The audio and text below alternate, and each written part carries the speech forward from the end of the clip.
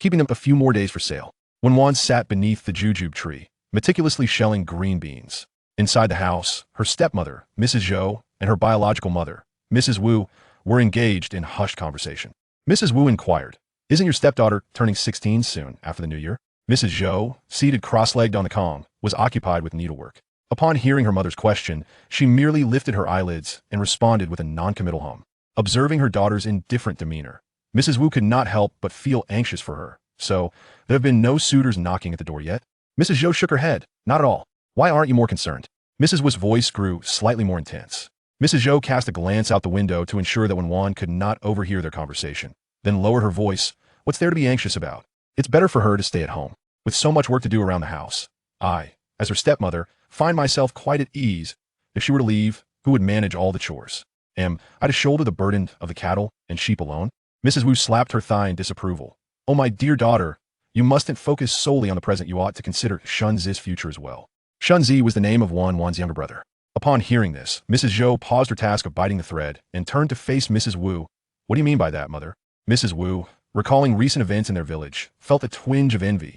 "Do you remember that impoverished scholar from our village? Is he not the one who failed to pass the imperial examinations for several years and was personally rejected by a wealthy patron?" "Indeed," she remarked, "in years past, he thumped his chest, assuring the affluent Master Ning of the town that success was assured, and upon achieving it, he would take Ning's daughter as his bride. Alas, when the moment arrived, he faltered in his examination. Master Ning's daughter transitioned from girlhood to womanhood, and her vexation was understandable. Master Ning, a man of temper, wasted no time in severing the engagement." Zhou widened her eyes. "Could it be that he has succeeded?"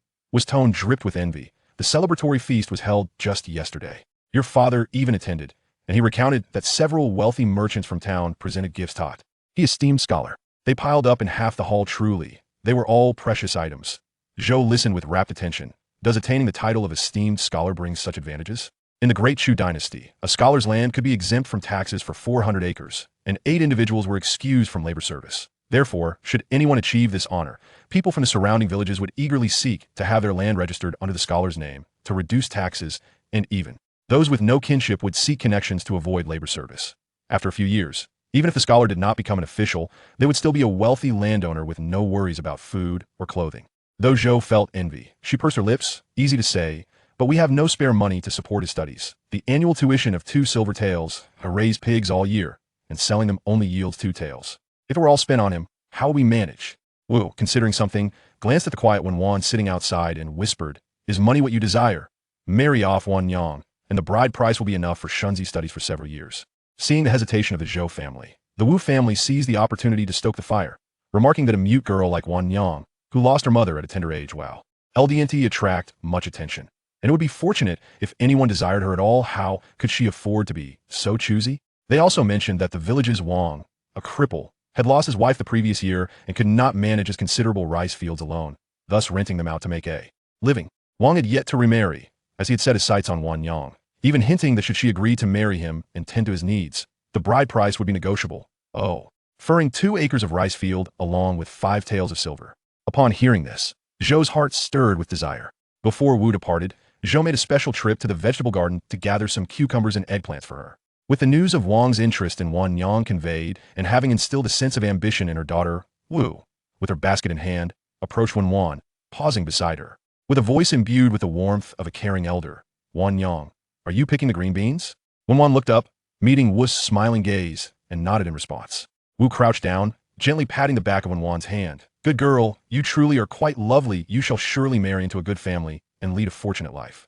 At the moment Wu's hand touched the back of Wan's, a powerful premonition surged within her. She sensed that she would be tormented to death by a man who limped on one leg. Since the age of 3, when a high fever damaged her voice, when Wan had grown accustomed to her peculiar foresight, though rendered mute, she had developed an uncanny ability to NSE impending events and carefully evade them whenever possible. That on a cloudless summer day 2 years ago, she had an ominous premonition that the roof of her bedroom would succumb to a torrential downpour that night, leaving her drenched and bedridden with fever.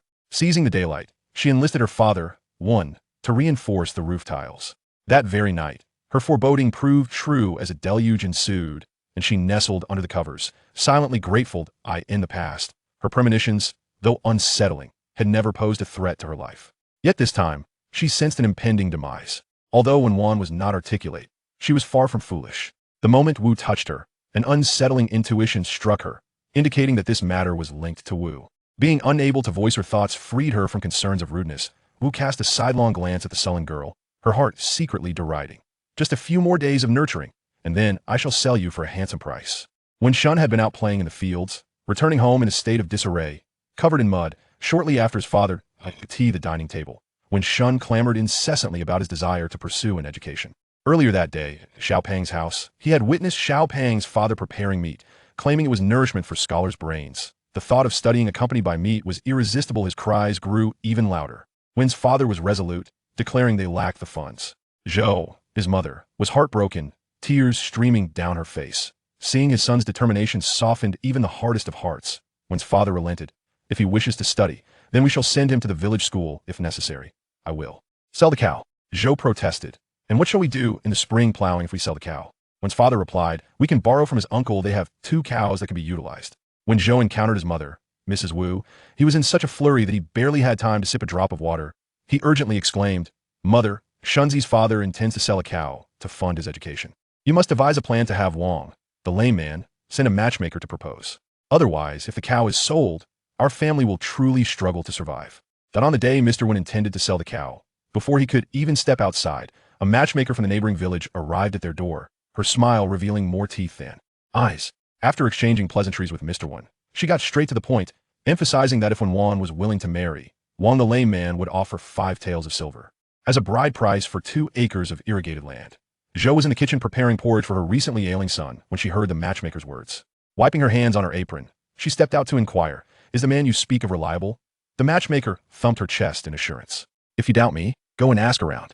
Aside from his left leg being somewhat lame, what other faults does Wang have? His wife met an untimely end otherwise. Your daughter, one would not even be considered. Mr. Wen fell silent, loosening his grip on the cow's lead. He sighed, I had hoped to keep you with me a few more years since your mother passed away early, but I fear that delaying.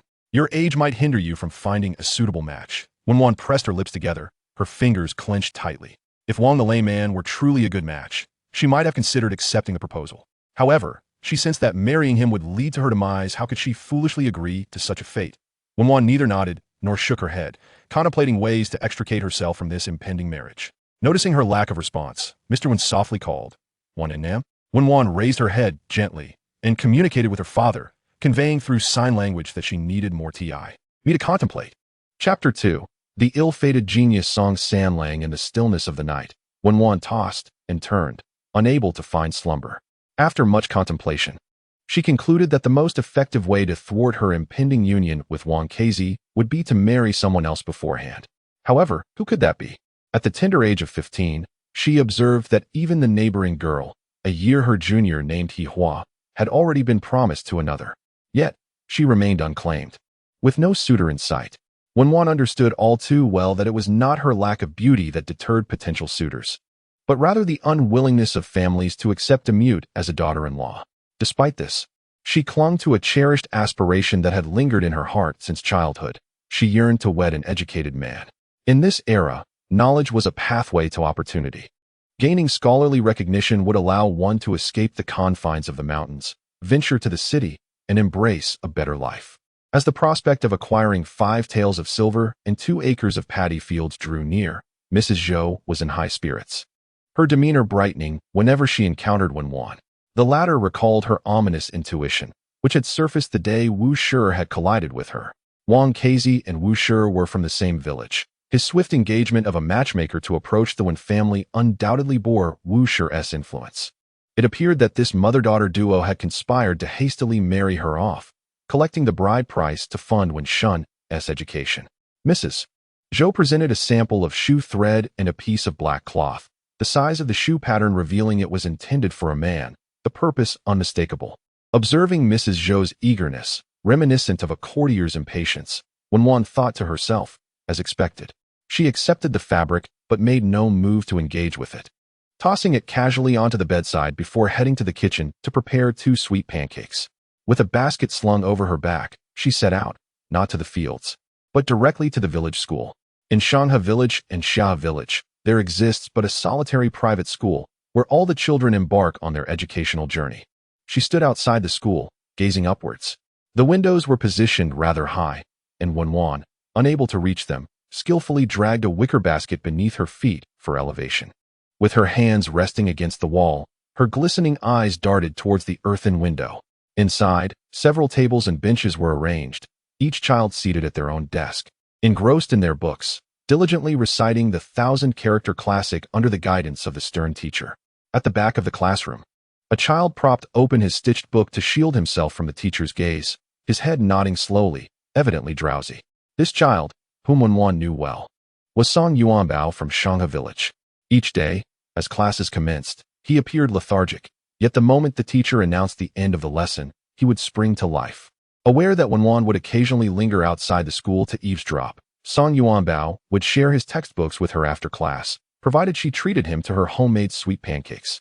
With a combined population of several hundred in Shanghe and Xia villages, few could comprehend Wenwan's sign language, and Song Yuanbao was among the fortunate few, a fact largely attributed to her delectable pancakes. However, the characters in Song Yuanbao's textbooks were largely indecipherable to Wenwan. For over 2 years, she had engaged in this clandestine listening, mastering texts such as the 3-character classic, the 100 family surnames, and the 1,000-character classic, reciting them fluently despite her limited recognition of the characters. Since the teacher instructed the children in writing by hand, it was challenging for her to discern the strokes from outside, allowing her to learn only a character here and there. As the teacher concluded the recitation of the 1,000-character classic, he began instructing the child closest to the earthen window in writing. Wenwan memorized the strokes and was just about to leap down from her basket in search of a twig to practice her writing in the earth, when a man's voice emerged from behind her, inquiring, "What are you doing here?" The voice was calm, rich, and restrained, devoid of any reproach. Yet it made Wenwan feel inexplicably guilty. As she lost her balance and stumbled backward, her heart sank with worry. However, contrary to her expectations of falling and injuring herself, a pair of long, slender hands caught her shoulder, promptly steadying her. Wenwan's cheeks flushed crimson. She could not utter a word of gratitude and, for a moment, found herself at a loss. Awkwardly bending to wipe the back basket she had stepped upon with her sleeve, the man's gaze fell upon the young girl before him. She wore a somewhat worn coarse cloth garment, and as she scrubbed the basket, she lowered her head slightly, revealing a delicate swath of her snow-white neck.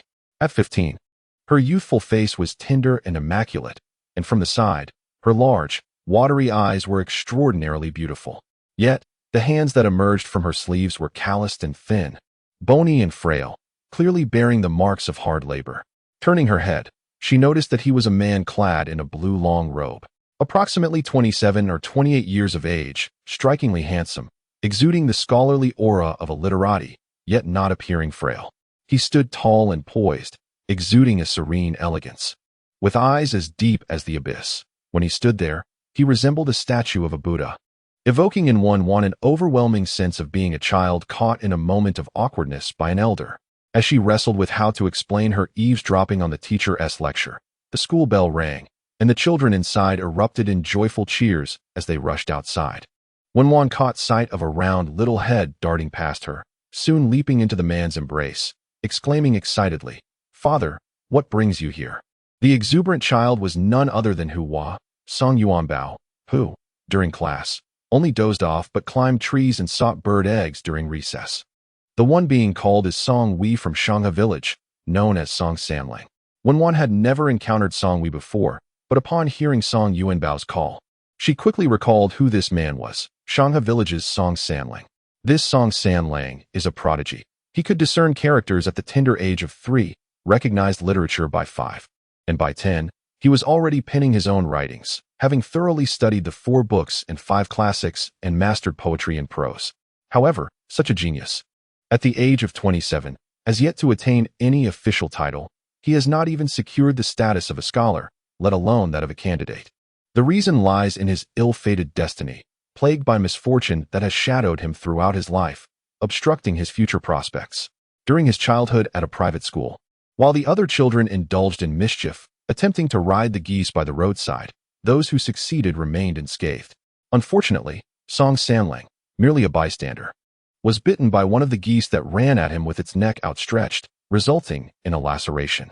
Due to a delay in treatment, the wound became infected, leading to a fever that nearly cost him his life. At the age of 10, he participated in his first county examination, but midway, a hailstorm struck. While others sought refuge, he chose to press on, fearing a delay. Upon arriving at the examination site, he discovered that the test had been postponed by a day due to the weather, and that very night, he fell ill, rendering him unable to sit for the exam the following day. For the next decade, despite his utmost caution, he found himself beset by calamity at every turn. Whether it was being mistakenly assaulted by ruffians or inadvertently injured by thugs, even a simple walk could lead to an unexpected fall or sprained ankle, let alone the prospect of future examinations. This tale, Wenwan had heard from her father. Since that time, Song Sanling has never attempted to take an examination again, dedicating himself instead to caring for his nephew, Song Yuanbao, the son left behind by his late brother and sister-in-law. Song Yuanbao is 7 years old this year. When his biological parents were no longer present, he was merely a few months old and unable to recognize anyone. It is said that the first words he uttered were directed at Song Sanlang, calling him father, and Song Sanlang did not deny it. Thus, the Song family chose not to address this relationship overtly. Song Wei gently caressed Song Yuanbao's round head, his voice soft and low. "Did you not pay attention again today?" With his bright, sparkling eyes, Song Yuanbao immediately refuted, "Of course I did."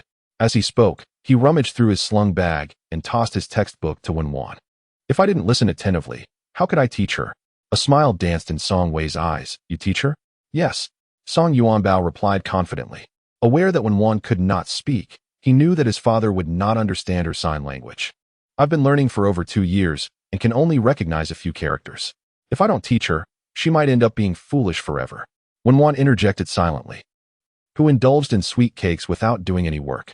As the father and son walked ahead, Wenwan followed behind, holding Song Yuanbao's textbook, her eyes scanning the unfamiliar characters above, hoping to recall the one she had noted outside the private school earlier. Occasionally, snippets of conversation between the father and son reached her ears. The sun hung low in the sky, casting elongated shadows of the 3 figures upon the path. Upon reaching the fork between Shanghe Village and Shanghe Village, Song Yuanbao turned and extended his hand to Wenwan. She paused momentarily, caught off guard. "You've seen the book. But what about the sweet cakes?" he reminded her. At his words, Wenwan returned the textbook to him, having already located and memorized the character she had learned that day. Opening her cloth bag, she revealed, as always, 2 sweet cakes. Song Yuanbao eagerly extended his small paw to snatch one. Previously, she and Song Yuanbao would each take one and retreat to the large locust tree to eat and learn. However, after the awkward scene at the private school earlier, Wenwan still felt a twinge of guilt. After a moment's contemplation, she handed the last sugar cake to Song Wei. Song Yuanbao took a bite of the cake, speaking in a muffled voice, though the girl was somewhat slow-witted. Her skill in making pancakes was commendable. "Father, do try it." Wenwan remained silent. Song Yuanbao chewed on the sugar cake, idly kicking a pebble with her foot. "Also, you ought to address her as sister." After a while, Song Wei spoke again. By this time, Song Yuanbao had finished her cake and was busy fiddling with her fingers, not uttering a word. The private school would be on break tomorrow, and as usual, Song Yuanbao would not teach Wenwan to read today. By tomorrow, in addition to the sugar cakes, Wenwan would also bring a large bag of warm boiled edamame, knowing that only the greedy and cunning little one would be persuaded to teach her. Lu Sanoozi was the butcher of Shanghe Village, known for his missing front tooth. As Song Fong rinsed rice and prepared to cook, she cleaned the sieve and wiped her hands before stepping out of the kitchen. "Oh, mother, I implore you to take a moment's respite. It's merely a matter of a couple of taels, and you even received a pig's intestine from him without paying. He shorted you a tael, which is just enough to make up for it," she added. Song Fong was the youngest daughter of Song Fu and Song Mu, significantly younger than her third brother Song Wei, and she had just turned 15, the same age as Wenwan. The old woman snorted. "I buy meat from his family regularly. What is wrong with receiving a pig's intestine? It's hardly a precious commodity. If he is too stingy to part with even this, I shall cease my patronage, and his business will surely collapse." Song Yuanbao squatted nearby, peeling the broad beans he had gathered from the ground. "Nai, have you forgotten to check the almanac before heading out?" Upon hearing these words, Song Posey slapped her forehead, realizing it was indeed the case. No wonder today had been so unfortunate for her. Song Posey was superstitious to the core. She would always consult the almanac before venturing out, whether to attend a market or to procure a piece of meat. It was only when she heard Song Yuanbao's voice that she noticed her eldest grandson had already returned from school. It was understandable that she cherished him. De Lang and his wife had left early, leaving behind only this one precious sprout. Erlang's family had given birth to 3 daughters in succession, and San Lang had yet to marry, so there was little hope from him for the time being. The position of Song Yuanbao in this family was thus quite evident. At the age of 7, he was neither particularly large nor small. He had already grown accustomed to being doted upon by his grandmother, often sitting on her lap.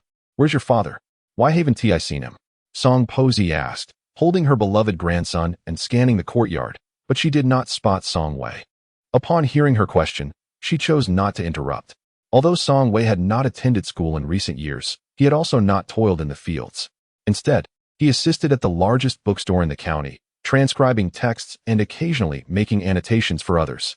His scholarship was renowned throughout Pingjiang County. His unique understanding of the 4 books and 5 classics made his annotations highly sought after. Consequently, books with his notes fetched a higher price, allowing him to earn at least 5 taels of silver each month, a portion of which he saved, often sending money to Song Posey. Song Laodao was a carpenter, sought after by families needing furniture, and he would occasionally lend a hand in the fields or venture out to hunt, exchanging his catches for money in town. In the village of Shangzia, among several households, the Song family stood out as the most affluent, while others resided in thatched cottages or mud brick homes. Their abode was an impressive and spacious structure made of blue bricks and tiles. Song Posey frequently visited Lu Sanhuozi's business, indicating that they were not lacking in funds, leaving the farming families with nothing but envious glances. Several years prior, Song Erlang and his wife had a falling out with the elders, leading them to separate and reside on the other side of a wall, having their dinners in their own home without joining the family. After dinner, Song Posey was in the kitchen tidying up the dishes when Song Wei entered to boil water in preparation for bathing his son. Seizing the moment, Song Posey remarked, "San Lang, I do not mean to pressure you, but you will be 28 after the new year. Have you not considered marriage?" Song Wei paused in his task of adding water to the pot, reflecting on his unfortunate fate, a known secret that would deter any girl from marrying him.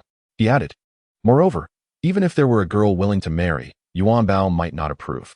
In Yuanbao's perception, having lost his mother at a young age, any marriage for Song Wei would feel like marrying again. Naturally, as a father, Song Wei aimed to consider his son's feelings, wishing to find someone who would be to his liking. "You cannot remain a bachelor for his sake all your life," Song Posey insisted. The thought of finding someone Yuanbao would like stirred something within Song Wei. Meanwhile, Wenwan rose early, preparing sugar cakes and boiling edamame, carefully filling a clay jar with water. Just as she slung her basket over her back and prepared to leave, a sudden wave of intense unease washed over her, catching her off guard. She sensed that Song Sanlang would wait for her by the large locust tree at the village entrance today, accompanied by Song Yuanbao. Subsequently, they would encounter Wang Kezi, who would mistake them for illicit lovers and assault Song Sanlang. Wenwan pondered, was it truly the shadow of misfortune cast by Song Sanlang upon her? Or had she inadvertently brought calamity upon him? After a moment's reflection, she resolved not to go. She set down her basket and took out the wrapped sugar cakes and edamame, opting instead to enjoy them alone indoors. Hey, indulging in solitary feasting will turn you foolish. The earthen window, unbeknownst to her, was pushed open by Song Yuanbao, whose round head peeked inside. Although he had remained silent the previous day, he had absorbed his father's words and dared not call Wenwan dull girl again. Instead, he simply greeted her with a casual hey. Wenwan placed the edamame on the table and regarded him. Song Yuanbao, aware of her unvoiced inquiry, chuckled. I climbed over the wall to come in. No one is home anyway. When Fu had gone to the fields, and Mrs. Zhou had taken Wenshun to a relative's full moon banquet, leaving the one household devoid of company save for Wenwan. In a moment of distraction, Song Yuanbao had already climbed through the window, casually grabbing a handful of edamame from the table, peeling them as he spoke. I just took my father to the large locust tree, hoping he would teach you. But since you didn't show up, what is the matter? Have you lost interest in learning characters? Chapter 4. A mischievous spectator Wenwan found herself unable to elucidate her reasons for not being able to go to Song Yuanbao. The little rascal lingered for a while, ultimately pocketing some edamame and grabbing a cake before tugging Wenwan along outside. She considered that at this hour, even if Wang Kezi were to pass by the large locust tree, he would have long since moved on. With a sense of relief, Wenwan followed Song Yuanbao towards the village entrance. Upon reaching the corner, she spotted a disheveled man in a coarse cotton coat, stumbling along. Even though his back was turned to them, Wenwan could discern the identity of the man by his gait. Wasn't that Wang Kezi from Shanghe Village? Song Yuanbao's eyes darted curiously at Wang Kezi's figure, fearing that he might be overheard. Wenwan quickly covered Song Yuanbao's mouth and deftly pulled him behind a haystack for concealment. Removing her hand, Song Yuanbao peeked out and informed Wenwan that Wang Kezi had been dragged inside by Lu Guofu. Doubtful, Wenwan cautiously craned her neck to take a look and, indeed, saw Wang Kezi being half dragged and half pulled, one of his shoes having fallen outside the door. Shortly thereafter, a hand emerged to retrieve the shoe, a woman's hand, unmistakably belonging to its owner. Wenwan thought to herself, no wonder she had a premonition of being tormented after marriage. Wang Kezi was indeed no good. With a swift change of mind, she grasped Song Yuanbao's hand and dashed towards the wall of Lu Guofu's courtyard. Engaging in mischief and watching a spectacle were Song Yuanbao's forte, and he eagerly led the way. Ultimately, it became a scenario where Song Yuanbao was pulling Wenwan along to witness the unfolding drama. Having indulged in a bit of drink, Wang Kezi had initially intended to sneak a glance at his enchanting fiancée, Wenwan. However, as he approached Lu Guofu's house, he found himself forcefully yanked inside by her. Realizing it was Lu Guofu who had a grip on him, Wang Kezi was jolted into sobriety and exclaimed, "What are you doing? It's broad daylight. What if someone sees you dragging me inside?" Wang the Lame feared that her booming voice would soon attract the villagers. So he hurriedly wrapped his arms around Lu the widow's waist, squeezing her gently as he coaxed her with sweet words, "My dear, I intend to purchase her to serve as your maid." Lu the widow cast him a sidelong glance, saying, "I have heard that you plan to offer 5 taels of silver as a bride price for 2 mu of rice fields. Which maid is worth such a fortune?" Wang the Lame embraced Lu the widow and planted a kiss upon her cheek. Encouraged by his advances, she feigned reluctance and playfully chided, "Why the haste? It's not as if I am refusing you. Let us go inside, otherwise, we may be seen." Once Wang the Lame and Lu the widow retreated indoors, Wenwan and Song Yuanbao, who had been peeking over the courtyard wall, finally dared to lift their heads. They had overheard every word exchanged. "Wang the Lame is truly despicable," Song Yuanbao concluded. "Such a man is unworthy of marriage. Marrying him would mean a lifetime of silent suffering." Wenwan, not paying attention to his lamentations, searched her person only to realize she had forgotten her fire starter. "What are you looking for?" Song Yuanbao noticed her distress. Wenwan gestured silently, and he quickly retrieved a fire starter from his pocket and handed it to her. She accepted it and continued to gesture, indicating her plan to ignite the pile of dry straw in the corner and create a commotion by shouting that there was a fire. Understanding her intent, Song Yuanbao grinned mischievously, clearly in full support of Wenwan's prank. Once prepared, Wenwan gently blew on the fire starter, which immediately sparked to life. She tossed it onto the straw pile, and the dried straw ignited instantly, sending up thick clouds of smoke. The 2 individuals leapt simultaneously from the stepping stones. Song Yuanbao, raising his voice, shouted, "Fire! Come quickly to extinguish it." Wenwan and Song Yuanbao had long since hidden themselves away. The villagers could only see thick smoke billowing from the yard of Widow Lu's home, and they hurriedly grabbed buckets to rush inside. Wang Kezi, who was engaged in his own affairs, and Widow Lu both caught a whiff of the acrid smoke, causing them to shudder in fear. Wang Kezi hastily abandoned Widow Lu, pulling up his trousers as he dashed outside. Just as he emerged from the house, the yard gate of Widow Lu was flung open by the villagers rushing to extinguish the flames. Wang Kezi, still fastening his belt. Widow Lu, emerging in disarray. The villagers, buckets in hand. In the rural area, even the slightest disturbance spreads like wildfire, quickly becoming common knowledge. At the dining table, everyone harbored their own thoughts. Wen's father pondered how to inform his daughter of Wang Kezi's disgraceful conduct, as it was hardly reputable to be entangled with a widow after years of solitude. His daughter had yet to marry. He could not allow her to be aware of such sordid affairs. Mrs. Zhou remained silent, contemplating how to conceal the truth for another day, unwilling to see her opportunity slip away. When Shun slurped a mouthful of rice soaked in soup, casting a disdainful and arrogant glance at Wenwan. "Little mute, do you not yet know that your lamed fiancé has shared Widow Lu's bed?" Wen's father's expression darkened as he reprimanded, "Who taught you such words? Finish your meal and get out." His anger caused his chest to heave. Wenwan nodded, feeling a small thrill of joy within. With the scandal of Widow Lu's infidelity revealed, she had been too embarrassed to venture outside, choosing instead to stay hidden at home for several days. On this particular day, seizing the opportunity while the riverside was deserted, she ventured out to wash her clothes. Before long, Wenwan arrived, carrying a basin of garments, followed closely by a small shadow, Song Yuanbao.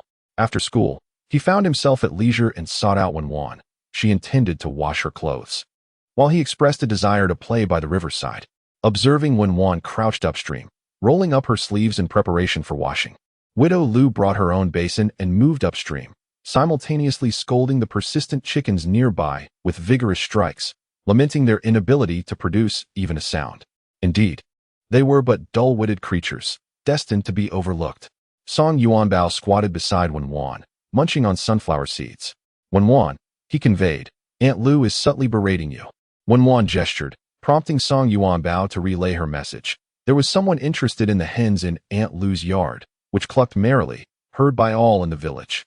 Widow Lu's face darkened, indignantly retorting, "Where did this little brat come from? Speak another word, and I shall silence you." Believing she had intimidated Wenwan into retreat, Widow Lu reveled in her perceived victory.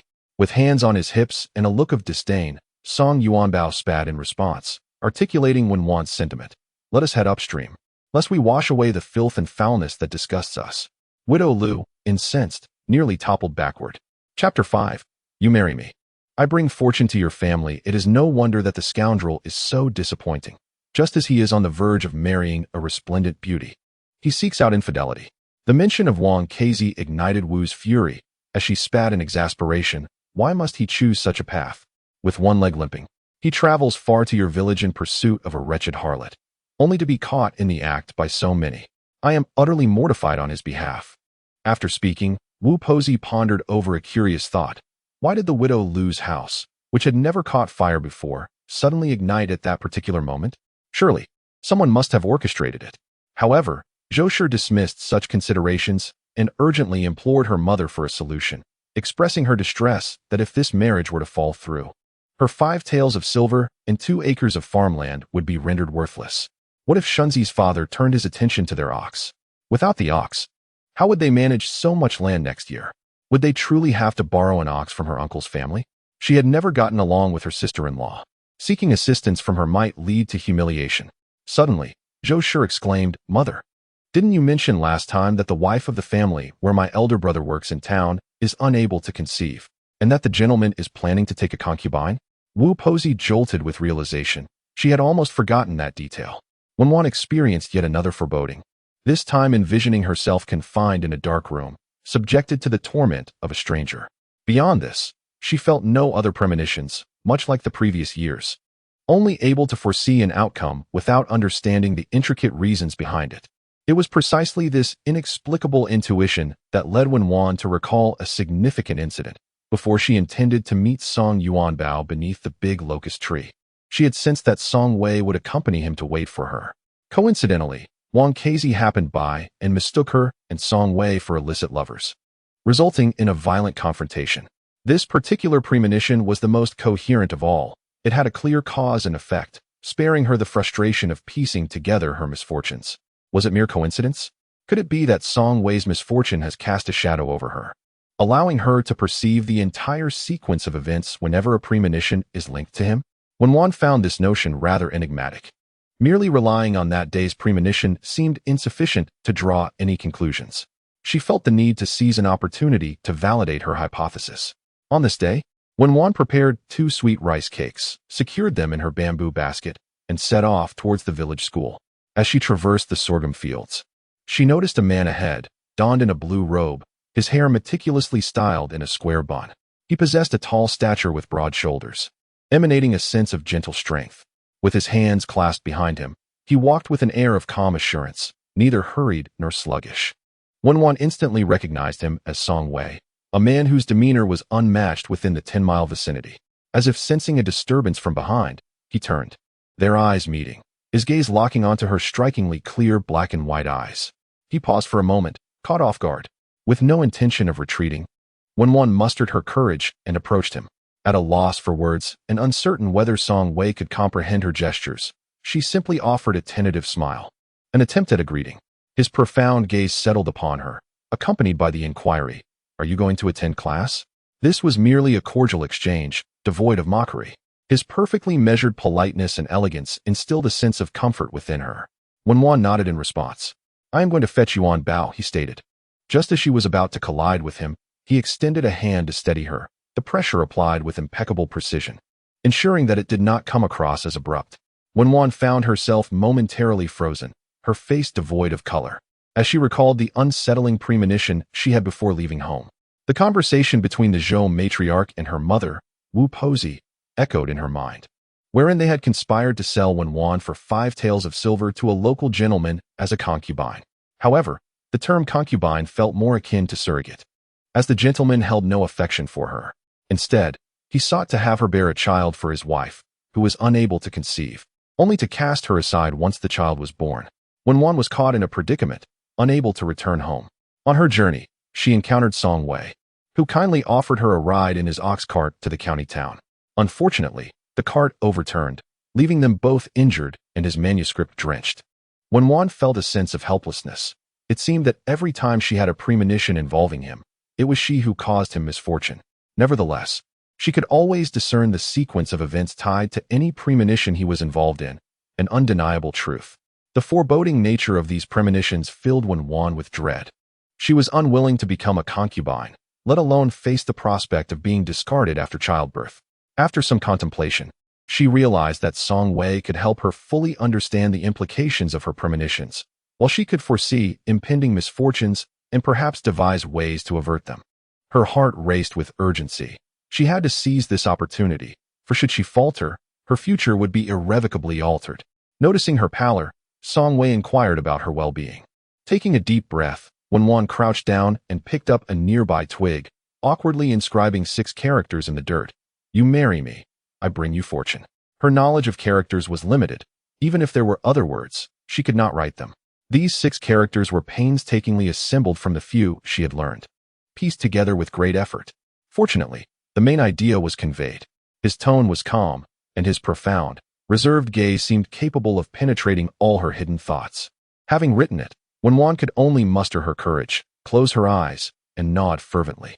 She was acutely aware of what she was writing. This was her sole means of self-rescue before her stepmother could act, a way to secure her own marriage. Moreover, the notion of being a good wife was not mere self-praise. It was what the fortune teller had foretold. Wenwan maintained a crouched position, not daring to raise her head, stealing glances at Song Wei, whose shadow was elongated by the sun. His Adam's apple moved up and down, after a moment of silence. He slowly spoke. "Have you thought it through?" Wenwan nodded again. Even if she had not fully considered it, she had no other options left. "Good," he said, his voice deep and resonant.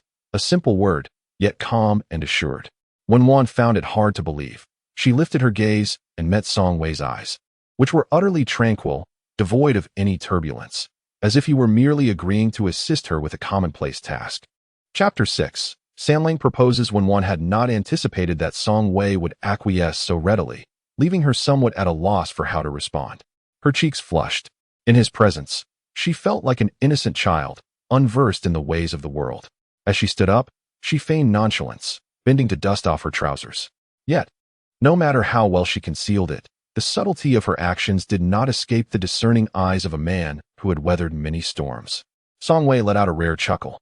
As Wenwan straightened, she noticed that he had turned his back and was walking straight ahead.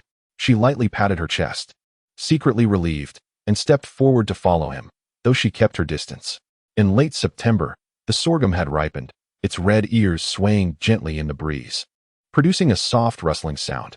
The tall plants formed a verdant wall on either side, as Wenwan gracefully trailed behind Song Wei, navigating through the rows with a rhythm of uneven steps. Hearing the irregular cadence of her footsteps, Song Wei's lips curled into a subtle smile. She rose to head towards the cattle shed, seizing a moment of inattention from Mrs. Zhou to quietly release the cattle. Then, with a swift motion, she slipped into the kitchen to prepare dinner. Before long, when Shun rushed in from outside, her voice filled with urgency as she exclaimed, "Mother, why did you let the cattle out?" Upon hearing this, Mrs. Zhou's eyelids twitched, and she promptly lifted the curtain to step outside. "What did you say?" When Shun pointed towards the outside, speaking in a flurry, "Our cow has escaped," and is clashing with the large bull from the Ergo family. One of its horns has been knocked off. Mrs. Zhou's face turned pale in an instant. Where is it? Quickly, take me to see. She feared that if the men discovered she had remained at home all day without tending to the cattle, she would surely face a scolding that evening. Wuxia followed her out, noticing movement in the kitchen, realizing it was Wenwan. She intended to inquire whether the quiet girl was aware of the cattle situation.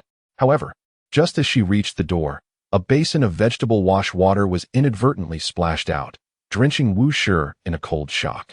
Fuming, Wuxia exclaimed, "You clumsy child. Can't you see?" Wenwan, as if just realizing Wuxia's presence, stood by the stove with the basin in hand, her face displaying a feigned apology.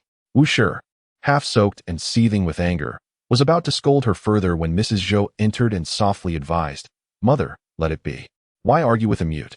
If you provoke her, when Lord Zhao comes to collect people in a few days, and she stirs up trouble, we will have a difficult time explaining ourselves."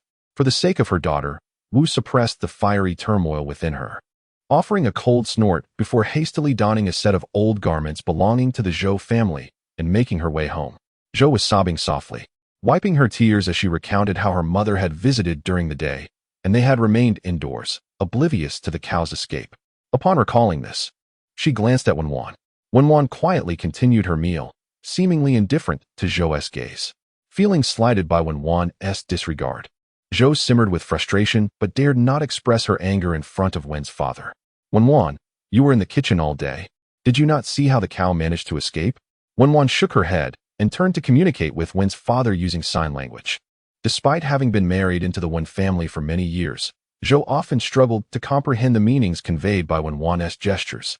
Once Wen's father deciphered her signs, he furrowed his brow in discontent. "Had I known it would be such a hassle, I might as well have sold it directly." With a solemn demeanor, he spoke. Zhou felt displeased. After all, it was merely a lost horn, nothing of great consequence. The cow was of little use at the moment, and by spring, it would be ready for work again. Zhou believed today's incident was connected to Wenwan, yet with Wen's father not placing blame, she refrained from voicing her thoughts, secretly harboring resentment towards Wenwan. In the past, when they shared fewer ambitions, the mother and daughter, though not perfectly harmonious, managed to get by. Now, with aspirations in mind, she longed to marry off this burden for money, eager to rid herself of the daily annoyance. As Wen's father sat in the small courtyard smoking, he was startled to see Wenwan preparing to leave with a bundle. "Wenwan, what are you doing?" he exclaimed. Inside, Zhou heard the commotion and emerged from behind the curtain, staring blankly at Wenwan. Wenwan communicated with her father through sign language, conveying that she had dreamt of her stepmother selling her for 5 taels of silver the previous night. Feeling fearful, she expressed her desire to take refuge at her aunt's house for a couple of days. Wen Fu cast a complex glance at the entrance where Mrs. Zhou stood, then comforted Wenwan, assuring her that dreams are often the opposite of reality and that her stepmother was not the sort of person to act in such a manner. Feigning tears, Wenwan delicately wiped her eyes. Her beauty was enchanting, and this display of sorrow rendered Wen Fu powerless. Mrs. Zhou, noticing Wen Fu's persistent gaze upon her, felt somewhat bewildered and inquired about the subject of their conversation.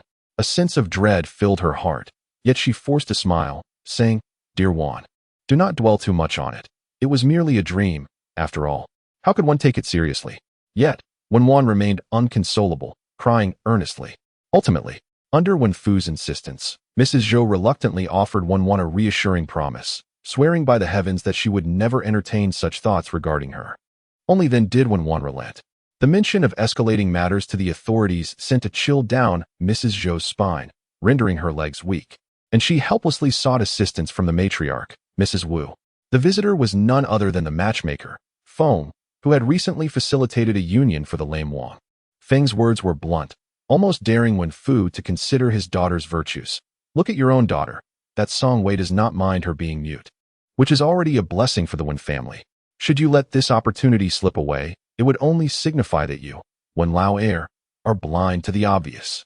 Wen Fu exhaled smoke rings, remaining silent. Chapter 7. I am willing to marry. When Wan had been eavesdropping behind her bedroom door, catching snippets of the matchmaker's voice from the main room, yet she could not discern her father's response. This marriage was orchestrated by her own design. Regardless of whether Song Sanlang was plagued by misfortune or physically impaired, as long as she could escape the fate of being a concubine, she would accept it. Her only fear was that her father might deem Song Sanlang inauspicious and disapprove of the union. Wenwan felt a twinge of anxiety. After all, this was a delicate matter of matrimony that a daughter could hardly voice directly to her father, expressing her willingness. At that moment, a voice from the main room inquired, "How much bride price is the Song family offering?" The matchmaker glanced at Wu Shi, ready to disclose the amount, but was interrupted by Wen's father. Although Wan Yang was not eloquent, she had always been resolute since childhood. With her mother absent, it was incumbent upon him, as her father, to consider her feelings. The success of the marriage would hinge on Wan Yang's approval. This implied that as long as Wan nodded in agreement, her father would have no objections. Wu Shi, unable to contain herself, retorted, "Wan Yang can hardly speak. What use is it to ask her? You are her father. Such a significant matter as marrying off your daughter should surely rest in your hands." Following this, she turned to Feng the matchmaker. "Please tell us. How much bride price is the Song family offering? If it is appropriate, we shall proceed with this marriage." Before Feng could respond, Wen's father slammed his pipe onto the table with a weighty thud, his voice tinged with anger. "I am marrying off my daughter, not selling her. Surely, no man would relish having a woman dictate matters within his household, even if she were his mother-in-law." Wu Shi was taken aback, wanting to retort, but was pulled back by Zhou Shi, who whispered, "Mother, it would be best if you refrained from meddling in our family affairs." Zhou Shi had always feared her husband's stern demeanor. Wu felt a surge of frustration. Why should she not involve herself? If it were not for that mute individual, would she have squandered 5 taels of silver? The corner of Wen's father's eye twitched. What 5 taels of silver? Wu, realizing she had let something slip, refused to admit it and promptly departed. Wen's father decided to set this matter aside for the moment and instructed Zhou to summon Wenwan. He informed her that the Song family had sent a matchmaker to propose marriage. Song Sanlang was a promising scholar, yet he lacked fortune, after several unfortunate events. Culminating in the tragedy of his brother and sister-in-law, he had abandoned the examination altogether. As for the advantages, they were not absent. The eldest son of the Song family had departed early, and the second branch had separated from the elders, which meant that once married, there would be no need to engage in conflicts with the second branch, making life significantly easier. Wan Yang was already 15 years old, even if she could not speak. Her father recognized her intelligence. Regarding the significant affair of marriage, as her father, he could only provide guidance. Whether she wished to marry was ultimately her decision. Forcing her into marriage would only lead to an unhappy life, and he did not want that for her. Wenwan lowered her head, warmth flooding her heart. In the years since her mother's passing, even with a stepmother in the picture, her father had never neglected her, showering her with care and affection consistently for over a decade. Among all the families in the vicinity, perhaps only her father would allow his daughter to make her own choice regarding such a monumental aspect of her life. Without a moment's hesitation, she nodded in agreement. Wen's father was taken aback. "Did you truly wish to marry Song Sanlang?"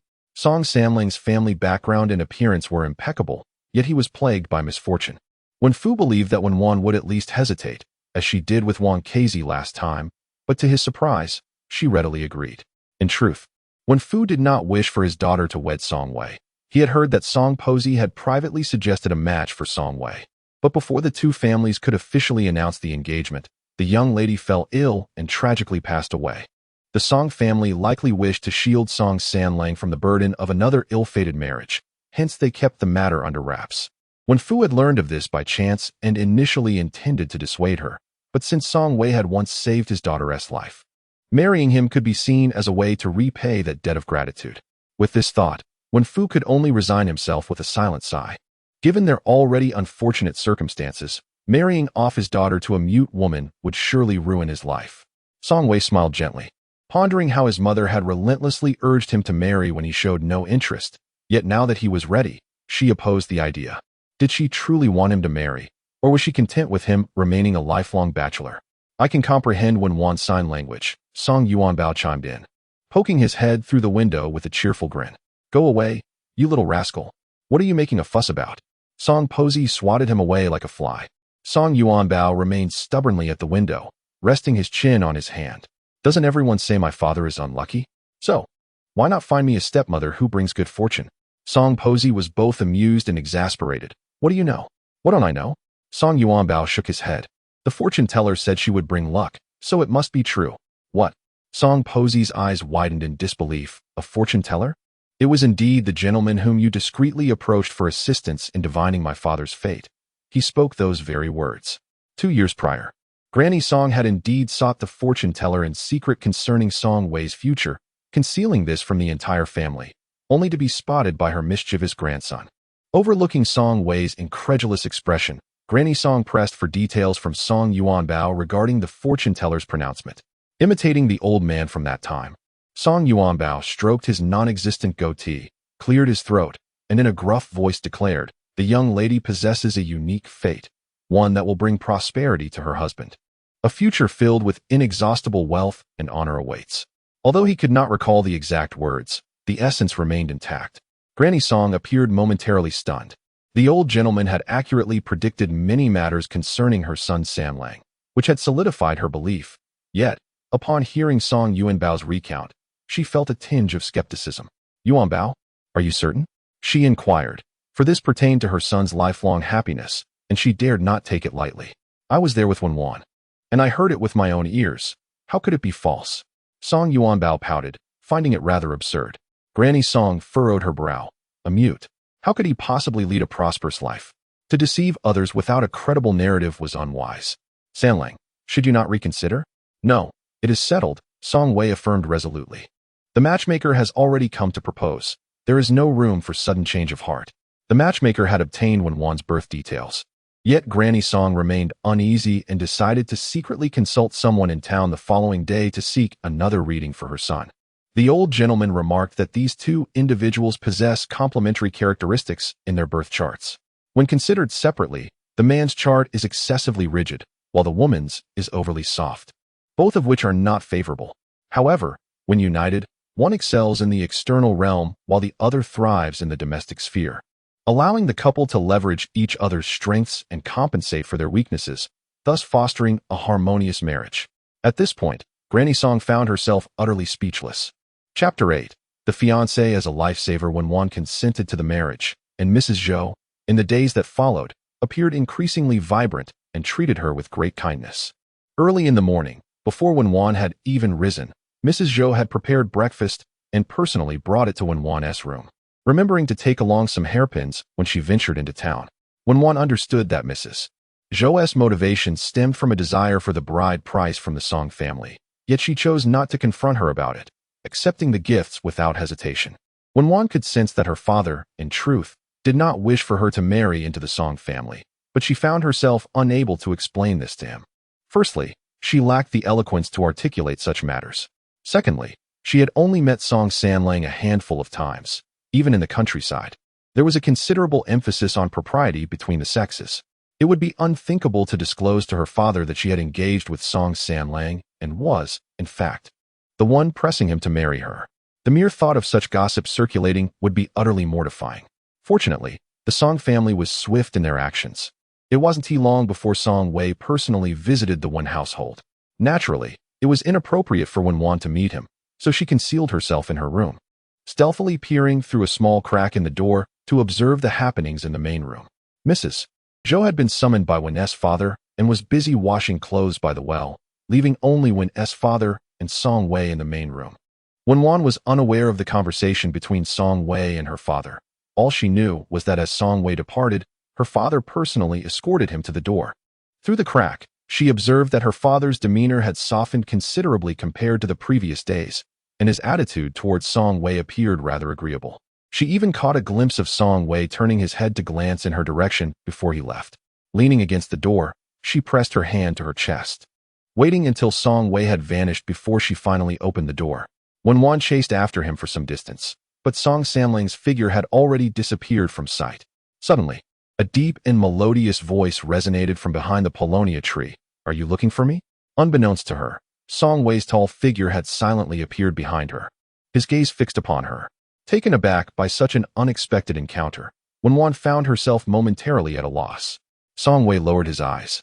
The young girl's expression was particularly stubborn, seemingly reproaching him for suddenly startling her, which caused him to stifle a laugh. Wenwan huffed quietly in her heart and turned her head away, unwilling to acknowledge him. However, as she turned, her wrist was grasped by his broad hand. Stunned, she had no time to react before something was placed in her hand. Looking down, she discovered it was a bound book. I copied this by hand, Songwei said. Inside is the 1,000-character classic. You can start counting from the first character according to your memorization, and you'll know how to pronounce each character. Wenwan tightened her grip on the spine of the book, her emotions surging. When she looked up at Songwei again, her eyes held a glimmer of gratitude. In her desire to match the scholars, she had long wished to learn to read, yet women were often discouraged from pursuing education, and books were prohibitively expensive. She could only eavesdrop at the village school, but despite her efforts, she had made little progress. This gift from Songwei was indeed a significant aid to her. A low voice echoed from above her. Just remember for now. As for how to write, I shall personally teach you once you cross the threshold. This remark caused Wenwan's ears to flush with warmth. After putting away her book, she gestured a thank you. Songwei nodded. I'm glad you like it. Wenwan nearly doubted her own hearing. Tentatively, she gestured with her hands. Can you understand what I am saying? Songwei merely smiled, remaining silent. On her way home, Wenwan found it hard to believe. There was no one mute in Song Samling's company, and they had met only a few times. How could he effortlessly comprehend the sign language of a mute? It was astonishing. During his visit to the Wen family, Songwei had brought high-quality tea cakes and a jar of fine wine for Wenfu, and for Zhou Shi. He offered 2 pieces of floral fabric that appeared rather expensive. Additionally, he had brought a plethora of snacks for Wenshan. Zhou Shi, having received such gifts, wore a beaming smile. Wenfu also bore a smile, but Wenwan could discern that it was not solely due to the tea cakes and wine. As for her father's sudden change of attitude, she would have to inquire what Songwei had said earlier. Neither the food nor the clothing held much value for Wenwan. It was Songwei's handwritten manuscript that she considered the most precious gift. That night, after closing the door, she found herself too excited to sleep. She lit an oil lamp and pointed at the characters in the book, reciting them one by one with earnest diligence. Perhaps fearing she might struggle to understand, Songwei's handwriting was slightly enlarged, each stroke meticulously crafted and exceedingly clear. His calligraphy was lovely, easily the most beautiful she had encountered in all her readings. Due to her late-night endeavors, Wenwan awoke late the following day. Zhou, remarkably, did not show her displeasure and personally came to knock on the door, bearing a bowl of rice porridge, 2 boiled eggs, and a dish of pickled radish. Such a lavish breakfast was rare in the Wen household. Noticing Wenwan's momentary daze, Zhou smiled and said, "You are soon to be wed, my dear girl, and ought to take good care of yourself. Our Wan Yang is beautiful. If she were to become even more delicate, perhaps the young master of the Song family would take a greater liking to her. Do eat up, once you finish. I shall take you to the town to have new clothes made." Contemplating her impending marriage, Wenwan chose a splendid sunny day to bid farewell to her late mother at her grave. Upon hearing this, Wenfu momentarily appeared lost in thought before agreeing to accompany her. The father and daughter stood before the grave of Wenwan's mother, Lu, for an extended period. Wenwan bent down to clear the weeds, lit incense for her mother, burned some paper money, and offered a few homemade pastries along with wild fruits gathered on her journey. Only then did she kneel down and bow 3 times sincerely before her mother. Wenfu, too, squatted down to burn paper money, murmuring a few words softly. Wenwan heard him inform Lu that their daughter was about to marry into a good family and that she need not worry. Wenfu, typically a man of few words, rarely spoke at Lu's grave, making this moment all the more precious. Although Wenwan sensed that her father might not have fully expressed his true feelings, she refrained from pressing him further after several inquiries met with the same response. After burning the joss paper, Wenfu brushed off the ash from his hands and gently patted Wenwan's head, speaking with earnest gravity. "When you were 3 years old, your playful spirit led you to fall into a frozen hole. At that time, the world outside was frigid and no one noticed your plight. Fortunately, Song Samling happened to pass by and saved your life, allowing you to reach this day. Though he is a year older than you, his intentions are sincere, making him a worthy partner for a lifetime. Once you marry him, he will never mistreat you." Wenwan looked up, her face filled with astonishment. She had long forgotten the events of when she was 3. Upon understanding, she found it somewhat amusing that this intended husband was, in fact, her savior. Chapter 9. The beautiful sister-in-law. A little over a month later, the Song family arrived, heralding the arrival of winter. Songwei, accompanied by a matchmaker and 2 young men, reportedly his cousins, brought gifts amounting to great fortune, 36 taels of silver in bridal money. Additionally, the wine and tea were of the finest quality, presented in even numbers. An abundance of fabrics was also included, each in pairs, along with the red silk fabric for Wan's wedding gown. Moreover, there were wild delicacies procured by Old Song himself, wild chickens, roe deer meat, and wild boar meat. In total, estimating alongside the bridal money, the offerings came to around 70 or 80 taels. In such a remote and impoverished area, customary practices for marriage did not demand such extravagance. Some families merely offered an acre of land, while others would present a bull, a few bottles of wine, a couple of yards of fabric, and a few pounds of meat as a token of respect to the bride's parents. In more favorable circumstances, the maximum would reach 20 taels, combining both bridal gifts and money. The Song family, with their meticulous distinction between monetary gifts and presents, is unparalleled in the vicinity, having even sent combs and mirrors. Many neighbors gathered to witness the spectacle, their eyes filled with envy.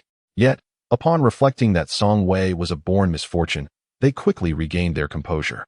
Realizing that wealth could be of little comfort if one lacked the means to enjoy it, Zhou personally received the betrothal gifts. And upon discovering they exceeded her expectations by several folds, her smile stretched nearly to her ears, radiating joy. Wan's uncle, aunt, and cousins were all present, along with distant relatives, filling the room.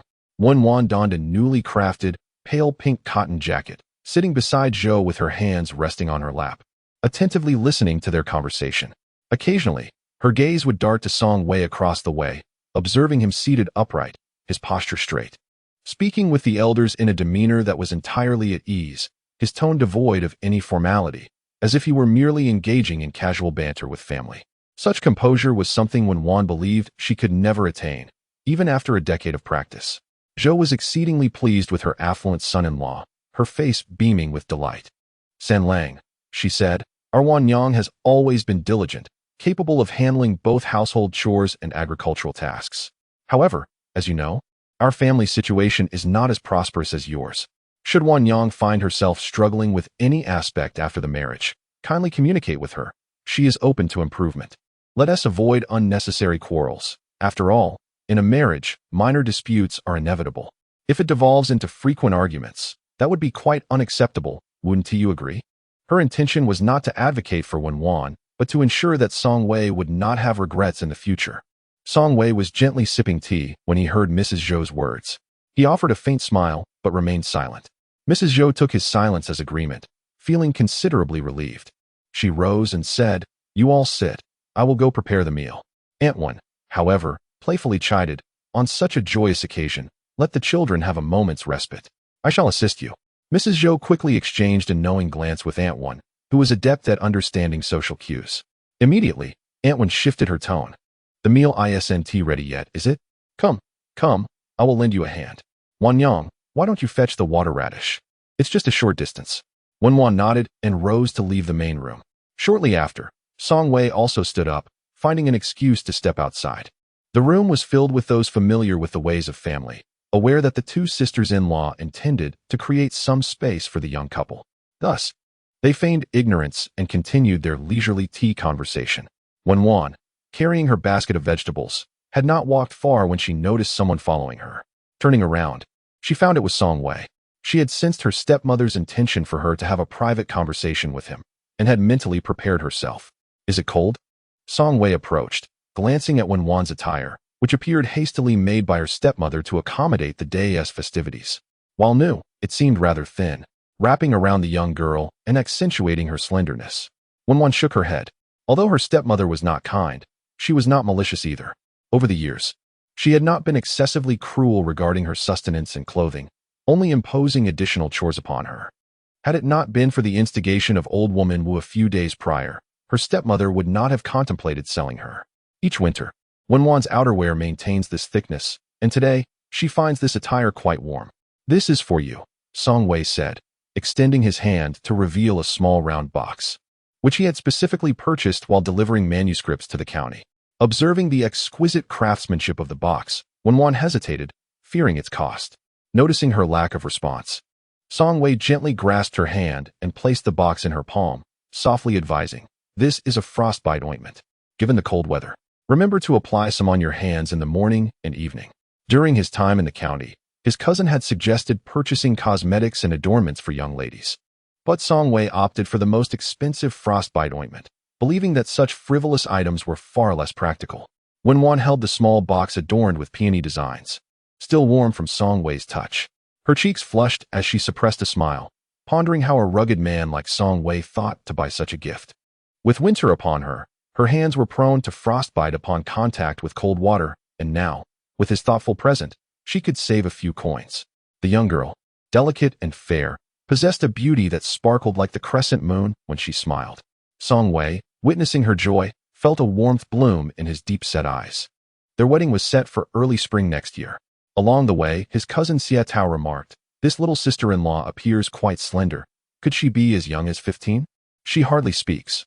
I fear our cousin will have quite the task ahead." The eldest cousin, Xie Zhong, shot him a glance, while Song Wei appeared amused, questioning why he was so anxious.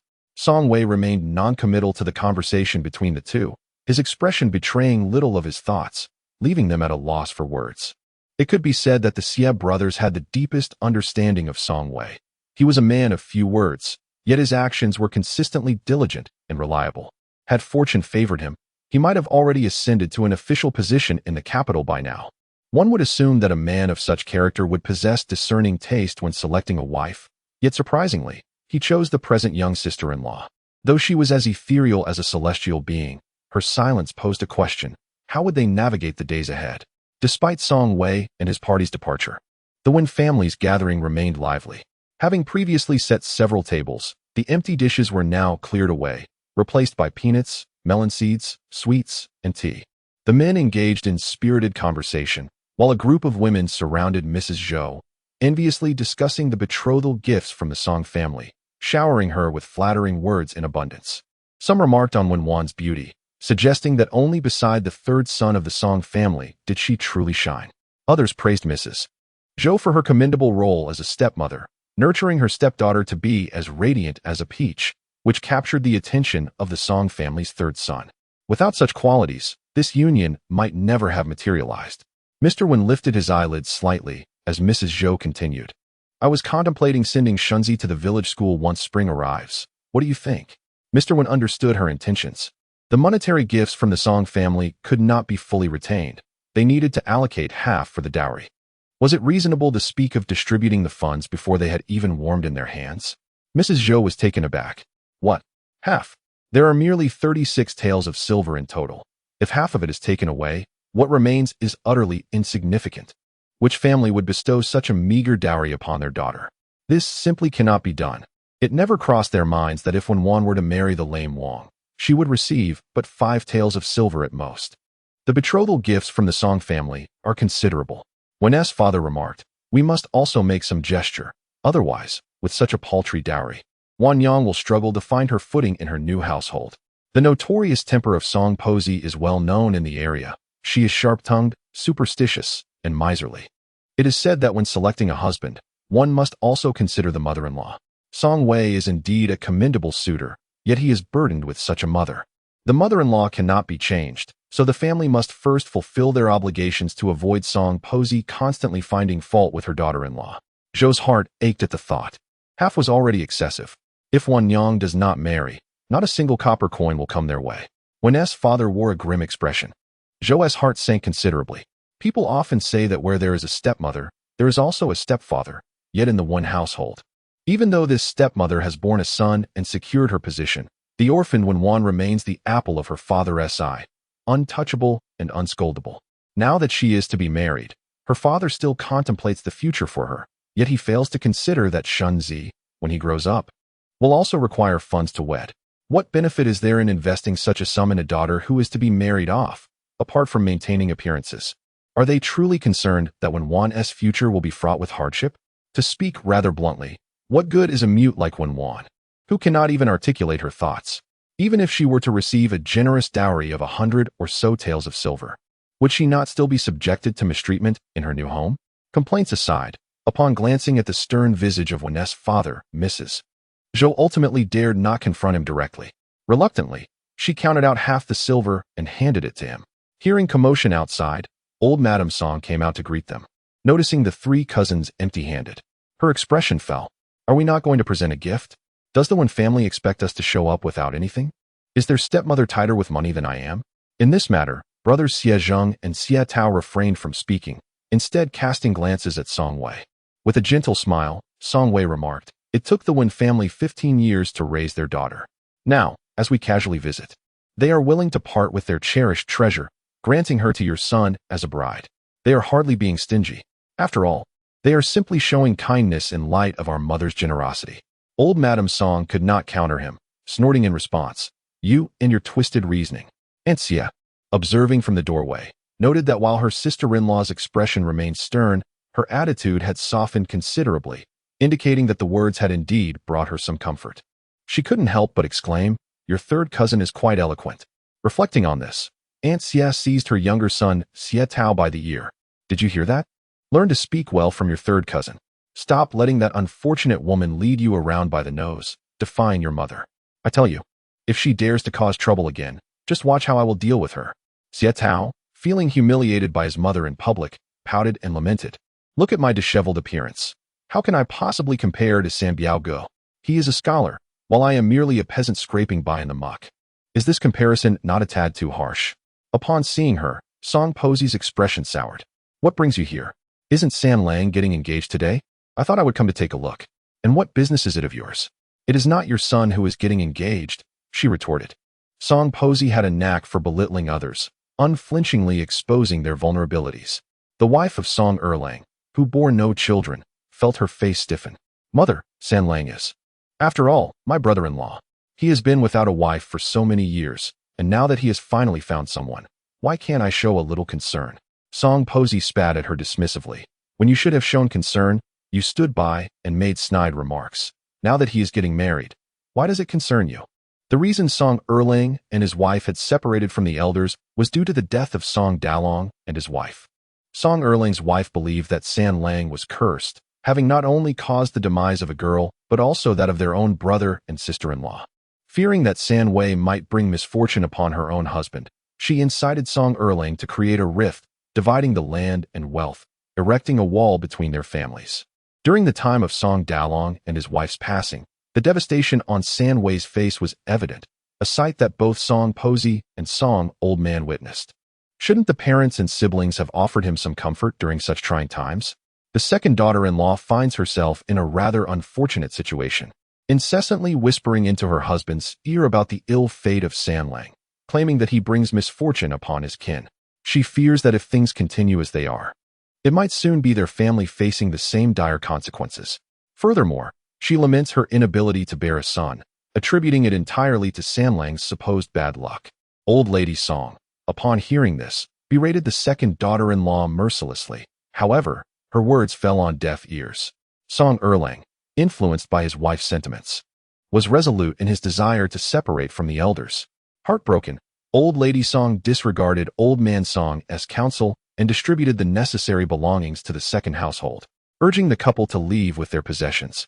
This illustrates that when San Lang sought a marriage proposal, it was hardly surprising that Erlang's wife approached him, given the harsh reprimands from the matriarch. In Chapter 11, a basin of foot-washing water spills forth. The 6-year-old eldest daughter is embroiled in a fierce struggle with her 2-year-old sister over a corn cob, both girls flushed with anger and sobbing loudly. The wife of Song Erlang, her temper flaring, grabs the eldest by the scruff of her neck and raises her hand to strike her backside, prompting an even louder wail from the child. As she glared at the weeping sisters, her teeth clenched in frustration. She thought to herself, had it not been for that neighboring harbinger of misfortune, would I truly be unable to bear a son? I had long suggested inviting a shaman to dispel the evil spirits and bring good fortune, yet no one heeded my advice. Now it seems, they take every opportunity to mock and ridicule my inability to produce a son. Erlang, pray tell, it is evident that San Lang is the one cursed with misfortune. How is it that I bear the brunt of their blame? Having washed his face and brushed off the dirt from his clothes, Song Erlang inquired, "Did your mother come here to scold you?" The second daughter-in-law faltered, her bravado diminished significantly. I merely thought that since San Lang is to marry, it would be prudent to pay a visit." "Then you have brought this upon yourself," he retorted. The daughter-in-law of Erlang could not swallow her indignation. "After all, San Lang is still my little brother-in-law. You would think that with such a significant event as his betrothal, mother would at least notify us, as it is only fitting for family to attend. Yet, she has done something so cruel. disregarding her own kin and inviting those two young men from the Xie family to bolster the occasion. Is it not a blatant affront to Erlang, indicating that we, as a couple, are being treated as outsiders? Her outburst resembled that of a frog in a pond, incessantly croaking about the perceived favoritism of the matriarch. She lamented how, in the past, when Dalong and Erlang were betrothed, it was an utterly shabby affair, while now Sanlang is celebrating with pomp for a bride who cannot even utter a word. She further accused that during the division of the family estate, Mother must have hidden away a considerable amount of money, allowing them to shortchange the second branch. Otherwise, how could Sanlang afford such lavish betrothal gifts? Song Erlang sat down, listening intently until his wife finally quieted. Only then did he proceed to the next room. Upon his arrival, Song Posey sensed trouble and intercepted him at the door, inquiring, "Did your wife send you here?" Erlang felt a pang of guilt, yet upon reflection, he acknowledged that his wife's grievances held merit. He straightened his posture and addressed his mother. "I have heard that Sanlang's betrothal was quite the spectacle." Song Posey, adept at deciphering the nuances of conversation, immediately grasped the nature of her son's inquiry. Whether it was indeed a lively event was solely at his discretion. There was no need for me, as his mother, to fret over it. Implicitly, she conveyed that as a mother, she had no obligation to involve herself in matters concerning those who had separated from the family. Regardless of the circumstances, Sanlang must still address me as second brother. We are, after all, true siblings. In light of such a significant event as his engagement, Mother, how could you remain utterly silent while inviting those two from Aunt's family to accompany you? Am I not still present? With your presence, how could your daughter-in-law permit your absence? Are you not concerned for your well-being? Song Posey's words flowed forth like a barrage, recalling the past division of the family. What were the discussions back then? You feared that Sanlang might bring misfortune upon you, that you would be incapable of bearing sons, and thus chose to live apart. Very well, if you wish to separate, I shall acquiesce. Take whatever is rightfully yours. Over these years since the division, how many eggs has she laid for you? Have you encountered any with male offspring? During those years, you never considered that Sanlang is your own brother, allowing your ungracious wife to tarnish his reputation indiscriminately. Now that he is merely engaged, you dare to approach him with fraternal affection. Should fortune smile upon him, and he succeed in the imperial examinations to become an official, would you not find yourself groveling at his feet for favors? Song Erlang sat on the Kong, his countenance still pale with agitation. His wife, exasperated, implored him, "Why do you not speak up? Have you inquired about the bride price?" Upon hearing this, Song Erlang's temper flared. Bride price, bride price. You obsess over the bride price from the neighboring courtyard. Yet what concern is it of yours when they wed? How could it not concern me? Have you forgotten that during the division, the portion belonging to eldest brother was kept firmly in our parents' hands, with the understanding that those funds were to raise Yuan Bao? However, Yuan Bao ended up following Sanlang, did he not? Today, you witnessed the grandeur of his engagement. Can you find a comparable spectacle within 10 miles? Have you paused to contemplate where Sanlang has suddenly acquired such wealth? It is merely a manifestation of maternal favoritism, considering that Yuan Bao is under Sanlang's care. She has decided to allocate the portion meant for the eldest brother's family to enrich his dowry. Mark my words, this is merely the beginning. Come the spring festivities next year, one cannot fathom the extent of expenses that may ensue. Although Song Erlang may appear somewhat subservient before his wife, he does not stoop to petty grievances, asserting that since Yuan Bao has been raised by Sanlang, it is not unreasonable for the funds belonging to the first household to be entrusted to him. Yet, Erlang's wife clings to her stance, questioning the triviality of the matter. Is it merely a few taels of silver?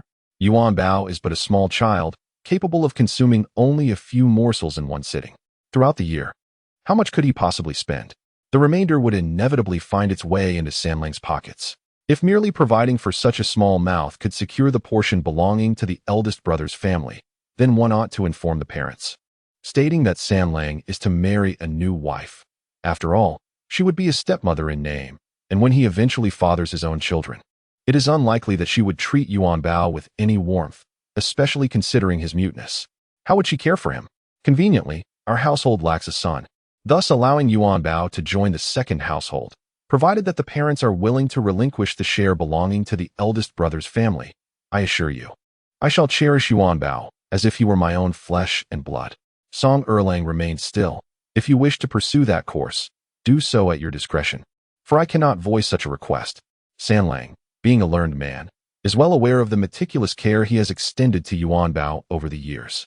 Though Yuan Bao may not excel in his studies at the academy, he has privately mastered the art of reading under Sanling's guidance. Despite his mischievous demeanor, he is, in fact, quite astute. If Yuan Bao truly arrives at the second household, how could the illiterate couple possibly nurture the child without ruining him? At that point, a mere spit from their mother could drown the both of them.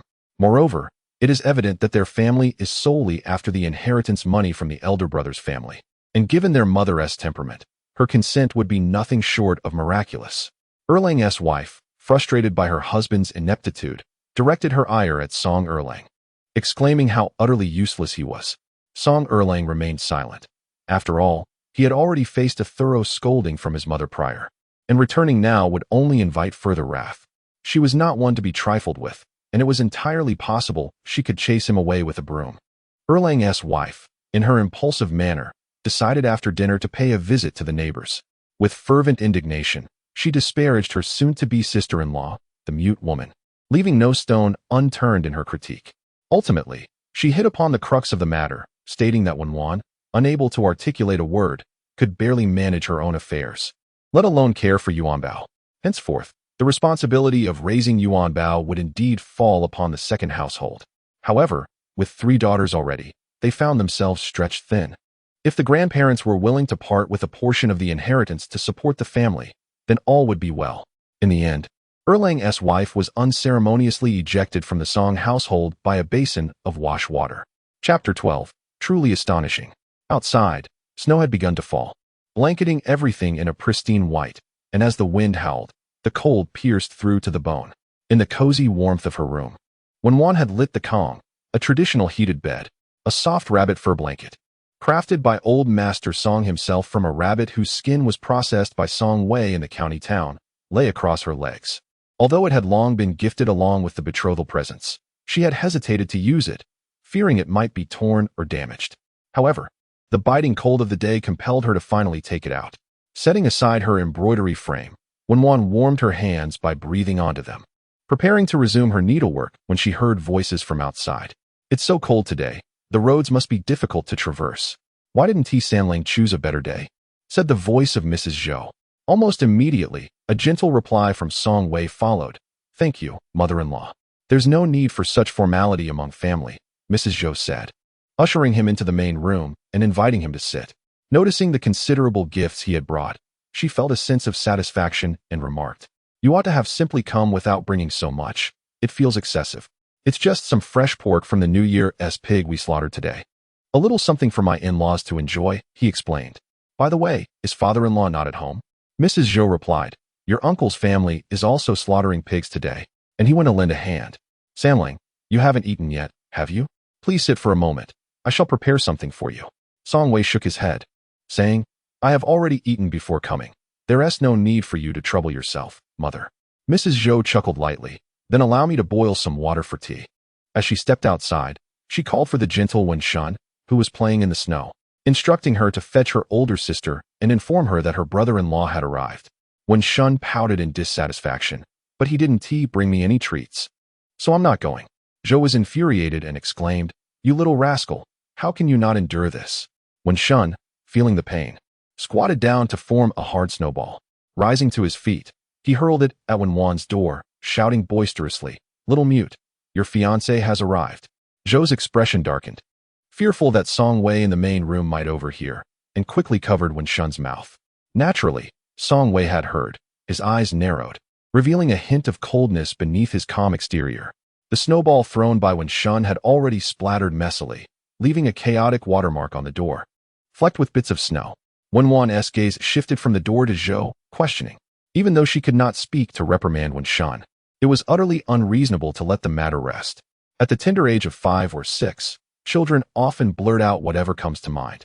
Had Zhou not called her out multiple times, how could Wen Shun have so casually repeated it? Song Wei had stepped out of the main room, silently observing the scene in the courtyard. Just as Zhou finished her words, 2 snowballs flew over the courtyard wall, one striking the back of Zhou's neck, the other hitting Wen Shun squarely on the backside. The force was considerable, causing Wen Shun to feel a surge of anger. Zhou furrowed her brow and turned around.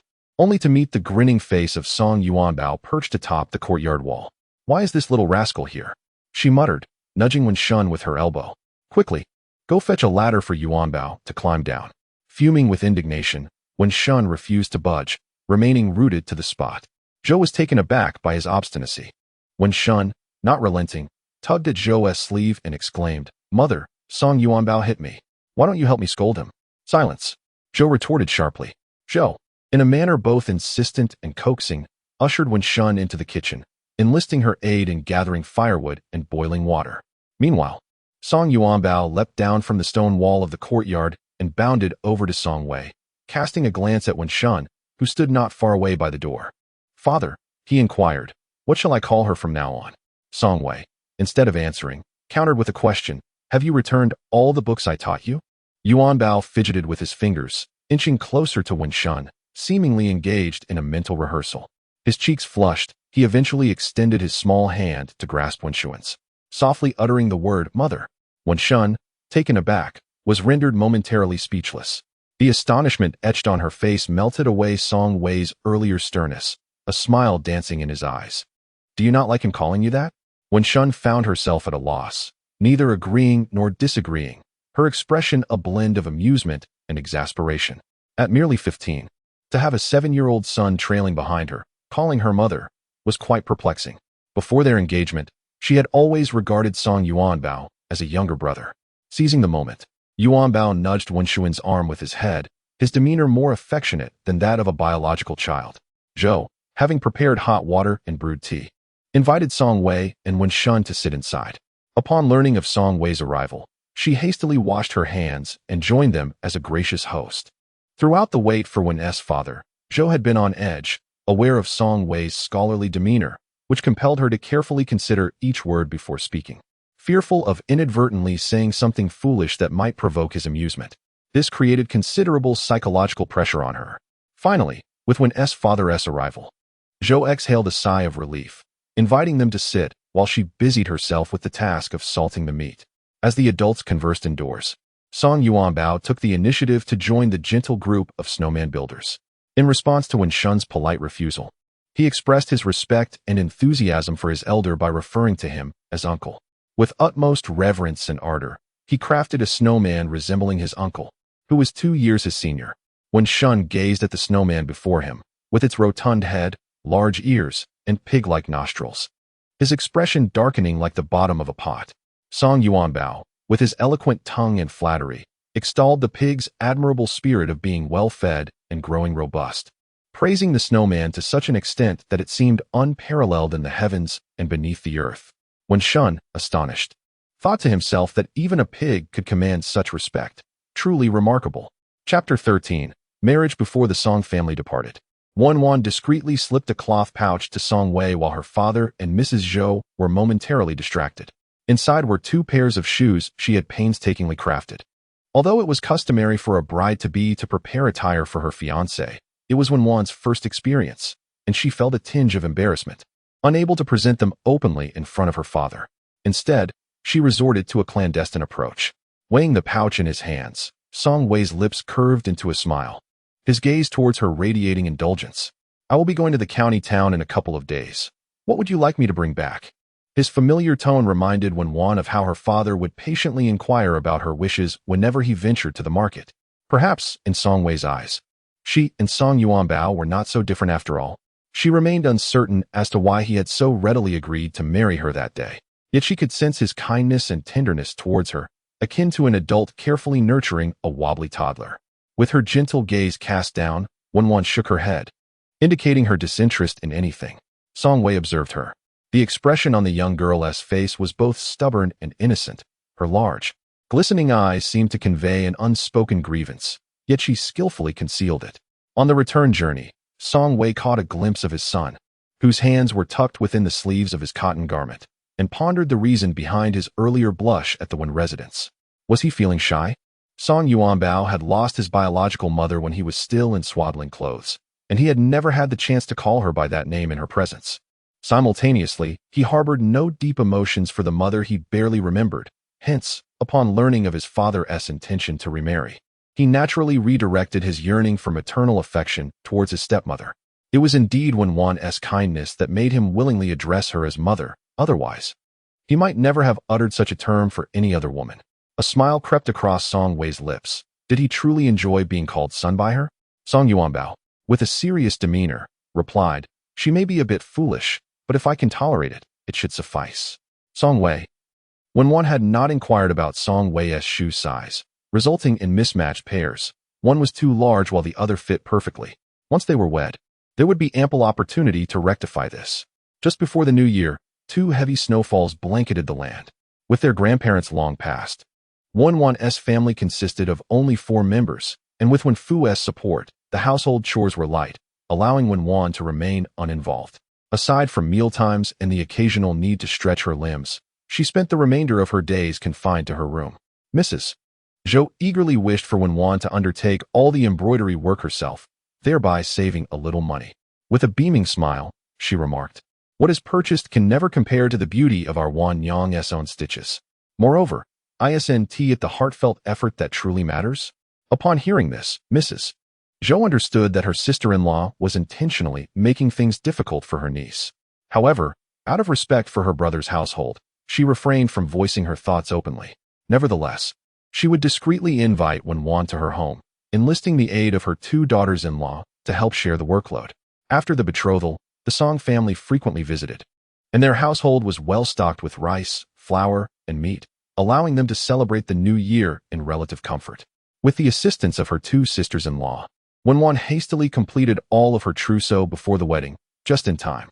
On the day of the wedding, Mrs. Zhou invited an esteemed matriarch of the clan, a venerable lady of over 80 years, to style Wenwan's hair. According to familial customs, Wenwan should have addressed her as grandmother. Although the elderly woman was advanced in years, she was still sprightly, renowned in the village for her exceptional hairstyling skills. She was the eldest resident of Shanghe Village, held in high regard, blessed with a multitude of descendants, and often seen at joyous occasions. However, this matriarch adhered to a strict set of principles. She would not attend families of ill repute. Initially, she had reservations about the Wen family due to the presence of the stepmother. Yet, during Wenwan's mother, Madame Lu's lifetime, she had shown great respect for the matriarch, who in turn had a fondness for the gentle and gracious girl. Thus, upon learning of Wenwan's impending marriage, the matriarch eagerly volunteered to style the young woman's hair personally, wishing to bid her farewell with utmost care. As Wenwan's aunt ventured out to invite guests, she pondered how to persuade the elderly to attend and support the child, only to find that her call was unexpectedly successful. The great-grandmother, leaning on her cane, entered the room, prompting the women engaged in conversation to fall silent, each respectfully greeting her as grandmother. The great-grandmother's gaze fell upon Wenwan, who was seated before the mirror, adorned in a vibrant red bridal gown, skillfully crafted by her own hands. The gown fit her perfectly, accentuating her delicate and petite figure. Her porcelain-like face, smooth and tender, resembled that of silken tofu. The great-grandmother momentarily lost herself in reverie, remarking, "What a lovely girl you are. Your beauty is truly a reflection of your mother." With a sigh, she added, "If she were still here, I dare say she would be the one to style your hair this very moment." Upon finishing her words, she passed her cane to her sister-in-law, took up a comb, and began to arrange Wenwan's hair, offering a plethora of auspicious words. Meanwhile, Mrs. Zhou had stepped outside to attend to her rather boisterous mother. Aware of her stepmother's ineffectiveness, the aunt discreetly shared a few words with Wenwan. The Song family had engaged a troupe from the county to celebrate the occasion, bringing along a floral sedan chair. The thunderous sound of drums and gongs dispelled the last remnants of late winter's chill as the willow trees began to sprout, heralding the warmth of spring. Song Wei stood tall within the Wen family's hall, bidding farewell to his in-laws. His voice was deep and resonant, each word uttered at a measured pace, as if no matter the gravity of the matter, it could hardly stir a ripple in his tranquil demeanor, instilling a sense of calm reassurance. Wenwan stood beside him. Her lips, adorned with a delicate layer of lip tint, curved slightly upwards beneath her veil, as a blush blossomed on her cheeks. She could not speak. Everything that needed to be said had already been articulated by Song Wei. In the end, assisted by her aunt, she knelt down to bow 3 times to her father. The wedding festivities between the Song and Wen families rivaled those of even the small households in the county town, with numerous guests jostling to join in the celebration. When Wan was carried outside by her elder cousin, hearing the chatter of the villagers and feeling her heart race at the thought of so many eyes upon her, the bridal sedan chair set off, and the journey from Shanghe Village to Shanghe Village was brief, arriving in no time. Song Posey and Song Laupa had long been seated in the main room, waiting. As the bridal chair approached, Song Fong entered, holding her nephew Song Yuanbao's hand to announce the joyous occasion. Song Laupa beamed with satisfaction, while Song Posey maintained a stoic expression, showing little reaction. Had it not been for the fortune teller in town proclaiming that her son's fate was unfavorable and suggesting that his union with Wen Wan could bring about a change in fortune, she would never have consented to this marriage. The bride and groom had already entered. The head of the Song family presided over the ceremony, and with a resounding voice, the couple began their ritual of bowing to heaven and earth. After this ritual, Wen Wan was escorted to the bridal chamber, seated upon the wedding bed. Song Wei gently took the red silk-wrapped scale beam and slowly lifted the bridal veil from her head. Auntie Xia, the younger cousins from the Xia family, Song Fong, and several women from the Song family stood nearby, watching. The bride beneath the veil appeared youthful and delicate, her large, clear eyes sparkling brightly. Despite her youthful innocence, it was evident that she was a stunning beauty. As the light suddenly hit her, her thick, curled eyelashes fluttered slightly, reminiscent of a startled little white rabbit. This young girl exuded a sense of fragility that made one feel compelled to handle her with care. If at that moment Wen Wan were to reveal that it was she who had taken the initiative for Song Wei to marry her, few would likely believe it. After all, such a face possesses an extraordinary deceptive charm. Feeling somewhat embarrassed under the gaze of others, Wen Wan found herself at a loss. She heard Song Wei's low voice beside her asking if she was hungry. Shyly, she nodded, recalling that her aunt had mentioned that a bride should refrain from eating freely at her family home on the day of her marriage. Thus, she had not consumed anything since the early morning. Song Wei smiled gently, assuring her that after the ceremony and the drinking of the ceremonial wine, they would soon go out for a meal. In small towns, weddings are not as elaborate as those of affluent families in the city. After exchanging vows and unveiling the bride in the new chamber, the bride must come out to toast the guests, regardless of her ability to drink.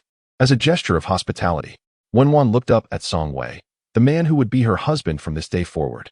He had a mature and handsome face, and his deep, tranquil eyes reflected the candlelight, creating an illusion of profound affection that stirred her heart. Nearby, the women who had viewed the bride had already laughed and made their way to the banquet. Unable to wait any longer, Xie Tao and a few others rushed outside the new chamber to urge the groom to join them in toasting. Ignoring them, Song Wei turned and opened the wardrobe. With his back to Wen Wan, he displayed his tall stature, broad shoulders, and long legs. As he rummaged through the items, he rolled up his sleeves, revealing slightly prominent wrist bones, exuding a sense of strength that was inexplicably compelling. Wen Wan sat quietly, observing as he retrieved a cotton jacket that she had worn in her family home. "It's chilly in the spring night. Put this on before heading out," he instructed, handing the jacket to her before pushing the door open and stepping over the threshold. "I will wait for you outside." Wen Wan removed her somewhat thin bridal outer garment and donned the pale pink cotton jacket. As she stepped outside, she indeed found Song Wei standing patiently at the door. As dusk descended, two vibrant red lanterns illuminated the new home, casting a joyful glow throughout the courtyard. Wen Wan, still unaccustomed to being alone with her husband, managed a gentle smile, indicating her readiness. Song Wei's gaze shifted from her face to her hand, seemingly struggling to discern details in the fading light. He took her hand in his, examining it closely. Noticing the improvement in her once rough palms, his brow relaxed slightly. Releasing her, he motioned for her to follow. Wen Wan realized he had been checking whether she remembered to apply the protective balm daily while at her family home. A warmth blossomed in her heart as she stepped in sync with him. Upon reaching the banquet, the gathering of men, young and old, were taken aback by the sight of the new bride from the Song family. It was common knowledge that Wen Wan was not particularly loquacious. Yet her appearance was a mystery to the men, who found it less accessible than the women did.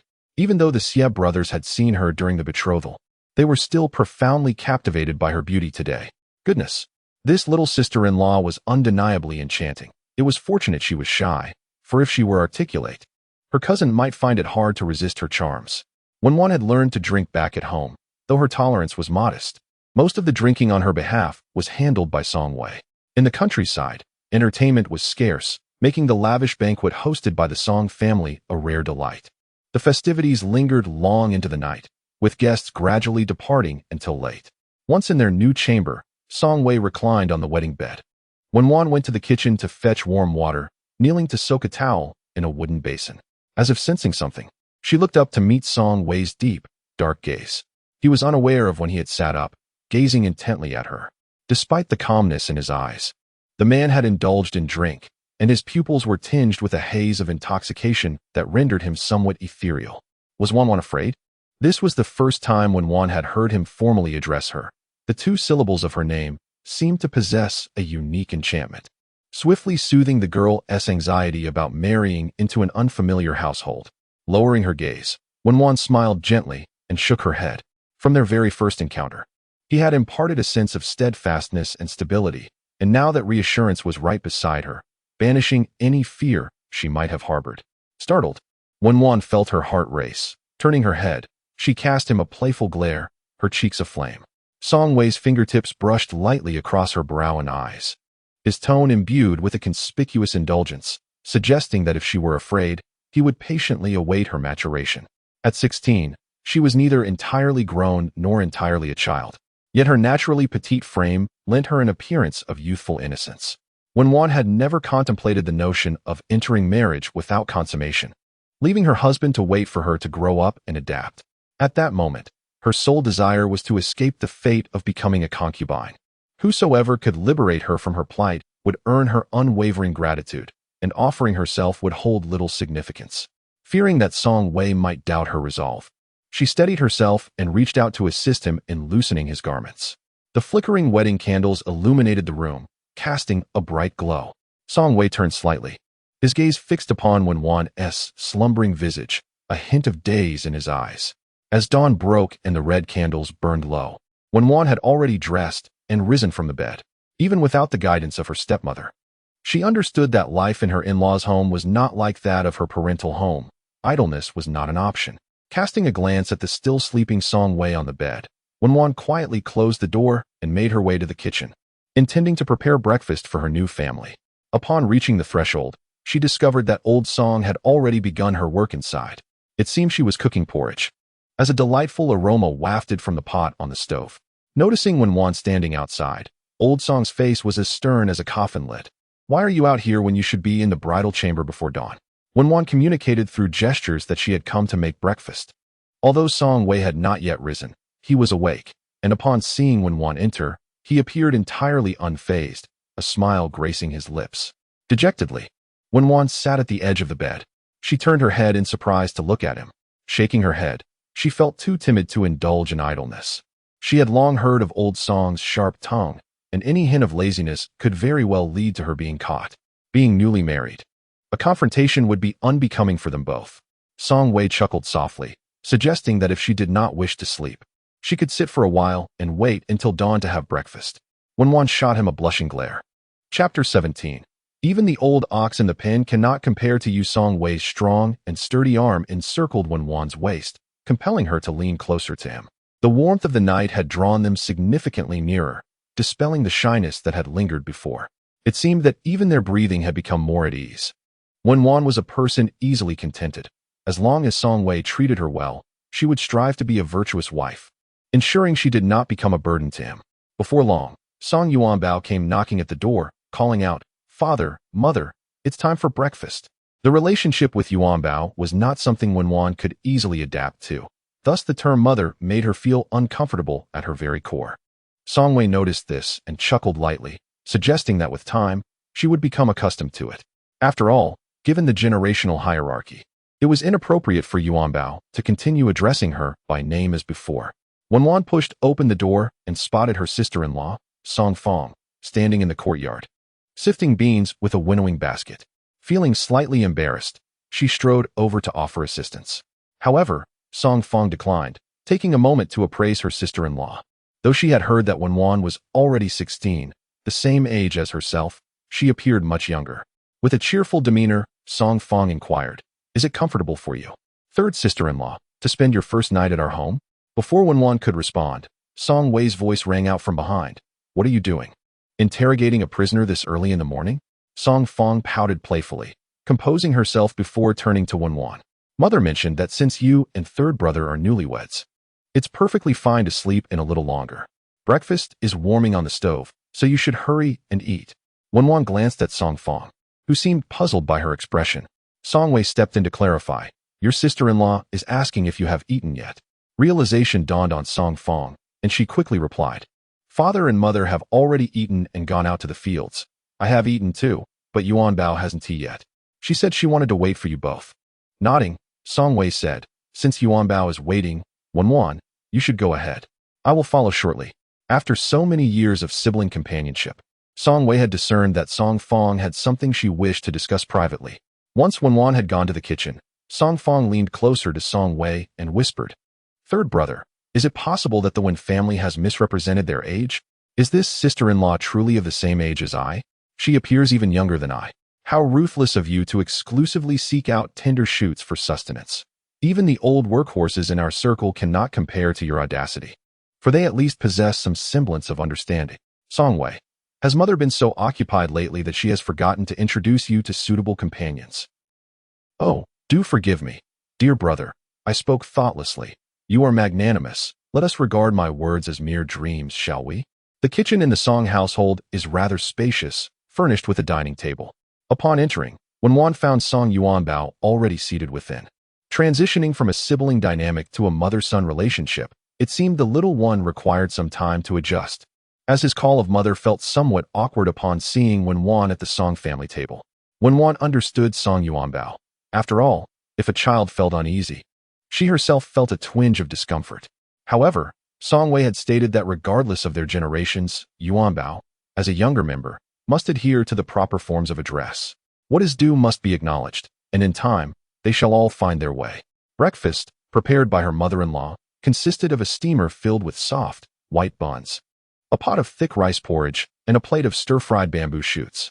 The Song family enjoyed prosperous means, with their porridge crafted from pure white rice, simmered to a rich, creamy consistency, in stark contrast to the Wen household, where sweet potatoes were often mixed in, resulting in few occasions to savor pure rice. After bringing the warm porridge and buns from the stove to the table, Wenwan took a seat. Noticing Song Yuanbao intently staring at her while nibbling on his spoon, she cast him a puzzled glance. Yuanbao's eyes darted around mischievously, and then he suddenly exclaimed, To celebrate my parents' marriage, I have decided today. Before he could finish his thought, he was interrupted by the arrival of Song Wei, who inquired if he was attempting to skip class again. Having had his little thoughts exposed, Song Yuanbao pouted, lamenting, On such a joyous occasion, can I not have a single day off? If memory serves me right, you did not step outside yesterday. He continued to murmur, Yet, the teachings of the master remain the same, and my ears are nearly calloused from hearing them. His voice diminished significantly, betraying his evident fear of Song Wei's stern demeanor. Song Wei settled into a chair and responded, Very well. Since you are already well-versed in the 300 classics, you may remain at home today to transcribe the Analects. I shall test your knowledge this evening. Song Yuanbao replied. After just one day apart, I find myself surprisingly missing Master Yin. Chapter 18. Feigning illness after breakfast, Song Yuanbao ventured to the village school. As he was to head to the county town shortly, Song Fong eagerly offered to hitch a ride on the ox cart, expressing her desire to accompany him to purchase embroidery thread. Song Wei did not decline, and naturally, Wenwan had no objections either. However, just as the group settled into the cart and prepared to depart, they were greeted by the sight of Erlang's wife emerging from her home, cradling her daughter, Sanya. With a smile, she remarked, Oh, San Lang, are you taking your sister and little wife to the county town? Song Wei responded with a perfunctory Erlang's wife seized the opportunity, saying, What a coincidence. I am also headed to the county town today, since you are going that way. Would you be so kind as to give me a ride? Despite any discord with the second branch of the family, Song Wei refrained from engaging in a dispute with a woman over such matters. After a brief silence, he simply said, Second sister-in-law, please come aboard. Song Fong shifted her position, moving closer to Wenwan. From the less than pleasant expression on Song Fong's face, Wenwan could surmise that her sister-in-law was not particularly fond of this woman. Wenwan had never encountered the wife of Erlang, but she had heard that the woman was akin to a rat in an oil jar, taking in without giving out. She was known to consume and use others' resources. and if anyone dared to scrape away even a drop of oil from her, she would surely fight fiercely. However, such matters were not Wenwan's concern. Her current anxiety lay in the prospect of meeting her sister-in-law, as she had a foreboding feeling that Song Wei would encounter trouble due to Song Fong. With Song Wei present, Wenwan's intuition was clear. The misfortune of the day was indeed instigated by Lang's wife. Ever since the demise of De Lang and his wife, she had not missed a single opportunity to slander Song Wei, particularly when she was at her maternal home, where no one reigned in her tongue. She would spread rumors far and wide, tarnishing Song Wei's reputation beyond repair. Over time, these tales had proliferated, rendering not only Song Wei unmarriageable, but also making it difficult for his sister, Song Fong, to find a suitor. In Lang's wife's home village, there were a few ruffians who regularly bullied others in town and had long since heard of the Song family's unmarried sister, reputed to be exceptionally beautiful. Today, fate would have it that they stumbled upon her unexpectedly. Initially, that group did not recognize Song Fong, but with Lang's wife present on the ox cart, her loose tongue ensured that even those a mile away were made aware of Song Fong's presence. The ruffians, lacking any sense of reason, approached with the intent to forcibly seize her. Upon noticing Wenwan, who was even more exquisite than Song Fong and remained silent, they shifted their focus to her. Song Wei, standing as both husband and elder brother, would naturally not allow such an affront to occur. However, his resistance only served to infuriate the ruffians further, and one of them brandished a sharp dagger, plunging it into Song Wei's abdomen, causing a profuse loss of blood. Third sister-in-law, what is wrong? Are you unwell? Song Fong inquired, noticing Wenwan's distress. Wenwan cast a gentle glance around, noticing that the ox cart had already set off, leaving the village. Ignoring everything else, she bent down, clutching her abdomen, feigning discomfort. Song Fong, alarmed, exclaimed, "Third brother, stop the cart. Sister-in-law cannot continue." As Song Wei picked Wenwan up in his arms, she vaguely heard the second brother's wife mutter something about being overly dramatic. Turning her gaze sharply towards the second brother's wife, the intensity of her stare sent shivers down the latter's spine. Song Wei, interpreting his wife's anxiety as fear of being abandoned, softened his tone, reassuring, "Do not worry. I shall fetch a physician to examine you." Understanding his concern, Wenwan opted to communicate through sign language, indicating that she was fine and requesting a cup of hot water instead. Chapter 19. To the study. I shall teach you. Song Wei glanced at Wenwan. Noticing her resolute expression, he pondered aloud. What your sister-in-law means is that she merely needs to rest for a while. There is no need to summon a physician. Song Fong, her anxiety still palpable, protested. How can she be fine when she is in such pain? Suddenly, she fell silent, contemplating whether her sister-in-law was reluctant to admit to her discomfort due to her monthly cycle, and thus refrained from calling for a doctor. Ignoring her reservations, Song Fong hurried over, placing a bowl of hot water on the table before pushing Song Wei out of the room. Once the door was closed, she approached Wenwan, inquiring if her abdominal pain was related to her monthly cycle. If so, she urged her to nod.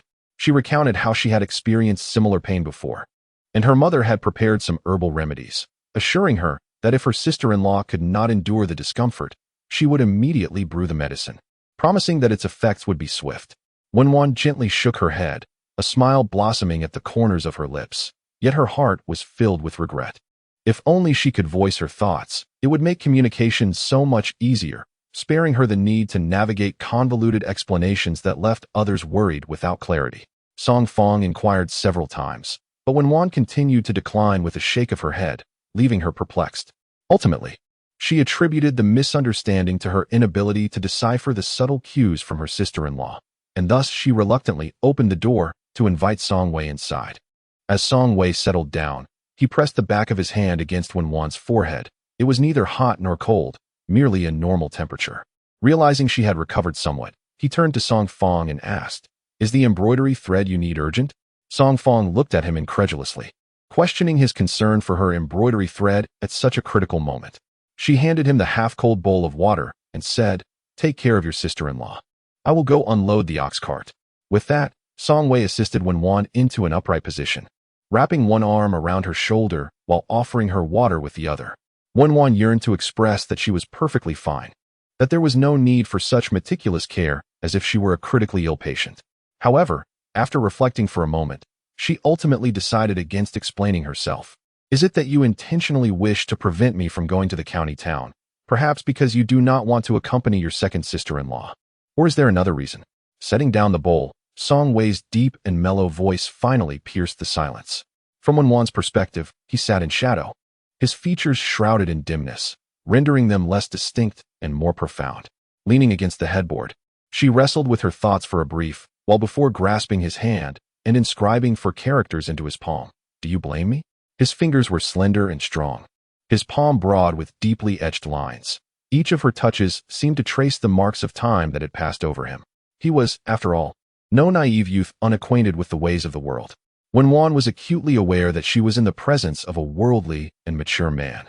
Many things were destined to escape her concealment, and the more she hid, the more she appeared juvenile.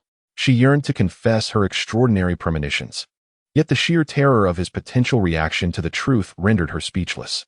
Thus, she resolved to gauge his demeanor first, to ascertain whether he felt angered by her feigned illness. Song Wei lowered his gaze.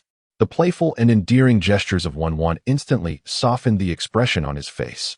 Not only did he harbor no intention of reproaching her, but even if he did, her charms had thoroughly melted his resolve.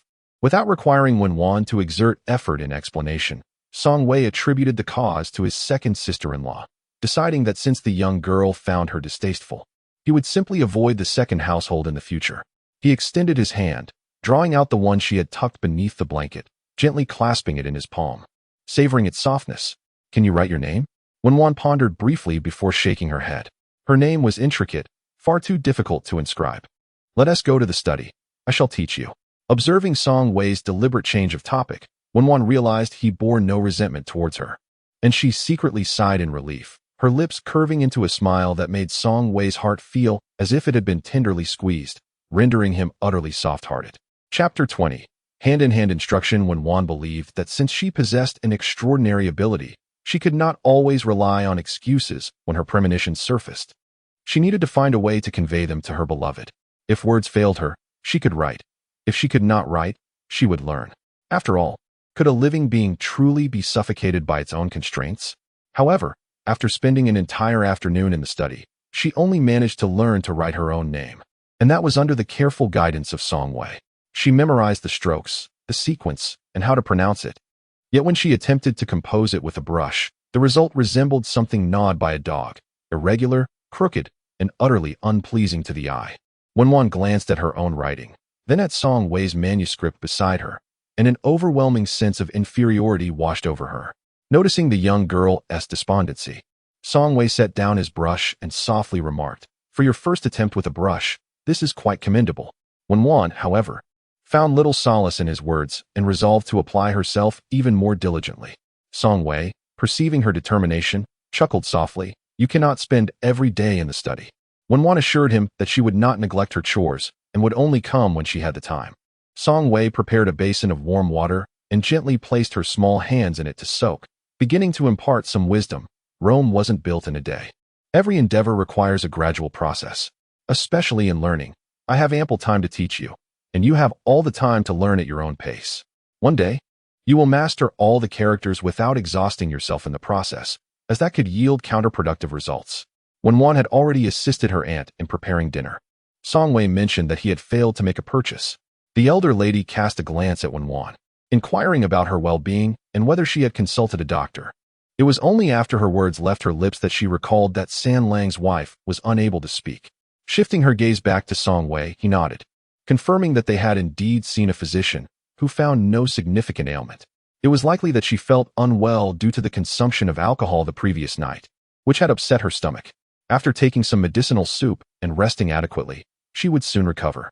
Understanding that the third brother was deliberately lying due to his fear of his mother's temperament, Song Fong chose not to confront him and continued to eat in silence. After the meal, Wenwan intended to tidy up the dishes in the kitchen but was reprimanded by Song Posey, who questioned her presence and asserted, "What is wrong with staying indoors? As your mother-in-law, should I really be burdening a sick person with chores? After washing dishes for decades, do you think I cannot manage this one meal?" Initially, Wenwan found it difficult to adapt, but after hearing her mother-in-law's straightforwardness, she began to appreciate her personality, considering her much more amiable than her own cruel stepmother. The return gifts were purchased the following day, and this time, without the company of Erlang's wife. The trio proceeded without incident. Knowing the young couple was coming, Mrs. Zhou intentionally stayed home instead of going to the fields. Upon their arrival, she greeted them with a smile before heading to the kitchen to prepare a meal. Song Wei, not having seen his brother-in-law, casually inquired about him, only to learn that his cousin, Xie Zhang, had opened a private school this year, and when Shun had been sent there for her early education. That little rascal is certainly not cut out for studying, he remarked. When Fu spoke of his son with disappointment, lamenting his lack of diligence, he barely puts in any effort. Thankfully, Mr. Xie has a good temperament, otherwise he would have been kicked out long ago. When Fu's expression darkened, and when Wan's countenance soured as well, while Song Wei remained calm, choosing not to comment further. Chapter 21. Truly delightful. Today, Master Yin from the village school had matters to attend to and dismissed class early. Song Yuanbao tossed his school bag onto the bedside and prepared to go out to play. Just as he reached the door, he noticed his aunt from next door stepping out. "You haven't eaten yet, have you?" she asked, touching his empty stomach. Song Yuanbao realized he was indeed a bit hungry. Without saying a word, he followed Erlang's wife into the house, where she had brought a large bowl of boiled eggs. Song Yuanbao glanced around, estimating there were about 7 or 8. His second aunt had specially prepared them for him. He should eat up. Rubbing his hands together, Song Yuanbao, without a hint of hesitation, picked one up and cracked it against the wooden table before beginning to peel it. The 3 young maids from the second household, enticed by the aroma of the eggs, lined up eagerly at the door, swallowing their saliva in anticipation. The wife of Erlang waved them away and turned to Song Yuanbao, asking, "Yuanbao, how does your stepmother treat you?" Taking a bite of the egg, Song Yuanbao found it rather bland. The wife of Erlang hurried to the cupboard and brought out a small bowl of chili sauce. "If you enjoy eggs, you should stay at your second aunt's house. She will cook them for you every day." "I'm thirsty," Song Yuanbao replied. A bowl of cool boiled water was promptly placed before him. After finishing the last bite of his egg, Song Yuanbao patted his rosy little chubby face and burped. Before she could inquire further, he had already stood up and left. Erlang's wife stared at the scattered eggshells on the ground, her anger boiling. When Wan had taken the initiative to leave, her stepmother's incessant complaints were tiresome, and when Wan worried that if she lingered too long, the Zhou family would have more to say, making things awkward for everyone. Upon entering, she spotted Song Yuanbao squatting on the ground, playing with pebbles, and her eyes filled with curiosity. It was still too early for school to be out, was it not? Noticing the look of dejection on Song Yuanbao's face, Song Wei chuckled. "It's still early. How about we visit your Aunt Xie?" Song Yuanbao retorted, "I won't go, not for all the riches in the world." Moreover, Xie Zheng had opened his own school now, and Song Yuanbao dreaded interacting with the teacher. Half an hour later, the little one was munching on the pancakes that Wan had personally made, seated in a bullock cart heading towards Aunt Xie's house. Chapter 22. Perhaps third cousin should give it a try. The Xie family resided in Qingshui Bay, not far from the Song family, and it did not take long for them to arrive. Aunt Xie stood at the doorway, her face illuminated with a warm smile as she regarded Song Wei and Wan. "What brings you 2 lovebirds to my humble abode?" Song Wei responded with a gentle smile. "We heard that a scholar has emerged from your household, and we have come to offer our congratulations." The academic success of Xie Zheng, although it did not grant him a government position, ensured that he would not starve. At the very least, he could establish a private school and accept a handful of students. The annual tuition and the offerings from his pupils would suffice to support his family. For the financially struggling Xie family, this was indeed a momentous occasion. Upon learning that Xie Zheng was absent, Song Yuanbao, who had been anxiously lingering by the ox cart, suddenly perked up. He took the congratulatory gifts and followed Aunt Xie into the house.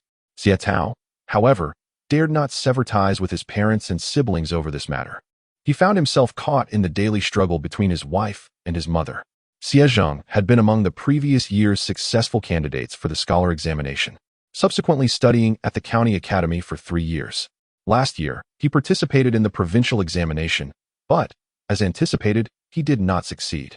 Under the policies of the Great Chu dynasty, Jinshi were granted exemption for 2,000 mu of land, while the successful candidates for the provincial examinations received 400 mu, and scholars were allotted 80 mu. Based on land tax assessments, 80 mu could exempt approximately 10 taels of silver annually. Should anyone choose to invest and place their land under Xie Zheng's name, he could potentially profit at least half of that amount, translating to 5 taels of silver each year. It is evident that in the county, provincial capital, or even the imperial city. Impoverished scholars became quite sought after once they ventured into the countryside. Song Wei inquired, "Do you not intend to continue your studies?" After a brief glance at Song Wei, he added, "In my opinion, third cousin should certainly give it a try. With your talents, you are bound to succeed in the examinations." In the past, at the town academy, Song Wei was indeed a prominent figure, consistently securing the top position in every examination. Whenever the tutors at the academy spoke of Song Wei, their faces would beam with pride. Unfortunately, fate seemed to conspire against him. He had been plagued by misfortune throughout his life. "I shall not take the examination," Song Wei declared, having once sworn before the grave of the Delang couple that he would never again participate in the imperial examinations, dedicating himself instead to nurturing Yuan Bao.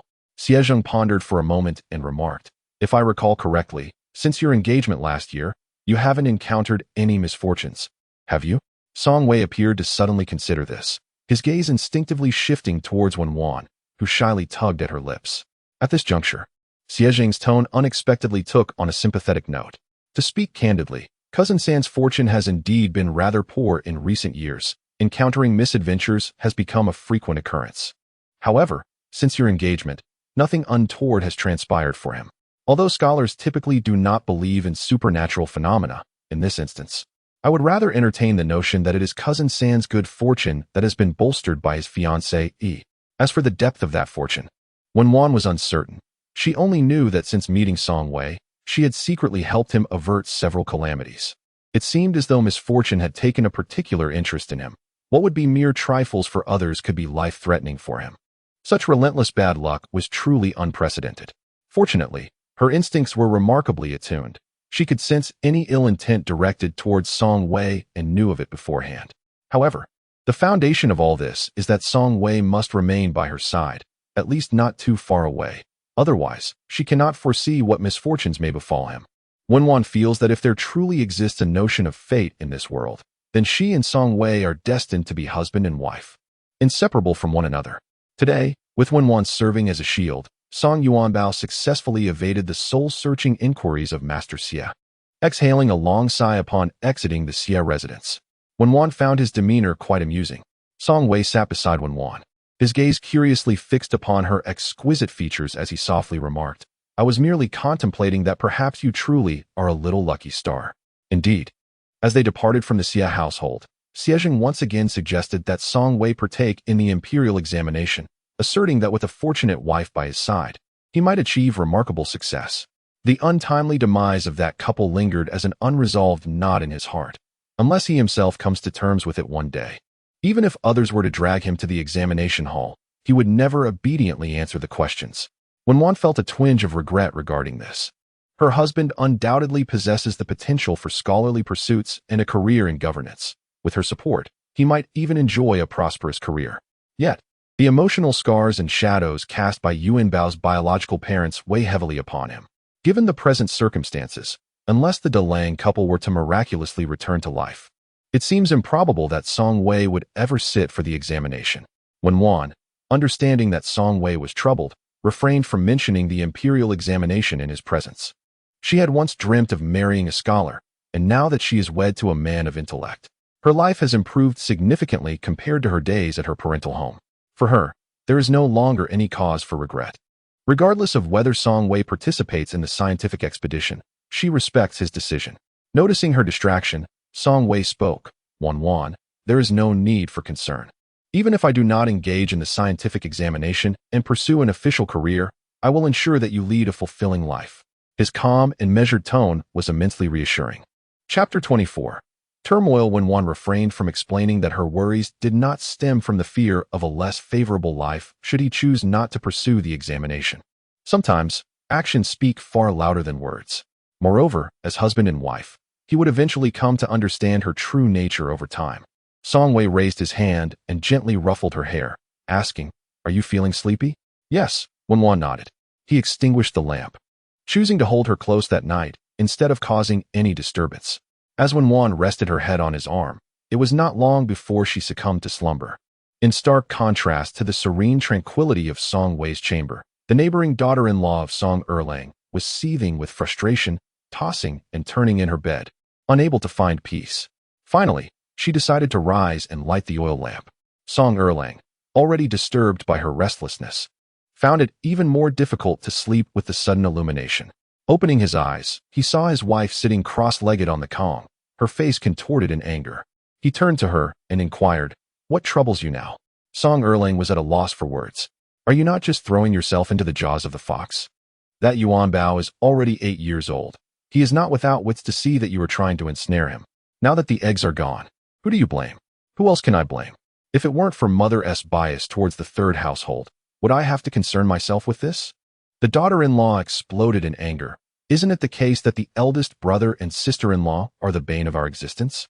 If Yuan Bao is not to be raised by him, then who else should take on that responsibility? He should be the one to spend his own money to support the family. For it is only right to repay the kindness of our elder brother and sister-in-law. Our parents should not have to subsidize him." At this point, Erlang's wife struck the bed with her fist, perplexed. It astonished me that a mother who meticulously consults the almanac before stepping outside could disregard the notion that Sanlang's destiny was unfavorable, that he was fated to bring misfortune to kin, yet still insisted on living together with the third household, as if we were the ones lacking in filial piety towards our elderly parents. The weight of it all was nearly unbearable. "What did you say?" Erlang's wife raised her voice. After a glance from Song Erlang, he clarified, "What I mean is, Yuan Bao is the only grandchild our parents have. If they don't take him in, should they come to live with our 3 daughters instead? Are you insinuating that I'm to blame for not bearing a son? How could I dare?" Erlang's wife flared her nostrils in indignation. "Fine. Tomorrow you go tell Mother to invite a Taoist priest to perform a ritual. If it can dispel the malevolent energy surrounding that ill-fated one, I'll ensure that the Song family welcomes a son within the next 2 years. Just calm down for a moment." Song Erlang waved his hand, weary of the commotion. They had to sleep, after all. There was work to do in the fields come dawn. Having already welcomed 3 daughters, he had long ceased to hope for a son. However, Erlang's wife did not possess the same charitable spirit as her husband. Even if she could not lay claim to the share of the family inheritance from the elder brother and sister-in-law, she would still stir up trouble, refusing to let the neighbors live too comfortably. Chapter 25. This is rather awkward. As dawn broke, Erlang's wife made her way over here. Wenwan was scattering grain to feed the chickens when she heard the commotion. She lifted her eyelids and, upon seeing Urseo, slowed her movements. "Oh, why is the third sister-in-law up so early?" To the surprise of Erlang's wife, she encountered the mute sister-in-law upon entering early in the morning, instantly feeling a sense of misfortune. The sensation of being disregarded is far more infuriating than receiving scathing remarks. Grinding her teeth, Erlang's wife remarked in a sarcastic tone, "It's no wonder that Sandy May doesn't acknowledge me. I nearly forgot that even if you wished to engage, you wouldn't be able to utter a word." With a gentle yet piercing glance, Wenwan regarded her. Erlang's wife felt an icy chill from that gaze. Before she could utter another word, she watched as Wenwan crouched down, seizing the neck of the most vociferous chicken, forcefully stuffing a handful of grain into its beak. The chicken, unable to vocalize, flapped its wings in a desperate struggle, its legs flailing in a frantic manner. Wenwan then tossed the chicken to the ground, causing it to scurry back to the coop in fear, retracting its neck and daring not to emerge again, even without a single word spoken. The implications of her actions were abundantly clear. Anyone with the slightest discernment could perceive it. Erlang's wife's countenance darkened. "What is your intention, Sandy May?" Just as her words fell, the voice of her mother-in-law echoed with reproach. "Tian Su Fun, I would like to inquire what you mean by coming into my courtyard at this early hour to compete with the chickens in volume." Shortly thereafter, Grandma Song emerged from the east room, brushing off the strands of hair that had fallen onto her shoulders while addressing Erlang's wife. Upon seeing her mother-in-law, Erlang's wife's expression shifted instantly, transforming into a beaming smile. "Mother, I have an important matter to discuss with you." Grandma Song, maintaining a stern demeanor, replied, "Speak plainly. Do not attempt to curry favor with me." The daughter-in-law of Erlang, reluctant to lose face in front of her mute sister-in-law, wore a face full of melancholy. "Mother, it is rare for a daughter-in-law to visit. Could you not at least offer a smile? Did I not come here with the utmost reverence?" Despite her frustration, the daughter-in-law remained focused on the essential matter at hand, succinctly outlining her purpose for the visit. She mentioned that with the arrival of spring, it was the ideal time for sowing seeds, hoping for a prosperous year ahead. Perhaps, with the right offerings, they could invoke favorable fortune for their household. As for the expenses incurred in inviting the sage, she assured that the second household would cover them. Old Lady Song, eavesdropping on the conversation, nodded in agreement, affirming that it was indeed proper to extend an invitation. Since you have taken it upon yourselves to bear the costs, we would feel remiss to take advantage. When the sage arrives, let him visit your home instead. You may wish to spend a little more to have him open the celestial eye and plead with the deity of childbirth for a favor, ensuring that a healthy son graces your family in due course, relieving you of the worry of having none and always fretting over the children of others. This led to an awkward moment. Upon glancing at the second sister-in-law, whose expression resembled that of someone who had swallowed a fly, the daughter-in-law could hardly suppress a laugh. Chapter 26. I am just being petty. The daughter-in-law of Erlang frequently found herself restless, unable to remain seated, and it had become commonplace for her to seek out reprimands. Old Lady Song was unperturbed by this behavior, but upon turning to see Wenwan struggling to contain her laughter, she rolled her eyes and remarked, "Very well. I shall tend to the chickens. You go prepare breakfast. I imagine my grandson is about to awaken." Wenwan handed the basket of chaff to her mother-in-law and proceeded to the kitchen.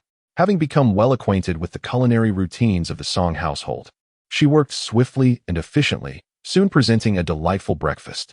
The father-in-law is an exceptionally busy man, often found either in the fields or in the carpentry workshop crafting furniture for others, or ascending the mountains with a bow and arrow for hunting, seldom sharing breakfast with them.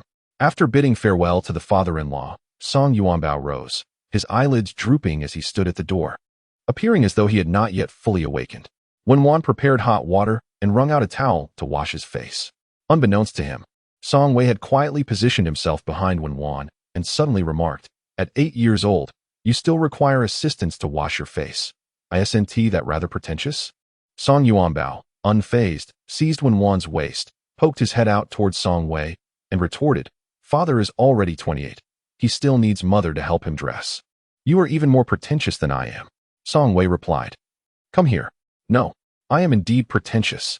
Outside, a friend called for Song Yuanbao to join him at the private school, leaving him no time for a proper meal.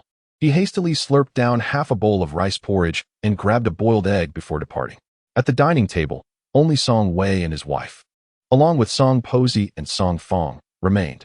Song Posey recalled the previous night's incessant murmurs from her eldest grandson and, feeling a sense of unease, turned to Song Wei, saying, "Your second sister-in-law boiled a pot of eggs for Yuanbao yesterday and uttered some unkind words. I suspect she is still hopeful of winning him over. You must take the time to speak with Yuanbao. Do not allow him to fall for your second sister-in-law's tricks." Song Fong chuckled. "Mother, why are you worrying unnecessarily? Yuanbao is such a clever child. It would be remarkable if he were duped. With the limited wits of second sister-in-law, not even I could be tricked by her. How could she possibly deceive your astute grandson?" This compliment brought a softer hue to Song Posey's previously tense expression. After a prolonged silence, Song Wei gradually spoke up, stating that the village school was merely responsible for initial education. Yuanbao had nearly completed his studies there, and remaining any longer would only waste time. He planned to visit the town school shortly to inquire if it were possible to transfer him for further studies. "Are you sending him this year?" asked Song Posey. Song Wei nodded, noticing a hint of reluctance in his mother. He reassured her, "I, too, attended the village school for 3 years before moving to the town school. Yuanbao possesses considerable talent. If he applies himself diligently at the town school, he will surely achieve great things in a few years." Song Posey had her thoughts, but refrained from voicing them in front of her son. It was only when she and her daughter-in-law, Wenwan, were washing dishes in the kitchen that she spoke up. Sin Lang used to dream of studying and taking the imperial examinations. Despite his repeated failures, he never abandoned that aspiration, until the unfortunate incidents involving De Lang and his wife shattered his hopes entirely. "I believe he may heed your advice more than mine. Perhaps you could find an opportunity to persuade him." Wenwan placed the clean dishes into the cupboard and looked up at her mother-in-law, her expression questioning how she could be certain he would listen to her. In an unprecedented moment, Song Posey interpreted Wenwan's expression correctly and retorted, "You are my daughter-in-law, destined by fate. If you do not bring him fortune, how could I allow you to enter the Song family?" Since their engagement last year, Song Wei had not encountered any misfortune, a delightful observation that Song Posey had already noted. Wenwan responded. Chapter 27. Do not trust in luck, but do you believe in me? After breakfast, Song Wei prepared to head to the town to facilitate Yuanbao's transfer. while his mother took his younger sister to purchase piglets, leaving Wenwan at home. Wenwan meticulously prepared pig feed before making her way to the riverbank to wash the family's soiled garments. It was only after completing her chores that she ventured into Song Wei's study, simultaneously practicing her calligraphy and contemplating how to persuade him to participate in the upcoming examination. Yet, after pondering for quite some time, she found herself at a loss. His gaze fixated on the flush of her hand, his eyes narrowing slightly as he approached her. Song Wei pulled a chair beside her and placed his palm upon her hand, its chill sending a shiver through her. "Have you been in cold water?" Wenwan pointed towards the garments hanging on the drying rack outside. "What will you do about frostbite if you don't apply balm after washing? Isn't it uncomfortable?" Song Wei turned his attention to her, his deep gaze filled with concern. A blush crept across Wenwan's cheeks as she acknowledged her oversight.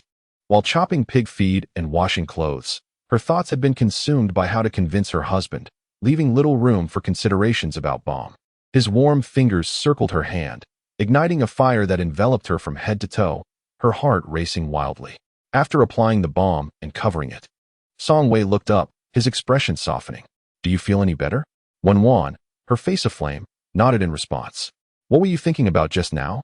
So lost in thought. After a moment's hesitation, she turned to dip her brush in ink, awkwardly scrawling the characters for imperial examination on a scrap of paper. Song Wei's gaze fell upon those two characters, his expression turning distant. Wenwan's heart raced, a flurry of emotions swirling within her. She was acutely aware of the heavy shadow that the death of De Lang and his wife had cast upon Song Wei, yet like her mother-in-law, she yearned for him to move forward, to release the burdens of the past, and to find peace within himself. "Do you hope that I will pass the imperial examination and enter the officialdom?" he inquired, his tone laced with curiosity. Wenwan gently shook her head, taking the initiative to grasp his broad hand. After a moment, she released her hold and expressed through sign language, "I hope that all your endeavors bring you joy." The mother-in-law remarked that pursuing education and taking the imperial examination had been her son-in-law's cherished dream since childhood. However, due to an unforeseen circumstance, he had to withdraw. And despite his silence, a sense of regret surely lingered within him. Song Wei remained silent, and the study fell into a profound stillness.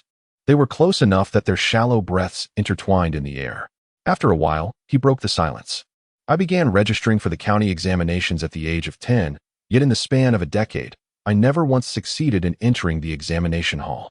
The tragedy that befell my elder brother and sister-in-law when I turned 20 completely extinguished my passion for the imperial examinations.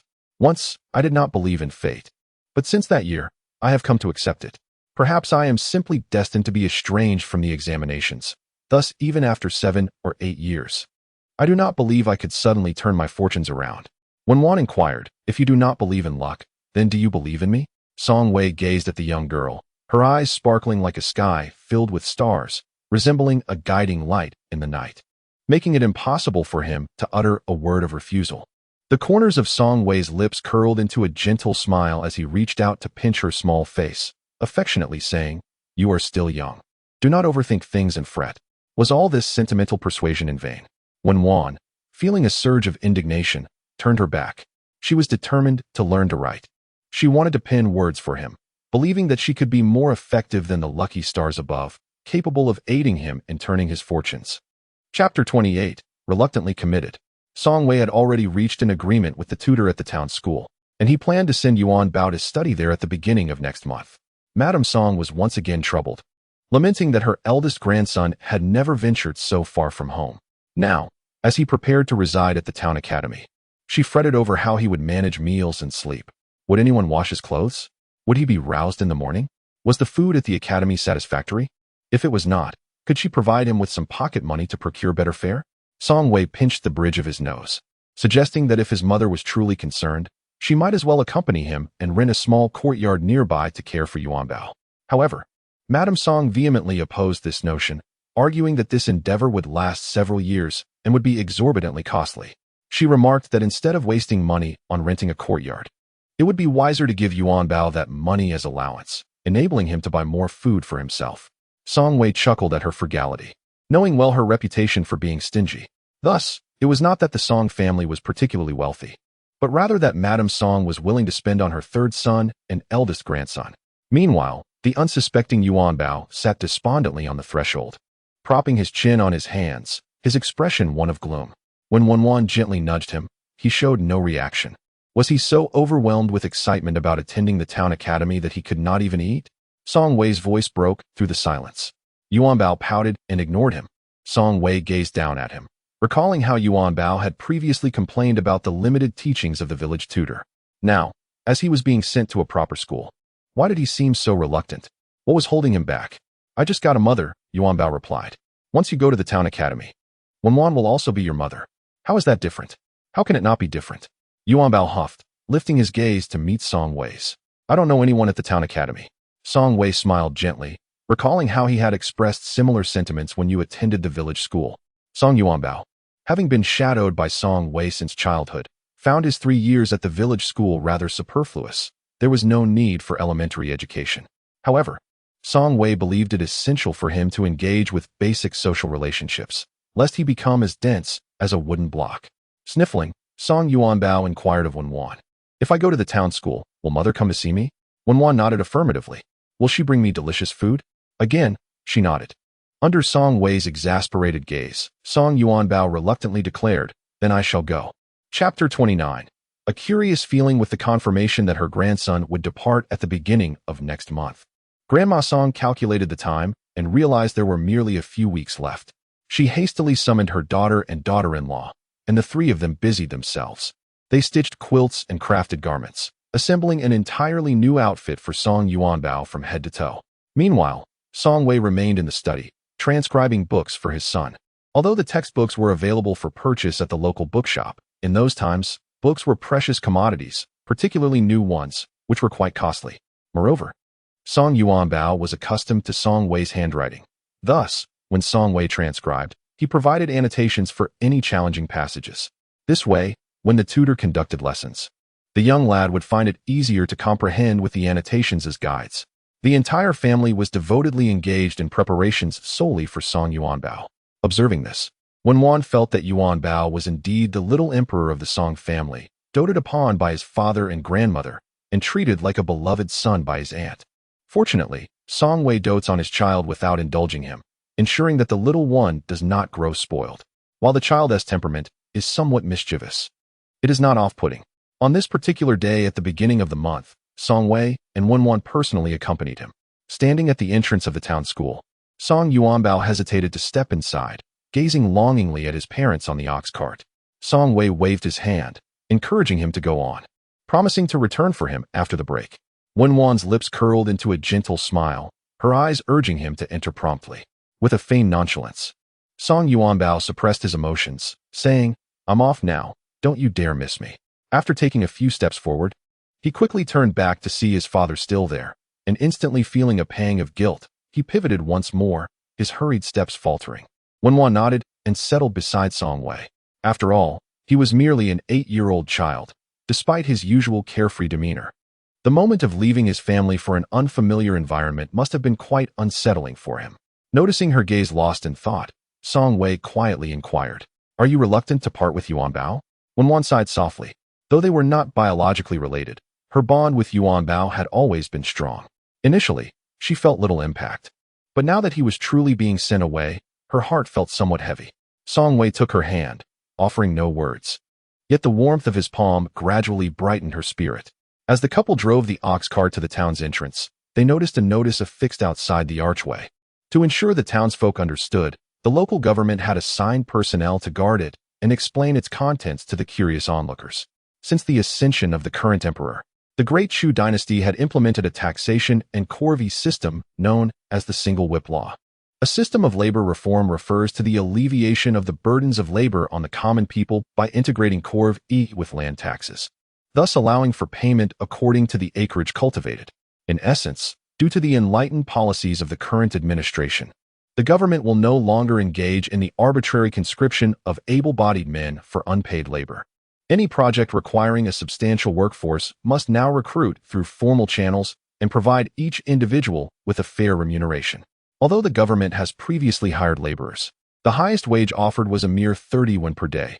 This year, however, it has surged to 51, which explains the eager willingness of the populace to enlist. Song Wei entered the main hall and greeted his father-in-law.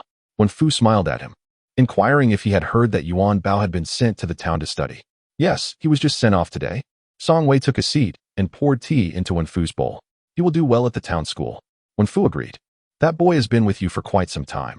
He must have learned a great deal already. A few more years of study in town, and he will be ready to make his mark. Song Wei smiled and then asked, Father-in-law, is there something of importance that brings you here today? At this, Wenfu exchanged a glance with Old Song, and ultimately it was Old Song who spoke, revealing that the village chief had just informed them about the government's recruitment of laborers, and the allure of 50 won a day was simply too enticing. They had been discussing it when Wan, having brought in hot water, paused at the doorway just in time to catch her father-in-law's words. Noticing her sudden stillness, Song Wei looked up and asked, What is the matter?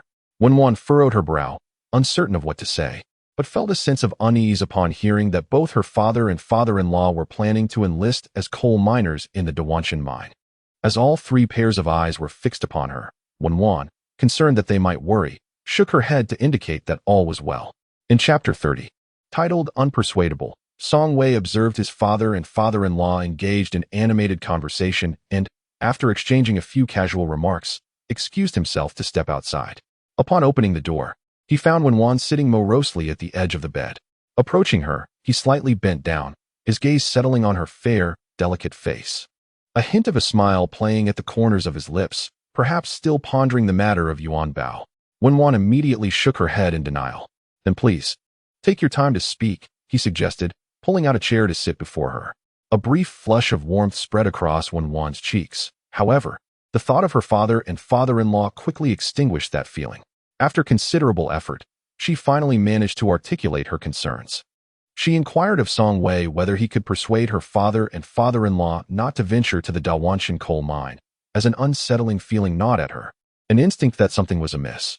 This was the first time since gaining her extraordinary abilities that she experienced such an odd occurrence. In the past, she would have foreseen any impending misfortune well in advance. Yet this time, there was nothing. The premonition that should have surfaced early on was conspicuously absent, intensifying her unease. Could it be that her intuition had failed her? How would she assist her husband in the future? Or perhaps, it was simply her own overthinking? Lost in a whirlwind of thoughts, Wenwan lifted her gaze to meet Song Wei's calm and composed eyes. In stark contrast to her own frantic state, his expression remained unperturbed, his demeanor exuding a steadiness that made her feel somewhat irrational. It seemed that persuading him would be futile, just as she began to feel despondent. She heard his gentle voice, You may have exhausted yourself with the recent matters concerning Yuan Bao's transfer. Let us set aside the issue of schooling for now and allow you some time to rest. The government's recruitment of laborers was bustling with enthusiasm. As soon as the announcement was made, a multitude of men rushed to register for the lucrative wage of 51. The mother-in-law, aware of her husband's intent to join, cheerfully chatted with Wenwan while preparing dinner in the kitchen. She reminisced about last year when they earned only 30 won a day digging ditches at the foot of Shaoyao Mountain, marveling at how the authorities seemed to genuinely care for the common folk. If it weren't for the coal mine at Dawan Mountain banning women from entering, I would have considered signing up myself. With 50 won a day, if your father and I worked for a month, we could earn 3 taels of silver. Wenwan, unable to share in her mother-in-law's excitement, forced a smile, knowing that her gestures would not be understood. Upon noticing her struggle, the mother-in-law's expression soured, and she dismissed her, saying, Go on, go do what you need to do, and stop adding to my troubles. Wenwan stepped out of the kitchen and stood in the courtyard, gathering the laundry. Wenfu returned home after having dinner at the Song family's. Wenwan personally saw him to the door, tugging at his sleeve before he departed. Her brow furrowed as she asked if he could refrain from going to the coal mine. Wenfu gazed at her kindly, understanding her concern for his well-being. Yet he explained that their family's situation could not be compared to that of the Songs. With the expense of sending Shunzi to school each year, it was imperative to find ways to earn money. Observing the worry etched on Wenwan's face, he gently ruffled her hair and inquired about her life in her husband's family. Wenwan replied that everything was well. And your mother-in-law? He asked. She nodded, affirming that her mother-in-law was also doing quite well. Upon observing that she did not appear to be deceiving him, Father Wen finally felt reassured. He cautioned her to honor her in-laws and to avoid causing discord, expressing his concern that if conflicts arose, she would ultimately be the one to suffer. His paternal heart ached for her. Warmed by his words, Wenwan bid farewell to her father with reddened eyes. Chapter 31. in life, you were yet unborn ultimately. Wenwan could not persuade her father and father-in-law, and she was compelled to watch them depart for the Dahuan Mountain coal mine, a place said to be guarded by officials at the entrance. Once inside, one could only eat, drink, and relieve oneself within its confines until the work was completed, with no family members allowed to visit freely. This arrangement sounded far stricter than last year's experience of digging a water channel at the foot of Shaoyao Mountain. Unable to sway her mother-in-law and finding herself unable to convince her husband, coupled with the absence of any premonition, she resolved to relinquish her worries and focus on diligently learning to recognize characters. As a novice, Song Wei instructed her in the methods of direct phonetics and fanxia. This meant starting with the most fundamental aspects of character pronunciation. The direct phonetics method, as its name suggests, utilizes another homophonous character to denote pronunciation. For instance, the character ing can be represented by ing. The fanxia method employs the initial consonant and final vowel of two different Chinese characters to indicate pronunciation. Thus, can be dissected into e for the initial sound and ling for the final sound and tone.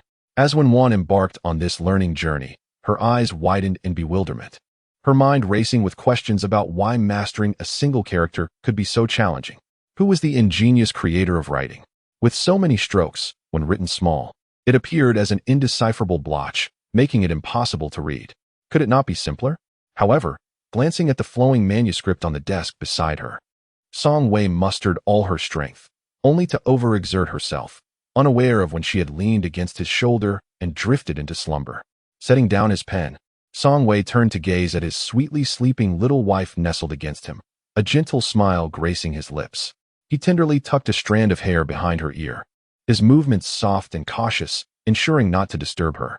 In her drowsy state, Wenwan felt herself being cradled onto the soft bed, and though she furrowed her brow in a moment of instinctive alertness, fatigue weighed down her eyelids. Soon, however, the familiar scent of ink emanating from Song Wei reassured her, allowing her to relax and fall back into a peaceful sleep. As the wind stilled, Song Wei's attention was captured by a poignant line of poetry. You were born before I was, and by the time I came into the world, you had already aged. On this day of rest for Yuanbao, a gentle rain fell from the heavens, and the chill of spring seeped into the very pores, causing shivers to ripple through one's being. The moment Song Yuanbao stepped through the courtyard gate, before he could even take action, he was warmly seized by his grandmother, who inquired as she led him towards the main hall. Are you accustomed to the town school? Do you sleep well at night? Are the other students easy to get along with? Is anyone bullying you? If so, you mustn't keep it to yourself. Tell your father, and he will take care of them. Completely unable to interject, Song Yuanbao could only remain silent. Following behind, Song Wei observed the scene. Upon reaching the entrance of the main hall, Song Posey deftly helped Song Yuanbao out of his raincoat, noticing that his once round face had thinned considerably. With his chin now pointed, a wave of concern washed over her. Song Yuanbao feared that his grandmother would inquire endlessly, so he swiftly turned his eyes, took a sniff, and exclaimed, "How fragrant! Grandmother, have you stewed chicken?"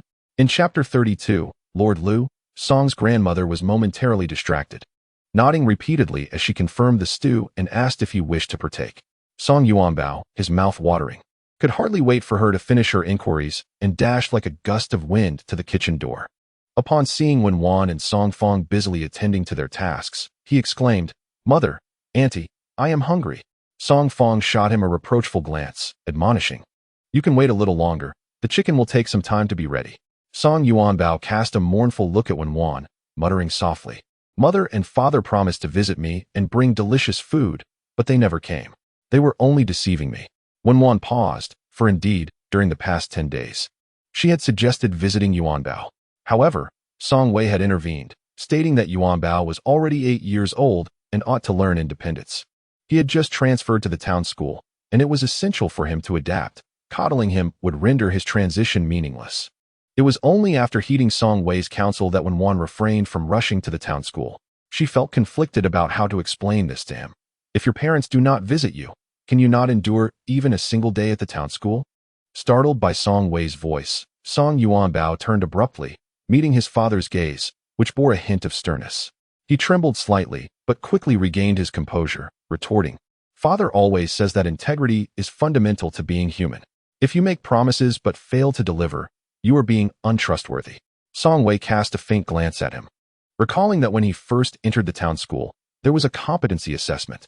Have you spent the last 10 days lamenting your family instead of preparing for exams? Speaking of assessments, Song Yuanbao pressed his lips together and fell silent. A flicker of understanding crossed Song Wei's eyes. Didn't he perform well? Song Yuanbao lowered his head, and after a long pause, he managed to squeeze out a confession through clenched teeth. I overestimated myself. Song Wei was not the least bit surprised. It is commendable that you can recognize your shortcomings. The pursuit of knowledge demands a grounded approach, taking one steady step at a time. To arrogantly rely on nascent talent, having barely scratched the surface, is akin to a frog sitting in a well, oblivious to the vast sky above. As Song Yuanbao listened to the admonition, the earlier resentment towards his parents had long dissipated, replaced by a profound sense of shame. During dinner, the elderly matriarch inquired why her eldest grandson had lost weight after just a few days. Song Yuanbao explained that upon entering the school, he had faced an ability assessment and had been preoccupied with exams, neglecting his meals and sleep. In truth, when he received the notification for the exam, he felt that after years of learning alongside his father, he had surpassed the teachings of the town school masters. A mere competency assessment seemed trivial, and thus he maintained his usual routine, eating and sleeping as he pleased, without much revision or contemplation of potential questions. However, once in the examination room, as the papers were distributed, he found himself taken aback by the questions posed by the master. After 3 consecutive assessments, Song Yuanbao's mental state crumbled. Whether he performed well or poorly, he needed no commentary from the master. He already had a clear understanding within himself. Therefore, his weight loss was not due to the busyness of examinations, but rather the result of his inability to eat or sleep after the assessments concluded. Old Lady Song inquired about his examination results. Song Yuanbao, feeling a twinge of guilt as he glanced at Song Wei, mustered his courage and replied that it was satisfactory. Old Lady Song praised him, declaring that her eldest grandson had always been a clever child, and if he exerted himself further at the town school, he would surely achieve the same top honors as his father did in his time. Upon hearing these words, Song Yuanbao felt as though the nourishing broth he had savored had lost its flavor. He recalled the first day of school when the tutors, upon learning he was Song Wei's son, regarded him with eyes aglow with admiration for a prodigy. Thus, when he occasionally dozed off in class, the tutors would think, the son of a genius must also be a genius. Having spent so many years under Song Wei's tutelage, it was assumed that he had already been exposed to the 4 books and 5 classics.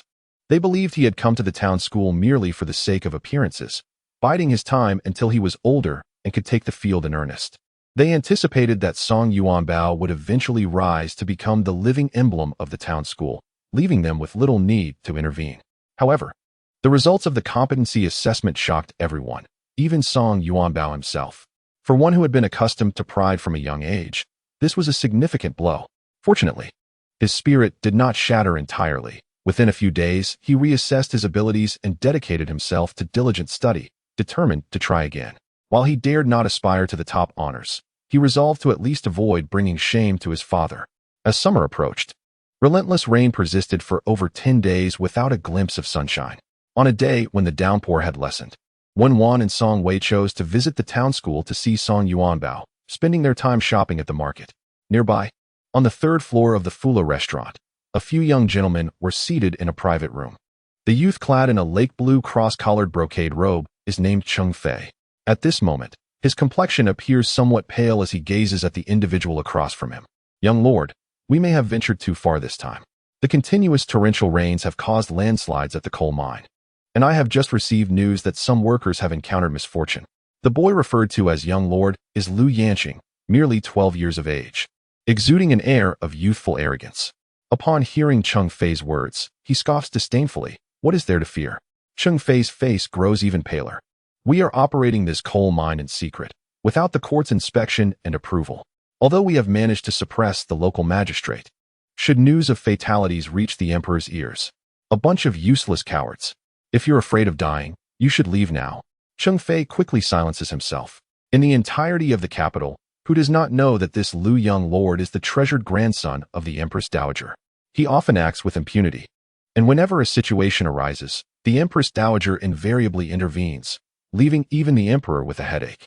Their audacity to secretly collaborate with Liu Young Lord to operate the coal mine for profit stems from their confidence that someone will take the blame should an incident occur. Even if a life is lost, once the Empress Dowager intervenes, neither the local magistrate nor the emperor would have any recourse. Chapter 33. Grievous tidings. When one purchased a flaky pastry and osmanthus cake from a confectionery named King Xianjuan, each wrapped in oiled paper. A parasol stood at the entrance of the shop, droplets of rain cascading down its canopy, leaving a small patch of water on the bluestone floor. The rain continued to fall outside, the ground accumulating a thin layer of water, creating a damp atmosphere. With one hand holding the delicacies and the other steadying the umbrella, she made her way towards the study not far ahead. Song Wei was still inside the study, selecting ink blocks and paper. Liu Yanqing dismissed the youthful chatter that had buzzed around him moments before, stepping to the window to gaze outside. Suddenly, a captivating figure intruded upon his vision. The foot traffic in the small town was already sparse, and the incessant rain had driven many to shutter their doors and remain indoors. On the tranquil street, she walked slowly, her oiled paper umbrella resembling a blossoming white camellia, captivating attention. Liu Yanqing squinted slightly before turning and descending the stairs. At the door of the study, Wenwan closed her umbrella, gently flicking off the raindrops that clung to it. From a distance, she spotted a young gentleman, seemingly 12 or 13 years of age, adorned in luxurious attire, hastening towards her without an umbrella. Without a moment's hesitation, Wenwan turned back into the shop, seizing Song Wei's hand and pulling him outside. A sudden intuition gripped her. She sensed that this young man would soon send his subordinates to forcibly take her away. Though she did not recognize him, her instincts warned her that he was no benign character. As an ordinary couple, they were ill-equipped to confront such powerful figures and could only seek refuge. Song Wei had just selected some paper and ink, yet before he could complete the transaction, Wenwan tugged him outside, leaving him bewildered and questioning the sudden urgency. He bent down to retrieve the oiled paper umbrella, unfolding it. Wenwan had no intention of pausing to explain. She simply led him in the opposite direction of the approaching young man. Liu Yanqing braved the rain, only to find himself at a loss as he turned to see the couple had already distanced themselves. His brow furrowed in frustration. Had it not been for the vague familiarity he felt towards the woman, he would not have ventured out into the rain to seek her, only to have her slip away unexpectedly. As they exited the street and entered a sheltered alley to evade the rain, Wenwan came to a halt. She glanced at Song Wei, who had hurriedly shielded her with the majority of his umbrella, leaving his left shoulder damp. Quickly, Wenwan attempted to dry it with her sleeve. Song Wei grasped her hand firmly, assuring her it was unnecessary. Concerned for his health, Wenwan expressed her worry that he might catch a cold. With a gentle smile, Song Wei replied, "My physique is robust. I am not so fragile." After a moment's reflection on her earlier, unusual behavior, he could not resist asking, "Why did you suddenly pull me away?" Wenwan shyly smiled, fabricating an excuse that she found the items in that shop too expensive and suggested they seek another store. Was that the truth? Song Wei regarded her with a subtle smile, one imbued with the allure of a mature man. Despite sharing the same bed each night, Wenwan's heart raced and her cheeks flushed at his gaze. Observing his little wife's embarrassment, Song Wei's amusement deepened, and he chose not to press her further about her indiscretion. They indeed visited a different shop to purchase more affordable ink blocks and paper. And then the couple proceeded to the town school to visit Song Yuanbao. Ultimately, young Lord Liu was merely 12 years old, and his limited experience rendered him incapable of shouldering the burdens of adulthood. Thus, upon hearing Cheng Fei's account, his complexion drained of color. Liu Yanqing inhaled deeply, his gaze darkening as he asked, "How many lives were lost?" Cheng Fei shook his head, stating, "I arrived as swiftly as I could. The full extent remains unknown for now." Liu Yanqing contemplated for a moment before resolutely declaring, "All confirmed casualties must be struck from the roster. A new list shall be compiled, retaining only the names of the living." Cheng Fei was so frightened that his legs turned to jelly. Did the young marquis intend to leave no witnesses? Liu Yin sneered coldly, asserting that as long as he did not confess, the deceased had never worked under him, and their deaths bore no relation to him. What if they choose to report this to the authorities? Cheng Fei pondered. If the governor of Ningzhou and the county magistrate dared to intervene, they would be awaiting the loss of their official titles. After careful consideration, Cheng Fei conceded that the young marquis had a point. The Dawanshan coal mine was indeed operating illegally. Should the governor of Ningzhou and the county magistrate dare to entertain this case, once it escalated, the court would inevitably hold them accountable. If the matter spiraled out of control, they would find themselves in an irretrievable predicament. After the rain, the roads were muddy and slippery. Song Fong had prepared dinner and was setting the table in the kitchen when a sudden, urgent knocking echoed against the closed courtyard door, amplified by the rain. In the west room, Song Wei was still changing clothes. When Wan, noticing that no one was coming to answer the door, opened her umbrella and hurried over. Upon opening the door, she was taken aback to find her father standing outside. Quickly, she pulled him inside, insisting that he should first take a hot shower and change his clothes before discussing anything. However, her father remained rooted to the spot, as if burdened by 1,000 pounds, his eyes bloodshot and his face clouded with sorrow. "Wan Yang, I am truly sorry," he said, wiping his face and choking on his words. "I was the one who sought out your grandfather at the mine, but I never imagined that the coal mine was operating illegally. After we arrived, there was never any promise of 51 a day. Those scoundrels have utterly disregarded our humanity. Anyone who works slowly is met with the lash. Both your father-in-law and I are no longer young. We cannot endure such relentless toil day and night. Last night, I sought counsel with him, contemplating an opportunity to escape secretly. However, I did not anticipate that this morning calamity would befall the mine. Your father-in-law." Wen Wan's complexion shifted dramatically as she clutched the sleeves of Wen Fu, urging him to complete his words. "The mine collapsed, and your father-in-law did not emerge." As Wen Fu's words fell, a sudden crash echoed through the air. Unbeknownst to them, Song Posey, holding a basin of water and standing at the back, lost her grip, causing the basin to tumble to the ground. Chapter 34. The Drum of Injustice. The dreadful news brought by Wen Fu cast a shadow over the Song family. Dinner was served, yet no one dared to lift their chopsticks. Song Posey wept uncontrollably, while Song Fong attempted to console her mother, discreetly wiping her own tears. Wen Fu, neglecting to clean the yellow mud from his clothes, squatted against the outer wall, his heart heavy with anxiety. Wen Wan glanced at Song Wei, noticing his furrowed brow and the pallor of his face. She felt a deep discomfort within. She could sense impending misfortune, yet failed to foresee her father-in-law's predicament. Was it true that apart from herself and Song Wei, she was blind to the adversities befalling those close to her? After a prolonged silence, Song Wei turned to Wen Fu, inquiring whether the officials had retreated when her father-in-law escaped.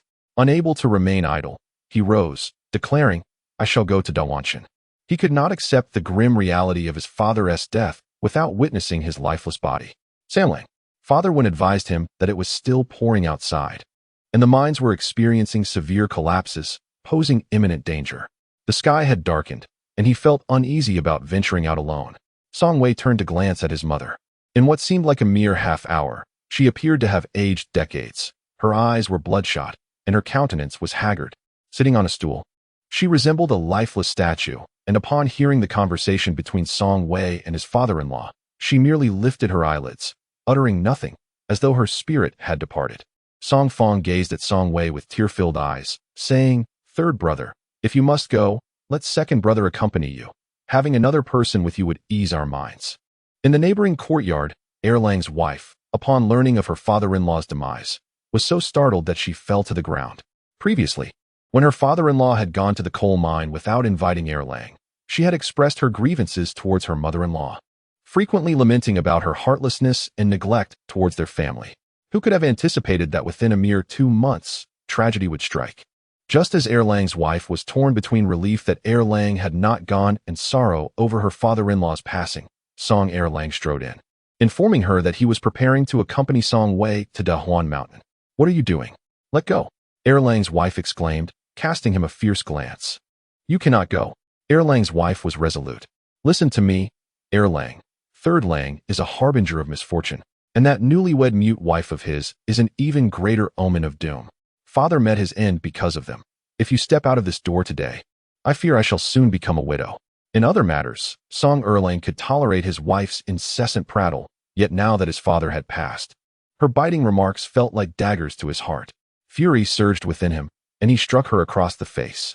"Tian Sufan, if you dare utter another foolish word, believe me, I shall strike you again." At first, his wife was taken aback by the blow, but soon her anger eclipsed his.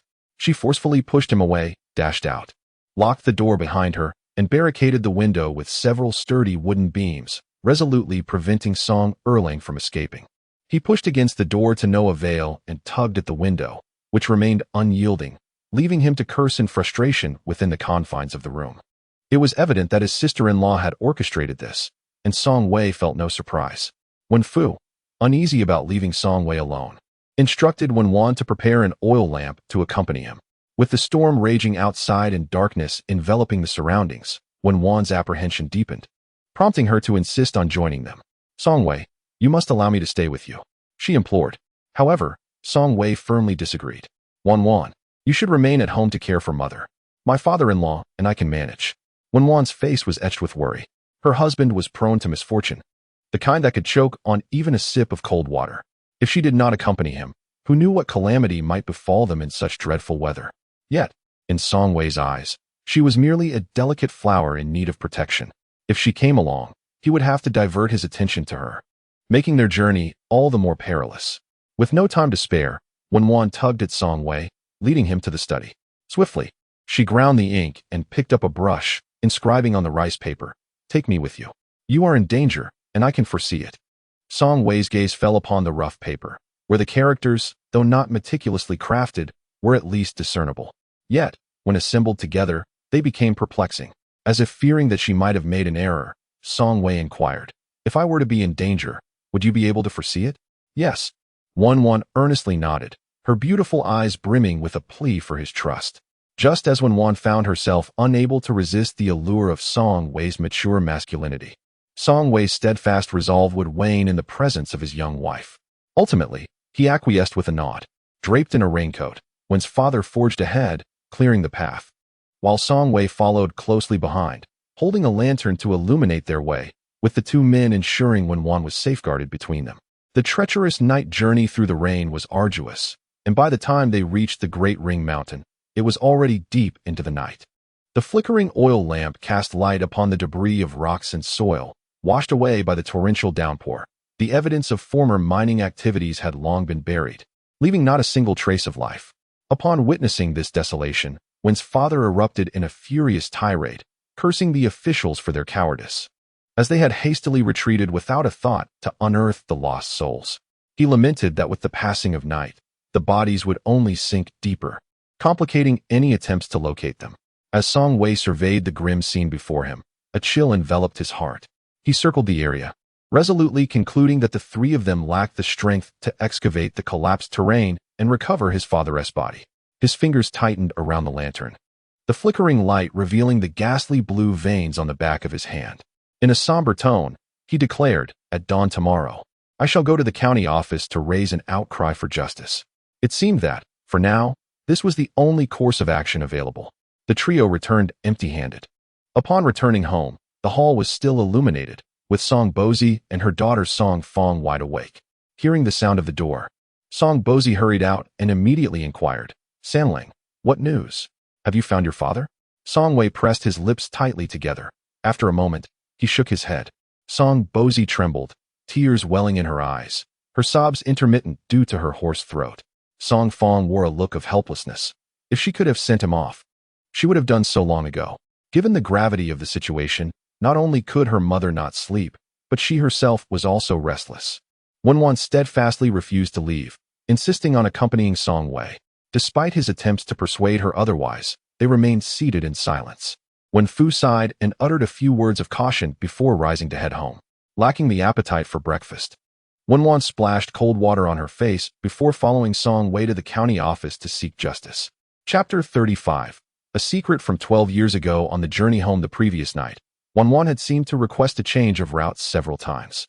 At that moment, he merely assumed the young girl was fatigued from their long trek and complied with her wishes. In hindsight, however, it was clear that her intentions were more profound. Even though she appeared delicate and fragile, she had managed to traverse the treacherous paths alongside two grown men without faltering or becoming a burden. Remarkably, the three of them navigated the muddy, arduous trails without incident. Such occurrences, though seemingly trivial, stirred a sense of unease within him. Xiezhang had mentioned that since his engagement, he had not encountered a single misfortune, great or small. Song Wei began to recognize this oddity. For someone who had been plagued by misfortune throughout his life, the current tranquility felt unsettlingly peculiar. It was precisely for this reason that a certain revelation beckoned, She had never spoken untruths from the very beginning. She claimed to possess the ability to bring fortune to her husband, and indeed, it was true. She also asserted that she could foresee the dangers he would encounter, and that too was genuine. Song Wei turned his head. At the age of 15, the little girl was merely 3. Before her mother, Lu, departed, she entrusted her daughter to him, imploring him to care for her throughout her life. The little girl wept incessantly, chasing after Lu's carriage through the frigid snow, and inadvertently fell into an icy pit. From her 3rd to her 15th year, over the span of 12 years, he feared that his ill fate would cast a shadow over her. Thus he never dared to approach her directly, choosing instead to watch over her from the shadows. The extra grass in the basket while he was gathering fodder was not a figment of imagination. It was his silent offering to her. When he took the cattle to the mountains, the vines that shaded her head while she slept at the foot of a tree were discreetly pulled by him. On snowy days, aware of her relentless spirit in attending village school to eavesdrop on the teacher's lessons, he would rise early to clear the snow from the edges of the fields for her. Over the course of 12 years, he witnessed her transformation from a delicate, cherubic infant into a stunning young woman. As for when he shifted his perception of the little girl, whom he had regarded as a sister, to the one who occupied his heart, he could not pinpoint the moment. Perhaps it was 2 or 3 years ago when he intentionally allowed Yuan Bao to approach her, or perhaps it was even earlier. It was precisely because he cared deeply and would not permit others to intrude that he chose an opportune moment to present himself upon hearing of her impending betrothal. Their so-called first encounter at the village school was not mere coincidence. It was a carefully orchestrated event. Even later, when he specifically sought to persuade Wen's father regarding the marriage, it was a premeditated act. On that day at the Wen residence, he uttered but a single sentence. 12 years ago, when Aunt Lu departed, I promised her I would care for Wan for a lifetime. Wen Fu was entirely unaware of such matters until he conversed with Song Wei, who recounted some circumstances from years past. Only then did he feel reassured enough to bestow his daughter's hand upon him. This perplexed Wan, who could not fathom why her father had initially opposed her union with Song Wei, only to change his stance after his visit to the Wen household. However, the outcome was not unfavorable. At least 12 years later, she willingly embraced him, becoming his wife. Wan was cautious not to succumb to a deep slumber. Upon arriving in the county town, she was roused by the bustling sounds surrounding her. Upon opening her eyes and realizing she was leaning against Song Wei's back, she promptly sat up and rubbed her drowsy eyes. Song Wei remarked, "We have entered the county town. Let me take you to have something to eat." Wan hurriedly shook her head, declaring she had no appetite, as her father-in-law's case remained unresolved, rendering her unable to eat a single bite. Song Wei observed her intently. "You did not have dinner last night. If you neglect to eat something now, your stomach will surely suffer." Still, Wan refused, stating that since he was not eating, she could not bring herself to do so either. Not wishing to press her further, Song Wei purchased a bowl of steaming soy milk and a basket of dumplings from a breakfast stall, offering them to her. Under his gentle insistence, she eventually drank the soy milk, and her frigid body soon warmed up. She did not keep the dumplings to herself, sharing half with Song Wei. He initially had no desire to eat, yet seeing her determination, her stance that if he did not eat, she would not either, he reluctantly accepted the offering and ate a couple of dumplings casually. Upon reaching the county office, the couple was taken aback to find a throng gathered before the entrance, all clad in mourning attire. From their conversations, it became evident that they were the bereaved families of the workers who had perished in the mining accident the previous day. Some wept sorrowfully, while others were expressions of fierce anger, yet none dared to strike the drum of injustice. Undaunted, Song Wei halted his ox cart beneath a gnarled tree and instructed Wan to remain seated and refrain from wandering. He strode purposefully towards the drum and, with great force, struck it with the mallet. Shortly thereafter, a bailiff emerged from within the gates, visibly irritated, and asked, "Are you also here regarding the mining issue?" Song Wei nodded affirmatively, inquiring when the magistrate would convene. "You have arrived too early. The county magistrate has not yet risen." The bailiff's tone was dismissive, as if he longed to brush Song Wei off with a few curt words. Furrowing his brow, Song Wei pondered how such a significant case could allow the magistrate to sleep so soundly. The bailiff, suddenly incensed, bellowed, "Impudent! Do you think this place permits a commoner to slander the esteemed magistrate?" With that, he summoned several other bailiffs to apprehend Song Wei and bring him to account. "Halt!" A languid voice echoed from within, belonging to Magistrate Lu of Pingjiang County, who possessed a rotund figure and beady eyes, his official robes strained to the point of distortion. As he emerged, hands clasped behind his back, he cast a glance at Song Wei and remarked, "What commotion is this at the county office so early in the morning?" The miners and their families outside, upon sighting the esteemed magistrate, had already knelt, trembling in reverence, and bowed their heads. Song Wei did not kneel, but steadfastly gazed at Magistrate Liu, his countenance betraying little emotion. Over 2 months prior, the local government had issued a notice declaring that the court intended to exploit coal from Mount Dahuan, recruiting a substantial number of miners at the wage of 50 won per day. However, the common folk had recently learned that the coal mine at Mount Dahuan lacked official imperial authorization, and tragically, many lives had been lost just yesterday. With audacity, the commoners sought justice from the magistrate. The others kneeling on the ground echoed in unison, pleading for the esteemed magistrate to uphold righteousness. Magistrate Liu surveyed the crowd, a flicker of disdain crossing his eyes, yet he feigned the benevolence characteristic of a local official. In a loud voice, he proclaimed, "I understand your sorrow over the loss of your kin, yet death cannot be undone. Even if you were to strike your heads against the ground here today, they shall not return to life, will they?" Emboldened, one individual spoke up, "Surely, there must be some explanation for this matter.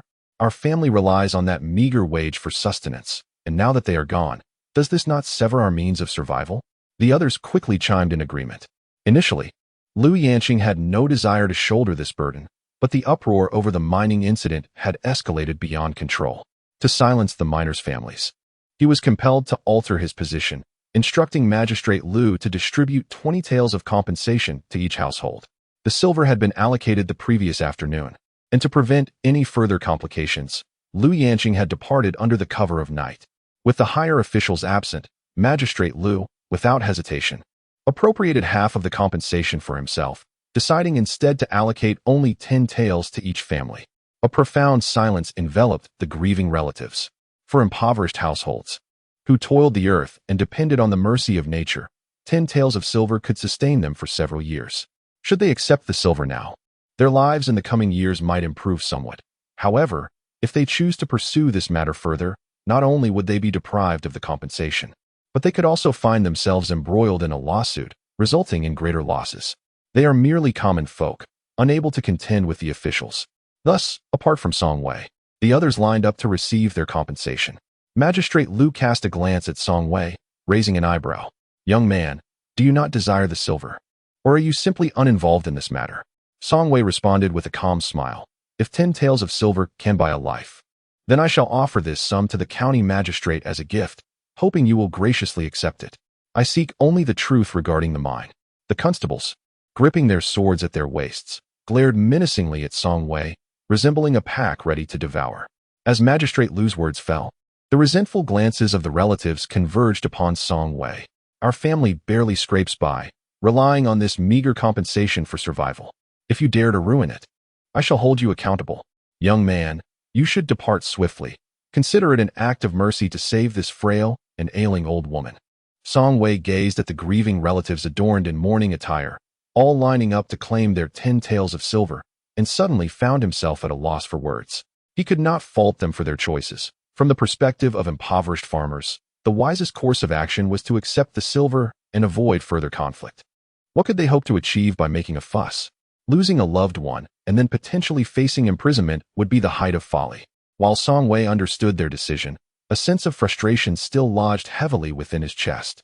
In the eyes of the powerful, the lives of the common folk are as insignificant as weeds, to be enticed with benefits when needed, and oppressed by authority when not. The worth of a life reduced to merely 10 taels of silver is indeed a profound absurdity. Observing his despondent expression, Wenwan took the initiative to grasp his hand, inscribing a few words in his palm, supplemented by sign language, conveying the essence. "My dear, do not lose heart. Next year, you shall partake in the examinations. Once you attain power, you will be able to protect those whom you wish to safeguard." Song Wei gazed into her innocent, crystalline eyes, pondering if she truly believed in him. Of course, she did. She would steadfastly support him. A smile blossomed upon Wenwan's lips. She reflected that perhaps the death of his father and the somber scene of the day had deeply chilled his heart, simultaneously igniting a man's ambitions and aspirations.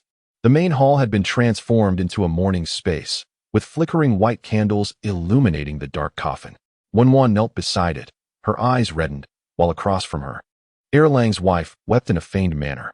Dressed in mourning attire, Song Wei was outside attending to those offering assistance when he suddenly heard an astonished voice from outside. Sen Lang, what has happened to our family? Who is in trouble? Chapter 36. From mourning feast to reunion feast, Song Wei's exclamation left the gathered crowd in the courtyard in stunned silence. Wen's father, precariously balancing on a bamboo ladder while affixing white flowers to the doorframe, nearly lost his footing.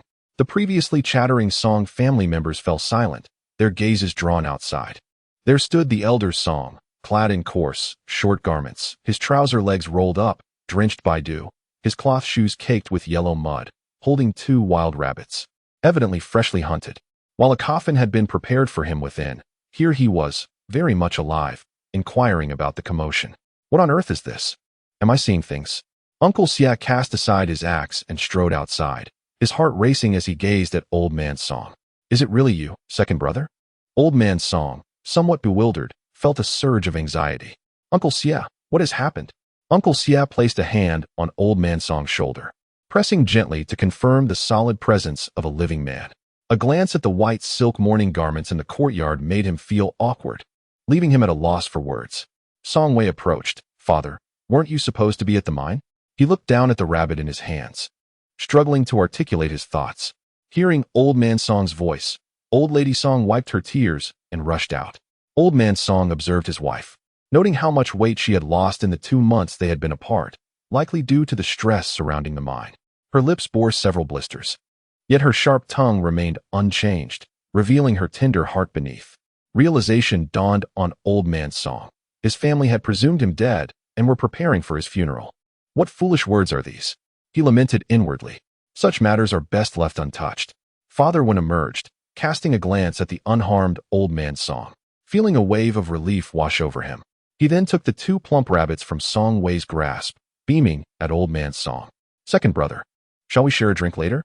Of course, Old Man Song replied, nodding repeatedly, his usual reticence momentarily forgotten. The somber atmosphere of the morning gathering quickly transformed into a joyous reunion feast to celebrate Old Man Song's return. In Chapter 37, the wild boar could not feast on fine grains. Today, many had come to lend a hand. No one had left.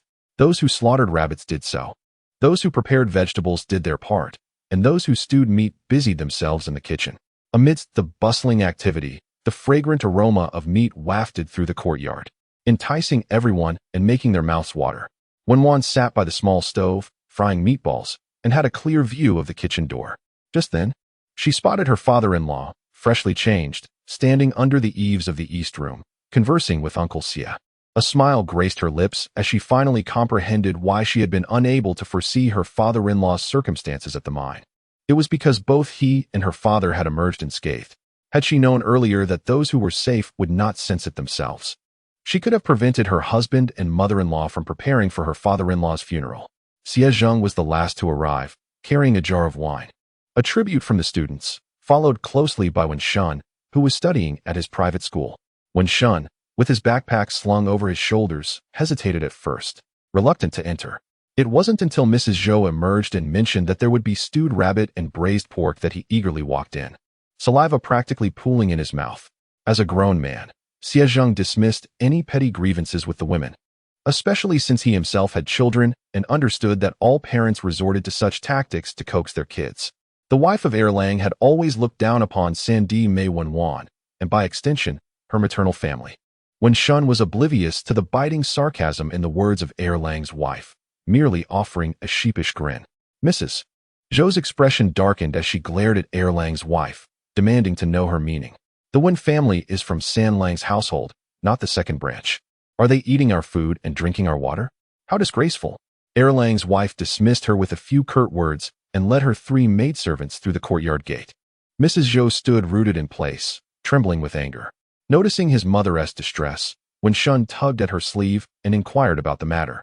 Wen Shun was already enticed by the tantalizing aroma of meat wafting from the kitchen, and upon hearing that they would not be dining, she was unwilling to comply.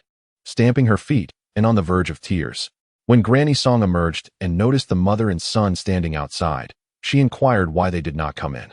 Zhou, initially planning to turn away in disdain, reconsidered, realizing her stepdaughter would continue to reside in the Song household and would require annual respect from Song Sanlang. Therefore, she could not afford to ruin her relationship with her mother-in-law. With a forced smile, she remarked that their daughter-in-law had mentioned there were not enough benches inside, so they would refrain from taking up space. Upon hearing this, Granny Song's expression soured.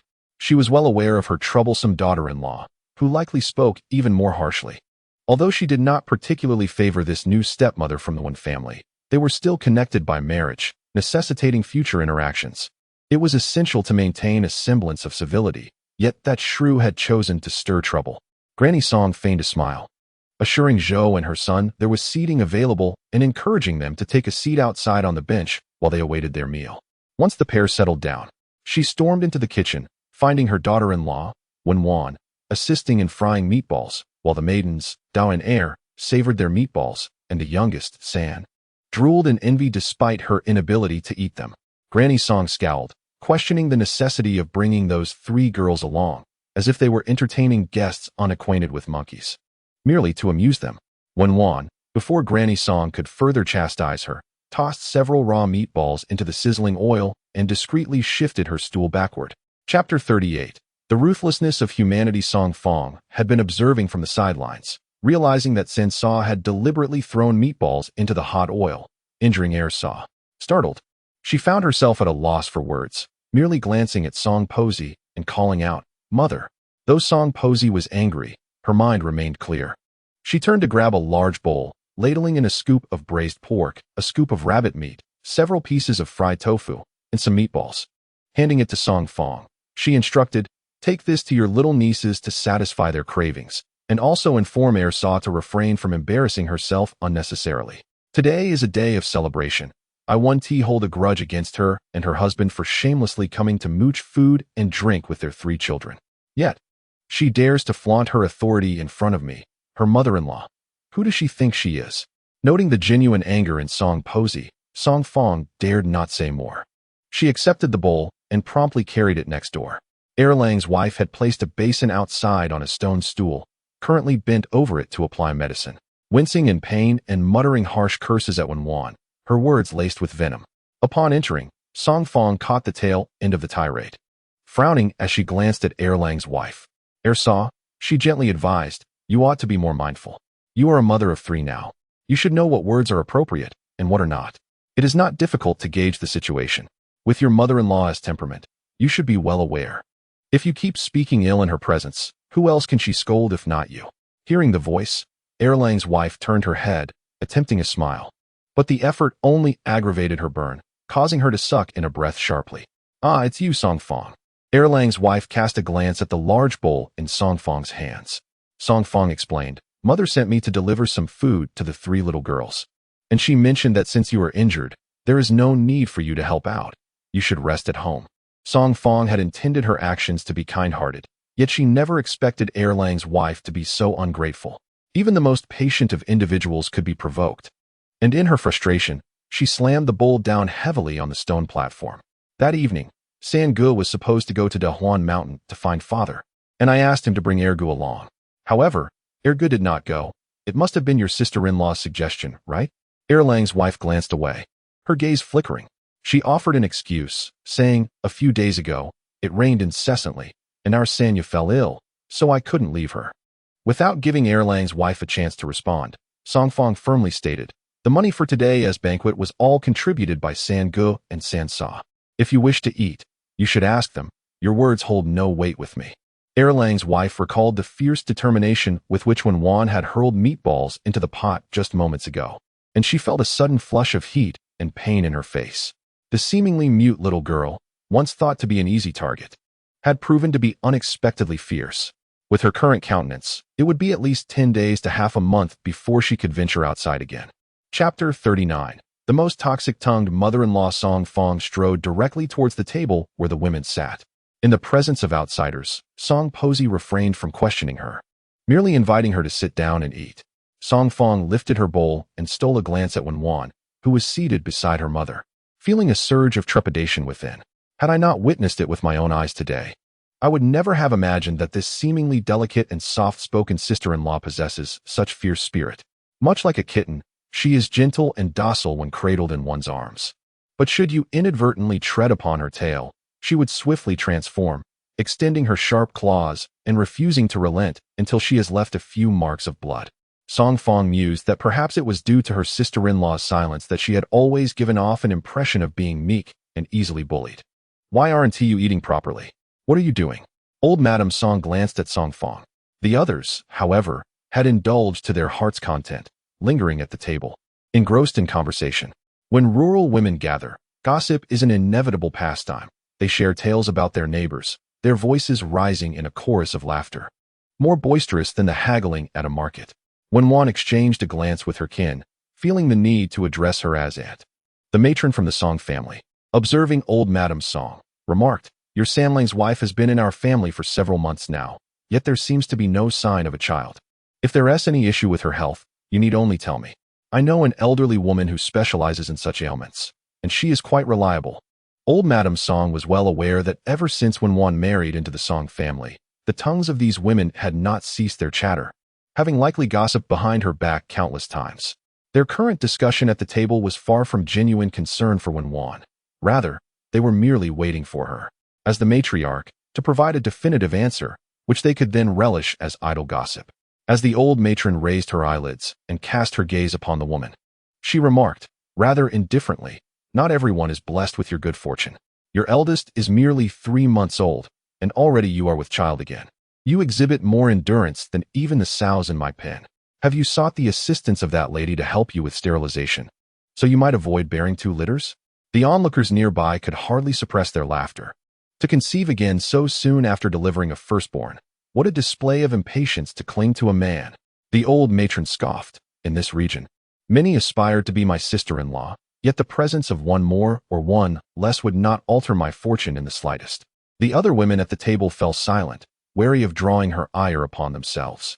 In this vicinity, if one were to speak of the most acerbic tongue, it would undoubtedly belong to the old matron.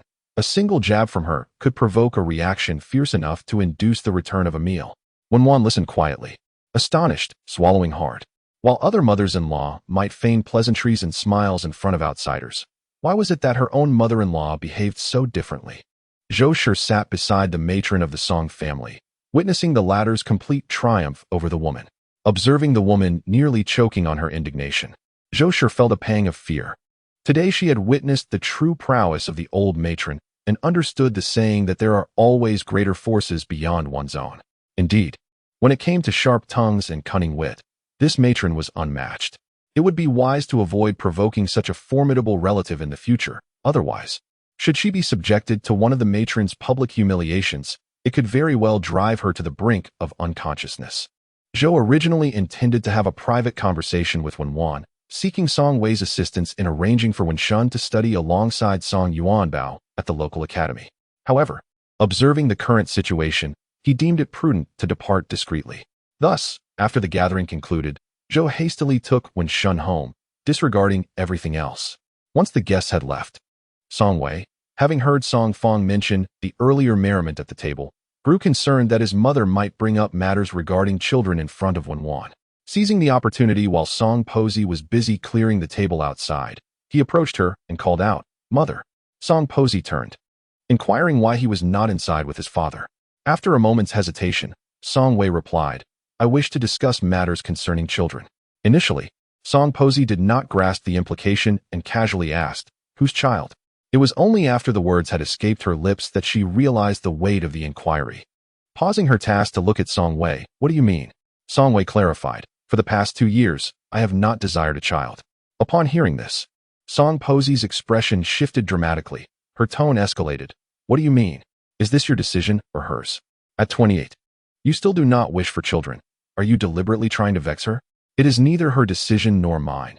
It is a necessity," Song Wei replied, his voice steady, unfazed by his mother's probing. He continued, "I have resolved to take the examination next year, and it is essential that one accompanies me throughout this journey.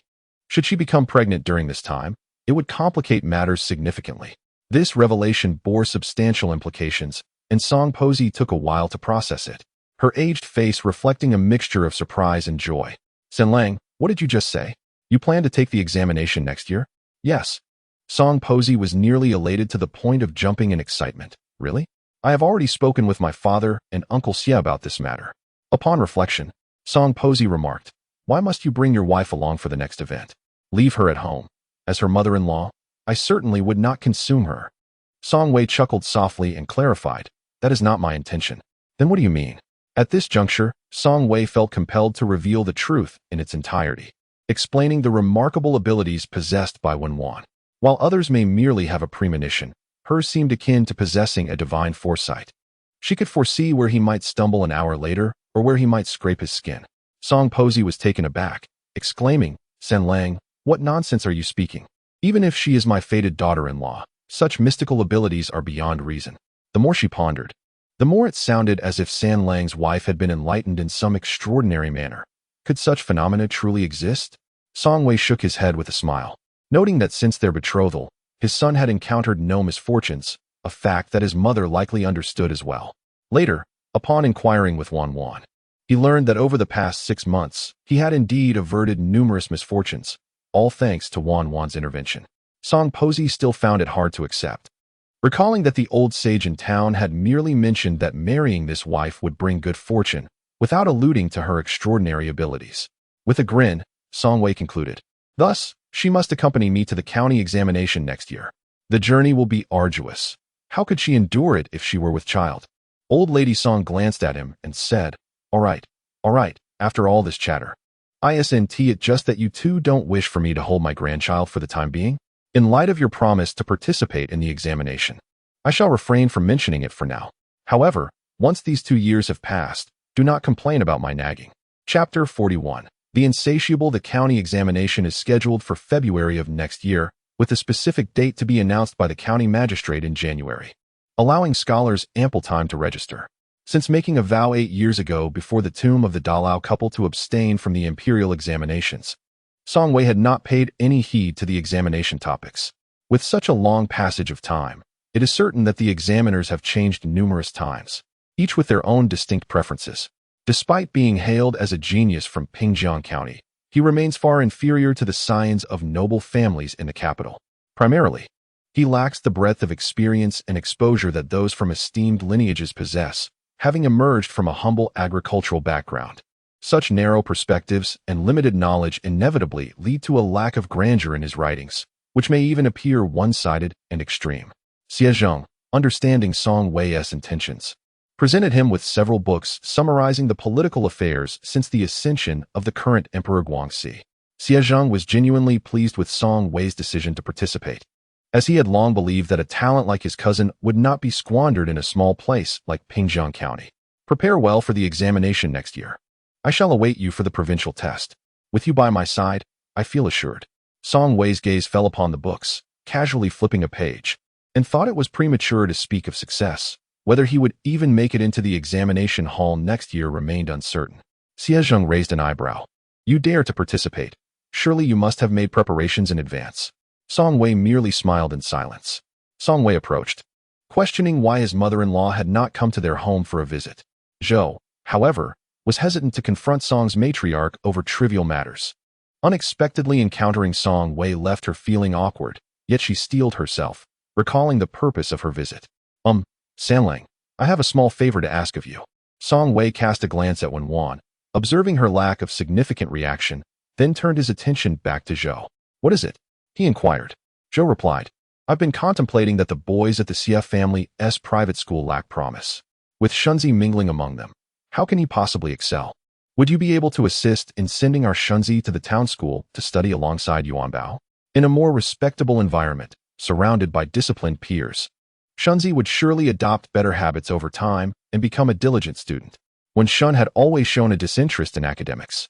Since his enrollment, he frequently played truant or bullied other children, even resorting to stealing, hiding their writing tools, and causing them to weep inconsolably. Xie Zheng, known for his strict approach to education, had resorted to wielding a rod against Wen Shun's palm and punishing him with physical exercises outdoors. Zhou harbored grievances against Xie Zheng, believing him to be an insignificant, unsuccessful scholar who had just opened a private school, yet carried himself with unwarranted arrogance. She feared that her promising son would be squandered under such instruction and thus sought her son-in-law's assistance, hoping that their familial connection would afford her son some leniency from the town school's instructors. Upon hearing this, Zhou was momentarily left speechless. Chapter 42. The Cunning Sanlang. 1. When Shun had only just begun his studies, and even now, he could barely recognize a handful of characters, his writing resembling the scrawl of a dog.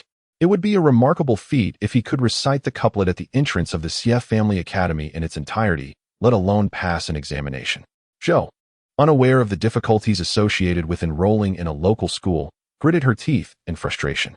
She turned to Song Wei, recalling that Sanlang had previously attended the town academy. Surely the tutors there would recognize him.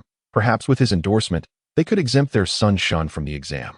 If that good-for-nothing Song Yuanbao could gain admission. Zhou could hardly believe her own son would be incapable.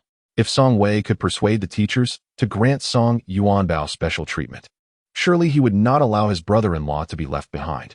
Wenwan rolled her eyes in exasperation. She had never noticed before, but today she realized just how shameless her stepmother was.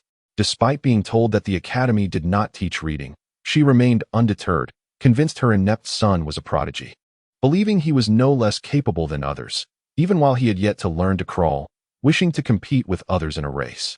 The Song family was marrying off a daughter, yet Zhou insisted on bringing her own family along for the ride, expecting Song Wei to shoulder every responsibility. Wenwan was not oblivious. She could see how Zhou gushed over her son-in-law in front of outsiders, while showing little regard for her own daughter. Though she had not raised a single daughter, she treated her son-in-law as though he were her own child, delegating tasks to him, as if he were her eldest son. Having spoken so bluntly, Wenwan anticipated that Song Wei would refuse her request. To her surprise, he readily agreed. Very well, Zhou exclaimed, filled with uncontainable joy. I knew that with Sanlang in action, nothing would be beyond your capabilities. Song Wei replied, as long as you are prepared, I am ready whenever you are. Excellent. That's wonderful, Zhou exclaimed, her face aglow with joy as she quickened her pace towards the village by the river. Wenwan cast a glance at Song Wei, her expression tinged with a hint of gloom. Why did he insist on taking all the burdens upon himself when matters could be resolved with just a few words? Was he becoming addicted to meddling in her family's affairs? Before long, when Shun indeed withdrew from the Xie family's private school and accompanied Song Wei to the town school. Just as Zhou had predicted, the teachers at the town school were well acquainted with Song Wei and showed him great respect, effortlessly allowing Wen Shun to bypass the entrance examination and join a class directly. A complete set of the 4 books and 5 classics would cost nearly 10 taels of silver. Yet Wen Shun possessed a handwritten copy gifted to him by Song Wei upon his arrival. Upon entering the town school, he felt hesitant and, after taking his seat, dutifully opened his book. The teacher delivered the lesson directly, while his classmates around him were industrious and eager, taking notes diligently and writing with remarkable ease. However, as Wen Shun glanced at the book before him, he found not a single familiar character, and after an entire class, his mind was blank, consumed by the questions of identity and place. The teacher, possessing a gentle temperament, patted Wen Shun's shoulder before leaving, praising him for his earnestness and proper demeanor. Wen Shun managed a slight, sheepish smile in response. Chapter 43. The Cunning Sanlang. 2. Having arrived just a day prior, Wen Shun quickly discovered that not only was the teacher at the town school amiable, but his classmates were also kind. When he struggled to locate the dining hall, someone eagerly assisted him in getting his meal, and when he was unable to make his bed properly, others were more than willing to lend a hand.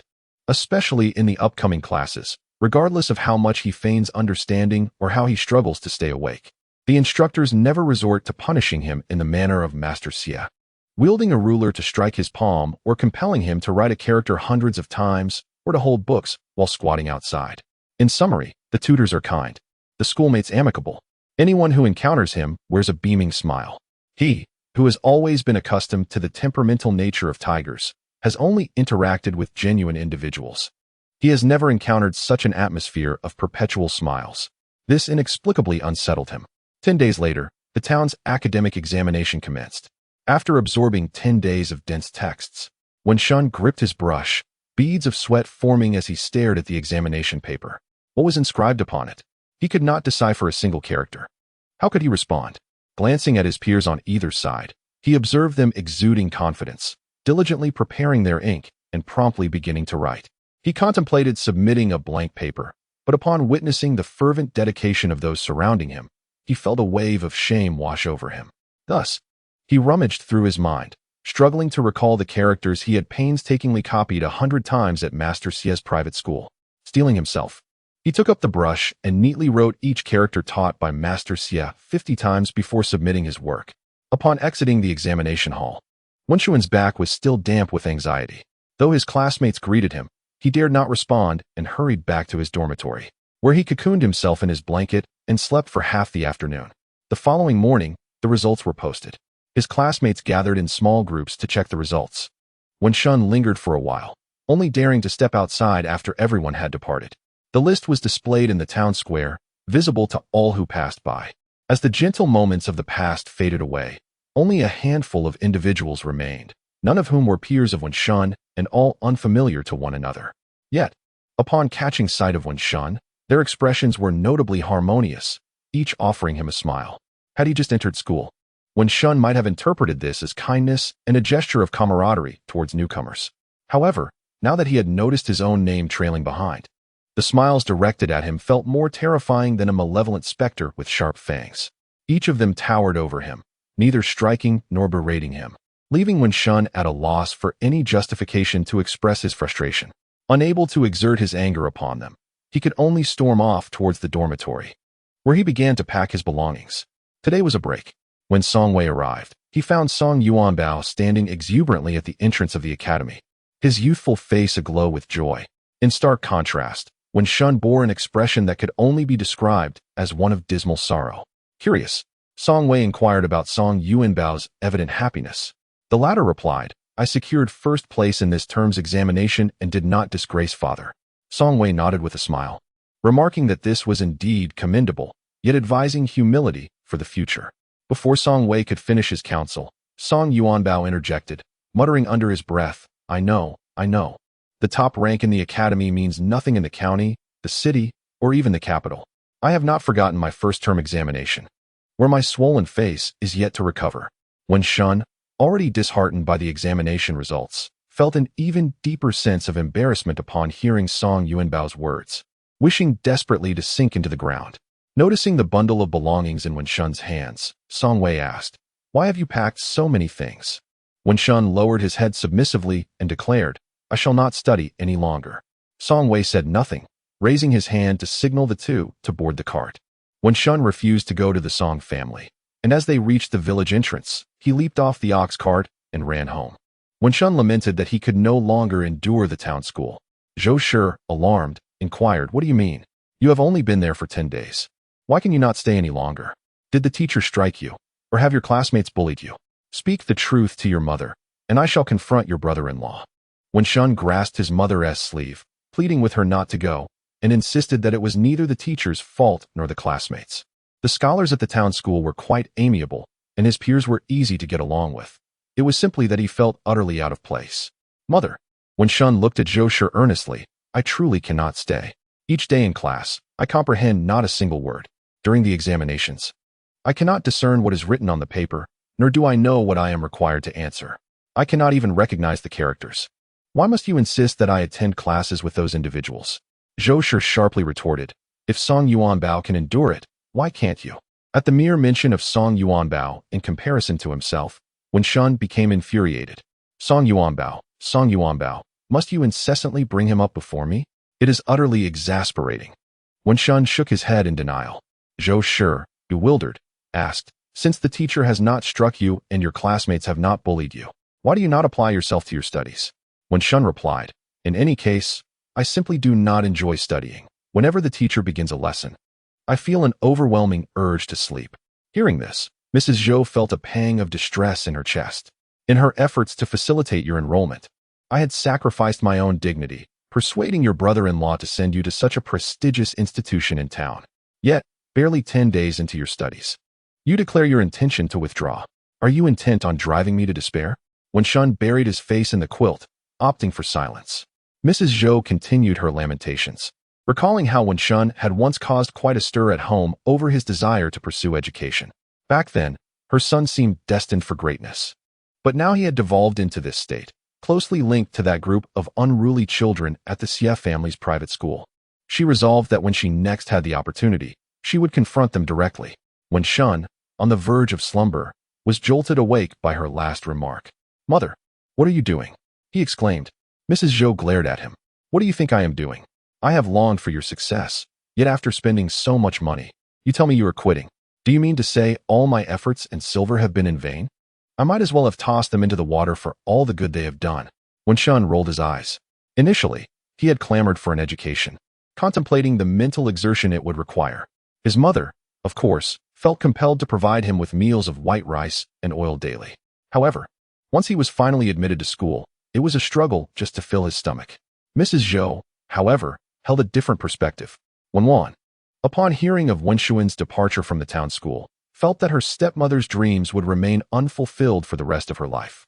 She glanced at Song Wei, who was bent over washing his hands at the basin, and although she had never thought deeply about him before, she now perceived an unsettling darkness in his demeanor.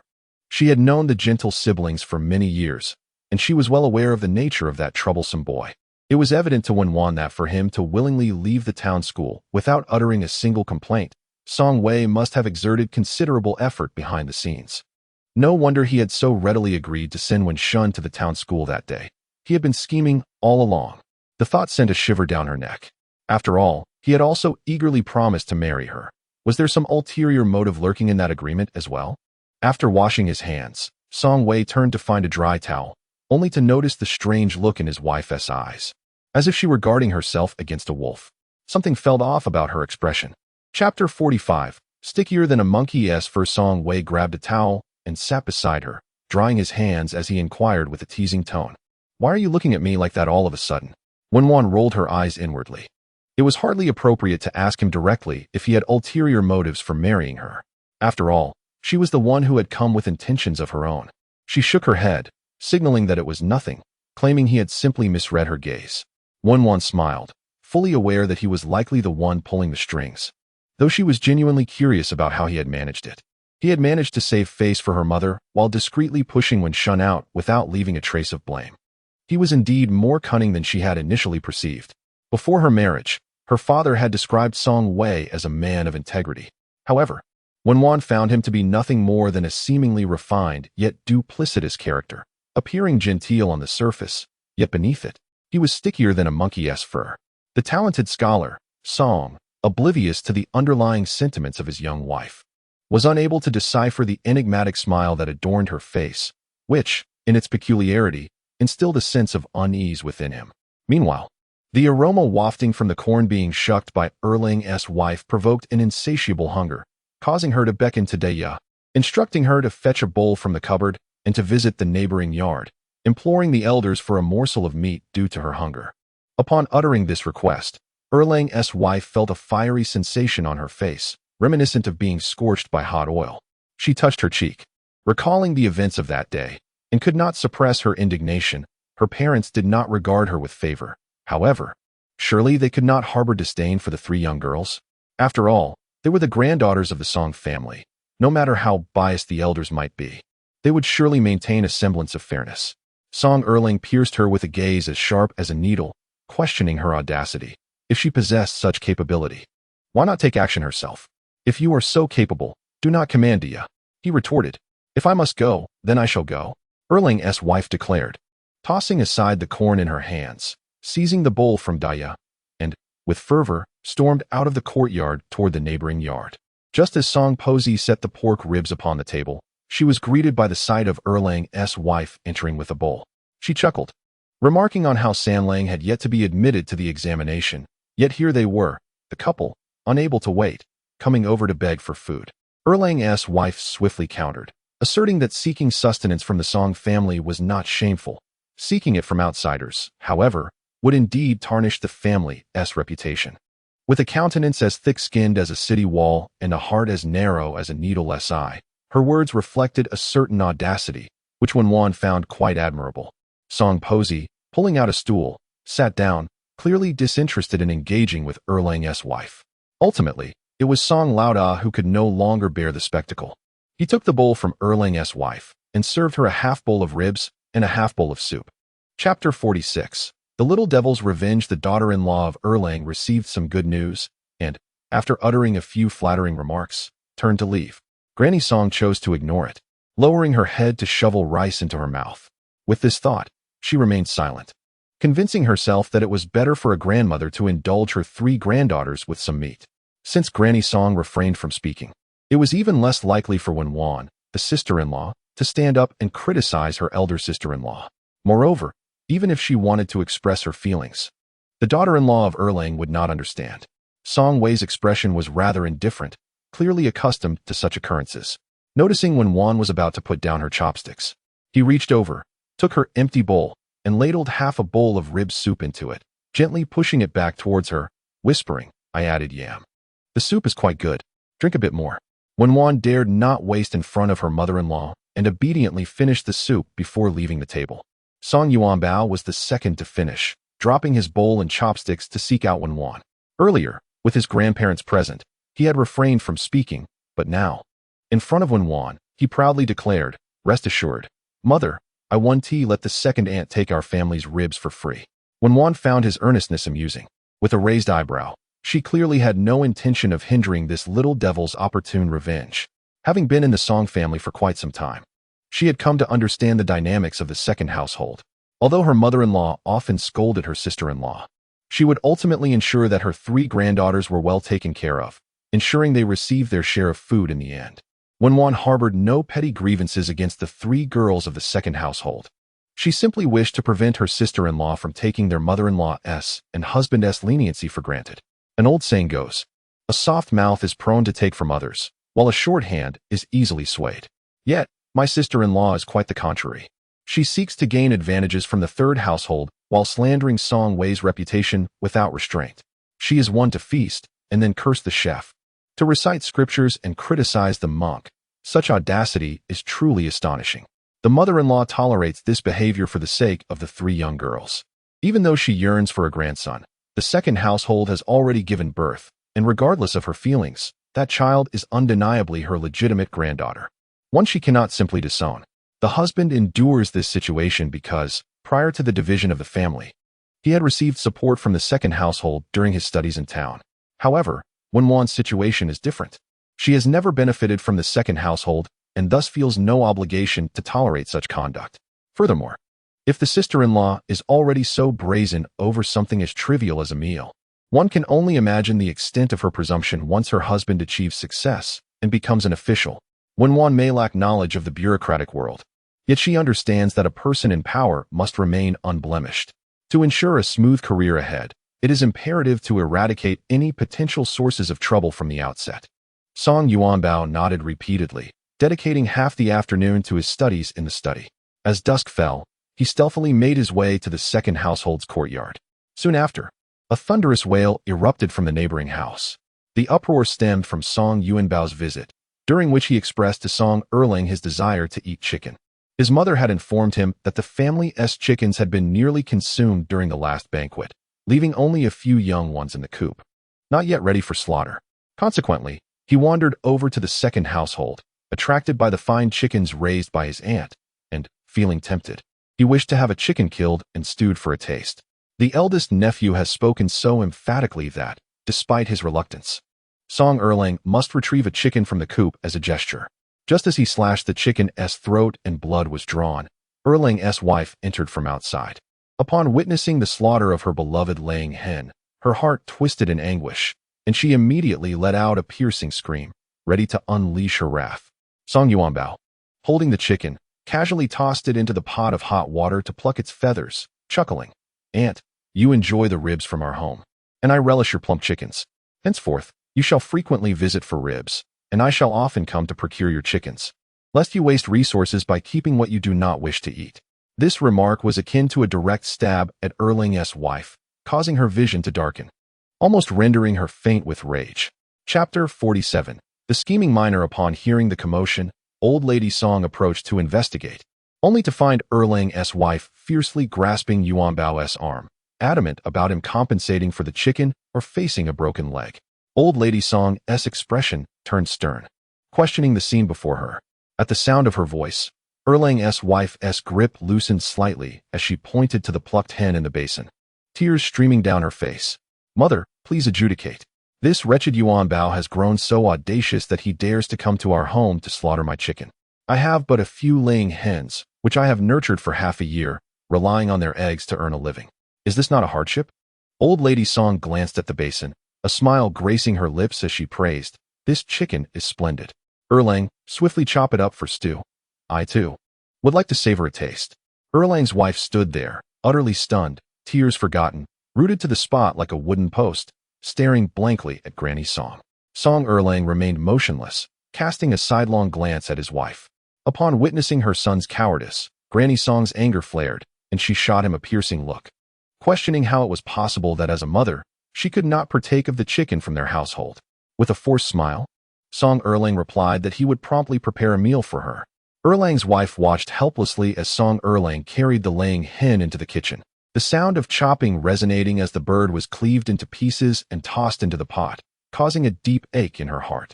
The pain was unbearable, yet she dared not voice her thoughts. Firstly, she feared her mother-in-law's wrath. Despite her own strong disposition, she was merely a daughter-in-law, and even after a potential separation, her mother-in-law would remain her superior. The reality was that she would have to seek her livelihood under her mother-in-law's authority. Should she cause too much of a ruckus, it would only lead to her own suffering. This bitter grievance could only be swallowed in silence. Granny Song, observing the expression on Erlang's wife's face, found a perverse satisfaction in her discomfort. She instructed Song Yuan Bao to fetch a chair, and the two of them settled outside to wait. Once the chicken was cooked, they did not allow Song Erlang to set the table. Instead, Granny Song retrieved a large bowl from their cupboard and ladled the chicken and broth into it, placing it on the stone bench outside. The pair, grandmother and grandson, each took a pair of chopsticks and began to feast. After the meat was consumed and the broth sipped clean, only a pile of chicken bones remained. When the duo departed, Erlang's wife sank to the ground, overwhelmed. Unable to cry, Song Erlang bent down to pull her up, but she refused to rise, covering her face with her hands, lamenting her plight and questioning the sins she had committed. The daughter-in-law of Erlang wiped away her tears with her sleeve. She truly dared not continue. With Wenwan orchestrating such an uproar and her mother-in-law adding fuel to the fire, it indeed achieved a long-lasting effect. From that moment on, Erlang's daughter-in-law no longer dared to visit casually, and the lives of both families finally settled into a state of peace. As the new year approached, during the first month, the county announced the date for the county examination to be held on the 18th of February. She did not conceal this information and found a way to inform Song Wei. Last year, due to the incident involving the Dahuan mountain coal mine, Song Wei had made an impression on the county magistrate. Thus, although Magistrate Liu was aware of Song Wei's name, he had never seen his face.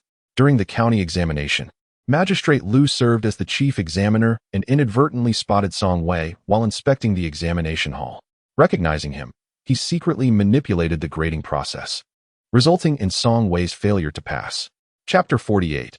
A couple's conspiracy. The Song family had been impoverished farmers for generations. Even though, by the time of Old Man Song, they had acquired some skills and their situation had improved, fundamentally, they remained ordinary people without any official titles. How could they contend with the officials? Wenwan raised her gaze to observe Song Wei, noticing he had fallen into deep thought, and refrained from interrupting him. The two sat in silence for quite a while, until Song Wei slowly spoke. "Wenwan, I have a question to ask you." Wenwan nodded, encouraging him to continue. Song Wei looked at her. "If I were to encounter some danger and you could foresee it, does that conversely mean that if you cannot sense anything, I will be safe?" Wenwan pondered for a moment and nodded affirmatively. In the past, she refrained from drawing hasty conclusions. However, following the incident involving her father and her father-in-law, she became increasingly convinced that her premonitions only foretold misfortune. If she sensed nothing, it meant all was well. "Are you certain?" Wenwan nodded, her expression imbued with newfound determination. Song Wei responded affirmatively and articulated his proposed strategy. After sharing his thoughts, he gazed earnestly at Wenwan and inquired, "If I were to proceed as planned, would you foresee any danger?" This left Wenwan in a quandary. Her premonitions were not subject to manipulation. They would sometimes manifest just moments before an event occurred. For instance, during their trek to Dawanshan that night, she had felt several times that he might unwittingly step off a cliff due to the darkness, prompting her to insist on a change of route. Yet, at other times, her premonitions arrived much earlier. Such was the case when she narrowly escaped being sold to Wang Kezi and the town's magistrate by her stepmother and Wu Pozi. Her forebodings had come well in advance, granting her ample opportunity to prepare and respond. At present, if Song Wei were to follow through with his intentions, she felt no ominous premonitions. However, who could guarantee that unforeseen circumstances would not arise just as he was about to act? Thus, after careful contemplation, when one concluded that he should not proceed alone, she insisted on accompanying him, so that should any ill fortune arise, they might devise a strategy to evade it, ensuring they would not suffer loss. Song Wei nodded in agreement. He had frequented the county long enough to glean considerable insights. In a county town, there resided a salt merchant known as Master Zhang, who had recently established his roots. For his business to flourish in Pingjiang County, it was imperative that he garnered the support of the local magistrate, who could afford him some leniency in policy matters. Magistrate Liu, on the other hand, had long set his sights on Master Zhang's enterprise, for the salt trade was lucrative, and the profits were substantial. Should he grant a modicum of leniency to facilitate Master Zhang's prosperity, it was inevitable that the merchant would bestow upon him a generous tribute each year. Thus, the two found themselves in a stalemate. One, unaware of the magistrate's disposition, hesitated to act for fear of attracting unwanted attention, while the other awaited the anticipated offerings that never materialized. It was in this context that Song Wei devised a strategy. Choosing an auspicious day, he accompanied his gentle wife to the county town, where they first sought an audience with Master Zhang, claiming to be a distant cousin of Magistrate Liu. Master Zhang had heard of Song Wei, a renowned scholar from Pingjiang County, albeit one whose fortune had not yet smiled upon him in the imperial examinations. In the mercantile world, luck often played a pivotal role, and thus, Master Zhang was initially reluctant to welcome him, fearing that his presence might bring ill fortune. However, upon learning of the familial connection to Magistrate Liu, his attitude shifted dramatically. He promptly dispatched someone to respectfully invite the couple inside, offering them the finest tea and refreshments. Before long, Master Zhang returned from outside, and upon seeing Song Wei, his face broke into a broad smile, his greeting warm and effusive. The unexpected visit from his nephew raised his curiosity, and he inquired if there was any pressing matter at hand. Yet, there was none. Song Wei held a teacup and took a sip, maintaining an air of calmness.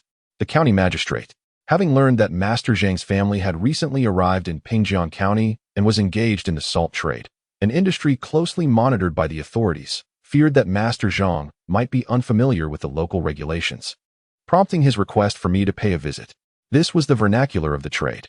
To an outsider, it appeared as though the magistrate was showing concern for the populace and their livelihoods. However, to someone in the know, especially to Master Zhang, it was evident that their salt business held promise. His eyes sparkled with understanding. He hastily clasped his hands in a gesture of respect, acknowledging, "What you say, young Master Song, is indeed true. As a newcomer, I am rather ignorant of the local customs, and I hope you will generously impart your wisdom." "Does this imply that the magistrate is willing to meet with me?" he inquired, testing the waters for sincerity. Master Zhang understood the unspoken implications immediately. "Yes, indeed. I possess such sincerity. Please convey to young Master Song that in 3 days' time, at Songhe Tower, I shall host a banquet, and I sincerely hope the magistrate will grace us with his presence." Earlier, within the halls of Master Zhang's residence, she felt a knot of anxiety in her throat, fearing that her husband might inadvertently reveal something that would betray their intentions. Nevertheless, throughout the encounter, Song Wei exhibited an unwavering composure, embodying the calmness of a mature man. His profound steadiness instilled an indescribable sense of security. Only one final step remained. Song Wei gently wiped the sweat from her forehead with his sleeve. "If there are no further surprises, we shall proceed to the county office now." Wan nodded, soothed by his low, calming voice, her once turbulent heartbeat gradually settling. Upon arriving at the county office, Song Wei employed his previous strategy, directly informing the gatekeeper that he was a relative of Master Zhang. The magistrate of Lu was eagerly anticipating the arrival of Lord Zhang, and upon hearing the news, his heart brimmed with joy. He instructed someone to invite Song Wei inside. Upon seeing the individual, the magistrate was momentarily taken aback. Was this not the young man who had caused a commotion outside the county office following the incident at the Dawanshan coal mine last year? How could he possibly be a relative of Lord Zhang? Nevertheless, in the grand scheme of things, wealth reigns supreme. Considering the young man's connection to the Zhang family, The magistrate decided to overlook the past transgressions. Adhering to the decorum befitting his official stature, he affected an air of formality before broaching the subject. Inquiring about Song Wei's purpose for visiting, Song Wei replied that he was merely a messenger, relaying Lord Zhang's request that a modest gift be prepared for the county magistrate at Shanghe Tower 3 days hence, and he hoped the magistrate would honor them with his presence. After a perfunctory exchange of bureaucratic pleasantries, which underscored his integrity, the magistrate reluctantly acquiesced. 3 days later, the two indeed met at Shanghe Tower. Following a congenial conversation, they departed the establishment with satisfied smiles, each having fulfilled their respective needs. Before entering, the magistrate acknowledged Song Wei with a polite nod, a gesture of recognition. In Chapter 49, My Master Invites You.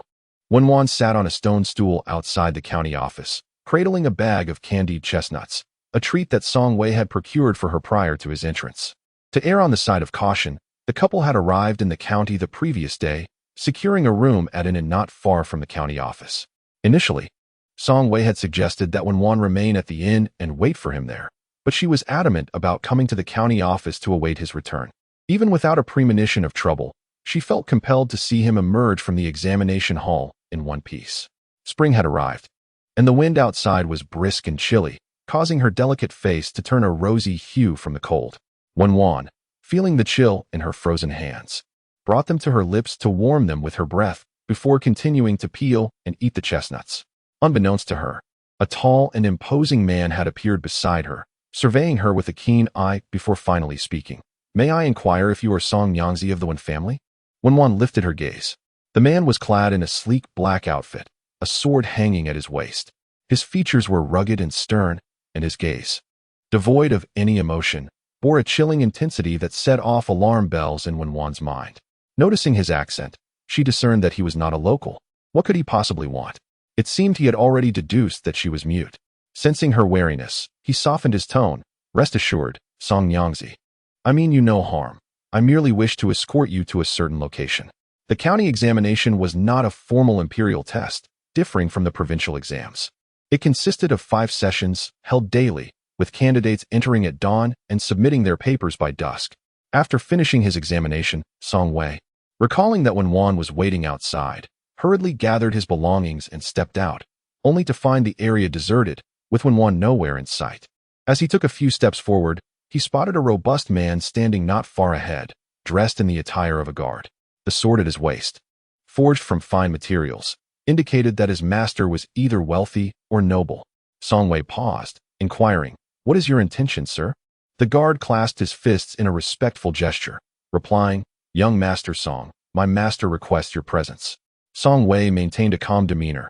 "And who might your master be?" "You shall find out upon your arrival," came the reply. With a faint smile, Song Wei remarked, "I hail from humble beginnings and do not associate with prominent figures. It seems I may be causing you an unnecessary errand." As Song Wei prepared to depart, the guard, with a stern expression, interjected, "Young Master Song's wife is also present. You might want to reconsider." Song Wei paused in his steps. The largest tavern in the county, Shanghe Tower, boasted an elegantly adorned private room on the 3rd floor, featuring a rustic yet refined decor. The central 8 immortals table was laden with the tavern's signature dishes, each a feast for the senses, their enticing aromas stirring one's appetite. Wenwan, however, felt no hunger. She sat at the table with her head bowed, fingers fidgeting nervously in her lap. Across from her sat a middle-aged man clad in resplendent robes, who had already poured himself several cups of wine. Noticing Wenwan's demeanor since her arrival, he refrained from staring too intently and softened his previously stern expression with a warm smile. "Madam Song, there is no need for concern. I have merely a few inquiries for your husband, with no ill intentions whatsoever." Wenwan pressed her lips together, though a sense of unease lingered. She was not in a state of panic, as she harbored no foreboding. Her sole worry was that her husband, upon finishing his examination, would be anxious not to find her. The middle-aged man seemed to discern her thoughts and added, "I have already dispatched someone to the county office to fetch him. Young Master Song should arrive shortly." Chapter 50. Young man, we shall meet again before long. Song Wei indeed arrived at Shanghe Tower, escorted by the guard. Upon entering the private room, he did not spare a glance at the elegantly dressed middle-aged man, instead making a beeline for Wenwan's side. He scrutinized her from head to toe, seemingly reassured that the pair had treated her well, and his expression visibly relaxed. "Are you all right, Wanwan?" As Wanwan beheld Song Wei, the flicker of unease within her dissipated instantaneously. She curved her lips into a gentle smile and shook her head, signaling that all was well. At that moment, the middle-aged man spoke, addressing Song Wei. "Young Master Song, please take a seat."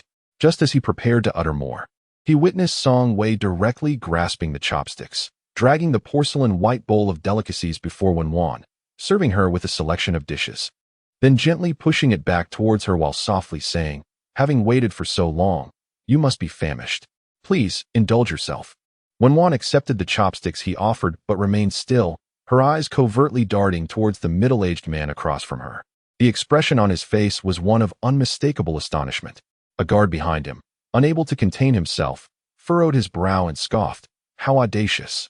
To behave so disrespectfully in the presence of my master warrants severe consequences."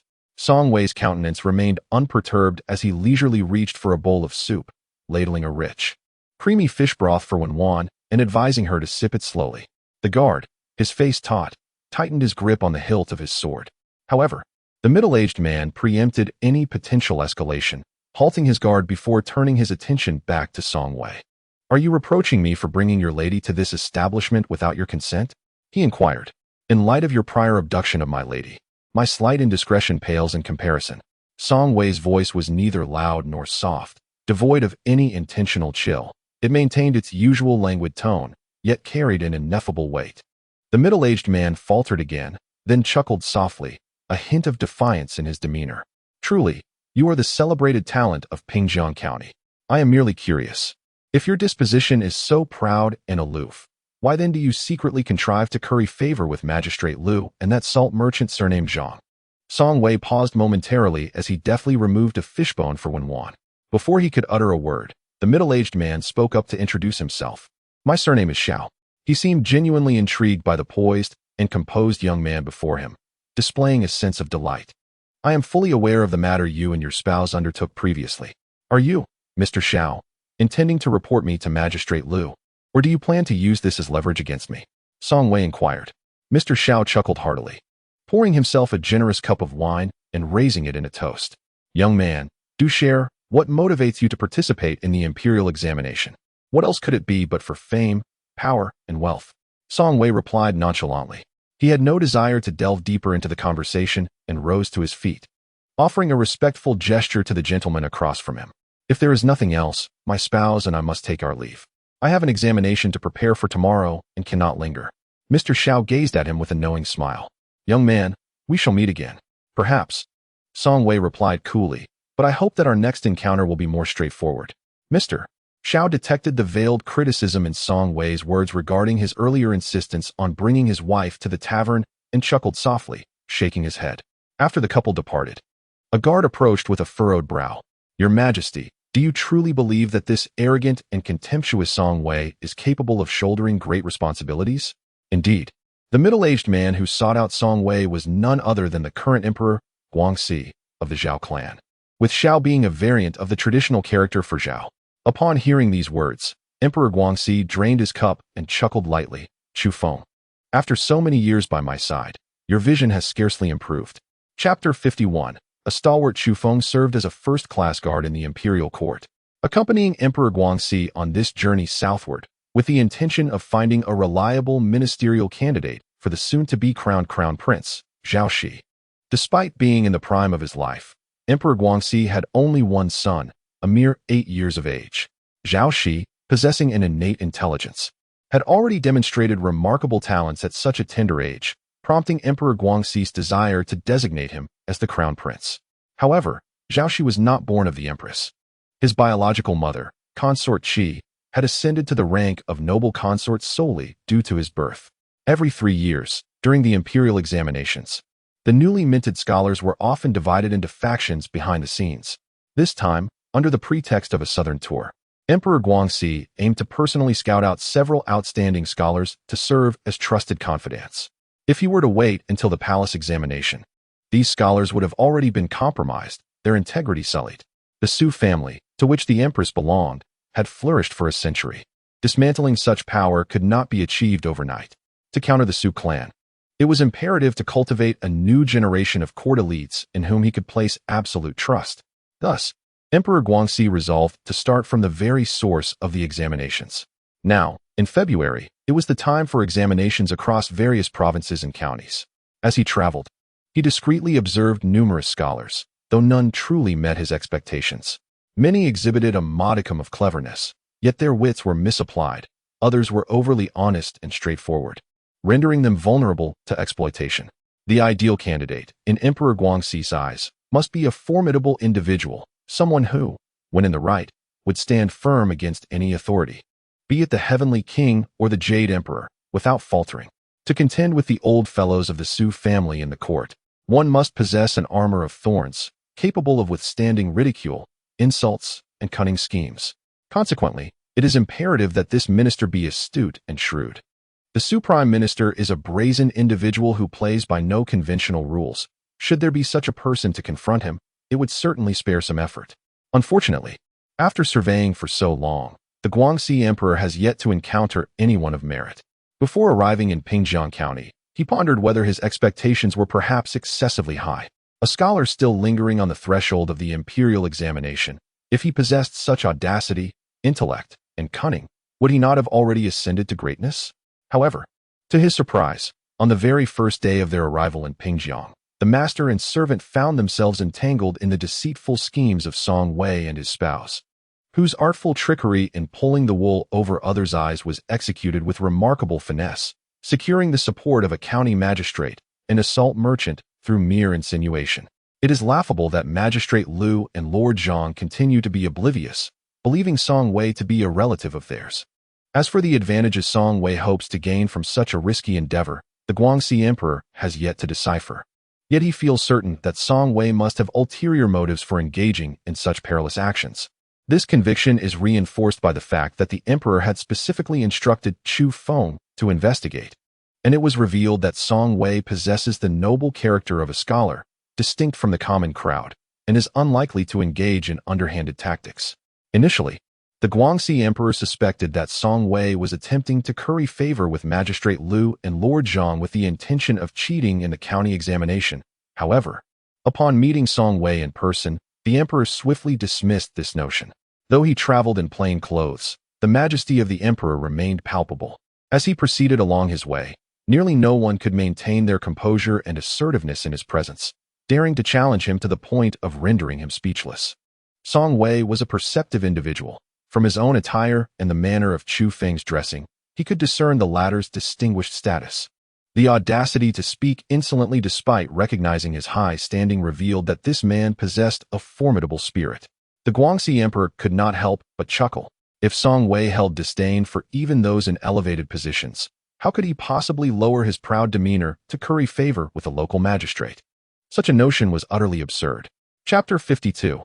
A stroll. Upon entering the room, when one approached the bedside, retrieving a change of clothes for Song Wei from the bundle, preparing to assist him with his bath shortly, Song Wei followed her in, sitting at the edge of the bed. Only after she had hung the garments on the screen did he speak, inquiring if the earlier incident had startled her. When one chuckled softly, assuring him that she was indeed untroubled. The two individuals had aimed for Song Wei. Taking her was merely a tactic to lure him to the tavern, and they had not intended any harm towards her. When one initially wished to clarify further, but then she heard him say, "If such a situation were to arise again while I am in an examination and unable to see you, what should I do?" Relenting, she acquiesced to his wishes, promising not to wait outside the county office for him. After all, she genuinely hoped for her husband to perform well in his examination. If he were to be preoccupied with concerns for her safety during the test, then she would be remiss in her duties as his wife. Song Wei gently squeezed the small hand he held in his gaze softening as he advised her, "I shall take my bath now. When the meal arrives, you should eat first." Wan's ears flushed with warmth, and for a fleeting moment, she found herself momentarily dazed. By the time she heard the knock of the inn's servant, Song Wei had already shed his garments and immersed himself in the bathing tub behind the screen. She realized that there was no time to attend to him. Rising to her feet, Wan opened the door, where the servant swiftly entered, carrying a tray, and soon arranged the meal with remarkable efficiency. Wan took a seat and cast a casual glance at the spread before her. The dishes Song Wei had ordered were simple home-cooked meals, lacking the exquisite delicacies she had previously savored at Shanghe Tower, yet to her, they emanated an aroma that was unparalleled. Perhaps it was because these were the types of food she was accustomed to, the fare of common folk, and also because it was her husband who had personally chosen them. She hesitated to pick up her chopsticks, instead serving him soup, and sat there in a daze. They were lodged in a modest inn, not spacious, and the sounds of Shanghe bathing echoed distinctly in the quiet room. At home, Wenwan had attended to Shanghe's bathing needs before, but for some inexplicable reason, in this new setting, the splashes of water heightened her heartbeat uncontrollably. She felt as nervous as a bride on her wedding night, about to consummate her marriage. When Shanghe emerged and noticed the subtle avoidance in the girl's gaze, he chuckled softly, drying his hair as he approached, and settled beside her. His eyes fell upon her fair, delicate visage, and he mused, "What secret mischief are you up to?" The man, fresh from his bath, spoke with a languid tone that resonated deep within, igniting a yearning in her heart. Wenwan suddenly felt an overwhelming urge to lean closer to him, yet ultimately, her rationality prevailed, and she refrained from acting on that impulse. Regaining her composure, she accepted the towel from his hand and began to dry his hair. After dinner, the sky had completely darkened. However, due to the vibrancy of the county town, the streets below were particularly lively with lights twinkling in the night. Wenwan had assumed that Shanghe would, like the previous night, read for a while before retiring for the evening. To her surprise, he did not even take out a book. Instead, he stood by the window, gazing at the night scenery, then turned and, with a few strides, approached her, naturally clasping her small hand. He opened the door and headed downstairs. Filled with curiosity, Wenwan felt a sense of bewilderment. It seemed that Shanghe had sensed her thoughts, and with a slight smile, suggested a stroll outside. The cool breeze brushed against them as Shanghe held Wenwan's hand tightly, weaving through the bustling night market. Wenwan followed closely, her cheeks kissed by the chilly wind, while her left hand was enveloped securely by his right. The warmth of his palm contrasted with the coolness around them. Nearby, it appeared that envious gazes were cast their way, particularly from a woman selling wontons, whose voice floated through the air, exclaiming how lovely a couple they made. Wenwan blushed and lowered her head, a smile gracing her lips, sweet as honey. As she raised her eyes, the dim lighting and unfamiliar characters on the sign prevented her from discerning their location. It was only upon entering that she realized it was a shop dedicated to selling jewelry. Without inquiring about the prices, she merely glanced at the opulent decor within and tugged at Shanghe, urging him to leave. Such places were not meant for people of their modest means. Yet, Shanghe chuckled, saying that their hasty marriage had left him unprepared, without even a decent piece of jewelry for her. Since she had accompanied him to the county town, he wished to buy her a gift, a token of his compensation. In the past, Shanghe had always been quite amenable to her suggestions, but today, he seemed resolute in his intention to purchase a jade bracelet that caught his eye on the counter. At that moment, another hand reached out, seizing the bracelet first, and casually remarked, "This bracelet is of excellent quality."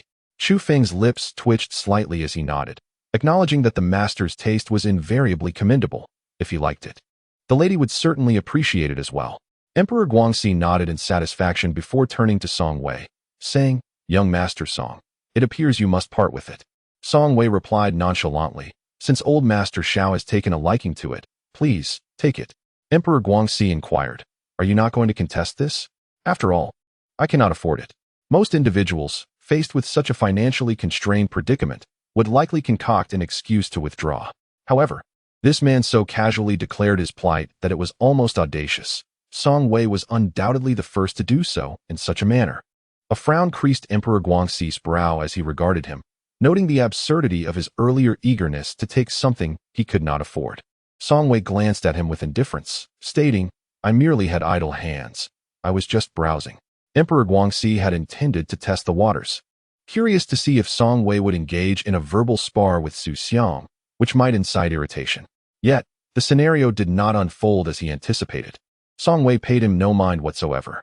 Whether or not he could vex the Su family remained uncertain, but what was clear was that Emperor Guangxi was quite exasperated. Feeling an urge to kick Shanghe twice, but managing to restrain himself, Chu Feng could not contain himself, his lips twitching in amusement.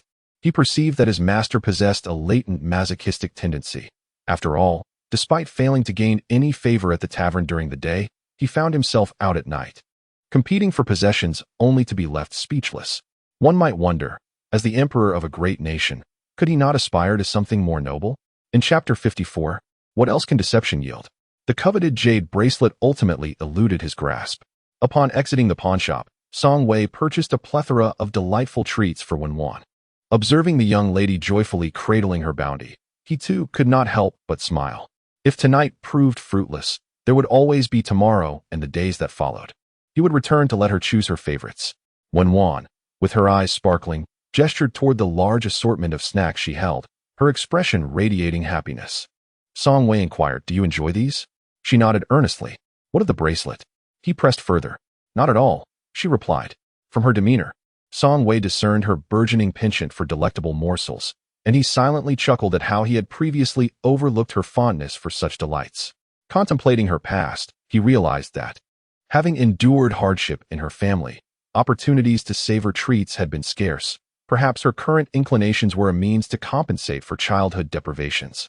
Upon returning to the inn, Wenwan meticulously stowed away the snacks Song Wei had procured, ensuring they were safely concealed from any midnight marauding rodents before finally settling down to sleep. After extinguishing the lamp, Song Wei, as was his custom, enveloped her in his embrace. Listening to the gentle rhythm of her shallow breaths as she drifted into slumber, he recalled the question posed by old Master Shao earlier that day at Songhe Tower: why participate in the imperial examination? In truth, he had already arrived at the answer prior to this day. He sought power. With power, he gained the ability to protect her and provide her with a true home. He pondered that Aunt Lu had entrusted the young girl to him with the hope that he would nurture her with care.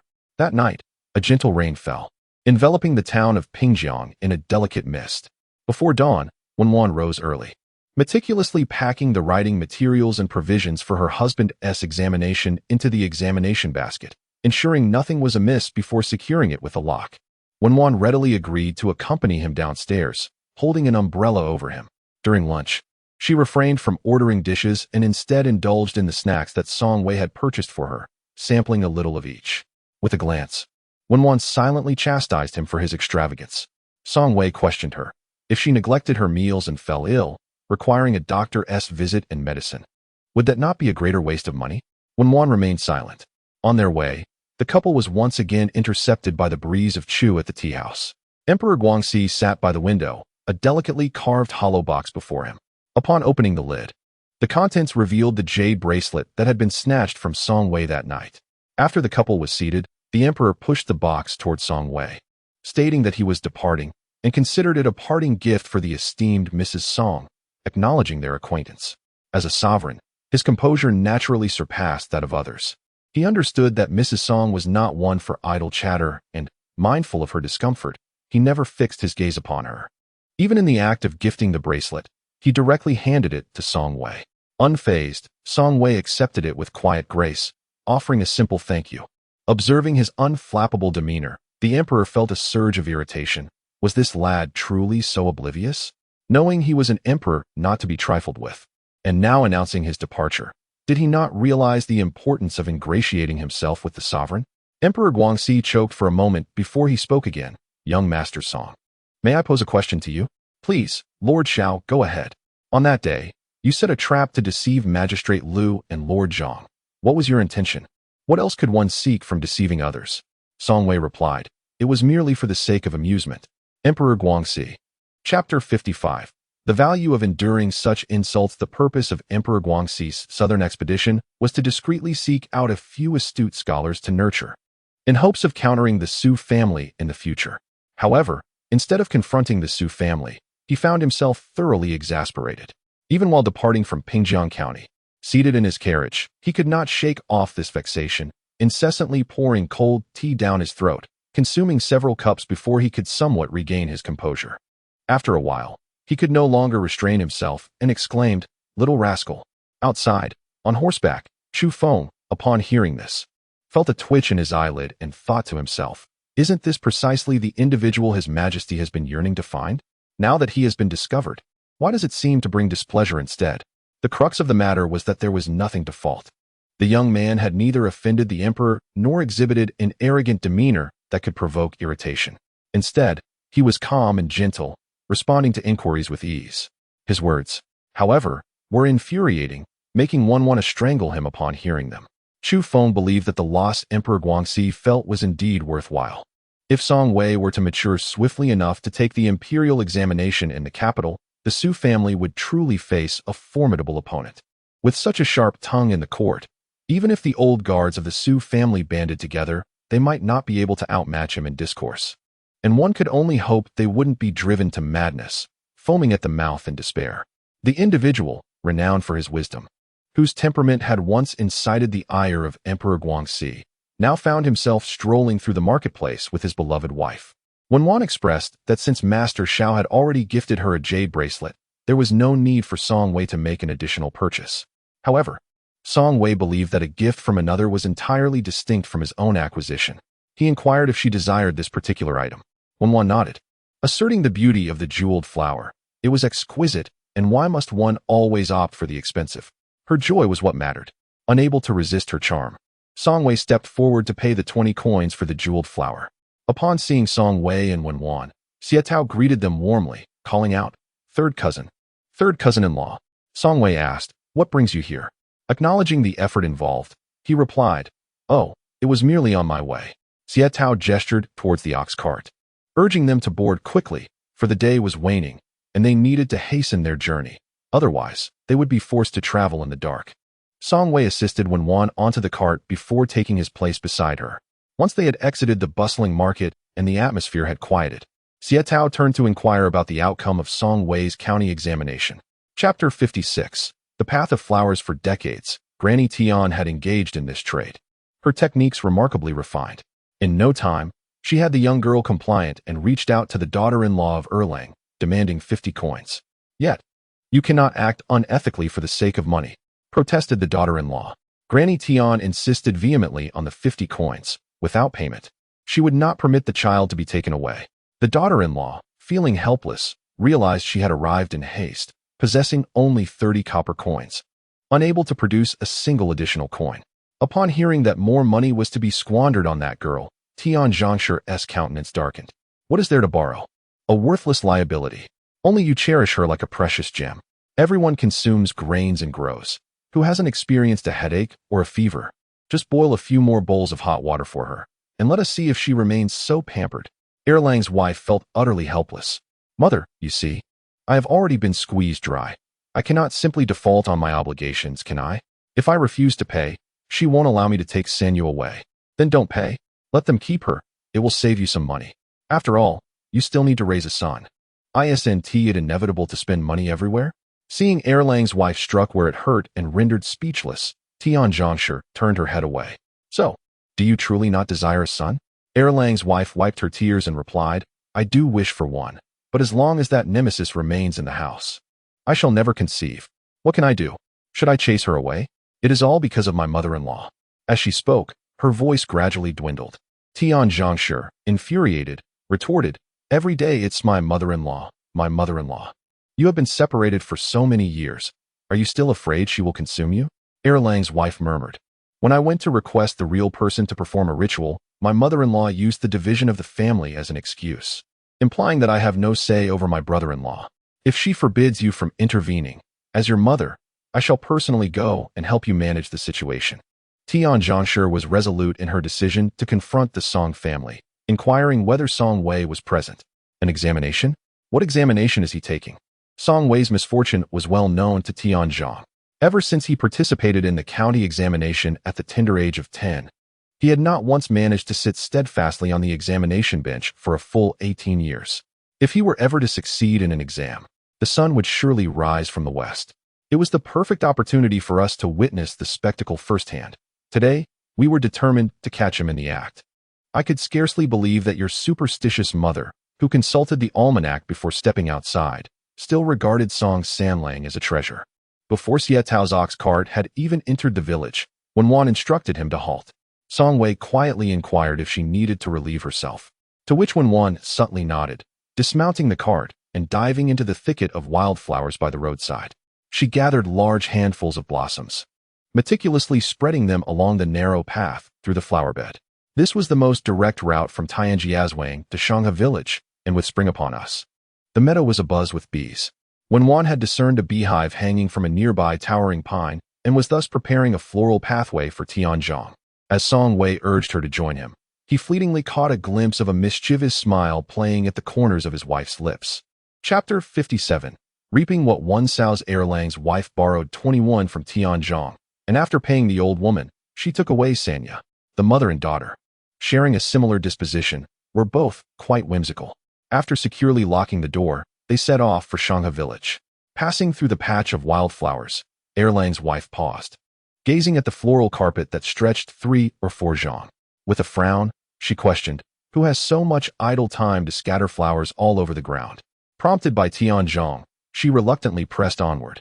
The mother and daughter trod upon the carpet of petals, releasing the fragrant nectar beneath their feet, which swiftly attracted the surrounding bees with its rich aroma.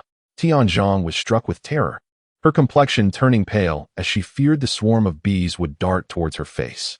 She frantically waved her hands to shoo them away, inadvertently provoking the agitated bees, which buzzed towards her in a furious frenzy. With a sharp cry of pain, she clutched her face and rolled on the ground. The daughter-in-law of Erlang suffered a painful sting on her cheek as well. Her hand trembled, causing her to drop Sanya into the tall grass. Fortunately, the soft grass cushioned the fall, and after a brief cry, the baby settled down, reaching for flowers to play with, narrowly escaping disaster. However, both the daughter-in-law and Tianzhong found themselves in a dire predicament, for a new swarm of wild bees approached from the beehive. The daughter-in-law wept in fear. Turning to Tianzhong, "Mother, please think of a way. My face hurts so much. What can I do?" "Run," Tianzhong retorted. The daughter-in-law was in pain, but Tianzhong felt it even more acutely. The wild bees were venomous, and her cheeks had swollen, making it difficult to speak. "It's all your fault. If you hadn't tried to chase them away, I wouldn't have been stung." The daughter-in-law, overwhelmed by pain, began to blame her own mother. Tianzhong paused momentarily, then erupted in anger. "For whom do you think I came to Shanghe Village? If you speak like that, I shall no longer concern myself with your family's trivial matters. If you wish to be tormented and to raise several burdens in comfort, that is no concern of mine." With that, Tianzhong removed her outer garment and desperately swatted at the bees before turning to flee towards Shanghe Village. The daughter-in-law watched her mother's retreating figure, her eyes filled with desperation.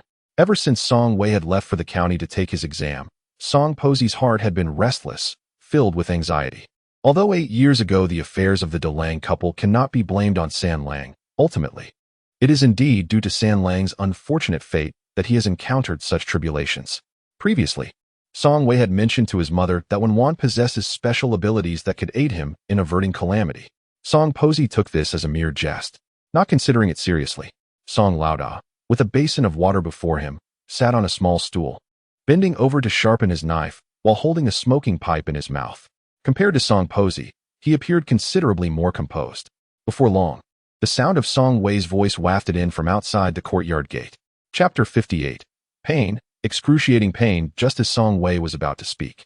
The voice of Song Laodao resonated from within, filled with an endless stream of admonishments. He insisted that San Lang should come inside first to have a drink and catch his breath, questioning whether it was appropriate for him to be blocking the doorway interrogating his own son. It is indeed a rare occasion that after so many years of toil, he finally entered the examination hall smoothly. It is only fitting to invite his family for a meal. Song Posey accepted the items and turned to head to the kitchen. Wenwan rolled up her sleeves, intending to assist. "Wenwan," Song Wei called softly, but before he could continue, Song Posey interrupted, casting a glance at Wenwan. "There are only the two of us in the kitchen. You need not come in, lest you tire yourself. And San Lang might blame me for not caring for you as a mother should." Seeing Wenwan remain motionless, Song Posey shot her a pointed look. "Are you waiting for me, your mother-in-law, to personally invite you?"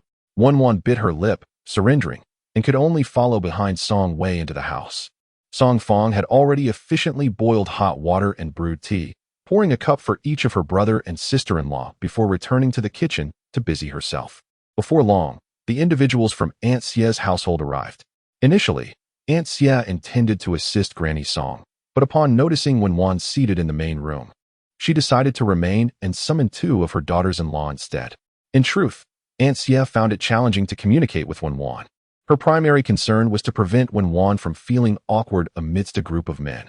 She exchanged a few brief pleasantries with her before swiftly redirecting her attention to Song Wei.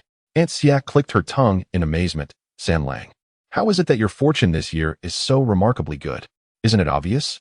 Xia Tao replied with a pointed glance at Wen Wan. It must be that San Biao Sa is bringing him good luck. Aunt Xia was skeptical of such superstitions, yet she refrained from contradicting them in front of the young couple, simply adding, indeed, otherwise how could San Lang take his young wife to the examination? Song Wei understood that their banter was merely in jest, not a genuine belief that Wan Wan could influence his fortunes. He offered a faint smile, not intending to clarify anything. Some secrets were best left unspoken between the couple.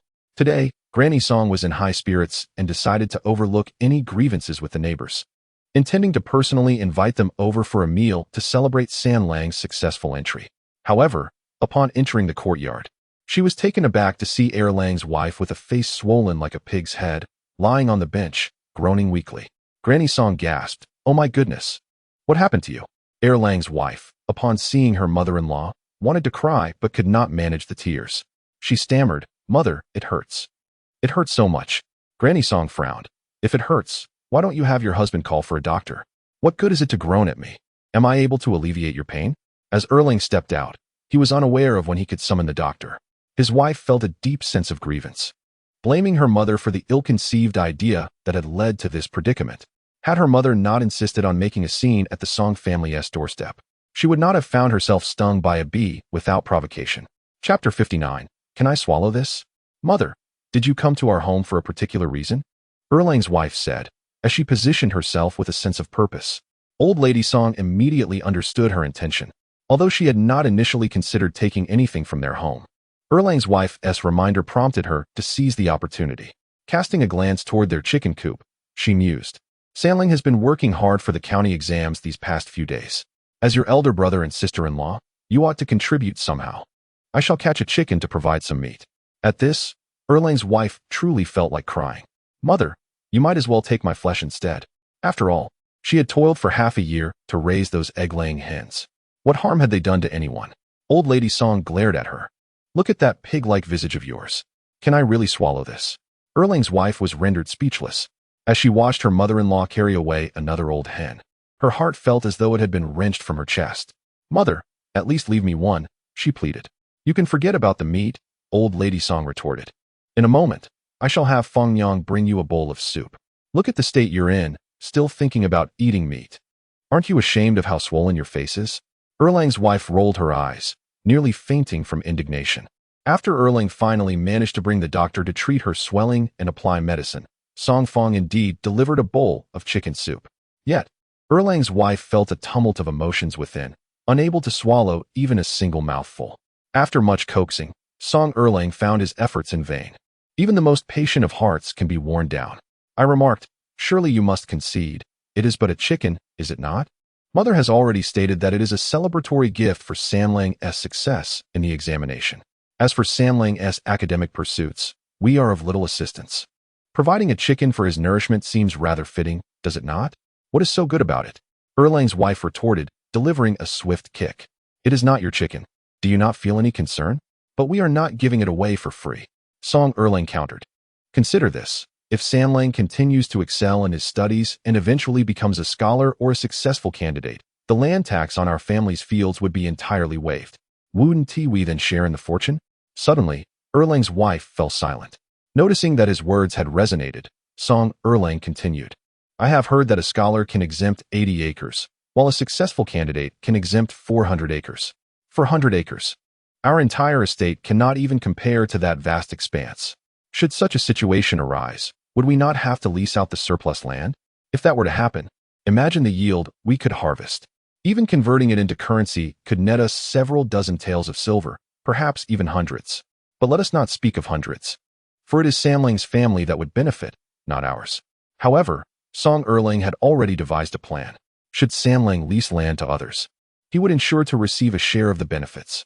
If it were for his own brother, surely they would be exempt from tax?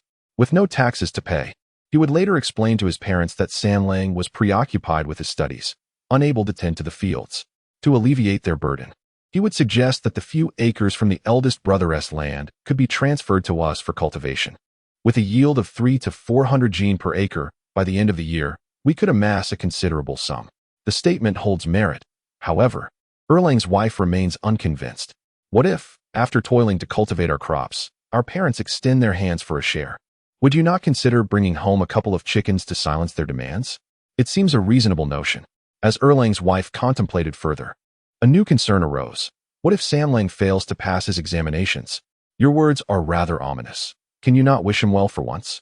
Song Erlang truly felt exasperated by her remarks. I was merely reflecting on how he has faced numerous challenges in recent years. Upon hearing this, the expression on Erlang's wife's face appeared even more pained. Chapter 60. A threat. Previously, fish and meat had been prepared, and now a chicken had been added, rendering today's meal exceptionally lavish. At the dining table, Aunt Xia noticed the absence of Song Erlang and his wife and inquired of Granny Song. Why haven't Erlang and his wife joined us for dinner? In the presence of so many from the Xia family, Granny Song hesitated to elaborate, casually responding. Erlang's wife went out earlier and was accidentally stung by a bee. She has just summoned a doctor and is now resting at home, unable to attend. To prevent Aunt Xia from misinterpreting the situation, Song Fong quickly interjected, I have already delivered food to my brother and a few of the young girls, so we need not concern ourselves with them. Aunt Xia nodded in acknowledgement. She and Old Man Song once had an elder brother, but he passed away before reaching marriageable age. In her youth, Aunt Xia was particularly reliant on Old Man Song and held a deep affection for his children. When Song Erlang's family expressed the desire to separate, Aunt Xia personally visited to persuade them. Her words worn thin, yet ultimately, her efforts were in vain. On the way, I encountered the people of Shanghe Village and inquired about the reason for their family's visit. Is there something going on with the Song family? The villagers were taken aback. What did you say? Has Song Samlang really gone to take the exam? That unfortunate soul has never had a stroke of luck in his life. Last month, rumors circulated that Song Wei intended to register for the county examination this year. Many whispered among themselves, recalling how he had tragically caused the deaths of his brother and sister-in-law during the last county exam several years ago. They speculated who in his family might suffer misfortune again, perhaps even that newlywed, Wenwan, who had just joined their household a year ago. A few women expressed their sympathy for Wenwan, acknowledging her plight. Although they couldn't voice their concerns, she was a lovely girl, industrious and capable. While her new family may not hold the same status as the Song family, with some diligent effort, she could certainly build a prosperous future. After all, isn't that the way of life?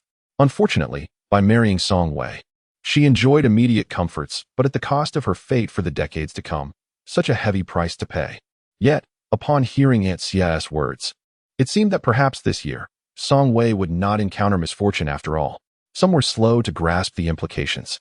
Aunt Xia, without needing to inquire, understood the thoughts swirling in their minds.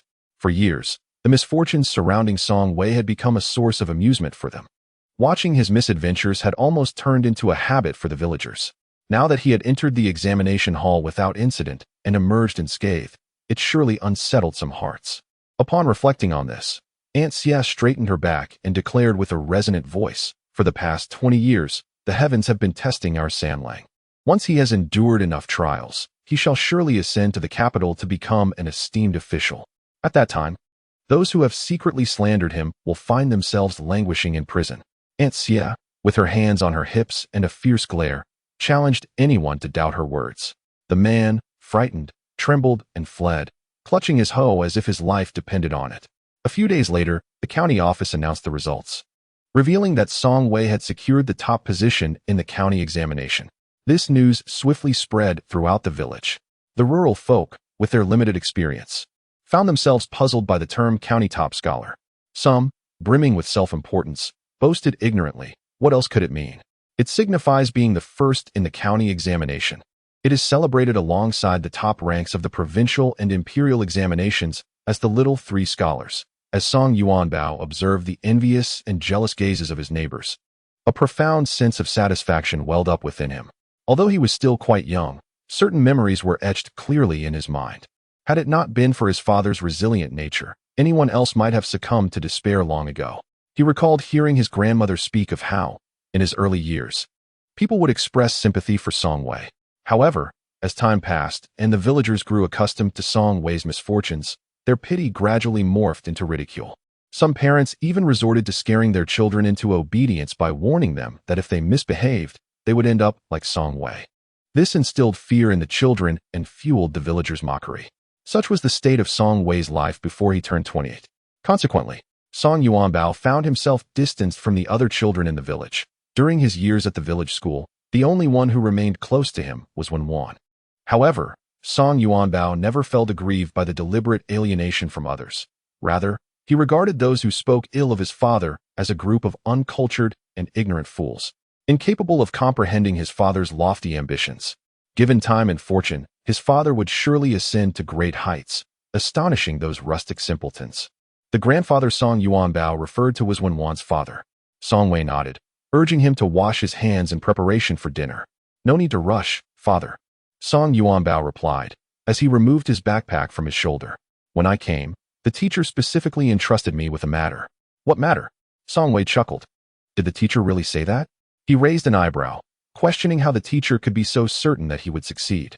Speaking of this, Song Yuanbao felt an even greater sense of pride, for the teacher had declared him the most talented student he had ever encountered, asserting that given the opportunity, the small town of Pingjiang could not confine a soaring eagle like him. Song Wei playfully poked his forehead, cautioning him against boasting too much. "Where's the exaggeration?" "I'm being sincere," Song Yuanbao insisted, watching his father's receding figure and hurriedly clarifying. His father had not witnessed the excitement of the town's scholars when they learned of Song Wei's successful entrance into the examination hall, completing all 5 exams without fail. They were moved to tears, and the scene was far more dramatic than he could describe, had he not seen it with his own eyes. Song Yuanbao would not have dared to believe that his father possessed such charisma. Indeed, she was a figure who evoked envy. No wonder heaven had not allowed her to shine in previous years. Chapter 62. A mother and son alliance. Song Yuanbao, treated like a precious gem, was carefully placed into his mother's backpack, ready to be delivered to the teacher at the town school. Song Wei needed to review his studies in preparation for the upcoming examination, so Wenwan decided to temporarily set aside her own learning endeavors, choosing instead to assist her in-laws with household chores, unwilling to disrupt his focus. This situation unfolded due to certain individuals feeling guilty about their own misdeeds. Initially, their intent was merely to intimidate those who had previously gossiped maliciously about them. However, they had not anticipated that some would become genuinely frightened, believing that if Song Wei were to succeed in the capital as an official, he would imprison them all, leading to their downfall. Consequently, a group conspired to ensure Song Wei's failure, devising plans to obstruct his path to success. On the eve of Song Wei's departure to the prefectural city, a few men, under the cover of darkness, carried large baskets of stones to block the narrow road he would need to traverse. The already constricted path was rendered impassable for ox carts, forcing Song Wei to navigate it on foot, which ultimately delayed his examination. On the day of Song Yuanbao's brief respite, it coincidentally aligned with the time these neighbors plotted against them. Wenwan communicated effectively with him, using written words and gestures that he understood completely, assuring her that he would keep their plans a secret from his father. As Wenwan extinguished the oil lamp, the moon illuminated the surroundings just enough to discern the scene outside. Squatting beside his mother, Song Yuanbao whispered, "Mother, I've heard Grandma say that the cries of a little baby can be quite frightening. Should I mimic a baby's cry to scare them away?" Wenwan nodded in agreement. "Whatever it takes, as long as it drives them off." Indeed, it was not long before the group arrived, bearing oil lamps. With baskets strapped to their backs and shovels in hand, evidently prepared to excavate stones in the vicinity. Wenwan observed closely, it appeared that each man had brought his wife along. One of them exclaimed, "Come on, lads, let us be quick about it. If each of us hauls 4 or 5 loads, we could block the entire path. I'm curious to see how that rascal Song Wei will manage to drive his ox cart through here tomorrow morning. Huh? Does he think he can have us all thrown into the dungeon? Huh? Does he even have the fortune to be an official?" With that, the men rolled up their sleeves and prepared to commence their task. In the forest, Wenwan signaled to Song Yuanbao that it was time. Clearing his throat, he imitated the sound of a baby's wail to perfection. The moment he opened his mouth, the hairs on the back of Wenwan's neck stood on end. Fortunately, she was mentally prepared, otherwise, she might have fainted from fright. In the dead of night, the piercing cries of an infant echoed through the mountains, and no one would believe that a living baby was present. It could only be a ghostly child. The expressions of the men outside, poised to dig for stones, changed in unison. "Master, did you hear that sound?" One asked. "What sound?" "Stop scaring yourself and get back to work," the leader retorted.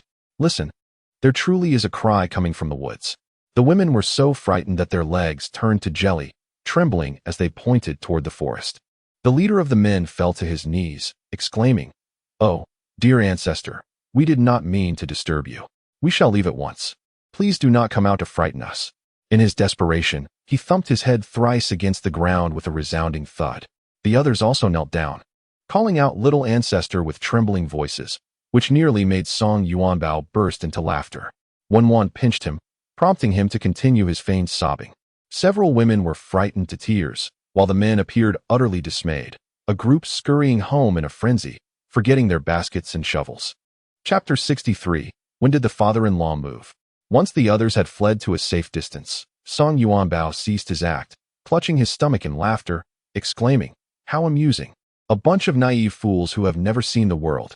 Wan lit an oil lamp and hung it from a tree branch, using its glow to weave vines into a long rope. Curious, Song Yuanbao asked, "Mother, what are you doing?" Wan pointed to the discarded baskets and tools outside.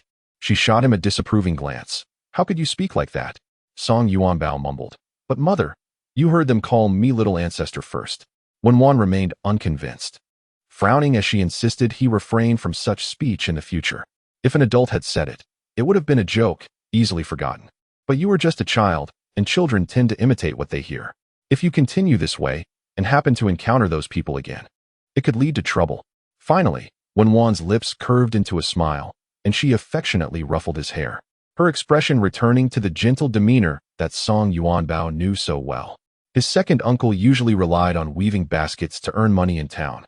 Those baskets appeared quite new, and if sold at a low price, he would surely benefit.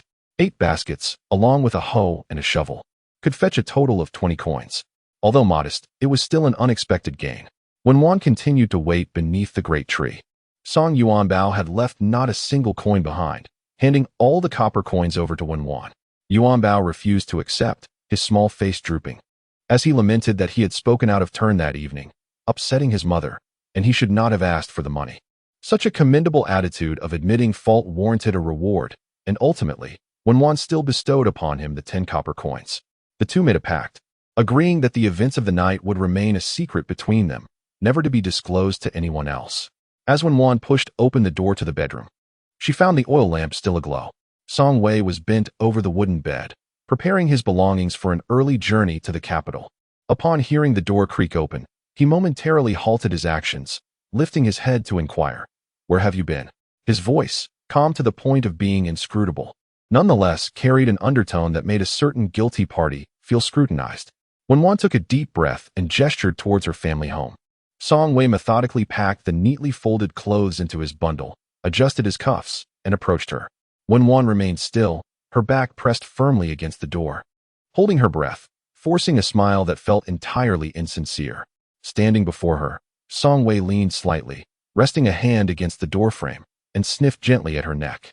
He then placed his hand atop her head. A jolt of electricity coursed through Wan, causing her to tremble uncontrollably as she heard him remark, "You smell of the rapeseed flowers from the village, with a fresh pine needle caught in your hair, and the soles of your feet are muddied from the pine slopes. When did your father move?" Wan. Chapter 64. The teacher's discipline. It was known that Song Wei was exceptionally clever. Yet Wan had not anticipated his perceptiveness to be so acute, as he saw right through her. Caught off guard, she felt a wave of embarrassment wash over her, wishing for a crevice to hide within. Before her stood a man of imposing stature, his long and powerful arms pinning her against the door, exuding an unmistakable masculine scent that seemed inescapable, regardless of her attempts to evade him. Instinctively, Wan closed her eyes. Throughout her life, her precognitive abilities had rendered her relatively composed in the face of people and situations, yet the moment she encountered Song Wei, all her usual composure shattered.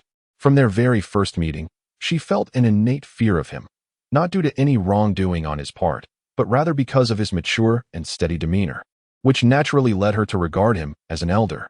In the presence of authority, a child inevitably becomes reserved. The reason Wan could maintain her facade of indifference was due to her years of experience in playing tricks on others. Thus, she had always been a mischievous child. And the one thing a mischievous child fears most is encountering a stern, composed adult. Yet, despite her apprehensions, she ultimately found herself willingly marrying him.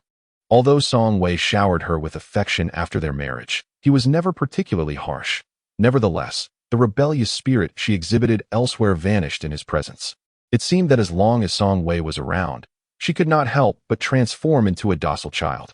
Just as when Wan was feeling vexed, she felt a slight sting in her palm. Opening her eyes, she discovered that Song Wei had, unbeknownst to her, acquired a ruler in his hand. Presumably the very instrument he had used to chastise her moments ago, his serious demeanor reminiscent of a teacher punishing a wayward student. Before she could protest, Song Wei's voice broke the silence, questioning whether she dared to lie again. The pitch of the man's tone rose at the end. When Wan blinked innocently, her expression one of helplessness, as if to say that no matter how many times he asked, she could not articulate a response. Song Wei saw through her feigned, pitiful antics, retracted the ruler, and grasped her hand, gently blowing on it, asking if it hurt. A slap followed by a sweet date? When Wan chose to ignore him, internally scoffing. In the stillness of the night, as she closed her eyes and drifted into slumber, she seemed to hear Song Wei murmur, "In the future, should any matters arise, do not bear them alone. Your husband is not merely a decoration."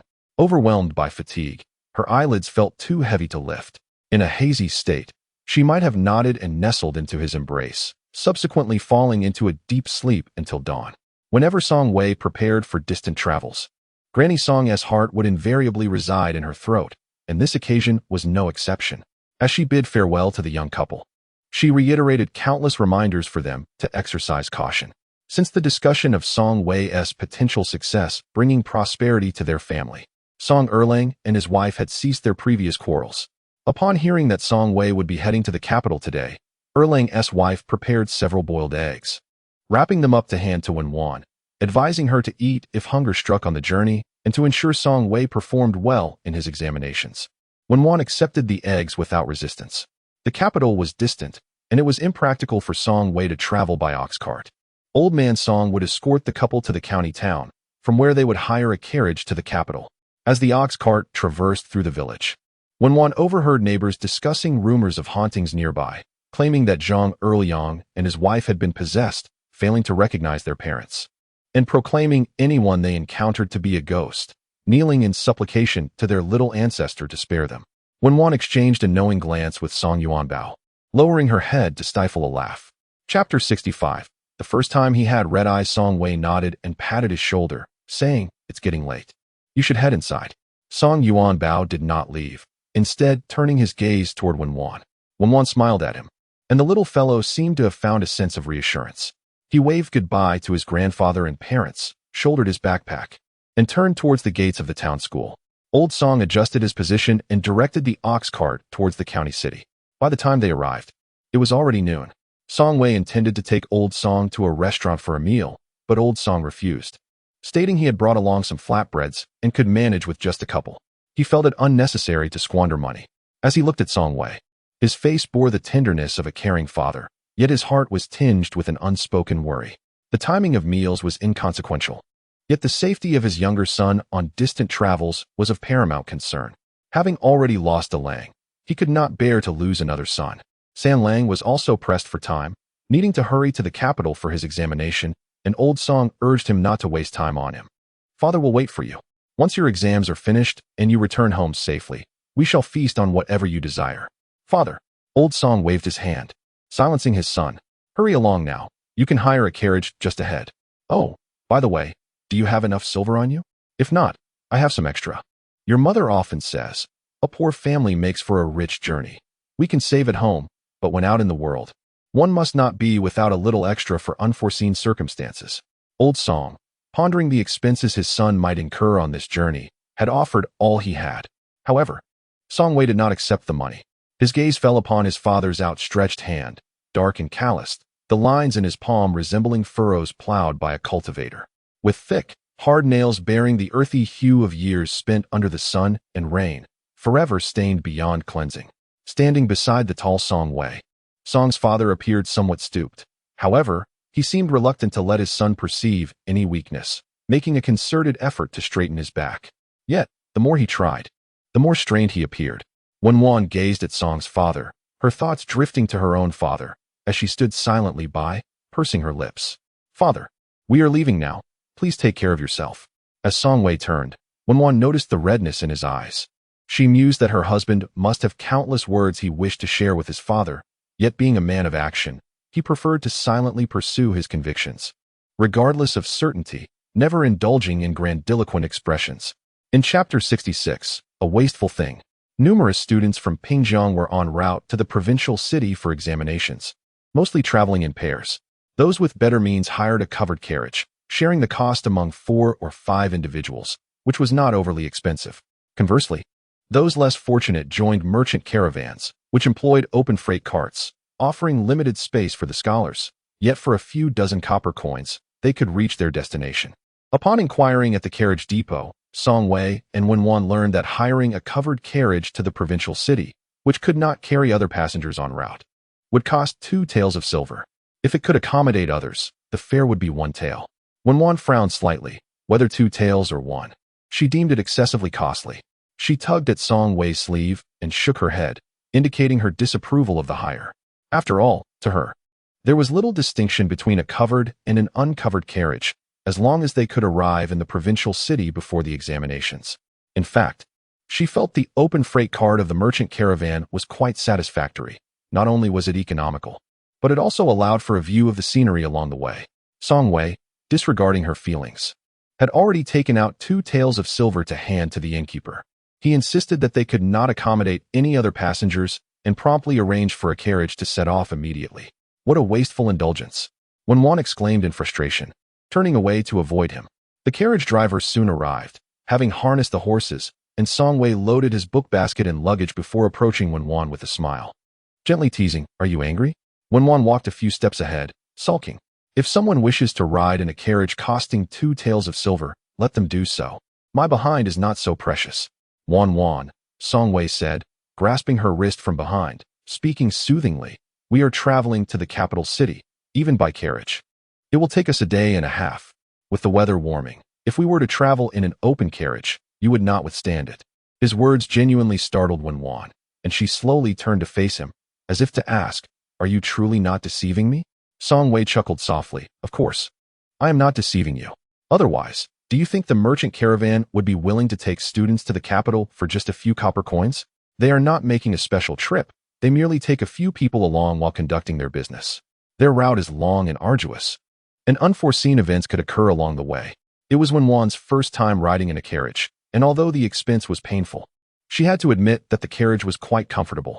It was furnished with soft cushions and a thin blanket, allowing her to rest if she grew tired, and surprisingly, the journey was devoid of jostling. Upon reaching the capital, there were still 2 days until the examination. Having already spent 2 taels on the carriage, Wenwan refused to stay at an expensive inn and, after some searching, settled into the most modest and affordable lodging available. Then Wenwan discovered that there were indeed many students residing at the inn. After the couple had settled their luggage, Songwei took Wenwan downstairs to prepare for a meal. On their journey, they had not purchased much food, having only consumed the few eggs given by Erlang's wife. Observing Wenwan's nonchalant demeanor, Songwei felt an increasing pang of sympathy. Thus, upon arriving in the capital city, he intended to treat her to something warm and nourishing for her stomach. They entered a noodle shop bustling with patrons, and a glance around revealed that most were students here for the examinations. Songwei ordered 2 bowls of rib noodles, and as Wenwan settled down, she scanned the surroundings. This quick survey, however, filled her with foreboding. Chapter 67. Alcohol fortifies the coward's heart. Noticing a change in Wenwan's expression, Songwei inquired, "What is it?" Just then, the waiter brought their noodles, and not wishing to disturb his appetite, Wenwan shook her head. Understanding her temperament, Songwei refrained from pressing further. Before he began to eat, he transferred all the ribs from his bowl to hers. Wenwan was about to glare at him when she heard the man say, "You need to eat well. Only then will you have the strength to explain later." Wenwan's mind wandered at the thought of her ominous premonition. Initially, she had anticipated that this provincial examination would proceed smoothly, with the results announced promptly. Yet, on the day of the results, a student had suddenly revealed that there had been cheating in the examination hall, with the examiners complicit in silence, evidently bribed. The incident escalated significantly, inciting the governor's fury, who feared that an investigation from higher authorities could jeopardize his prospects for promotion the following year. Thus, He decisively issued a proclamation declaring all previous examinations void, mandating all candidates to retake the tests. Among the students, one individual had persevered for many years before finally passing the provincial examination, eagerly anticipating success in the autumn court examination to become a scholar. However, fate dealt him a cruel blow when he learned of the need to retake the exam. Overcome with despair at the thought of failing again, his mind became a tumult of confusion, leading him to tragically take his own life by jumping into the river. The authorities, unaware of the true circumstances behind his demise, dispatched investigators, resulting in several students being implicated as suspects, including Song Wei, who was subsequently imprisoned. As Wen explained the situation, she could not help but feel a pang of shame. How had her husband endured the 20-odd years before their marriage? Having been married for just over a year, she had come to understand the depth of her husband's misfortune. Unless Song Wei remained confined to their home, every endeavor he undertook seemed doomed to encounter calamity. Whether it was him getting entangled in trouble or trouble finding him. Even in scenarios where he was entirely uninvolved, misfortune would inexplicably drag him into the fray. Moreover, even within the safety of their home, he faced the absurd possibility of tripping and falling to his demise or choking during a meal. Given that he had been plagued by the specter of misfortune since the day he was born, Wen deemed her husband nothing short of a miracle. If such a man were unable to achieve greatness in the future, it would be a travesty against nature. Noticing her lost expression, Song Wei inquired, "Have you discerned who has perished?" One of the individuals, seemingly inebriated, staggered precariously and fell flat upon arriving. "Hao Yun, are you even capable? I advised you to drink less, but you refused to heed my warning. Now look at you, intoxicated to this extent. How will you manage the upcoming examination in 2 days?" The others joined in laughter, reveling in the situation. Regardless of any malicious intent, the laughter at this moment is particularly sardonic. The student named Hao Yun, who had fallen to the ground, has already propped himself up against the staircase and managed to stand. Upon hearing his classmates' remarks, his face, flushed from the effects of alcohol, suddenly darkens. Wen distinctly senses an overwhelming wave of profound insecurity emanating from Hao Yun. Chapter 68. A tangible insecurity. Hao, come this way. A classmate offers assistance to Hao Yun. He brusquely shakes off the helping hand and retorts, "I can walk by myself. Thank you." Seeing Hao Yun's stubbornness, the classmates decide not to press further and ascend to the 3rd floor, where Song Wei and his wife reside on the 2nd floor. With their departure, an unexpected silence envelopes the staircase, rendering the atmosphere somewhat awkward. Hao Yun, having consumed a fair amount of alcohol, fails to recognize Song Wei, mistaking him for one of the earlier group. Leaning precariously against the wall, the pent-up frustration from years of ridicule and his inherent insecurity converge in his eyes, which burn with a crimson intensity akin to a raging fire. Pointing at Song Wei, he accuses, "Are you here to laugh at me as well?" Expecting the tall fellow examinee before him to either mock him directly or hastily clarify his stance, Hao Yun is taken aback when Song Wei responds nonchalantly, "If you don't mind, I shall do my utmost to cooperate." Hao Yun. He rubs his face and then his eyes, struggling to discern Song Wei's features, finally realizing he is not part of the previous group. A sudden wave of embarrassment washes over him, and his face grows even warmer as he recognizes his mistake. "Ah, my dear friend, I have just indulged a bit too much in wine and mistakenly addressed you incorrectly. I sincerely apologize." Song Wei inquired, "Are you so afraid of being ridiculed?" Hao Yun shivered, the effects of the alcohol fading significantly. For reasons unknown, the man before him, who had not uttered a single harsh word nor displayed any condescending arrogance, exuded a profound calmness and composure that evoked an overwhelming sense of shame within him. This sensation was so intense that it left Hao Yun momentarily speechless. This was the first individual who, by merely standing before him, instilled a sense of inferiority. It was not due to the other's noble lineage or wielding of power, but rather the tranquil confidence that enveloped him, rendering Hao Yun acutely aware of his own shortcomings. Previously, his feelings of inadequacy stemmed from the stark disparity between his background and that of others, bearing the tremendous weight of daily struggles that resulted in his consistently poor performances, leaving him with no accolades to his name. Each failure brought disdain not only upon himself, but also upon his dear mother, who bore the brunt of society's scorn. He yearned desperately to achieve distinction and elevate his status. Yet, after years of failing to secure a place on the honor roll, He increasingly viewed himself as a worthless failure, having squandered all his family's resources without any success to show for it. Now, his feelings of inferiority were palpably real. Upon seeing Song Wei, he suddenly realized how futile his existence had been, merely drifting through life without purpose. You seem to have had quite a bit to drink. If you don't mind, would you like to come inside for a cup of tea to sober up? Song Wei extended an invitation. To befriend such a person was indeed a rare opportunity for Hao Yun, and he felt a surge of joy within. Then I shall intrude upon you, my friend. Upon entering the room, Wenwan personally poured tea for the two of them.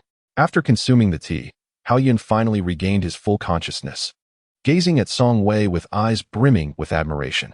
You, too, have come to take the examination, haven't you? He inquired. Song Wei replied with a nonchalant mem. Observing his demeanor, it was evident that he was well prepared. Song Wei countered, if you are unprepared, how dare you participate in the examination? Chapter 69. A contest of misery. Hao Yun found himself at a loss for words, unable to respond to Song Wei's remark. He clasped his hands, hoping for guidance from his companion. After taking a sip of tea, Song Wei smiled faintly and asked, did you hear what those individuals were saying about you outside? At the mention of this, Hao Yun slowly lowered his head. Despite having consumed a bit of alcohol, he was not so inebriated as to be oblivious. He knew all too well that those people were mocking his fanciful notions. Who could argue otherwise? As this realization dawned upon him, a surge of resentment welled up within his heart. I see now, he muttered, clenching his fist tightly. You too, like them, regard me as a worthless fool unworthy of being in this examination hall. I had once thought you to be different, someone who could truly understand me. Yet, it seems you have also developed a pair of opportunistic eyes. I shall take my leave, my apologies for the intrusion. With that, he rose decisively to depart. As he stepped beyond the threshold, he heard Song Wei's voice once more. You are not without merit. At the very least, your current self-assessment is accurate. Hao Yun halted his steps, his fists clenched tighter, turning around with his eyes growing ever more crimson, laced with animosity as he declared, we are mere acquaintances. My calling you brother stems from respect. Yet, I am a man of stature, and I cannot endure such humiliation. Song Wei shook his head with a sigh, contemplating that had he approached life with Hao Yun's mindset before the age of 28, he would have likely become a mere shadow of himself, perhaps even failing to reach this present moment. No one understood the weight of ridicule, insults, disdain, slander, and accusations better than he did. Moreover, he had endured over 2 decades of ill fortune accompanying these trials. Had he consistently sought excuses from others and lamented the heavens' unfairness, he would not have found himself in the capital, poised to take the examination today. I invite you to sit not to quarrel, but to pose a question, he stated. Perhaps his voice bore an undeniable persuasion, for inexplicably, Hao Yun's expression softened. What is the question? Given that you have mustered the courage to participate in the examinations despite years of failure, why can you not summon the fortitude to shield yourself from the external opinions and gazes? What holds greater significance to you, the examination itself or the judgments of others? Upon hearing these words, Hao Yun's spine stiffened, leaving him momentarily speechless.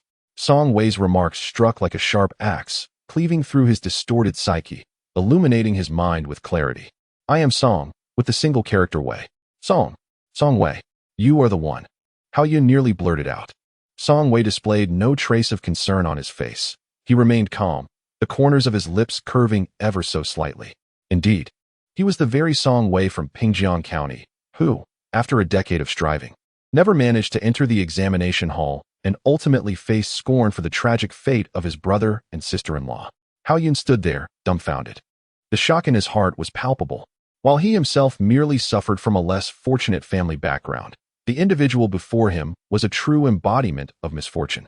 In the face of such adversity, Song Wei had risen against the current to secure the position of county champion, while Hao Yun squandered precious time in futile contests against those who looked down upon him. If someone with a fate far more tragic could exert such effort, what right did he have to lament his own circumstances? Chapter 70. Astonishment. It seems that many individuals possess an inherent tendency to wallow in their own miseries. When faced with someone whose plight is even more grievous, they find a sense of balance, perhaps even a chance to offer solace. Hao Yun now found himself in this mindset. Upon recognizing Song Wei, he instantly perceived that, in comparison, his own suffering was trivial. His gaze toward Song Wei took on a tint of sympathy, as he thought, The incident concerning your brother and sister-in-law was merely an accident. There is no need for you to mind the opinions of others. Meanwhile, when Wan, sitting nearby, found Hao Yun's naive endearingly foolish. As Song Wei dug himself a metaphorical pit, Hao Yun leaped into it without a second thought, genuinely believing that her husband required pity. Were it not for the need to grant him a sense of superiority to prevent thoughts of despair, her husband would never dream of revealing his identity in such a setting. Song Wei did not allow Hao Yun to continue. He offered the same sentiment in return. Focus on your studies. Hao Yun awkwardly tugged at the corner of his mouth, preparing to depart when he noticed Wen Wan. The fleeting moment of astonishment in his eyes was impossible to conceal. Such a beautiful young lady. Hao Yun felt as though he had been simultaneously filled with dozens of sour fruits, a sensation both delightful and bittersweet.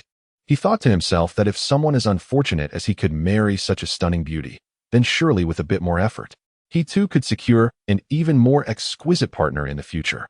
Noticing Hao Yun's gaze fixed on Wen Wan, Song Wei coughed discreetly. You flatter her, he remarked. There was no sign of anger on Song Wei's face. Rather, his initial reaction to another man praising his wife seemed to be one of pride rather than jealousy. Wen Wan then inquired, Is this how we resolve the matter? Song Wei replied, We cannot avoid the occurrence of cheating. We can only focus on Hao Yun and adjust his mindset. I just shared so much with him, even revealing my identity. If he still cannot comprehend and thinks of jumping into the river, then there is little I can do. Wen Wan nodded in agreement. Given Song Wei's character, he had indeed done all he could in this situation, as they were merely strangers and could not truly bare their souls to one another. That afternoon, Song Wei remained at the inn, engrossed in his reading. Wen Wan fetched a clean set of clothes for him to change into. After he had washed up, she quietly sat beside him, picking up a simpler book to read. Having studied alongside Song Wei for some time, she had learned quite a few characters, and their communication had become significantly smoother than before.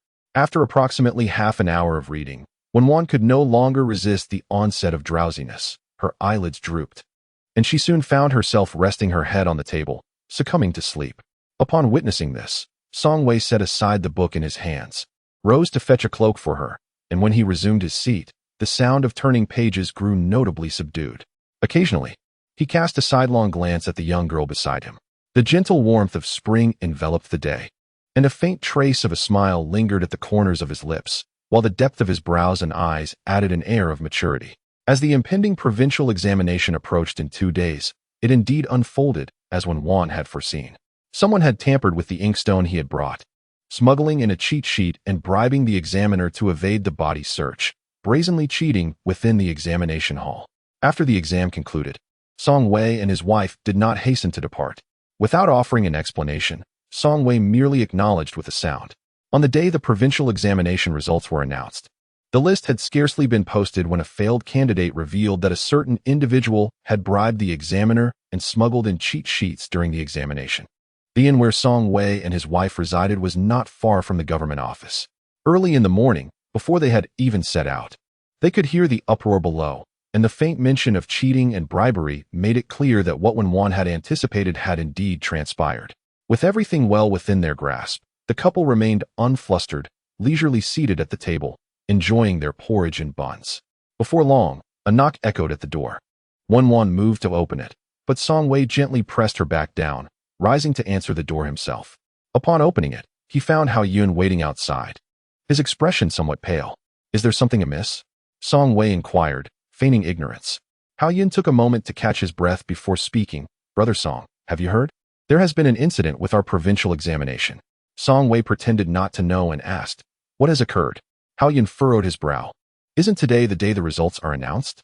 Originally, we were engrossed in observing the rankings when, all of a sudden, someone emerged to create a disturbance, alleging that the deputy examiner had accepted bribes and engaged in misconduct, even presenting evidence to support the claim. The governor was incensed and, in a fit of rage, dismissed the deputy examiner from his position, ordering the posting of a notice that mandated all candidates of the current provincial examination to re-register for a retake. Song Wei gazed at him, questioning if he feared failing the retake. Not at all, Hao Yun replied, his face etched with a mixture of regret and sympathy. I am concerned for you. Concerned for me? Song Wei inquired. Indeed. Brother Song, have you not realized? You are the top candidate of this provincial examination. Now, due to this incident, you must retake the exam. I fear for your state of mind. After all, Song Wei had faced numerous setbacks over the years. Hao Yun genuinely worried that he might attribute this misfortune to his own bad luck. If, in a moment of despair, he were to act recklessly, it could lead to dire consequences. Song Wei remained silent. Wenwan nearly choked on her porridge, pondering whether the roles of these two were mistakenly reversed. Seeing Song Wei's silence, Hao Yun assumed he was truly stunned by the shocking news and expressed his concern. "Brother Song, are you all right?" "I am fine," Song Wei replied, shaking his head. "What about you? Aren't you afraid of the retake?" "Why should I be afraid? If we must take the exam again, we must embody the spirit of a dead pig unafraid of boiling water. Regardless of what others say, I will bury myself in my studies and compete with them. If I do not, I would be the greatest fool in the world." Song Wei raised an eyebrow and smiled at him. The feeling of being acknowledged is truly delightful. A radiant smile blossomed on Hao Yun's face as he delivered the news. "Since Brother Song found no issue with it, I too felt at ease. The retake is scheduled for 3 days from now, so please do not make any mistakes." "Thank you." Song Wei nodded slightly. "I shall take my leave now. Please take care." Wenwan gazed at the man across from her, her lips curving into a slight smile filled with admiration.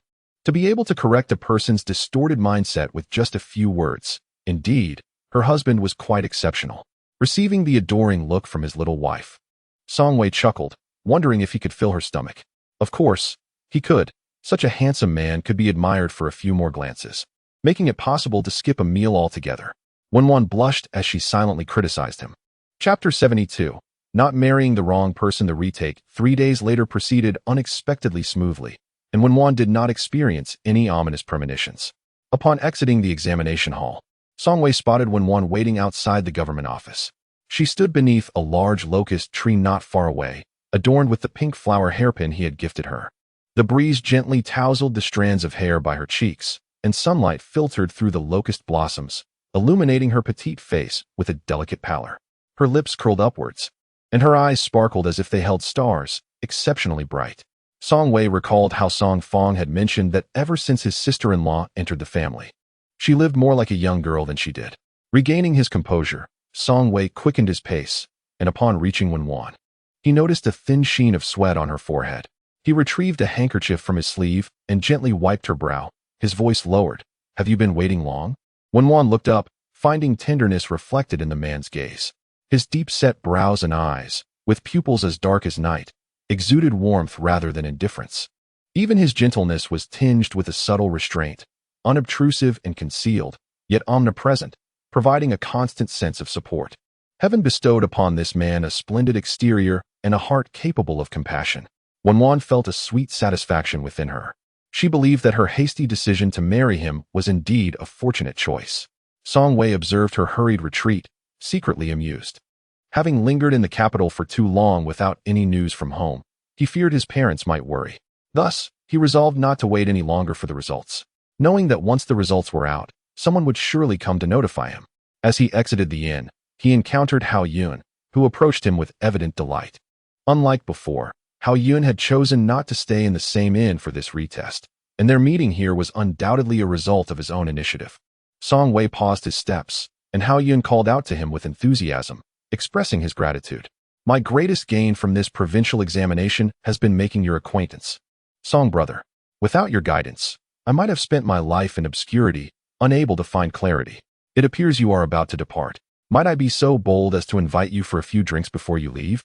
Understanding that Hao Yun's family faced hardships, Song Wei politely declined, saying, "The wine outside is rather unsatisfactory. If you truly wish to celebrate, let us plan to indulge at the Lu Ming banquet, where the officials' wine is truly delightful." The Lu Ming banquet, held the day after the provincial examination results, was a feast hosted by the local officials for newly successful candidates and examiners. With this remark, Song Wei subtly encouraged Hao Yun to strive for greater achievements. Hao Yun's mind jolted, and he clasped his hands again, acknowledging, "Brother Song speaks wisely. I have been enlightened." Song Wei did not engage in further deep conversation, exchanging a few casual remarks before taking his leave. Although the journey had indeed been fraught with challenges, for Wenwan, it was hardly significant. Chapter 73. Being reasonable yet unyielding. The couple, Song Wei and his wife, had been away for over 10 days, leaving no word behind. One day, After finishing her chores, Song Posey made her way to the village entrance, where she encountered Zhang Er. Upon seeing Song Posey, Zhang Er's demeanor shifted to one of guilt and anxiety as he quietly called out, "Annie." Song Posey did not even spare him a glance. Brushing past him as she continued on her way, Zhang Er, gathering his courage, called out to her back, his face betraying his apprehension. On the day Song Wei ascended to the capital, Zhang Er and his wife were discovered by the villagers acting strangely, proclaiming their fears of ghosts and pleading on their knees for mercy from the young ancestor. Some speculated they had lost their souls. Once Zhang Er and his wife made their confession, the others felt compelled to visit Song Wei to offer their apologies, lest they incur his wrath. The three families embroiled in this matter engaged in a fierce private quarrel, each blaming the others, eager to shift the responsibility away from themselves. Song Posey, however, learned the full story from Lang's gossiping wife, understanding that this group had been careless with their words, frequently maligning Song Wei behind his back.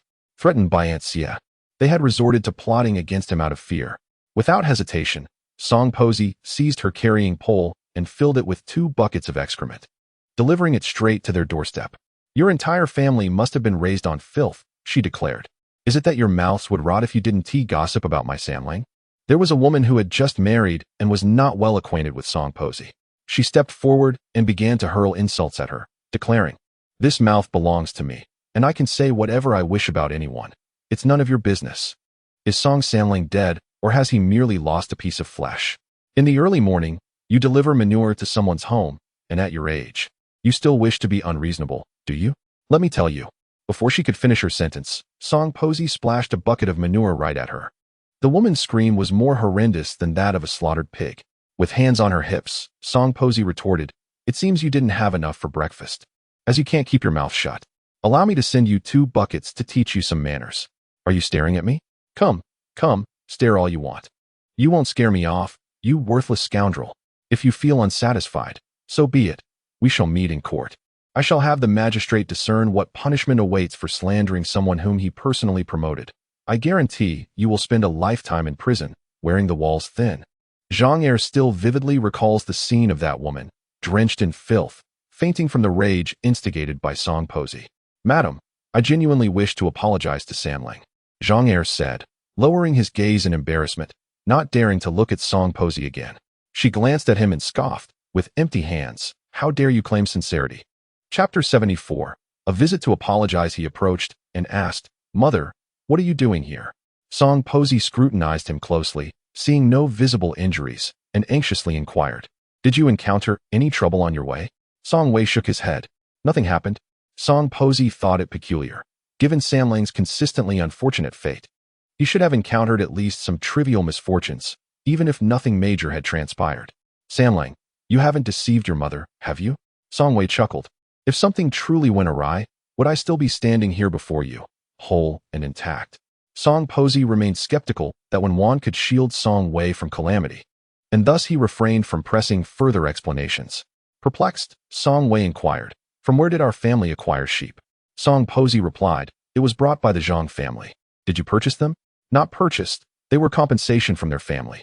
The more he listened, the more confused Song Wei became. Song Fong chuckled softly, clearly.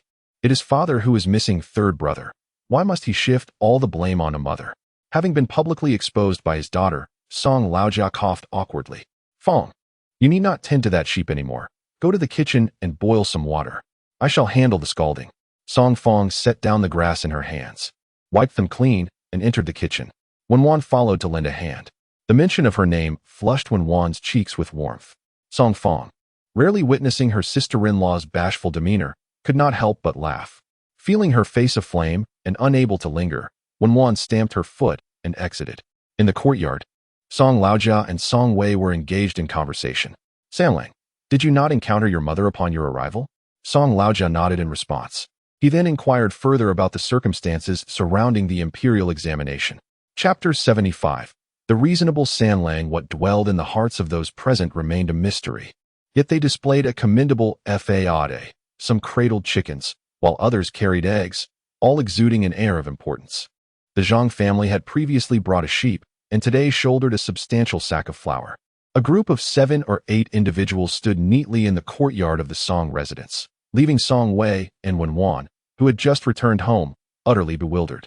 At that moment, he did not delve deeply into the matter but harbored a vague suspicion that Wenwan must have sensed impending misfortune and, fearing it would affect him, chose to remain silent and bear the burden herself. Zhang Er's act of contrition illuminated everything for Song Wei. It became apparent that these individuals had initially harbored intentions to harm him, but had been thwarted by Wenwan's clever intervention, which had frightened them considerably. Now, they were compelled to come and apologize. Song Wei was not one to frequently engage in discussions of reason, yet he would do so when necessary. He had been preoccupied with various affairs in the county for years and had scarcely paid attention to any gossip. Lifting his gaze, his voice resonated with its usual magnetic charm. "What have you been saying about me? Wasn't it blatantly absurd to utter such fabrications?" While Zhang Er might not have been aware of everything, he had personally witnessed his youngest son and others pelting stones at Song Wei while hurling insults, labeling him an unfortunate soul and a harbinger of misfortune. However, at the time, having observed from a distance that Song Wei had not sustained serious injury, he refrained from confronting the boys and allowed their antics to continue. Song Wei could not have been oblivious to the village gossip, yet these individuals now sought to publicly question him. "What have you said? What exactly have you said? What more could they possibly say?" It was merely a cascade of insults branding Song Wei as a born misfortune, a jinx wherever he went. One who had tragically caused the deaths of his brother and sister-in-law years ago and still dared to pursue examinations, a true scourge. But such words could hardly be uttered in his presence, could they? Certainly not. Zhang Er was drenched in sweat, caught in a dilemma of whether to respond or remain silent. Behind him stood his elder brother, who, noticing his discomfort, interjected, "If we are to discuss this matter, Sanlang, you ought to address us as brothers. As the elder, I will humbly apologize to you. Accept our offering, and let us consider the matter resolved. We are all from the same village, and there is no need to escalate this trivial issue into a public spectacle." Song Wei smiled gently, agreeing with the sentiment. However, that calm demeanor was more unsettling than an outburst of anger. Zhang Er dared not interject. The elder Zhang pressed on, "Please, don't linger. Make your stance clear. And let us not portray this as if we have wronged you." Was it possible that Song Wei was now the unreasonable one? Emerging from the kitchen, Song Fong seethed with anger, her teeth clenched. "You are the ones hurling insults, yet my brother is the one being admonished. Why should you counsel him to be magnanimous?" Just as the situation seemed to be resolving, unexpectedly, the young woman intervened. The elder Zhang frowned. "Fong Nyang, that is not quite fair. We may have discussed San Lang behind his back, which was indeed improper, but he has not suffered any loss, has he? He stands here quite well, does he not? Furthermore, we have offered our apologies. This should suffice to conclude the matter. Anyone who continues to press the issue is in the wrong. Even if it escalates to the authorities, we have our justifications." His words rang with a sense of righteousness. Song Fong was nearly beside herself with fury, her fists clenched, ready to argue their case, but was gently restrained by Wenwan, who had followed her out. Sister-in-law. Song Fong could no longer bear to witness the bullying directed at her brother. Wenwan shook her head gently, signaling Song Fong to remain calm. Based on her understanding of Song Wei, this man, with his fair skin and dark core, would never willingly accept being a punching bag. His previous statement was clearly left unfinished. As expected, once Song Fong quieted down, Song Wei continued, "I am inherently ill-fated, often bringing calamity to those around me. And I do not deny this aspect of myself." The eldest brother of the Zhang family raised his chin with pride, remarking, "What was it he said? Song Jia Sanlang is not only a troublemaker but also a coward. Look, as soon as he sees so many of us, he immediately shrinks back." "But I am a reasonable person," Song Wei spoke slowly. "Since the troubles of the past have caused you discomfort, I should take some tangible actions to express my apologies, lest you continue to suffer sleepless nights thinking of me." The smile on Zhang's face grew increasingly smug. "Very well, as long as your intentions are sincere. We brothers are magnanimous enough to overlook your misdeeds." He thought to himself that Song Wei would surely offer money to settle matters, secretly anticipating a substantial sum from the wealthy Song family, which he would use to purchase a cow. To his surprise, Song Wei countered, "I believe you all have heard that passing the provincial examination exempts one from paying tax on 400 acres of land." Zhang grew impatient, exclaiming, "What does this have to do with an apology?" Song Wei glanced at him, saying, "It is, naturally, for your benefit. And how is this for my benefit?" Song Wei possesses a gentle disposition, and his tone remains unwavering throughout. In a moment, I shall request the village chief to serve as a witness and draft a guarantee letter, ensuring that a few individuals will not be entangled in my misfortunes. Should the day arise when I, Songwei, achieve success in the imperial examination, the matter of the land tax will not pertain to your households. As for those who are not apprehensive of being affected by me, I shall not accept even a single grain from them for the land tax. Upon hearing this, the expressions of the few changed dramatically. If Songwei were truly to excel in the county examination, he would become a scholar, a position of great esteem. Not to mention the considerable influence that a scholar holds, should he choose not to levy taxes on the land. The amount of grain saved over a year would be substantial. Zhang Er felt an intense resentment towards his elder brother. Pushing him aside and looking earnestly at Songwei, Sanlang, what my elder brother said was merely a solitary opinion and does not represent us all. Regarding the land tax, could we perhaps negotiate further? The thought that other families could save the entirety of their land tax while his own family would still have to pay in full, despite their exhausting efforts, made his heart feel as if it were being pricked by needles. Songwei responded with a calm smile. I am acting in your best interest. Being associated with me could lead to misfortune. Zhang De then realized he had made a blunder. His earlier arrogance vanished in an instant, and his expression changed more swiftly than anyone else's. Sanlang, Songwei waved his hand, indicating there was no need for further discussion. I understand your fear of being implicated. We are all villagers, and I would not wish for any of you to suffer because of me. Once the guarantee letter is prepared, all that is required is for everyone to place their fingerprints upon it. With that, he turned to Song Laodad. Father, could you please summon the village chief and clan leader to our home? Chapter 76. The elder's wisdom. Upon hearing Song Wei's words, Old Man Song was momentarily taken aback. Then he pulled him aside and whispered, Sanlang, do you think this might be a bit too ruthless? After all, we are all from the same village, and there will be many future interactions. He was also considering leaving a thread of goodwill for his son, ensuring that he could navigate life more easily in the future. However, Song Wei remained resolute. His sister was right. Those who once wronged and humiliated him were indeed the same people now asking for his magnanimity. Outsiders perceived Song Wei as weak, but his father understood all too well. For those years, Song Wei endured the criticisms and insults from people outside because he felt a deep sense of guilt. Believing he was responsible for the deaths of his elder brother and sister-in-law, he would rather have been the one lying in the coffin, wishing for his brother and sister-in-law to return, even if it meant enduring their scorn and reproach. Yet, the reality of his brother and sister-in-law's demise could not be undone. He could not atone for his sins nor rectify his mistakes. The only solace he found was in being scorned by others, which offered a modicum of relief to his heart. Thus, he never argued against their accusations. Yet, the villagers mistook his silence for weakness, pushing their demands further until some even contemplated harming Song Wei. Now, they had the audacity to come to him, suggesting he should forget past grievances. In this world, is there any logic in striking someone and then expecting them to smile at you in return? With this thought, Old Man Song exhaled deeply and patted his son's shoulder. Very well, whatever decision you make, your father will support you. Let us go and invite the village chief and clan leader. As Song Wei observed his father's retreating figure, a faint smile graced his lips. To strike at the heart of the matter, what do the common folk care about most? Their basic needs, clothing and food. As long as one accurately grasps this point, using the hanging fields as a pretext to foster discord, supporting one while undermining another, and offering assistance to others without receiving a single grain in return, amounts to relinquishing 2 seasons' worth of land taxes each year.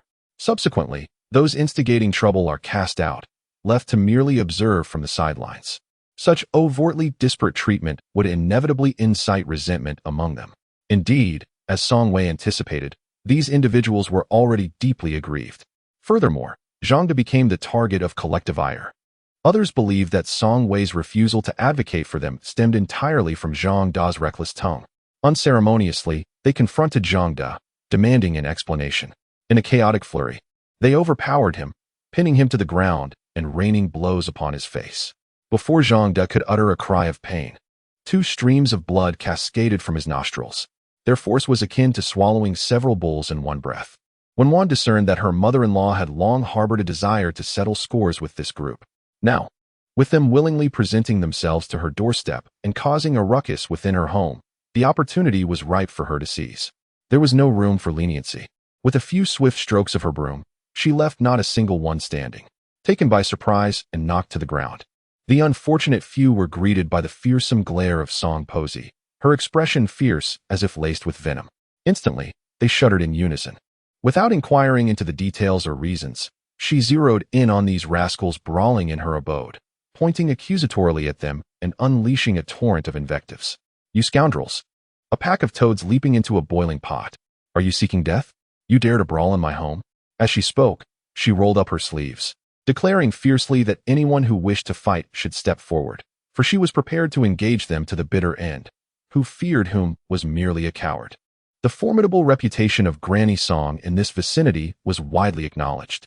Any fool who dared to provoke her would find themselves berated as a spineless wretch or beaten into submission. Shanghe, already injured by several assailants, his nose bleeding profusely, dared not advance. He dragged himself toward the courtyard gate, hindered by an injured leg. The others, witnessing this spectacle, recoiled in fear, hastily retreating. In the blink of an eye, they abandoned their belongings and fled homeward as if scalded by boiling water, their panic akin to encountering a specter. Song Wei did not intervene. It was evident that he tacitly approved of his mother's brutal means of expelling the intruders. Their squabbles were of little concern. Yet within the confines of the Song household, any ensuing chaos would implicate them all. Granny Song dusted off her garments and glanced at the discarded items on the ground, inquiring of Song Fong if they belonged to the intruders. Song Fong nodded affirmatively. With a grunt, she responded and swiftly hoisted a bag of flour over one shoulder while cradling a chicken in her arms, also taking hold of the rope tethering a goat, preparing to return the items to their rightful owners. Wen Wan, observing her struggle, hastened to assist, internally lamenting how experience truly outshines youth. Once the two women departed, Granny Song turned to Song Wei, inquiring about the situation, which aligned with her expectations. Those individuals were not genuinely remorseful. Upon hearing Song Wei's intention to summon the village chief and clan leader to draft a guarantee letter to sever ties with those families, Granny Song clapped her hands in approval, exclaiming that this was precisely the course of action. It would infuriate those scoundrels. Upon the conclusion of the conversation, a sudden realization washed over him, and he widened his eyes in astonishment. "Sailing, what did you just say? You intend to let others cultivate the land without taxation?" Song Wei anticipated his mother's reaction and chuckled. "Exempting 400 acres from taxes, after deducting all the fields belonging to our family, the remainder can be rented out. Over the course of a year, we could indeed amass a considerable amount of grain to convert into currency. Yet, has Mother considered the implications? My reputation among the neighbors has never been favorable, and having recently stirred up trouble, should those individuals wish to make my life difficult, it would not take long before my already tarnished name would be further sullied by accusations of exploiting my neighbors, bearing too many blemishes. It would adversely affect both my prospects in the imperial examinations and my future in officialdom. Thus, I propose we exclude those families from our dealings. As for the other villagers, reasoning with them would likely be futile. They are unlikely to listen. The simplest solution is to offer them incentives. By assisting them in cultivating their land without taxation, they will naturally align themselves with me. If, in the future, authorities do come to investigate, I shall have additional allies to speak on my behalf." After a moment of contemplation, Song Posey, despite feeling a pang of reluctance, acknowledged the soundness of her son's arguments. She pursed her lips and conceded, "Very well, since you have already devised a plan, I shall not interfere." Shortly thereafter, the village head and the clan leader arrived at the Song residence. On the way, Song Laodai had clearly articulated the situation. The village head expressed his understanding. He recognized Song Wei's capabilities and hoped that he would rise to prominence, leading the village towards prosperity. Naturally, he could not allow those troublemakers to jeopardize such a promising future. Thus, the guarantee was drafted with remarkable ease. The witnesses were the village chief and the patriarch of the Song family. After they pressed their fingerprints, Song Wei followed suit. Subsequently, the village chief took the guarantee document to the households causing the disturbance, compelling them to affix their fingerprints to the document, thus severing their ties and bringing the matter to a conclusive end. In Chapter 77, feeling something awry, while the commotion was erupting, Erlang's wife was eavesdropping next door. She paid little attention to the rest of the ruckus, but distinctly remembered Song Wei's assertion that if he were to succeed in the imperial examinations, he would grant land without collecting taxes. It struck Erlang's wife like a bolt, and she sprang up with an urgency, racing back into her house. Pounding on the bed where Song Erlang was napping. Startled awake, he furrowed his brow and questioned her frantic behavior. What on earth are you doing? Seeing her husband's lethargic demeanor, Erlang's wife couldn't help but slap his forehead. There was just a ruckus next door. I was eavesdropping. Sanlang seems confident about passing the exams and even declared that if the day comes, he would grant land without demanding a single benefit in return. Instantly, Song Erlang felt a jolt of realization. What did you say? Now you're feeling anxious? Erlang's wife shot him a glare. You should hurry and inquire about the situation. If he is giving away land for free, that is his loss, which doesn't directly concern us. What is pressing is that we haven't secured the few acres from elder brother and sister-in-law yet, and our parents refuse to relent. What do you propose we do? With a few swift movements, Song Erlang dressed and prepared to head out. The daughter-in-law of Song Erlang cautioned him. If your mind isn't sharp, focus on what truly matters. Don't ramble on without clarity, or you'll be kicked out. Song Erlang, feeling indignant, retorted, Am I truly that useless? The daughter-in-law responded effortlessly, If you were truly capable, would you have married me? After contemplating her words, Song Erlang found himself in agreement, acknowledging her point. The daughter-in-law pondered, Why does this feel off? When seeking assistance, Song Erlang dared not confront his mother empty-handed, risking being chased with a rolling pin by his wife. He carefully procured a sizable piece of cured meat and cautiously made his way next door. Song Posey inquired, Is your wife expecting? It was uncommon for the Erlang household to voluntarily offer favors unless there was a joyous occasion. Having witnessed the frugality of his daughter-in-law, Song Posey was not naive. Song Erlang forced a smile. Mother, please don't tease me. Sanya is still so young. How could my wife conceive so soon? Then what is this about? Song Posey continued, busy stirring the contents in the pan, unable to pause. Your wife must have suggested something foolish, hasn't she? Song Erlang felt a pang of realization. His mother could easily have been a detective. Speak plainly. If it is sensible, I shall listen. If not, then swiftly depart. Recalling his wife's instructions before leaving, he refrained from further chatter. He placed the cured meat on the stove, rubbed his hands together, and hunched his shoulders as he said, I was considering. Given the advanced age of the elders, they cannot labor in the fields every day. Perhaps we could divide the land from my elder brother and sister-in-law's farm to our household? My wife and I are still young, full of vigor. If the situation demands, we can always invite a few hands during the busy farming season to assist us. Upon hearing this, Song Posey understood that Erlang's family must have caught wind of Sanlang's mention of the field, and they were eager to seize the opportunity to cultivate Darlang's land early on, hoping to evade the land tax and reap the benefits without cost. After all, we are family. If help is offered, it's given freely. Darlang's family possesses ample land, and Wan Yang is responsible for managing the fields of the third household, which does not contribute significantly to their workload. Indeed, the elderly couple is often overwhelmed. However, the thought of Erlang's wife, who haggles over the price of a mere pancake, being more frugal than her mother-in-law, left Song Posey feeling uneasy. Very well, she thought. If they wish to take it, they can have 3/10 of the grain sent here each year. 3/10? Isn't that excessive? If you want it, take it to cultivate. If not, then forget it. Song Posey wiped her hands on her apron and ushered the visitors away. Chapter 78. Marriage Exchange. Song Posey paused in her motion to return the cured meat, contemplating the negotiations. Song Erlang stammered, You don't really need that 3/10 of grain, so why not let it go? He added, I'll have my wife raise a few more chickens, and whenever you wish to have one, you can come over and take your pick. Tell me, is your wife in agreement with this, or is this your own decision? Song Posey insisted on clarifying beforehand. For the chickens are kept in the second household. If they were to take the land and deny their obligations, where would she turn for redress? Song Erlang quickly assured her, It is indeed my wife's consent. Very well then, I shall not require your 3/10 of grain. Now, go and bring all your chickens over. Song Erlang smirked slightly. Mother, aren't you being a tad too hasty? Besides, do you really think we can devour so many chickens? Old Madam Song cast a glance at him. Didn't your wife agree? Just take them without fussing about it. Who are you trying to stir up trouble for? Song Erlang nearly revealed his true feelings. I noticing Song Erlang's silence.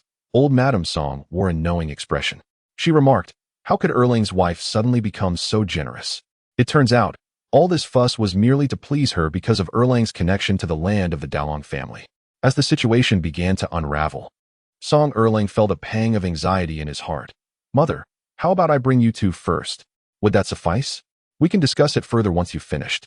Old Madam Song was displeased. "If you need to consult your wife, then I must also confer with Samlang, considering that he raised Yuan Bao single-handedly.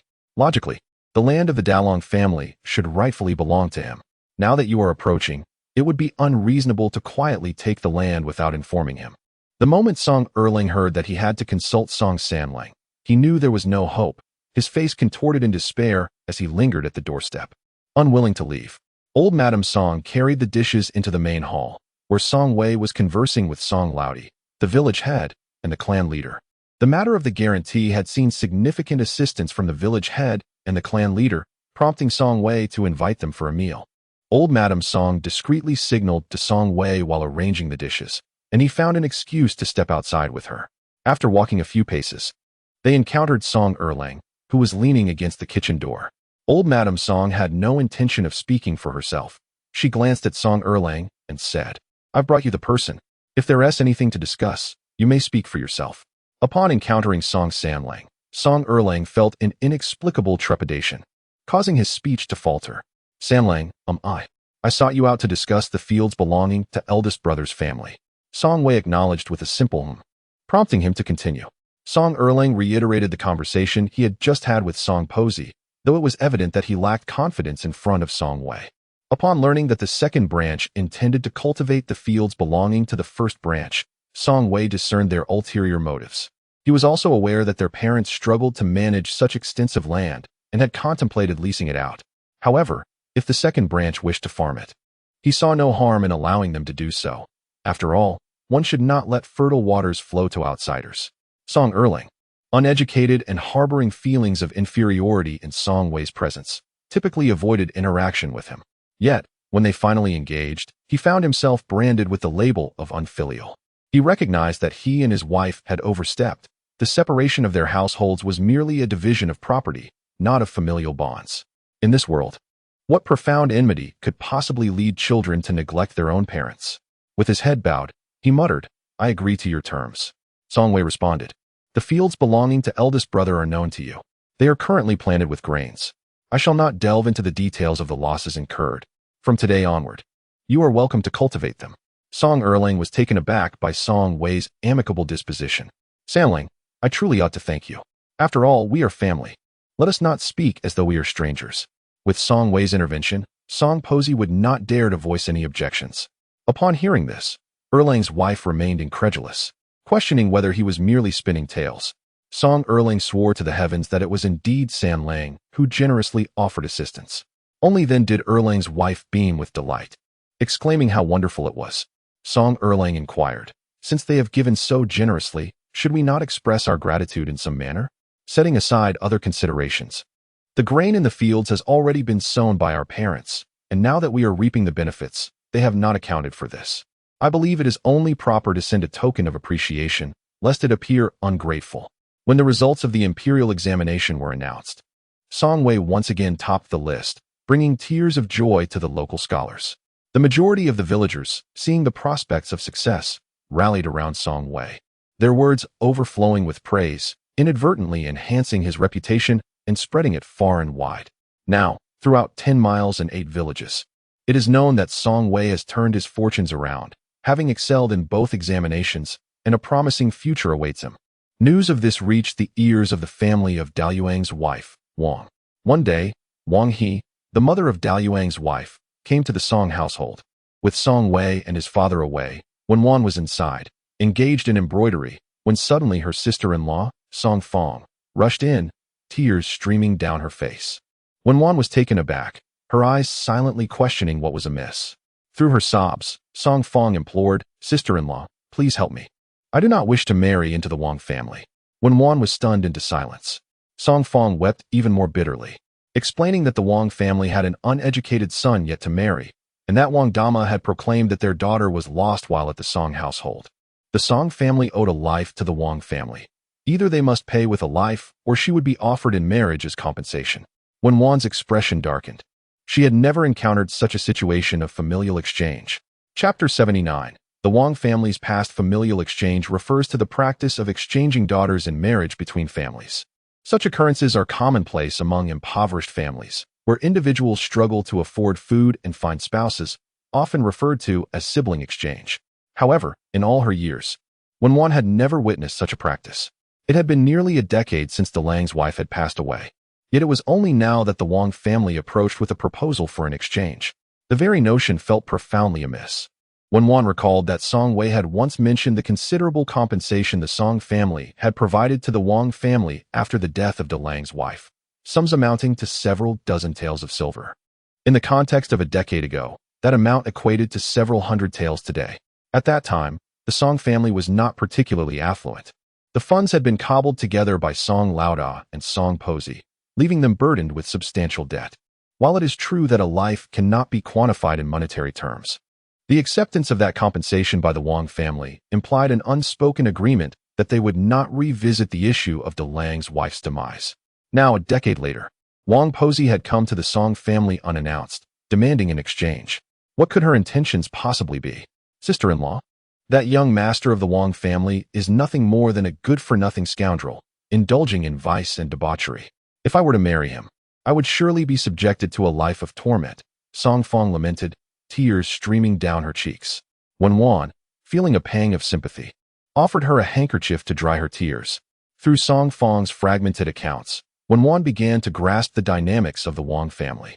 Dalang's wife, of the Wang lineage, had 6 siblings. The first 5 were daughters, with the 6th finally being a son. The young master of the Wang family, whom Song Fong spoke of. From the moment Wang Xiaolang was born, he became the cherished darling of the Wang family.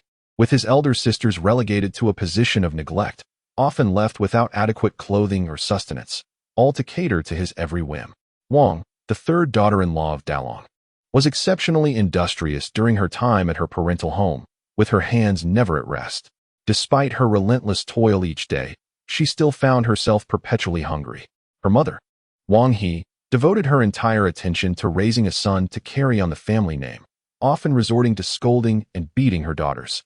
Although old lady Song initially disapproved, it was Dalong who insisted on marrying her, prompting a hurried preparation of the betrothal gifts. Wang He, burdened with ungrateful daughters who brought nothing but trouble, was relieved to hear of a family willing to take one off her hands without requiring a dowry, especially as the betrothal gifts were substantial.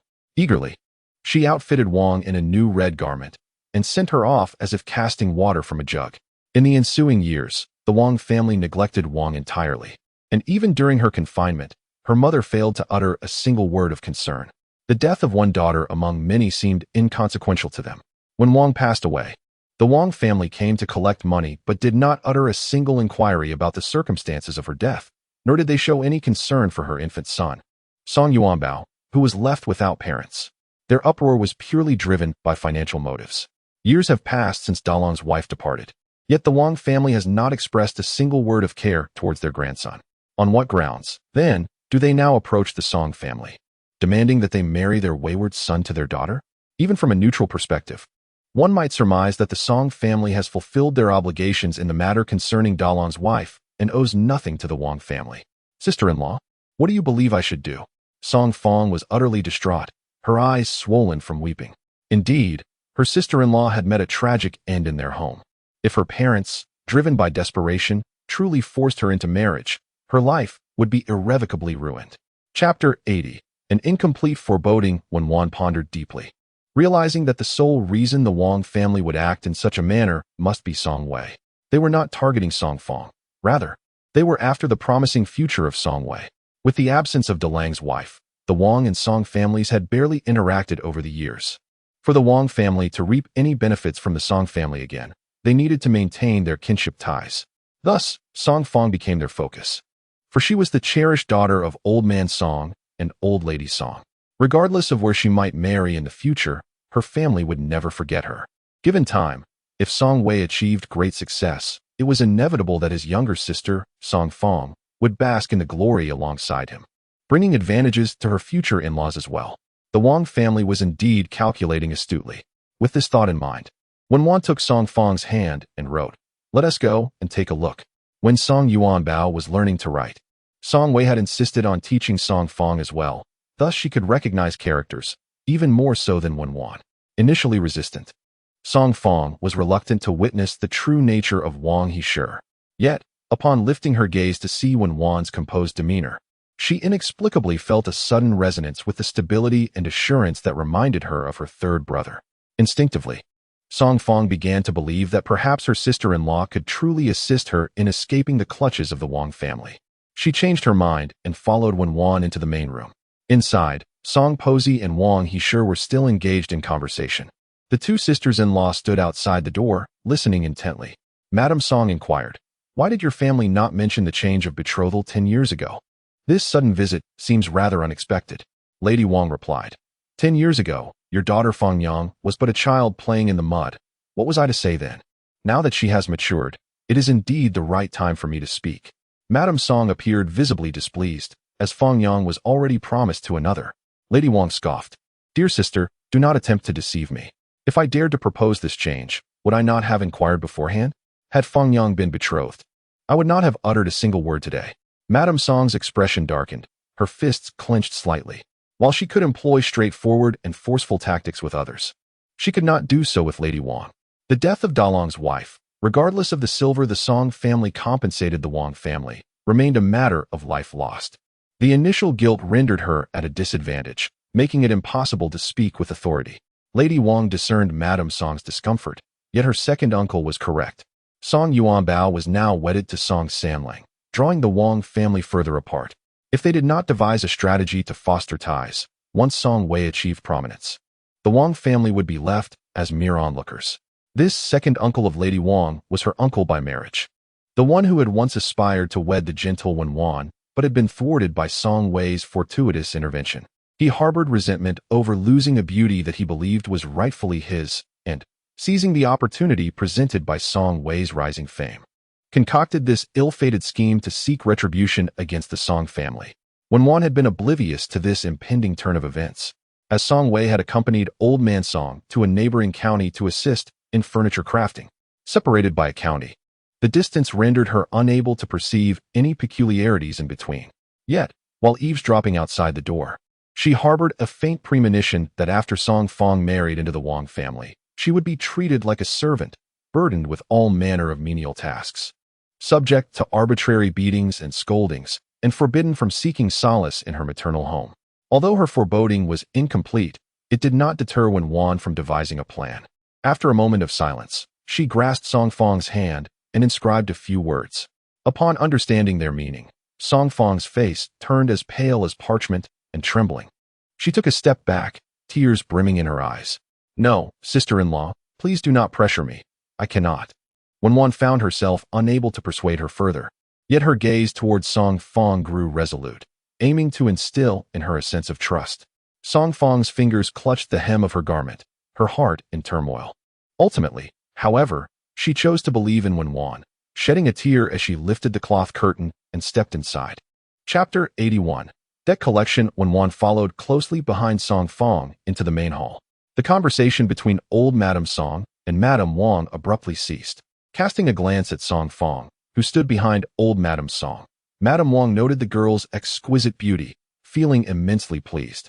A smile finally graced her lips. "This must be Fong Yang, isn't it? Such a lovely girl, perfectly suited for our young master." As Song Fong beheld the repugnant expression on Madame Wang's face, her fingers curled within her sleeves. Wan, standing opposite, quickly signaled her with her eyes. Song Fong pressed her lips tightly together, remaining motionless for a while. Old Madame Song furrowed her brow, thinking to herself that Wan, as a sister-in-law, was rather adept at navigating social interactions. Knowing full well that Madame Wang was not a virtuous woman, she still approached her with a smiling countenance, seemingly intent on pushing Fong Yang into a perilous situation. Turning around, Song Posey shot a glare at Song Fong, questioning her purpose for entering the house. "Is dinner ready?" Song Fong understood that her mother was deliberately trying to dismiss her. She remained rooted to the spot, taking a deep breath before directing her gaze toward Wang Hesh. The implication from Wang Dajiang was clear. "The alliance between our families is non-negotiable." Wang Hesh was resolute in her determination to utilize Song Fong to elevate her son, Song Wei, and would not easily relent. "Very well, I shall marry Fong daughter." Song Posey's voice suddenly escalated, evidently incensed by Song Fong's words. How could her daughter, whom she had painstakingly raised, be sullied by a scoundrel? Ignoring her mother's outburst, Song Fong focused on Wang Hesh, following the hints given by Wen Wan, and slowly articulated. I do not oppose the exchange of brides, but we must first clarify the terms. Wang Hesh, blinded by greed, readily nodded. Speak your mind. What are the terms? Song Fong replied. When my sister-in-law married into your family, the Wang family provided no dowry, while our Song family offered a considerable bride price. In the subsequent years, you neglected her entirely and did not take care of her at all. Therefore, if we are to proceed with this exchange, it must be equitable for both parties. I am willing to marry, but our family will not provide a dowry. The bride price my brother once gave must be matched by your family. Furthermore, once I am in the Wang household, my parents and siblings shall have no obligation to concern themselves with my well-being. Whether I thrive or suffer is my own matter, unrelated to my family of origin. This statement made it abundantly clear to Wang Hesh. The exchange of brides was permissible, but once she stepped into the Wang family, all ties with her birth family would be severed, and the Wang family could expect no benefits from the Song family. Wang He's intention to seek a marriage exchange was fundamentally rooted in her desire to align with the Song family, without the prospect of benefiting from the Song household. What purpose would such an exchange serve? Furthermore, the substantial betrothal gifts offered by Song Dalong to their family were not insignificant, though Wang He had forgotten the exact amount. Nevertheless, the Song family, being literate, undoubtedly retained a record. Should they retrieve this documentation for reconciliation and demand that the Wang family comply? Where would she procure such a sum? Her son, being a gambler, had accrued a considerable debt over the years in gambling establishments, and she had originally hoped for the Song family's assistance in settling these debts. Now, however, the Song family had transformed into creditors. Upon witnessing Wang He's change of demeanor, Song Posey quickly discerned the purpose behind Wen Wan bringing Song Fong.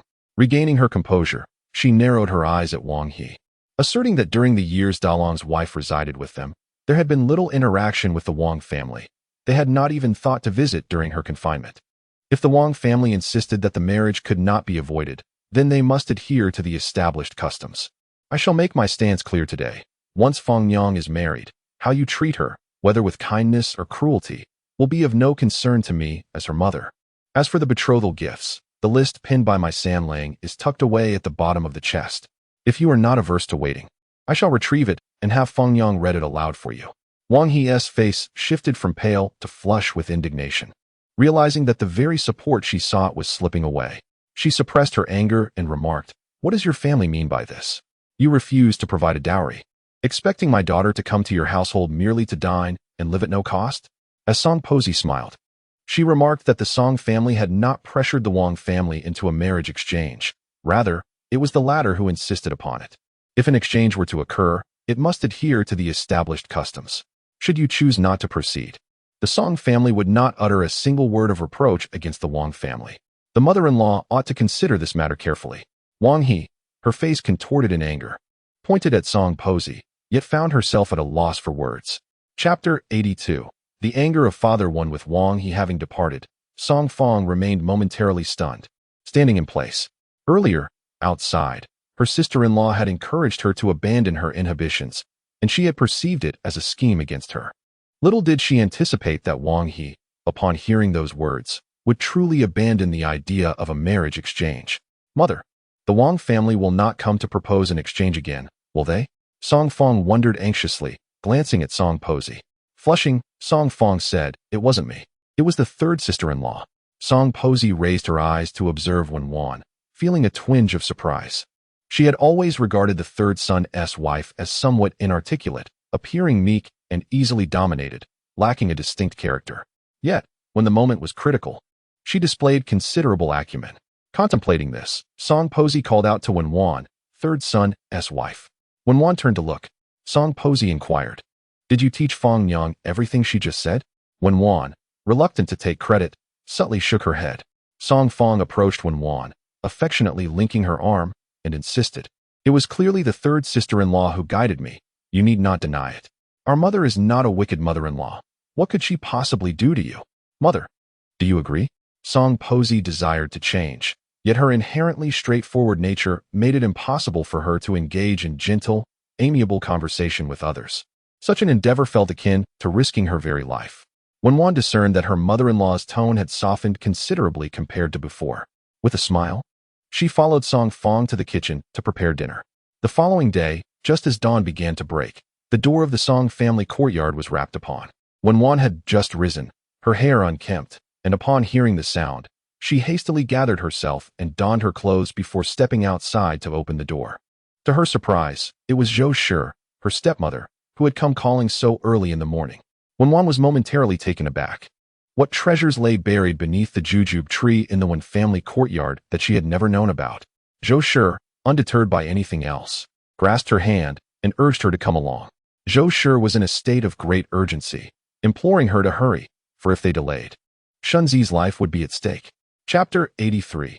Coercion. When Wan had just finished preparing herself and was ready to depart when her mother-in-law emerged from the east room, inquiring about her destination. Zhou Shi's eyes brimmed with tears again as she hurried over to assist her son. In the main room, Wen Fu's voice, laced with anger, rang out, demanding that his son kneel properly and not rise.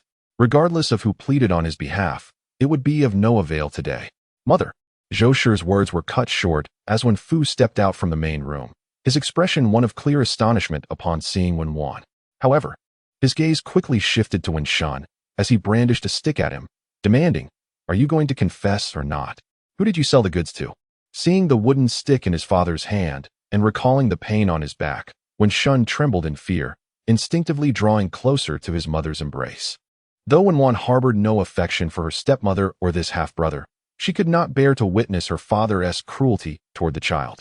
Just as the wooden stick in her father's hand was about to descend upon Wen Shun's back, Wen Wan intervened in the nick of time. Her father turned to her, frowning at her attempt to shield her brother from the blows. "Wan Yang, do not meddle in this matter. If I do not discipline him properly, he will remain ignorant of the fact that stealing and selling someone else's belongings is a crime." Wen Wan communicated through sign language. Seeing him beaten to this extent, yet remaining silent proves that force is futile. You ought to converse with him kindly. Meanwhile, Zhou Shi gently urged her son, Shunzi. You must tell your father to whom you sold that item. If you speak the truth, he will cease his punishment. Wen Shun felt a deep sense of injustice. After all, he had merely unearthed a box while loosening the soil around the jujube tree. The treasures within were plentiful, not limited to a single jade bracelet. Why should his father resort to such brutality over one bracelet? He refused to comply and resolved to remain silent. As his father's patience waned, he thundered, "You refuse to speak, do you? Then I shall send you to face the authorities." Zhou Shi's face paled in alarm. "Master, have you lost your mind?" Upon hearing that his father intended to turn him over to the officials, Wen Shun was struck with fear, his lips trembling as he blurted out, I'll tell you. It was a wealthy gentleman who bought it for 30 taels of silver. Father, please don't send me to the authorities. I will take you to find him right now." Chapter 84. Let it pain you to death. Having grown up, Wen Shun had never encountered even 3 taels, let alone 30. Holding the silver ingot in his hands, he felt elated, as if he had stumbled upon a treasure greater than gold. Upon hearing this revelation, fury ignited in his father's eyes. The jewels within that box were left behind by Lu before her departure, with instructions for him to pawn them in exchange for silver to support his daughter. It was at that moment that Father Wen realized Lu's extraordinary identity. After her departure, fearing that pawning those items might inadvertently expose her identity and whereabouts, he buried them beneath the jujube tree.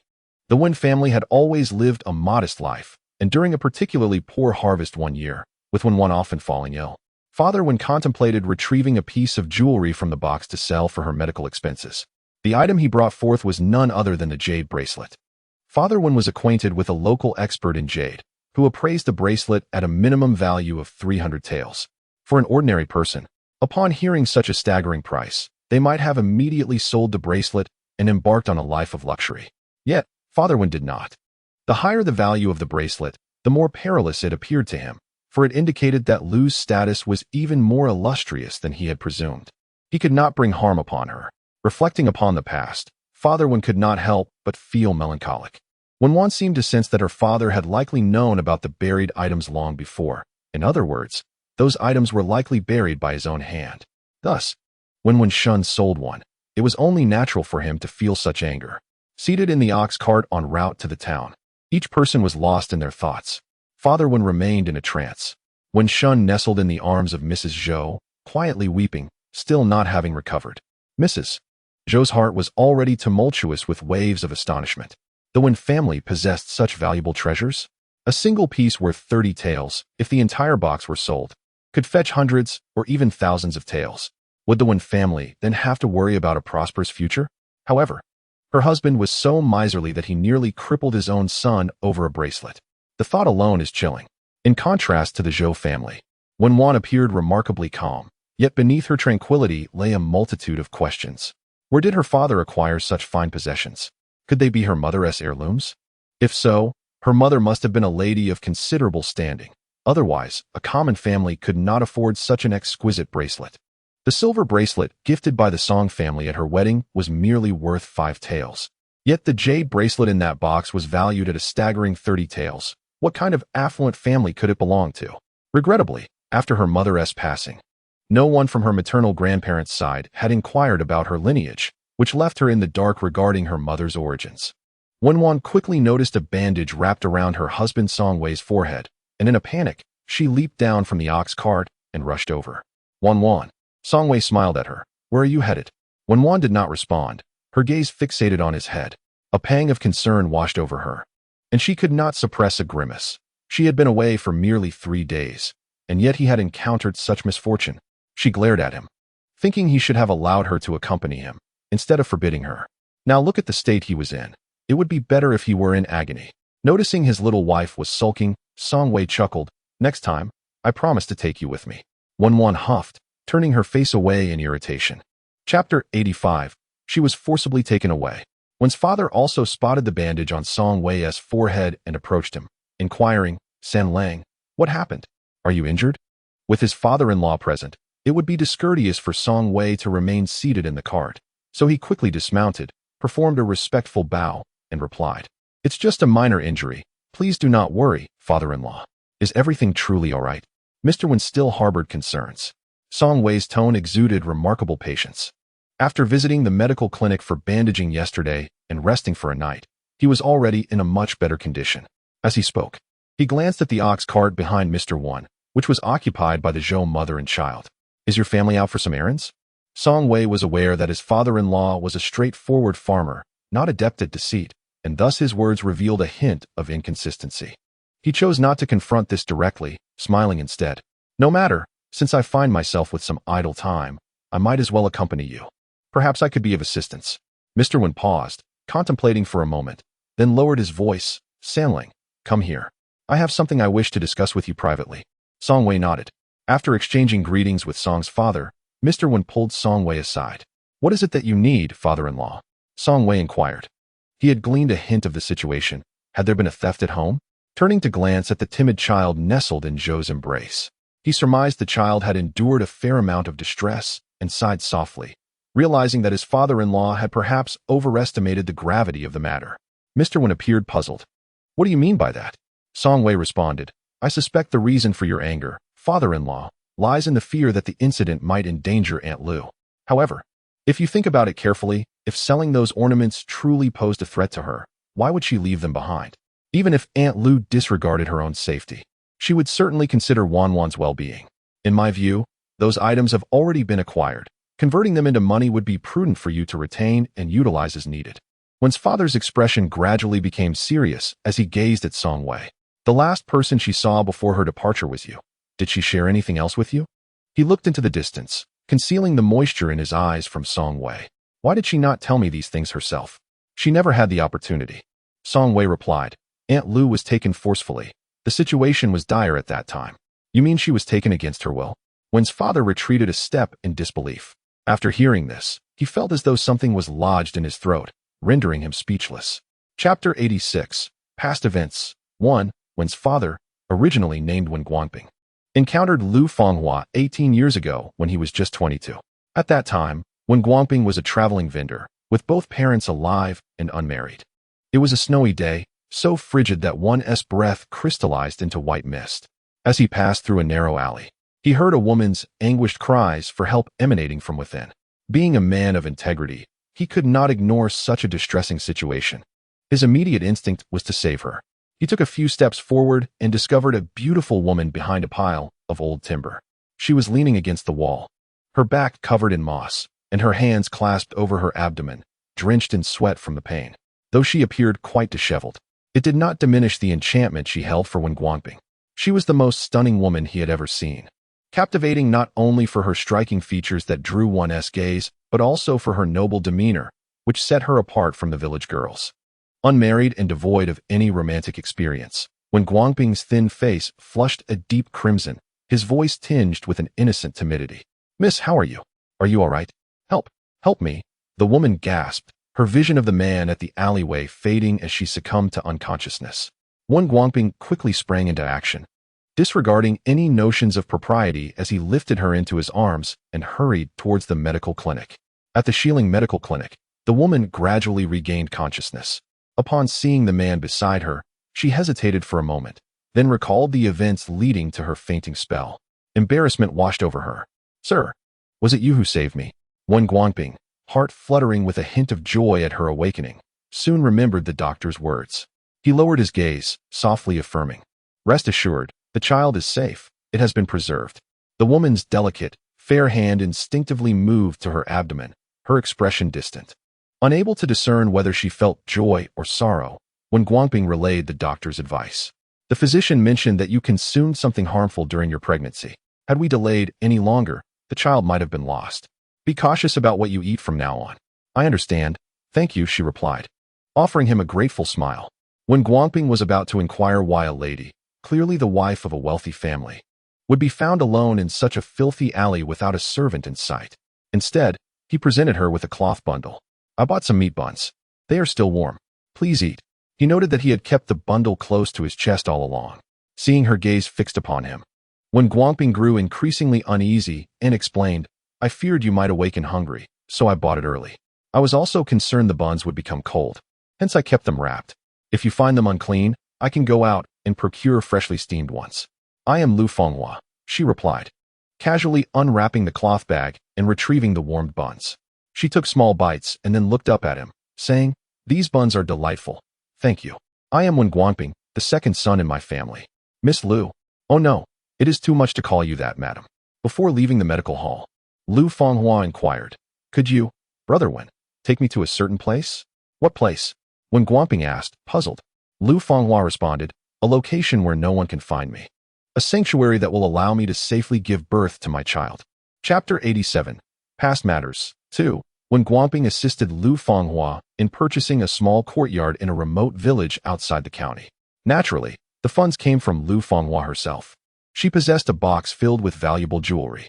Selling just a few pieces would yield several hundred taels of silver, more than sufficient to acquire a farmer's residence. Being a man, Wen Guangping felt unable to provide her with constant care, so he proposed hiring a maid to attend to her needs. However, to his surprise, Lu Fenghua steadfastly refused, stating that this was her first visit to Pingjiang County, and she trusted no one but him. One night, Lu Fenghua urgently knocked on Wen Guangping's door, declaring that those who sought to harm her had arrived, and they could no longer remain. They must depart immediately. Wen Guangping had never inquired into Lu Fenghua's past. Upon hearing her speak, he immediately set about packing his belongings.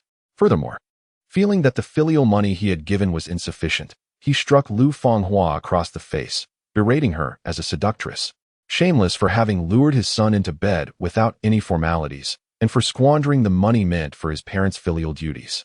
He demanded that Lu Fenghua remove her extravagant garments and jewelry, insisting she don humble attire instead, claiming that all those luxuries were purchased with his son's money, which she, as a seductress, did not deserve to wear. Wen Guangping was acutely aware that his mother had overstepped her bounds and contemplated offering an explanation. However, Lu Fenghua discreetly gestured for him to refrain from intervening, wishing to preserve the harmony between mother and son. Feeling remorseful, Wen Guangping later apologized to her. Lu Fenghua touched the mark left by his slap on her cheek, offering a bittersweet smile and shaking her head. "I am unscathed. It is merely that Wen Urge has borne this reputation on my behalf, and I feel somewhat guilty. Once the situation outside stabilizes in a few days, I shall take my leave. I cannot continue to be a burden to you." Having spent considerable time together, Wen Guangping had come to understand Lu Fenghua to a certain extent. He recognized her as a young lady from a prominent family. Yet she never flaunted her status or acted with arrogance. Her demeanor was exceptionally gentle and amiable. To the rural folk, she might seem somewhat ethereal. Yet her intelligence and eloquence made her exceedingly endearing. It was impossible for Wen Guangping, a normal man, to remain entirely unaffected by the presence of such a beautiful and astute woman in his daily life. Upon hearing of her intention to depart, he implored her to stay. I am unaware of the trials you have endured, and it matters not if you are reluctant to share. However, if you deem this place sufficiently secure, you might contemplate remaining indefinitely. As for the recent misunderstanding, I would not mind transforming it into a reality. Lu Fenghua grasped his meaning. Wen Guangping was willing to care for her and their child. Summoning his courage, Wen Guangping, for the first time, took her hand. I have considered this. Should you choose to stay, I shall treat this child as my own, ensuring she is cherished and never deprived of anything. Ultimately, Lu Fenghua decided to remain. Yet she soon encountered the formidable matriarch of the Wen family, Madame Ma. Madame Ma paid no heed to Lu Fenghua's prominent pregnancy. Whenever Wen Guangping was absent, she treated Lu Fenghua like a servant, barking orders and resorting to physical violence at the slightest provocation, hurling derogatory insults that were particularly harsh. As Lu Fenghua's pregnancy progressed, her mobility diminished, rendering her unable to escape her dire circumstances. Despite the arduous days, she endured each one with resilience. Wen Wan, a girl, could not carry on the Wen family lineage. Her very existence compounded Lu Fenghua's already challenging life, driving her to the brink of despair. Upon discovering Lu Fenghua's hidden belongings, Madame Ma coerced her into surrendering everything, threatening to harm the infant Wen Wan if she refused. For the sake of her daughter, Lu Fenghua nearly capitulated. However, Wen Guangping, unable to bear the injustice any longer, intervened, creating a scene and proposing a division of the household. Madame Ma was left utterly astonished by the actions of her usually obedient youngest son. After the division of the family, Lu Fenghua no longer had to face the Ma family daily, and her life became considerably easier. When Wen Wan turned 1 year old, they consummated their marriage. Lu Fenghua believed she had permanently escaped those individuals. However, she did not anticipate that they would eventually come knocking at her door. In that moment, Lu Fenghua realized that as long as she drew breath, her bloodline and identity would persist. No matter how she tried to evade them, escape was futile. She negotiated with them, requesting 3 days to arrange for her daughter. The men in black acquiesced. That very evening, Lu Fenghua conveyed the situation to Wen Guangping, informing him that her tranquil days were likely at an end. Wen Guangping was reluctant to let her go. Lu Fenghua instructed him, "There are still many items in that box. After I depart, sell them for some money to raise Wen Wan well. If she inquires, tell her that her mother has passed. I do not wish for her to harbor resentment towards me for abandoning her." The thought of impending separation from her daughter brought tears to Lu Fenghua's eyes. Wen Wan was too young to comprehend any parting instructions. "All right, I promise, Auntie," she said. Song Wei held Wen Wan's icy little hand, watching as the carriage departed. "Mother, mother!" The little Wen Wan broke free from Song Wei's grasp, chasing after the carriage through the frigid landscape, crying inconsolably, her feet slipping and tumbling into an icy pit. Chapter 88. The dowry for Wan Wan. Father Wen had always believed that Fenghua had chosen to leave quietly, avoiding a farewell in person while he was away.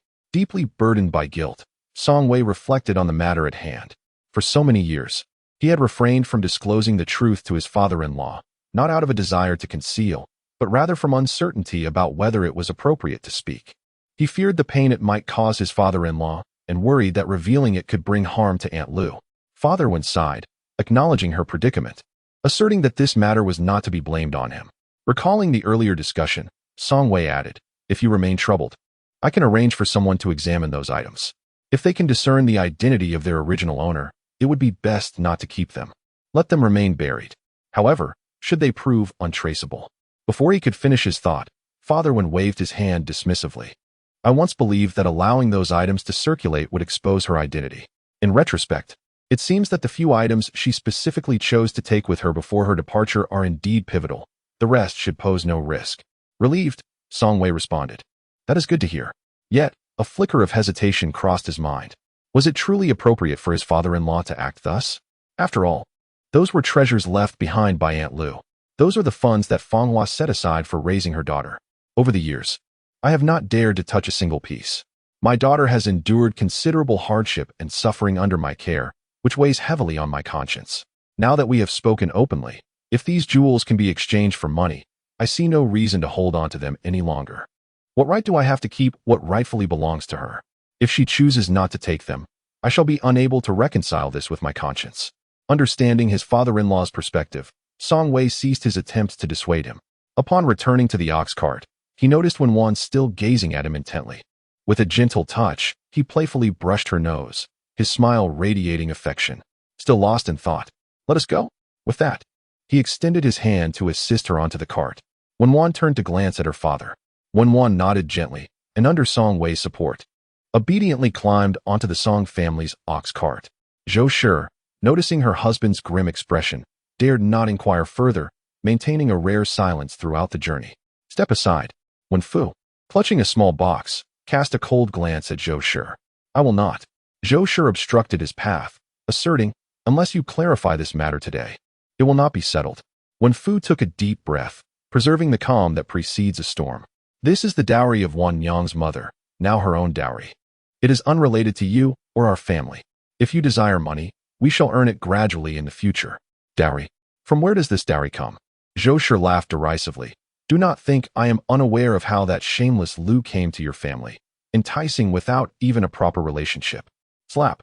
Before Zhou Shi could finish her sentence, Wen Fu had already set down the box and delivered a resounding slap. Chapter 89. Deliberate? Zhou Shi staggered back, clutching her stinging cheek, glaring at Wen Fu. "You strike me for the sake of a worthless woman who is already married off?" Wen Fu responded. "How much did you lose when Wan Yang married?" Zhou Shi was momentarily speechless. The entirety of Wen Wan's dowry was deducted from the betrothal gifts from the Song family. The Wen family had contributed nothing. Wen Fu had no time to continue this argument. He picked up the box covered with tattered cloth and headed out towards the Song family in Shanghe Village. Meanwhile, at the Song household, Song Fong rolled her eyes. "Oh dear mother, you have been scolding third brother since he entered the door. Do you not tire of it? Take a break, will you? Sangu only has a minor injury. With a caring little sister-in-law, he'll be just fine." Song Posey shot her a glance. "You speak so lightly of it. Yet you're untouched by the pain. Then what of the worthless scoundrel with festering feet that you've been cursing? Did your words inflict pain upon him?" Song Posey tossed the prepared vegetables into her basin. "You heartless little wretch, go away." "All right then." Song Fong carried the vegetable basin away to the kitchen. Inside, Wenwan listened intently to the exchange between the mother and daughter, unable to suppress a giggle. Her hand trembled while applying the medicine, accidentally jabbing Song Wei's wound, causing him to suck in a sharp breath. Realizing her mistake, Wenwan quickly withdrew her hand. Song Wei looked up, capturing her wrist with a teasing expression. "Was that intentional?" Wenwan blinked and chose to tacitly agree. "Who told you not to take me with you? If misfortune befalls you, can you blame me?" Fortunately, the injury was not too severe and did not mar his appearance. Had it done so, she would have been infuriated. Slowly, Song Wei released her, letting his arm slide down to effortlessly encircle her slender waist. Leaning in closer, father-in-law should be arriving shortly. Wenwan pushed away his restless hand with even greater care than before. After applying the medicine and changing the bandage, just as they stepped outside, her father indeed arrived, carrying something. "Father-in-law," Song Wei called out as he approached. Wen Fu glanced around the courtyard and inquired, "Is Wan Yang here?" "Yes, I will call for her." Just as Song Wei finished speaking, Wenwan had already parted the fabric curtain and stepped out, her expression one of curiosity upon seeing her father holding something in his arms. Mr. Wen turned to Song Wei and said, "Go to the main room and summon your parents. There are matters I must clarify with them directly." Song Wei responded with a nod and proceeded to the East Room to invite Mr. Song and Madam Song. Upon hearing that their in-laws had arrived, the elderly couple quickly emerged from their quarters. After exchanging pleasantries, they all made their way to the main room. In the kitchen, Song Fong overheard the commotion and joined the gathering out of curiosity. Mr. Wen placed the box on the table and lifted the tattered cloth covering it. Madam Song, puzzled, wondered what her in-law was doing. Although he mentioned it was a notification, everyone present understood that since the box contained the dowry, it was indeed Wen Wan's personal property.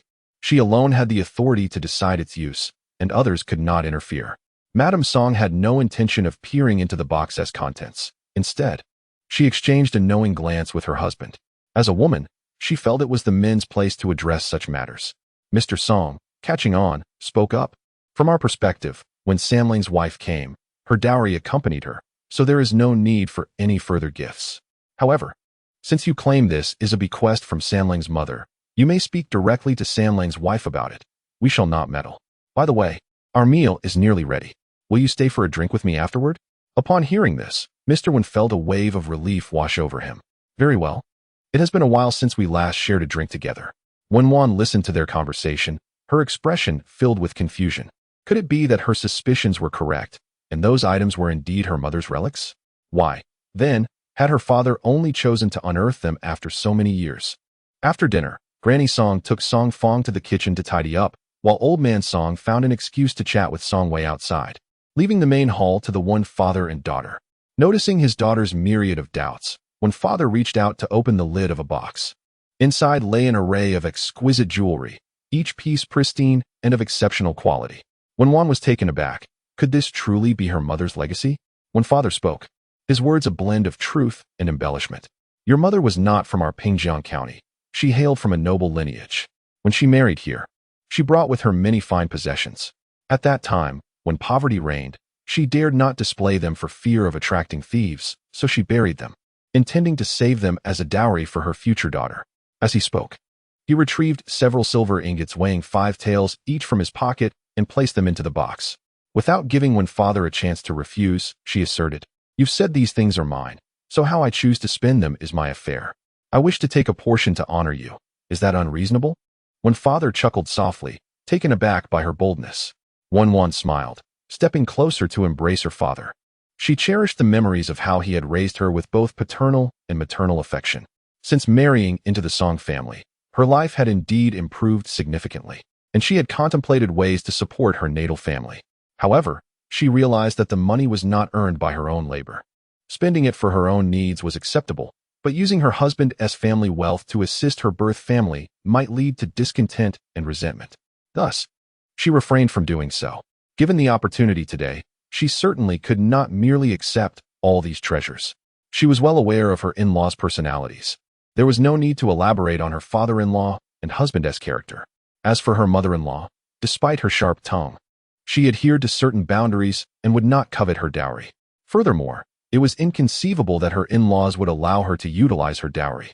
By this logic, the gold and jewels left to her by her birth mother would remain as mere keepsakes, making little difference whether they were in her possession or not. With this thought, Wen Wan released her father's hand and gave it another gentle squeeze. When Fu took a step back, reproaching her gently, "My dear, do not be foolish. I have already accepted enough. I cannot take any more." Wen Wan's expression reflected her discontent at her father's refusal. Her eyes glistened with unshed tears as she nodded, sensing that the Song family would soon be plagued by misfortune that very night. As the hour grew late, it seemed nearly impossible to thwart Wu Posey's malevolent intentions. Moreover, there was no certainty. A misstep could lead to confrontation. Wen Wan did not dare to delay, promptly informing Song Wei of the situation and seeking his counsel.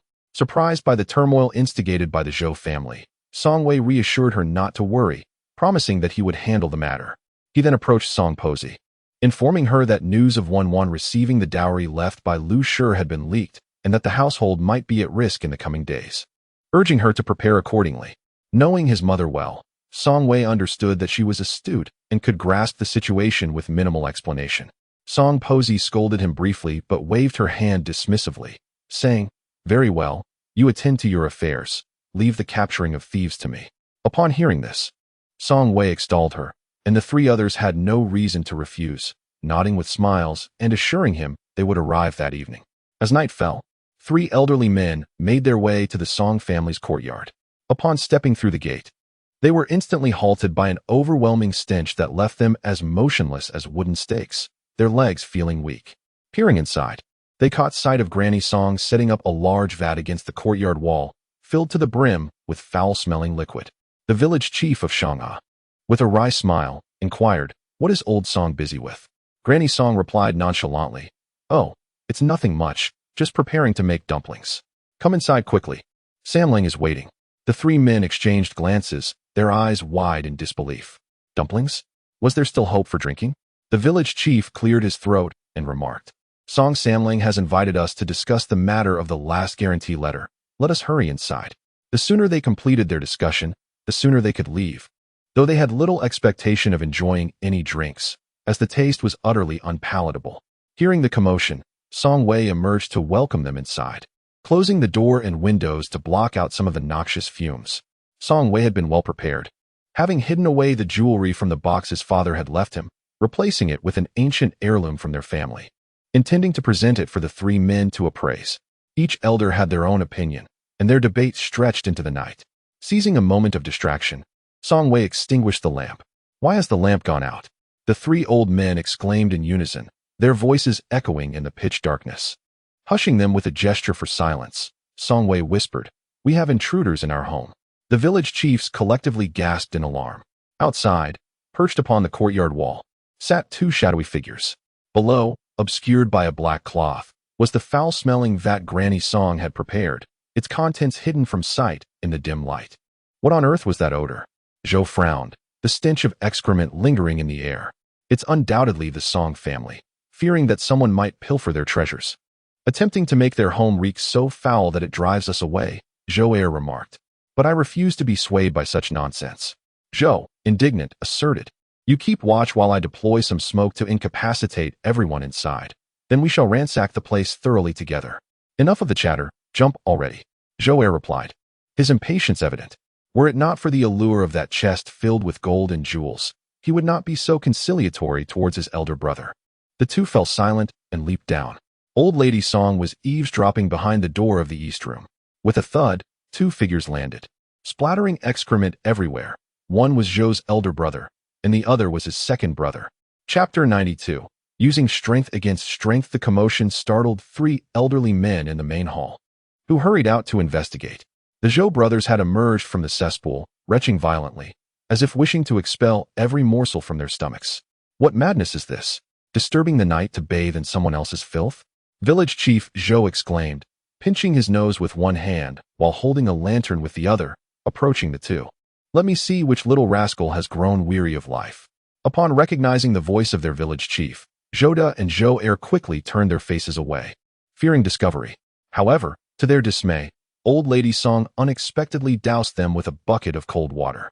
Although it was summer, the night air was still cool, and the sudden chill made the brothers shiver uncontrollably. In that moment, Village Chief Zhou had a clear view of Zhou and Zhou's faces, rendering him utterly speechless. Just moments ago, inside the house, Song Wei mentioned that a thief had intruded. To think that after all this commotion, the culprit turned out to be none other than a fellow villager from the Zhou clan? Aren't those the two rascals from the Zhou family? What business do they have at my home? Song Posey stood at the doorway of the eastern room, her voice booming enough for everyone in the courtyard to hear clearly. The two brothers, of course, dared not admit their wrongdoing outright. They merely claimed to have passed by and, somehow, accidentally fell into the cesspool. Such an explanation ignited the fury that Song Posey had been suppressing. "Don't give me that nonsensical talk. Out wandering at night instead of sleeping. Are you so full that you've taken to climbing over our courtyard wall for a stroll? Passing by, you say? Why not claim you fell from the heavens above into our yard instead?" Conveniently, with Village Chief Zhou present, she insisted on clarifying the matter. "Even if you refuse to tell the truth, neither of you is leaving tonight. You can make do sleeping in that cesspool." Upon hearing this, the brothers turned pale. Initially, they had come, as their sister suggested, to pilfer gold and jewels, but instead of treasure, they found themselves in a predicament. Zhou, unable to endure any longer, confessed while feeling nauseated. He explained that they had momentarily lost their senses, swayed by others, knowing that the Song family possessed a treasure chest, and simply wished to satisfy their curiosity. "Hearing you say that is quite the novelty," retorted Song Posey, unyielding in her indignation. Although the village leaders were present, she sought to preserve some dignity for Sanlang and refrained from using vulgar language, confronting them earnestly. "Why is it that during daylight you shun the front door? Preferring to sneak around in the dark at night, climbing over walls and bathing in cesspools for a thrill?" The Zhou brothers were rendered speechless. Yet there was little they could do. After all, they had crossed paths with the sharp-tongued Song Posey. Upon encountering this individual, no matter how many mouths you possess, it would be utterly futile. It is simply insufficient. Song Wei approached, cast a glance at the two, and said nothing. He discreetly invited Village Chief Zhou aside, speaking with a tone marked by composure.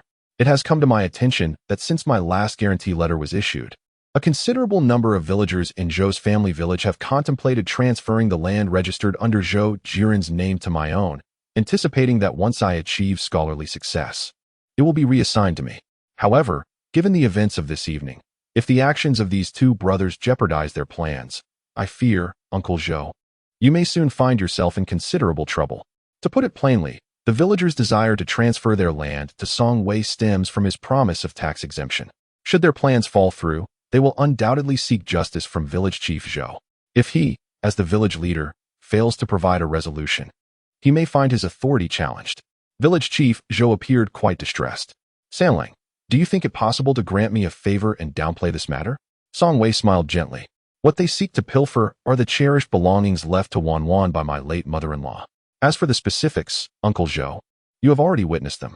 This situation holds the potential for significant consequences, contingent upon your attitude. The act of stealing someone's heirlooms, coupled with the villagers' inability to register their land, constitutes a grave offense. Should I choose to overlook it, a mere word could suffice to resolve the issue. However, if they pursue it, we could be facing legal complications.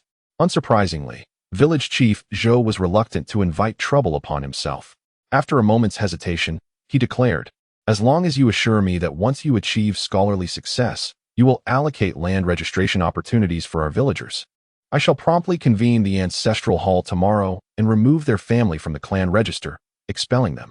Song Wei clasped his hands and smiled, remarking, Uncle Zhou is indeed a perceptive man. In Chapter 93, seeking Buddha is inferior to seeking you. The matter of the burglary at his home is now considered settled. Song Wei did not confront the Zhou brothers directly, but through the eyes of the three village heads. He clarified that the rumors about the Liu family leaving a chest of gold and jewels to Wan Wan were utterly unfounded. What the Liu family left behind was merely an ancient artifact resembling a bronze mirror, yet not quite one, which had nearly been stolen. From now on, should anyone dare to mention Wan Wan's dowry, with these three figures supporting him, those petty nuisances would find themselves unable to stir any trouble. Furthermore, leveraging the authority of village head Zhou, he decisively expelled the Zhou family from their ancestral lineage. Those cast out from their clan are akin to stray dogs. Wherever they may go, they shall bear the weight of their disgrace, destined to be the subject of ridicule and scorn. Wait a moment. A voice from Song Posey startled the two, causing them to stumble. As her words fell, a pole was swiftly hurled their way. Zhou caught it, murmuring, Doesn't your family have a well? Why must you fetch water from the river at this late hour? Song Posey was well aware that these two rascals dared to retort, and for every retort they made, she had 10 ready to counter. What of it being late? You came to our home to steal, yet I can't give you a bit of work? Having committed theft, you still dare to defy me? You must be in need of a good dose of humility. Zhou looked to village head Zhou, his eyes pleading for assistance. The village chief was nearly driven to the brink of exasperation by the antics of the two brothers. How could he possibly extend a hand to save them? He coldly remarked, having caused such a ruckus yourselves, you ought to hasten to fetch water and wash the courtyard to make amends. Do you truly wish to end up in the magistrate's office facing punishment and imprisonment? Upon hearing this, the brothers dared not tarry any longer. One hurried to fetch lime, while the other rushed to the river for water. The three village chiefs soon departed in quick succession. It was only then that Wan Wan stepped out, heading to the kitchen to boil a large pot of water for a bath. Inside, as she attended to Song Wei's bathing, Wan Wan appeared somewhat distracted. She shook her head, contemplating the grand aspirations her husband had laid out. If he were to fail in his pursuit of the imperial examination, how embarrassing it would be. What would they do when those who could not cultivate would inevitably come knocking at their door? Song Wei discerned the concern in her gaze, surmising her thoughts. And with a teasing tone, he remarked, Whether I succeed in the examination or not depends entirely on your good fortune, Wan Wan. Wan Wan responded with an exaggerated eye roll. He continued, My mother has always refused to acknowledge my misfortunes, yet privately, she has not hesitated to beseech the deities. With so many people offering prayers daily, how could the gods possibly attend to every plea? For me, seeking the divine is far less effective than seeking you. Wan Wan felt a sweetness bloom in her heart upon hearing his words. In Chapter 94, Old Hag, under the patient guidance of Granny Song, the Zhou brothers toiled until dawn. Regardless of whether they had sullied themselves with filth, they scrubbed the entire courtyard with cloths repeatedly, and even repaired the walls, leaving everything looking revitalized, cleaner than the pockets the brothers used to store their coins. Granny Song personally inspected every nook and cranny before allowing them to leave. The reason lies in the misconduct of Zhou Da and Zhou Er, who, under the cover of night, trespassed into the Song family's courtyard to thieve and were caught in the act. The Song family issued a warning that if the Zhou family wished to place their fields under the name of Songwei in the future, this incident could not simply be overlooked.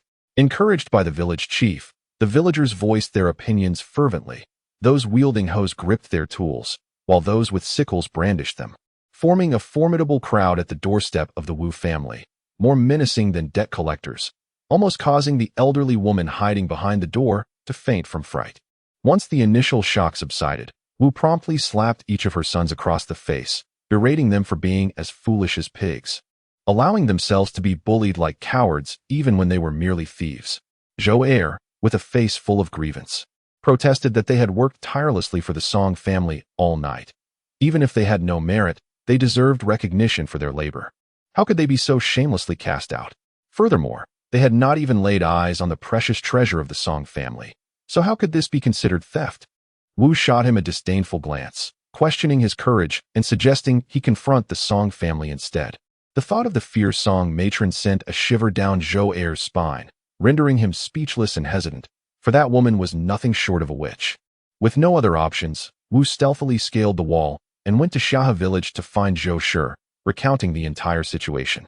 Upon hearing that her two brothers had been caught stealing due to her advice, Zhou Shi's heart raced with anxiety. By the time Wu finished her tale, Zhou Shi's complexion had turned as pale as a ghost. "Mother, you must be joking.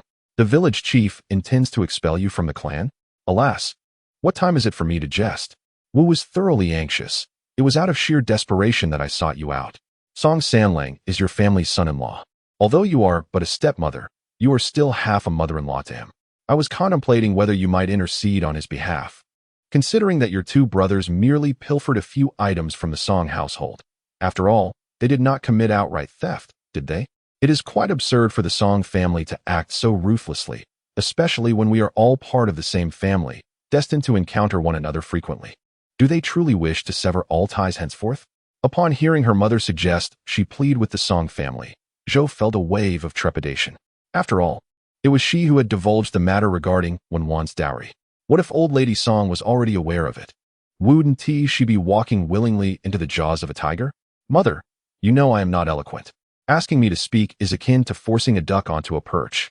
As for seniority, you indeed hold a higher rank than that matron of the Song family. If you were to confront her, it might yield some benefit." Wu suddenly jolted with realization. How could she have forgotten? By virtue of seniority, she indeed outranked old lady Song. Why should she harbor any fear? Filled with renewed vigor, Wu rolled up her sleeves and set forth from the one household, determined to confront the Song matron and quell her arrogance. Chapter 95, Jump. Why have you ceased your jumping? Li Guilon, if you possess any courage, then open the door. You have treated my son as if he were your grandson for an entire night, and now you wish to drive him from the village? Why do you cower inside like a turtle from ancient times? Old lady Song paused in her action of securing the door. What lunatic dog has escaped its leash to come barking at my door so early in the morning? Have you consumed too much dung?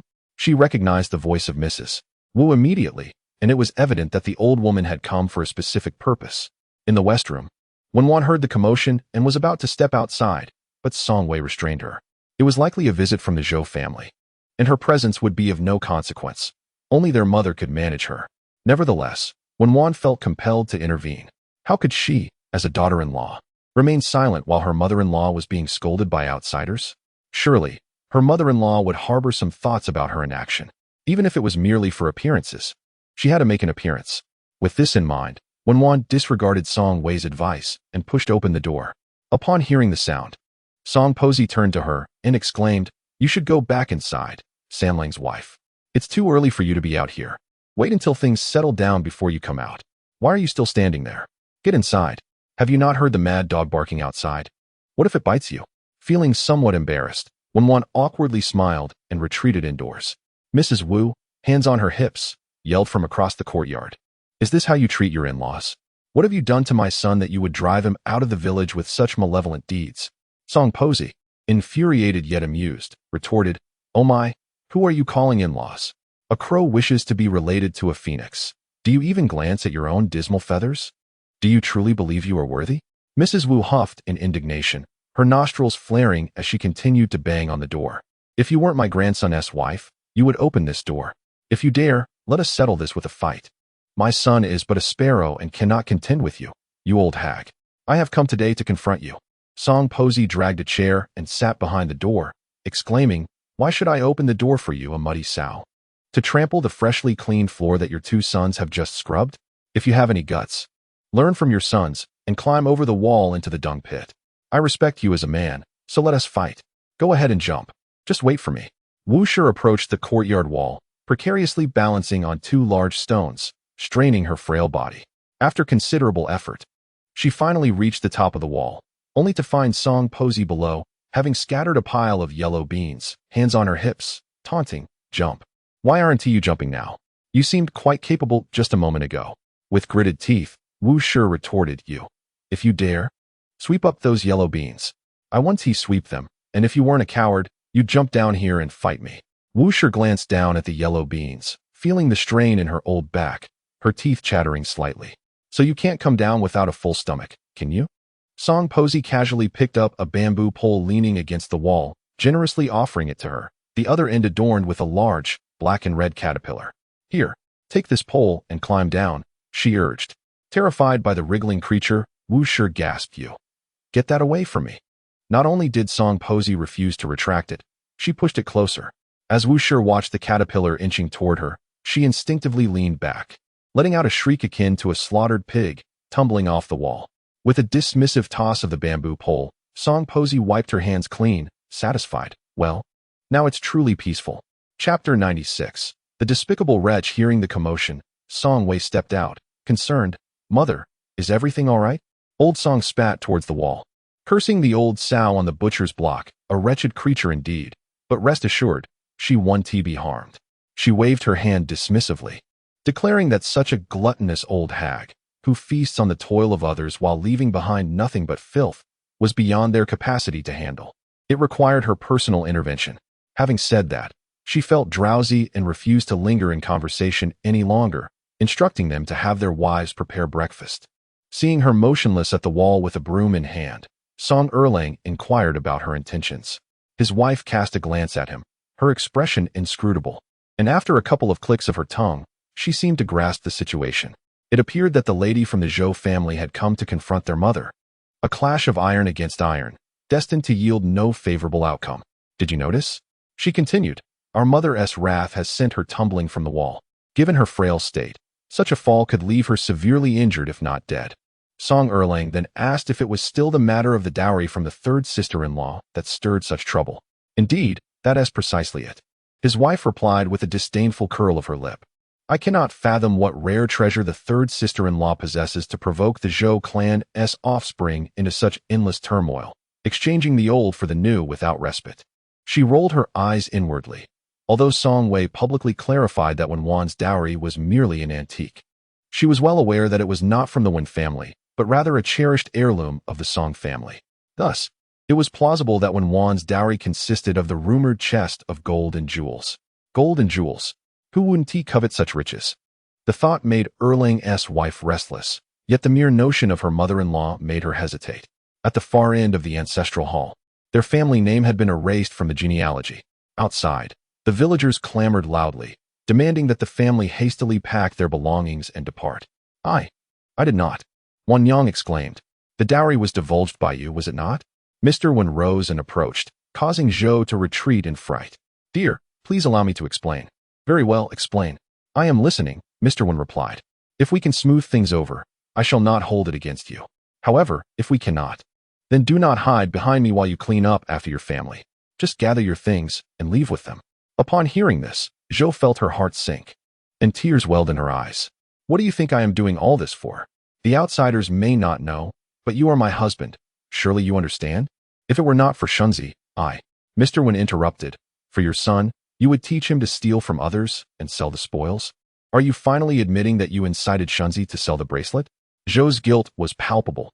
She had not confessed this when she had visited Wen Wan that morning, insisting she was unaware and that it had been entirely Shunzi's idea. Mr. Wen resumed his seat, his voice heavy with gravity.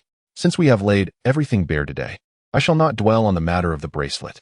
I have but one question for you. Do you choose your maternal family, or do you choose your marital family? Choose as you wish. If you select your maternal family, prepare your belongings immediately and depart with them. If you choose your marital family, henceforth, regardless of their mischief, you must not interfere. Each year, the filial respect due to your mother will not be diminished. Yet if you secretly assist them without my knowledge, I shall not permit it. As the head of the household, what words are these? How many years have I been married? Can the Wen family follow the maternal side? Does that imply you shall refrain from meddling in your family's affairs? Zhou Shi hesitated. Yet my maternal relatives have just been disowned.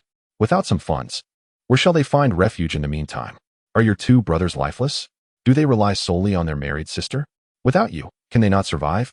Zhou Shi rubbed her hands, unable to respond. Surely not. She believed her maternal family was not so shameless. Her husband must be overthinking. The dowry was your doing. And your two brothers, having listened to your counsel, were caught stealing by the Song family, resulting in this turmoil. Now they cannot remain in the village. Who should they blame if not you? Zhou Shi was rendered completely speechless. Just as the meal was served, Zhou De arrived with his wife, daughter, and son. Zhou Shi set down her spoon and wiped her hands. Elder brother, what is this? Where would I find the money? Do not deceive me. Zhou De snorted.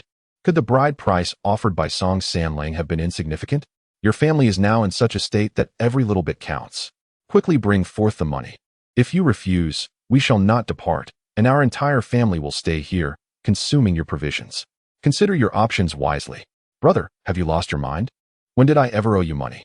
At this moment, Zhou recalled her husband's earlier words, realizing how swiftly they had come to fruition. Enough with the nonsense. Zhou De had been driven to desperation, with no other recourse but to betray his own sister. Oh, is it my brother-in-law? Came the voice of Wen Fu from outside the door. Sanlang just sent me a message, saying if you feel you have nowhere to go, I can take you to the Song family.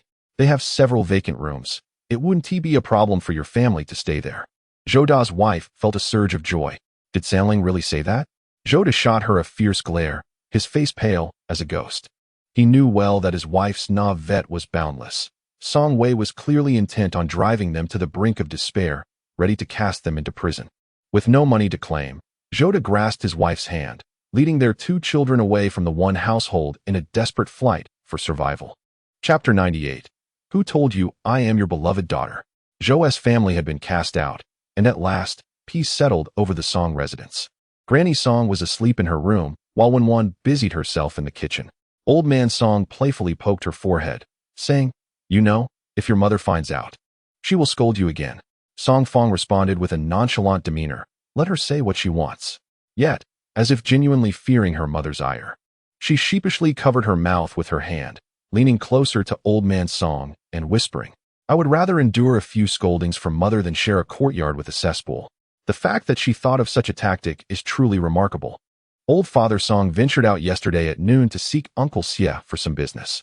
He did not observe any dung vat set up by Mother Song. All of this information came from Song Fong, who followed the family to seek refuge at the Xie household. Now, as he surveyed the courtyard, it appeared as if it had been washed clean by water, the walls freshly painted, devoid of any odor. He turned to his daughter, smiling kindly. Are you dazed? It cannot be. Song Fong, somewhat incredulous, noted the courtyard's cleanliness, which seemed almost abnormal. Father, did we perhaps arrive at the wrong place? She glanced around, confirming it was indeed their home, yet it had been foul-smelling just the day before. Wasn't there a dung vat set up by Mother in the courtyard yesterday, creating an unbearable stench right in that spot? As she spoke, she pointed towards the wall of the courtyard. Old Father Song cast a stern look at Song Fong. Enough of this. Do not make things difficult for your sister-in-law. Come inside, wash your hands, and let us eat. Song Fong strode over and linked her arm with the gentle Wen, entering the kitchen and taking a seat at the dining table. You are truly impressive, third brother. She praised, adding, when will you also set things right with the Wang family? Wang family. Song Wei was unaware of the matter concerning the Wang He family proposing a marriage exchange. Recalling Wang He's arrogant demeanor from that day, Song Fong's expression fell. She recounted everything in detail, particularly praising her sister-in-law's calm demeanor and astute handling of the situation. What is to be done? Song Wei inquired. You should hasten to settle your own marriage. How mundane. Song Fong rolled her eyes. Must you always bring up engagement matters? Am I not still quite young? My parents wish to keep me by their side for a couple more years to fulfill my filial duties. Do you not agree, father? Old Song could not bear to refuse his daughter's hopeful gaze. Yet as a father, he felt compelled to speak a word of reason. Fong Nyang is the same age as your third sister-in-law, already 17 this year. That is no longer considered young. If we delay for another year or two, you shall indeed become an old maid. I am not old. Song Fong huffed in protest. Song Wei set down his chopsticks and remarked, you didn't refuse the several matches introduced to you before. It wasn't that you did not wish to marry, but rather that you found them unsatisfactory. Indeed, I found them quite lacking, Song Fong retorted, raising her chin defiantly towards her elder brother. What do you intend to do? Are you planning to drag me to the bridal sedan? Song Wei nodded in understanding. I see, I comprehend. You have yet to utter a word.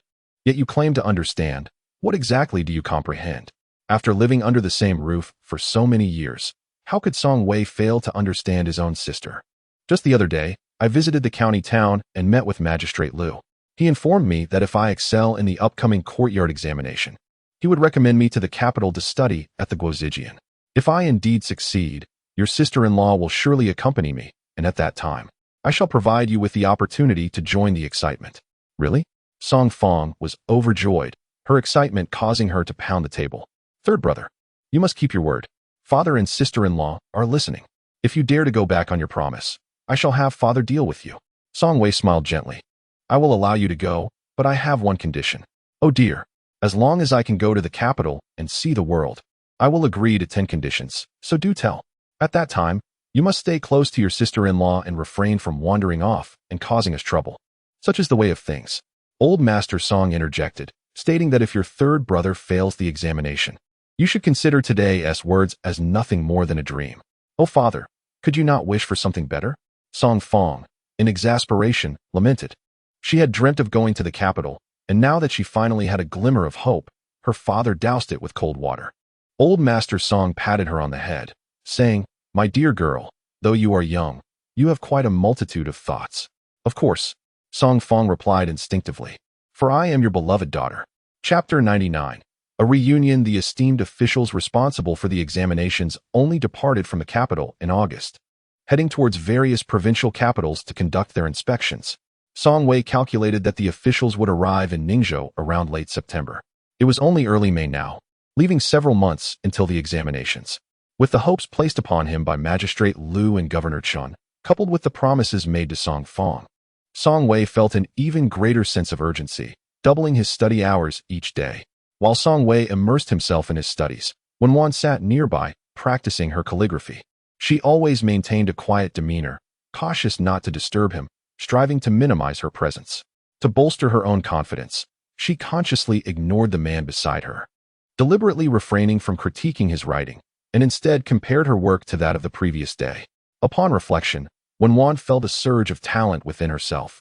Invigorated by the thought, Song Wei had long noticed Wenwan's subtle gestures. She was clearly eager to glimpse the characters he inscribed, yet she exerted a commendable restraint. Rummaging through her previous practice, and after stealing a few glances, her mood transformed remarkably. Without needing to inquire, he understood the peculiar psychological shift of his little wife. In the courtyard, Song Posey lounged in the shade, gently fanning herself, while Song Fong diligently massaged her shoulders and back. Mentioning Song Wei's promise to provide her with an opportunity to venture to the capital, Song Posey turned to her, observing her smugness, and retorted, if Sanlang fails the examination, let us see if you will not station yourself at his door weeping. Song Fong, incensed, exclaimed, I have never encountered anyone so disparaging towards their own son. Is this not akin to using someone else's stick to beat oneself? What kind of person is Sango? A genius who can effortlessly secure the top position in both the county and prefectural examinations. I firmly believe he will excel even further in the imperial examination. As a mother, do I not possess some insight into the merits of the son I bore after 10 months of pregnancy? Song Posey waved her fan twice. Over the years, how many high incense sticks had she burned at the temple? How many bodhisattvas had she implored? Yet none proved effective.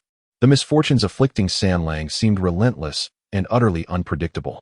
With the next examination looming just months away, a sense of unease enveloped Song Posey. However, Song Fong held a different perspective. She believed that every time her elder brother faced adversity, he managed to turn calamity into fortune, a sign of his inherent blessings.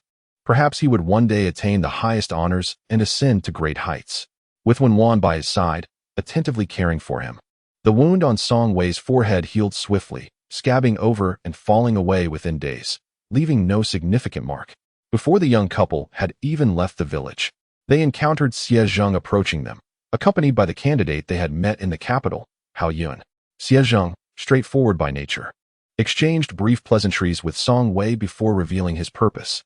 This brother here has come to seek your cousin San. When he arrived in our village, he inquired about directions and eventually found me. After a bit of questioning, I learned that you two were acquainted in the capital, so I brought him to you. Chapter 100. The pursuit of dignity and ambition. Song Wei was somewhat surprised that Hao Yun had taken the initiative to visit. He had assumed their encounter was merely a fleeting one, unlikely to lead to further interactions. Hao Yun stepped forward a couple of paces, clasping his hands in apology. I apologize for my sudden visit, Brother Song, for any disturbance I may have caused.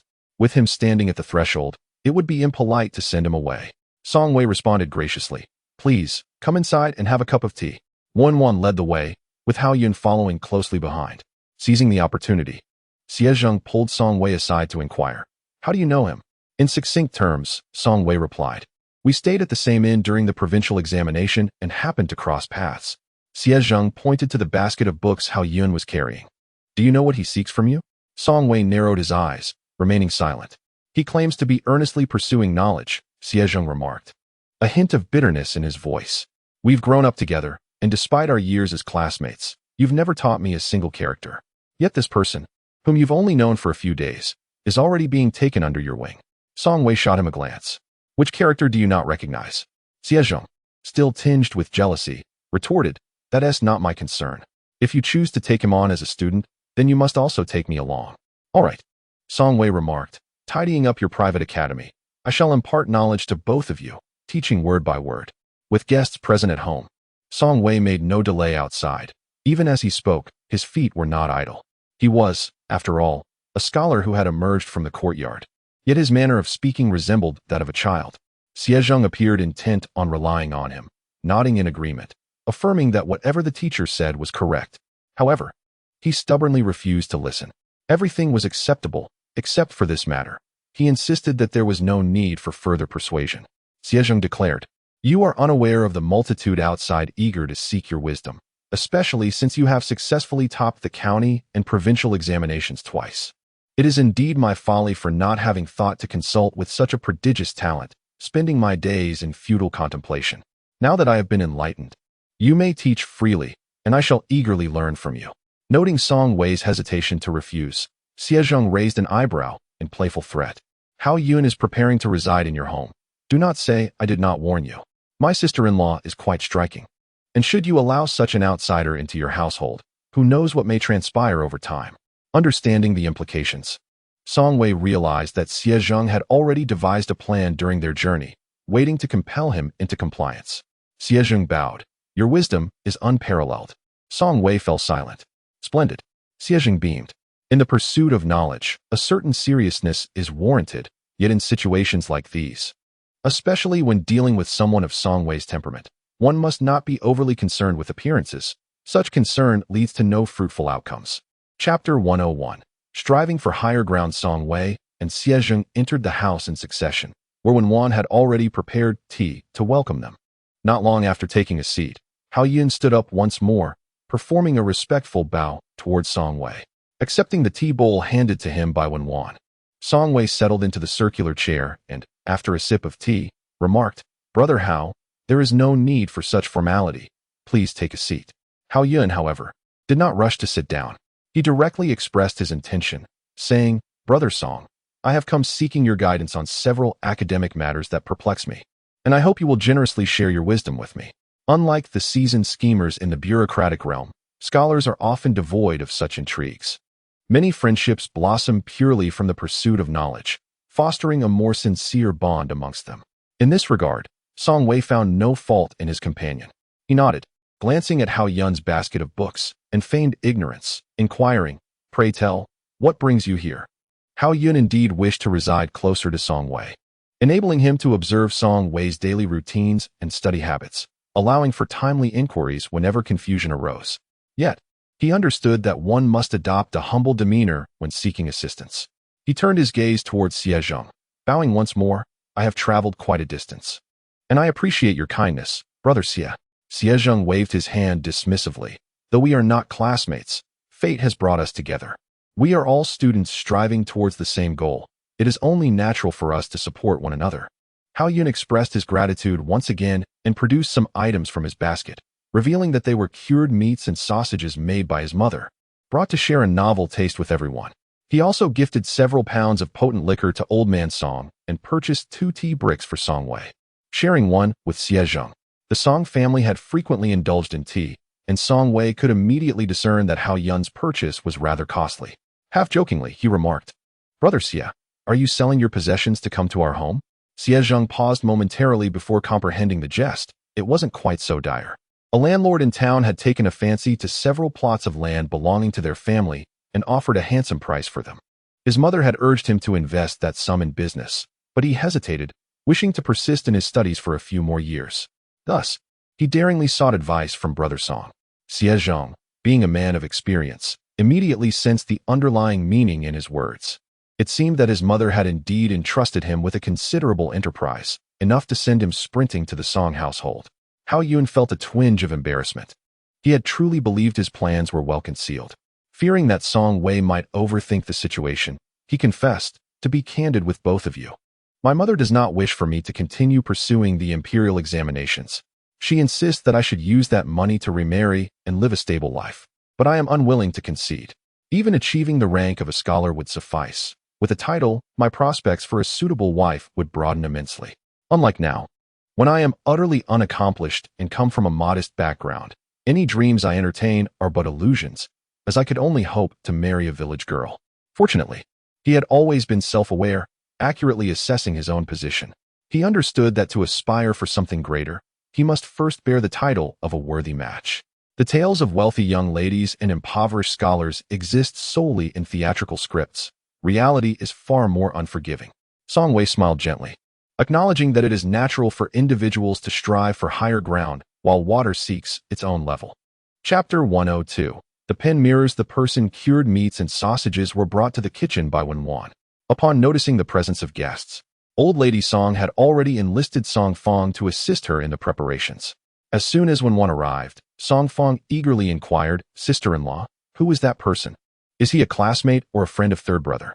Wenwan nodded in affirmation, though they were not exactly classmates.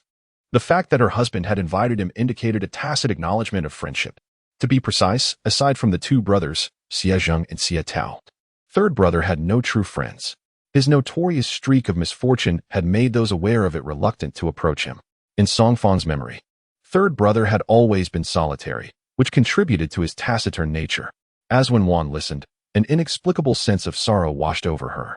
How resilient must her husband's spirit be to endure over 20 years of isolation due to a fate beyond his control?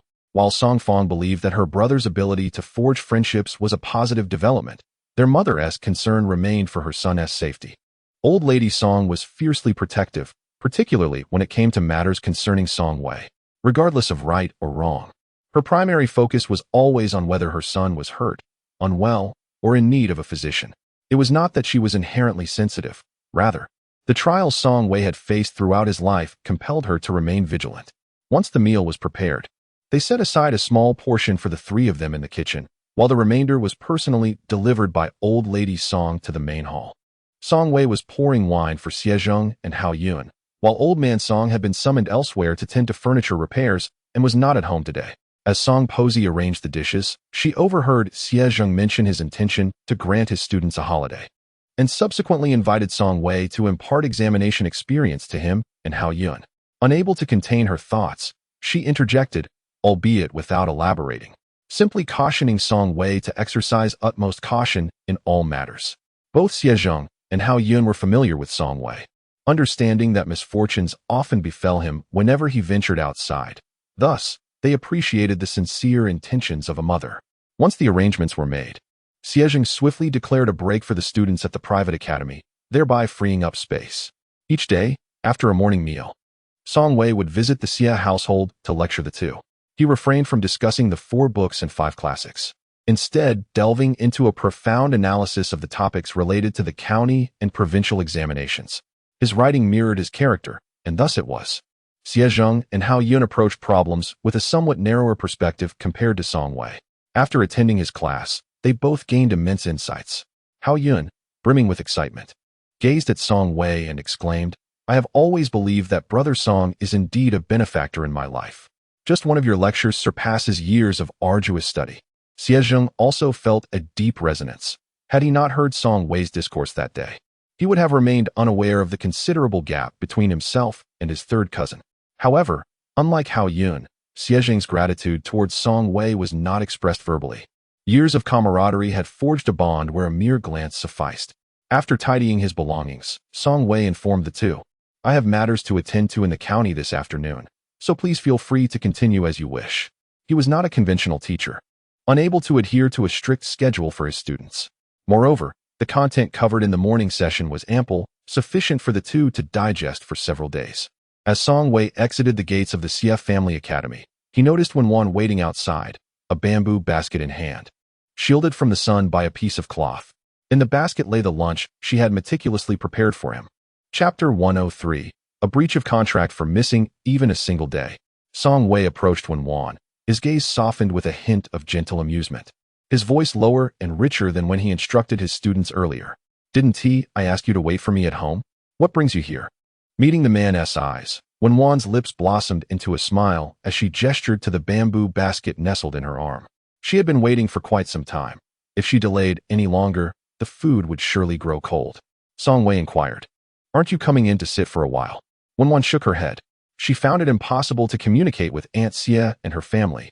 Visiting would be futile, and she preferred to avoid the awkwardness of them spending time in silence with her.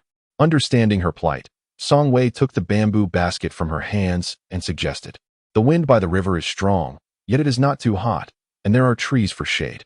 Let us go there." With verdant leaves sheltering them from the sun and the river breeze refreshing the air, the location was indeed delightful. Noticing only one pair of chopsticks and a bowl, Song Wei turned to Wenwan, who was kneeling across from him. "Have you eaten?" Wenwan chuckled softly. The meal was specifically prepared for him, so naturally, she had already dined at home. Observing her reaction, Song Wei received his answer. As he lifted the small bowl, a thought crossed his mind, and he suddenly asked, "Have you encountered Hao Yun? Did you sense anything ominous?" Wenwan pondered for a moment and genuinely replied, "Not at all. If I had any premonitions, I certainly would not have withheld them from my husband overnight." Seeing her shake her head, Song Wei felt a slight relief. He hoped their upcoming trip to the county would proceed smoothly. To Wenwan, it seemed inconsequential. Just the other day, while reading, she had come across a saying, "When the soldiers come, we block them. When the water rises, we cover it with earth." The fate of her husband is immutable, yet it cannot be that he remains confined at home for eternity merely due to his misfortunes. He is destined to embark upon a career in the officialdom, where he will encounter a multitude of individuals and affairs daily. The current trivialities are but a fraction of what lies ahead. If he cannot surmount these present challenges, how can he aspire to dreams and ambitions? Thus, while it is unfortunate that he bears such a cursed fate, she resolves that as long as she is by his side, he shall never be subjected to the caprices of fate without cause. In truth, it is a simple matter. With the onset of warm weather, when one wishes to procure some lightweight fabric to craft garments for her family. Initially, she intended for her younger sister-in-law to accompany her, allowing her husband to remain home to study for the imperial examination. However, Song Wei insisted on personally accompanying her. As she changed her attire and arranged her hair, he embraced her from behind, whispering, "I vowed to care for you for a lifetime. Even a single day less would constitute a breach of that promise." His soft voice sent shivers through her very bones. When one turned to him, questioning, "To whom did you make such promises?" Song Wei displayed little outward emotion, replying, "Have you forgotten? On the day of our wedding, when I took leave of your father, I made that vow." He lowered his gaze to the young girl in his arms. In truth, the reason he had initially resisted her insistence on pursuing the imperial examination was not solely due to his elder brother and sister-in-law. There was another layer to this reluctance. Lu Fenghua. That enigmatic woman was Wenwan's biological mother, and the nature of her past, along with her unspoken burdens, remains a mystery to all, undoubtedly complex and far from simple. He feared that if he were to succeed in the examination and take Wenwan to the capital, It might embroil her in a multitude of troubles, ultimately causing her harm. However, the incident at the Dawangshan coal mine opened Song Wei's eyes to the harsh reality of authority. The higher one's rank, the more oppressive the power. In a world where power reigns supreme, the common folk, devoid of influence, can only endure relentless exploitation and dare not resist, nor can they. Thus, he altered his course. He resolved to take the imperial examination and enter the officialdom, not for any lofty ambition, but solely to secure a better future for Wanwan and his family. Wanwan had secretly taken a piece of her mother's jewelry, intending to exchange it for silver while in the county town. However, before she could even reach the pawnshop, Song Wei discovered her plan. Without hesitation, he confiscated the item, forbidding her from proceeding with the exchange, and without inquiring about her financial situation. He deftly placed a pouch of money in her hands, encouraging her to buy whatever she desired. Clutching the gold hairpin, Wanwan felt a wave of frustration. It could have been converted into money. Why must it remain hidden away? That was her mother's gift to her as a dowry. Song Wei replied. A daughter's dowry should remain untouched unless absolutely necessary. Wanwan questioned, isn't a dowry a safeguard for a girl and her husband's family? Indeed, he answered. She persisted. Yet when my father failed to deliver the dowry, you did not dare to mistreat me, did you? Even the reputedly harsh and difficult-to-please mother-in-law never uttered a word against me. Song Wei could only respond with silence. Indeed, she had grown up. She was no longer as easily appeased as in her childhood. Over the course of a month, Xie Zheng and Hao Yun had gleaned a wealth of experience from Song Wei. Before their departure, Hao Yun invited Song Wei and Xie Zheng to dine at a restaurant in the county town. Song Wei did not refuse this time. However, Hao Yun did not explicitly invite Wanwan, so he felt reluctant to bring her along. Only when setting off did he repeatedly inquire about Wanwan, ensuring that she would indeed be free that day before feeling assured to accompany the two. In contrast to Wanwan's calm demeanor, Song Fong felt quite discontented. While washing dishes, she confided in her sister-in-law, lamenting that it was one thing for her cousin from the Xie family to be present, as he was not from the same cohort as her third brother, and they would not cross paths in the imperial examination. But what was the purpose of that person named Hao? Wanwan did not quite grasp the meaning behind her sister-in-law's words and looked on in confusion. Song Fong continued to express her grievances, recalling an old saying, to teach a disciple is to starve the master. That fellow named Hao had appropriated all the examination experiences from her third brother. If he were to outshine her brother in the upcoming examination, would she still have any chance of making it to the capital? The more she pondered, the more she deemed that Hao was exceedingly calculating. On the surface, it appeared he was humbly seeking knowledge, but in truth, he was merely a wolf in sheep's clothing, taking credit for the years of hard work others had put in without offering any recompense. His schemes rang out like the clatter of a well-played abacus. If she were her third brother, she would certainly demand a substantial fee for tuition, making him sweat for every morsel. For no one should expect free meals to fall from the sky. Her brother was simply too naive, allowing himself to be taken advantage of without even realizing it. Wanwan approached, smiling as she gently rubbed Song Fong's back to soothe her. Upon witnessing this, Song Fong felt even more distressed. How could she still smile at such a time? Was she not the least bit concerned that her brother might fail to secure the top position? The smile on Wanwan's lips faded, yet her gaze grew remarkably resolute. She is indifferent to whether her husband can achieve the top position. If he succeeds, she will genuinely rejoice for him from the depths of her heart. However, if he fails outright and does not pass, she is willing to accompany him for another year of study. Chapter 105. The contest for the top position. Song Wei chuckled, pondering what this was all about. Song Fong became irate at the mention of it, attributing the blame to that student of yours, Hao. Who is he after all? After a month of hard work, is it worth merely a meal?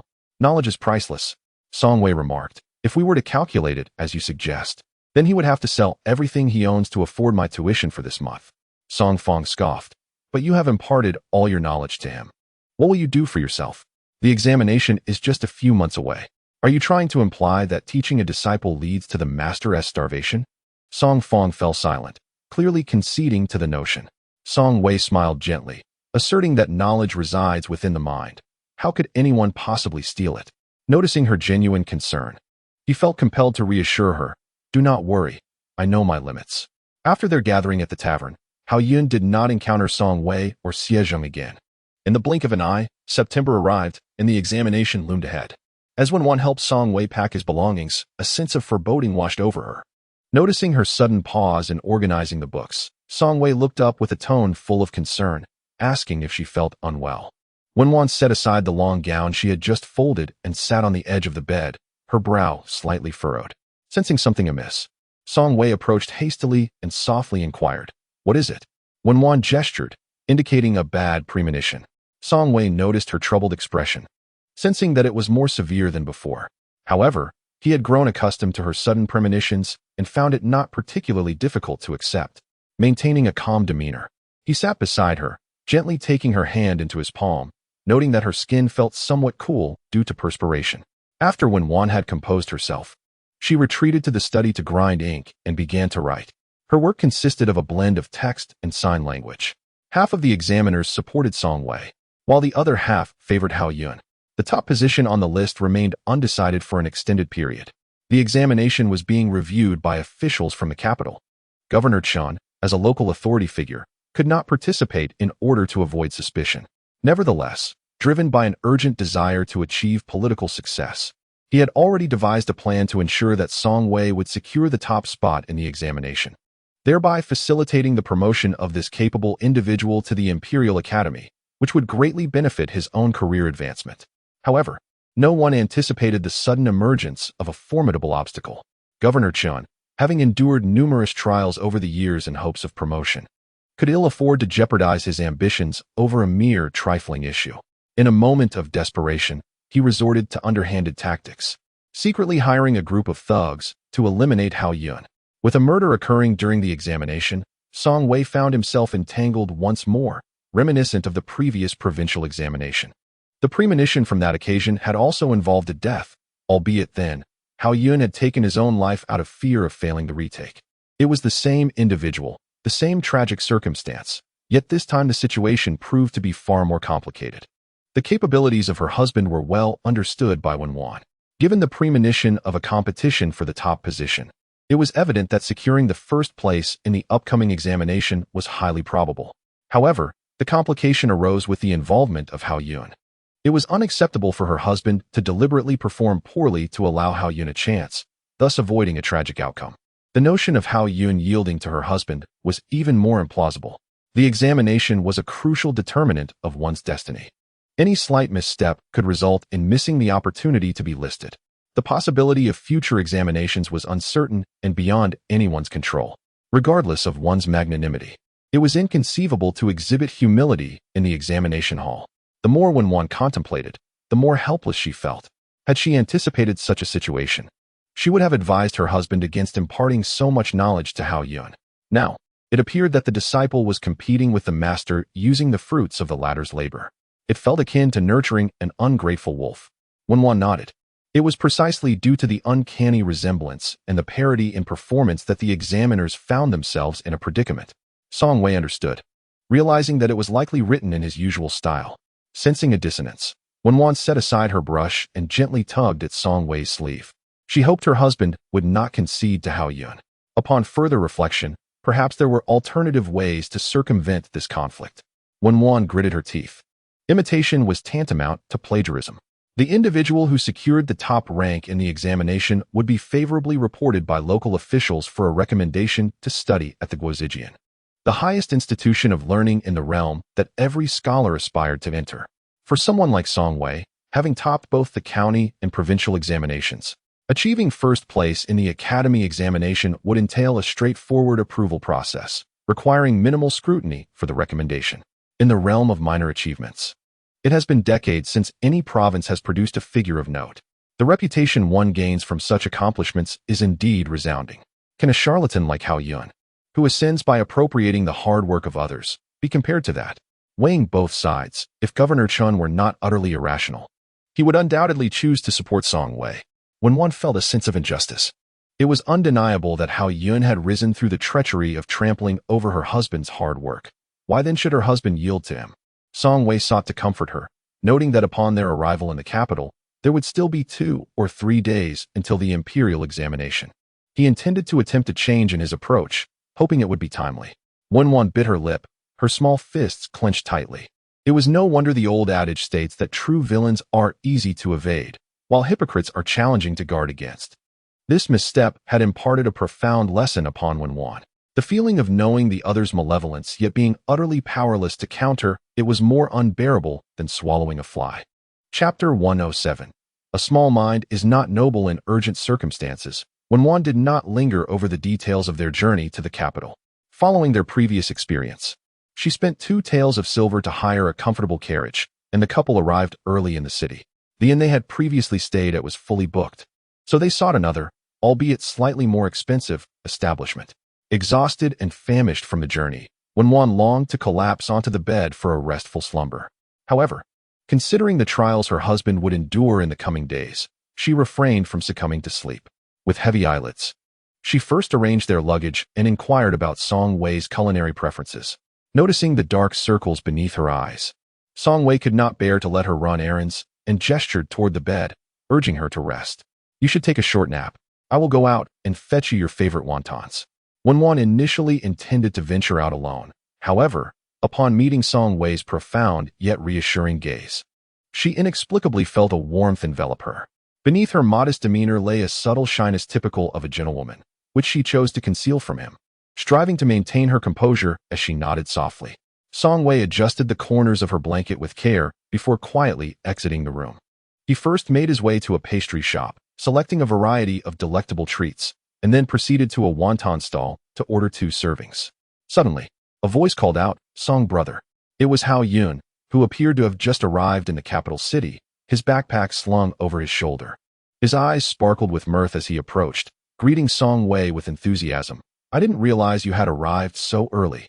Song Wei's demeanor remained composed as he replied with a simple, indicating he had come ahead of time to avoid any delays. "Indeed, such is the mark of a great talent," Hao Yun remarked, giving a thumbs up and showering him with compliments. As the vendor handed over the packed wontons to Song Wei, Hao Yun eagerly interjected, "How much do I owe you, my good sir?" "Already settled," Song Wei replied. "There is no need for you to be courteous, brother Hao." A moment of awkwardness washed over Hao Yun, but he quickly donned a cheerful expression. "In that case, please have the vendor prepare one for me as well. We are companions after all." He then turned to Song Wei. "By the way, where are you staying? I just arrived and have yet to find a place to rest. It seems destiny brought us together last time at the same inn, and it would be quite fortunate to encounter you again. Would you mind if I joined you at your inn?" With a gentle smile, Song Wei pointed towards a nearby establishment. "The Yulai Inn is just ahead. Whether it is fully booked, I cannot say. You will have to inquire for yourself." "Wonderful." Hao Yun accepted the wontons handed to him by his employer, settled the payment, and followed Song Wei forward, casually remarking, "Brother Song." Having secured the top position in both the county and provincial examinations, it seems the outcome of this upcoming court examination is rather predictable. Song Wei glanced over, his expression a blend of amusement and skepticism. "On what grounds do you assert that?" Without engaging further, Song Wei halted before the Yulai Inn, a calm finality halting the conversation. Upon entering to reserve a room, Hao Yun was fortunate to find the last available chamber, located on the same floor as Song Wei and the others. After ascending the stairs, Song Wei relayed this development to Wenwan, who appeared visibly displeased. It was well known that Hao Yun was no trifler. Why insist on having him stay at this inn? Song Wei pushed the steaming wontons toward Wenwan, offering her chopsticks, and with a smile, remarked, "A petty man is not a true gentleman. If we are to engage, let us do so with genuine substance. I cannot afford to undermine him over such trivial matters. If I were to act in such a manner, one must ponder what sort of person your husband would become." Chapter 108. Partiality. With merely 3 days remaining until the court examination, Song Wei began contemplating how to adapt his writing style post-lunch. His usual approach had been to eschew pandering to the preferences of the chief examiner, addressing the topic directly and methodically, with meticulous attention to detail. Now, he faced the task of transformation, which could take one of 3 forms. The first would be to align with the chief examiner's tastes. The third style would be sharp and extreme. Given the precedents set by previous candidates, most opted for a moderate approach or sought to appease the chief examiner, as few dared to provoke the sensitivities of those in power. After a moment's reflection, Song Wei resolved to take a risk and adopt the third style. He was neither skilled in flattery nor inclined to conceal his talents in a mediocre fashion during the examination. Moreover, he was unfamiliar with the chief examiner and lacked the funds to bribe for insights into his preferences. To proceed blindly was to court considerable risk. Although his radical writing style contradicted his usual composed demeanor, if wielded skillfully, it should not pose significant issues. Resolute in his decision, Song Wei began to alter his writing style, while quietly grinding ink beside him, unobtrusively supportive. Outside, Hao Yun knocked on the door, calling for the couple to join him for dinner. The three gathered in the inn's lobby to order their meal. At the dining table, Hao Yun posed several scholarly questions to Song Wei. This individual was notably astute. Those seemingly trivial inquiries were, upon reflection, pivotal to the examination. 3 days slipped by in a flash. Never had he perceived time to pass so slowly. Glancing about, he noted the sun showed no signs of setting.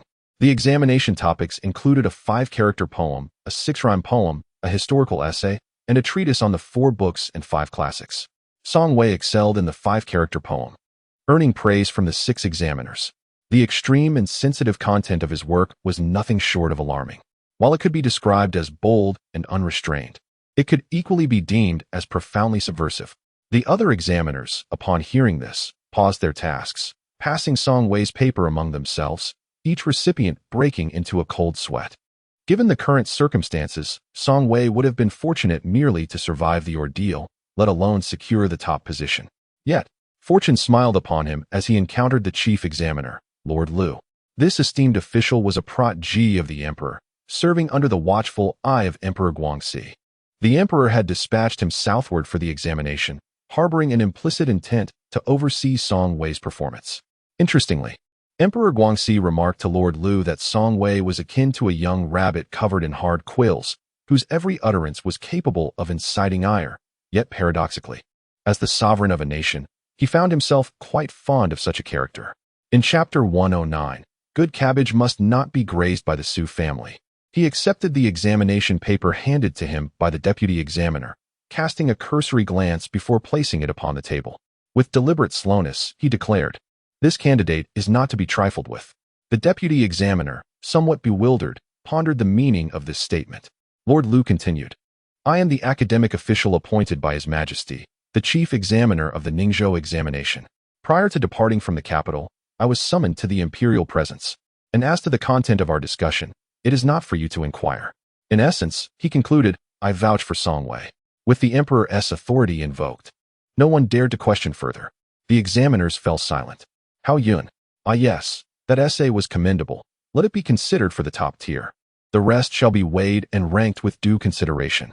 This sentiment echoed Emperor Guangxi's intentions, as Song Wei's examination results were to be subdued to avoid attracting undue attention, lest the Su family set their sights upon him. After all, this prime candidate, whom the sovereign had sought tirelessly, could not be allowed to fall into the hands of the Su family so easily. Since leaving the examination hall, Hao Yun had distanced himself from Song Wei, and upon encountering him at the inn, his gaze was evasive, leading to brief exchanges before he excused himself. Hao Yun had sought out Song Wei in May, where he spent a month learning, during which time Song Wei imparted a wealth of valuable knowledge. From June to September, Hao Yun had not encountered Song Wei even once. The current Hao Yun was no longer the individual who was merely content with passing. He aspired not just to succeed, but to attain the top position and secure a recommendation to the Guozijian. He chose to remain at the inn. Yearning for the moment, he could behold the list. When the rankings were posted, Hao Yun pushed through the crowd, heart pounding, and raised his gaze to discover, indeed, his name in the foremost position. Am I truly the top candidate? The sensation was akin to awakening from an incredibly surreal dream. The sounds of congratulations from fellow candidates filled his ears. The impact of this moment eclipsed even that of gold bricks raining from the heavens. Hao Yun pressed his hand against his chest, reminding himself to remain composed. The techniques and style he had painstakingly developed over the past months had captured the attention of the examiners, and to triumph in the imperial examination was a glory rightfully his. He had wronged no one. "Congratulations, scholar," the official who posted the announcement said with a polite smile. Hao Yun expressed his gratitude and inquired, "Might you know, dear sir, when the governor intends to discuss the recommendation for the Guozijian?" Upon hearing this, Hao Yun felt as if he had been frozen in place. He had always heard that the top candidate in the imperial examination would be recommended to the Guozijian. How could it be that the top candidate was overlooked in favor of recommending others? He had just seen that Song Wei ranked 6th in the examination. Yet, How could it be that he alone was to be recommended to the Guozijian? Filled with reluctance, Hao Yun clenched his fists, took a deep breath, and once more turned to the official, his smile appearing forced. Sir, you surely did not misspeak just now, did you? The governor has recommended Song Wei. Indeed.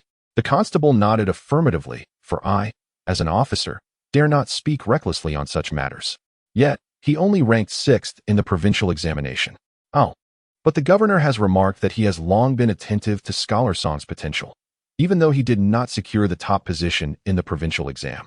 His previous performances in the county and municipal examinations are more than sufficient to warrant his recommendation to the esteemed academy. Such a singular opportunity.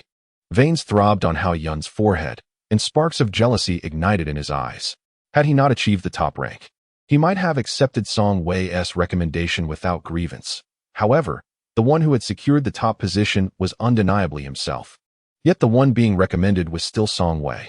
It felt as though Song Wei stood before him, mercilessly slapping him across the face repeatedly.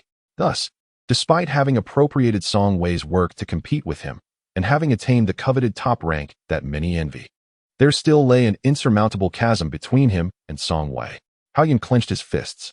Being granted admission to the Imperial Academy would render the top rank a profound mockery and humiliation for him. Had he known earlier, it would have been better not to have claimed the top position, thus sparing his pride from being trampled upon. He resolved to visit Shanghe Village. Once the examination results were released, the officials dispatched constables to deliver congratulations to the successful candidates across various locales. Upon arriving at Shanghe Village, Hao Yun discovered firecrackers exploding before the Song family's gate, clearly indicating that the congratulatory officials had already made their rounds. Listening to the jubilant crackling sounds, a chill coursed through Hao Yun's heart, and his fingernails dug painfully into his palm. Standing outside the door, Song Wei spotted Hao Yun and was not surprised by his presence. He took a few steps forward to greet him, saying, I have heard that brother Hao has secured the top position. Congratulations. Hao Yun forced a faint smile and replied, Brother Song, you have been granted the opportunity to attend the Imperial Academy. We both rejoice. Song Wei, with a hint of delight, suggested, as it happens, I am hosting a banquet at home. If Brother Hao does not mind, would you care to join me for a couple of drinks? No, I cannot. Hao Yun declined outright. What? Is it that you cannot grant me this favor? This remark was akin to pouring salt on Hao Yun's already wounded heart. The moment the words left Song Wei's lips, he noticed a palpable stiffness in Hao Yun's expression. Though everyone was congratulating him for his academic achievement, Hao Yun felt that the humiliation he had endured throughout his life paled in comparison to the torment he felt today. A single, light-hearted comment from Song Wei stung him far more than a barrage of resounding slaps. Chapter 111. The final blow since Brother Hao has matters to attend to. I shall not keep you any longer, Song Wei said, turning to leave. However, just as he took 2 steps, he was called back. He paused, hearing Hao Yun's voice emerge almost through clenched teeth. Song Wei, are you truly unperturbed by my having seized your top rank? Do you not feel the slightest anger? The weight of his recent disappointment was overwhelming, leaving him no outlet for his emotions. He sought solace from Song Wei. If only Song Wei displayed even the slightest displeasure, it would lend him a sense of validation in his own achievements as the top scholar. The sting of this final blow was indeed ruthless. Hao Yun staggered slightly, retreating 2 steps until he precariously steadied himself against a tree. Reluctantly, he uttered words that pierced his own heart. Brother Song has also said, in the examination hall, one must rely on their own abilities. Your admission to the Guozijian signifies your exceptional talents. As long as you are not angered. I was previously concerned that this matter might tarnish the bond between us. Song Wei replied, it is not so grave. Considering your long journey to congratulate me, our brotherly affection shall remain intact. The capital's splendor far surpassed that of Ningzhou, and henceforth, if you require anything, Brother Hao, do not hesitate to send word. I, Song, shall not be remiss in offering assistance. I have matters to attend to, so I shall not trouble you further. Farewell. As Song Wei watched Hao Yun's awkward figure depart, he chuckled softly and shook his head before turning to enter the house. Although he did not secure the top position, he still gained an opportunity to go to the capital, which had thoroughly delighted Song Fong. She persistently toasted him, expressing gratitude to their ancestors for the fortune they had received. Song Wei advised her, if you cannot drink, then partake sparingly. I am overjoyed, Song Fong exclaimed, her face flushed with the warmth of intoxication. Having gone to the capital, We shall now be individuals of worldly experience. Let us see who dares to look down upon me. Humph. Song Posey swiftly pulled her daughter down into a seat, admonishing, enough of that. Your face is as red as a monkey's backside. Do not stand and embarrass yourself. Song Fong set her cup down and wiped her face, feeling a bit overheated. She turned to Wenwan beside her and asked, Do I resemble a monkey's backside? Wenwan lowered her head, silently sliding a pair of chopsticks filled with vegetables toward her sister-in-law. With this opportunity, Song Wei had indeed brought honor to the Song family. The village chief, the clan leader, and several esteemed elders of the village all praised him effusively. Song Wei remained unperturbed and composed, maintaining a serene smile regardless of the flattery directed at him. Zhou glanced at Song Wei and then at her son, who was absorbed in his meal, and sighed silently. After hosting a banquet at home, Song Wei planned to hold another feast in town to express his gratitude to his teachers. Although he had not been in the town's academy for many years, the tutors there had once been his mentors, making this meal indispensable. The message was conveyed by Song Yuanbao, and upon hearing the news, the tutors were so elated that they could hardly sleep that night. The next day, they arrived at the banquet with dark circles under their eyes, immediately extolling Song Wei to the heavens, claiming they had never encountered anyone quite like him. Even without achieving the top rank, he had been recommended for further studies, indicating that those in higher positions recognized his exceptional talent. Song Wei humbly smiled, personally pouring wine for the esteemed gentlemen, crediting their excellent teachings. In Chapter 112, the most loyal supporter, Song Wei dared not present the original text, for if his mentors were to read it, they would surely be taken aback. After all, extremism is indeed extreme, and he would not have taken such a risk in the past.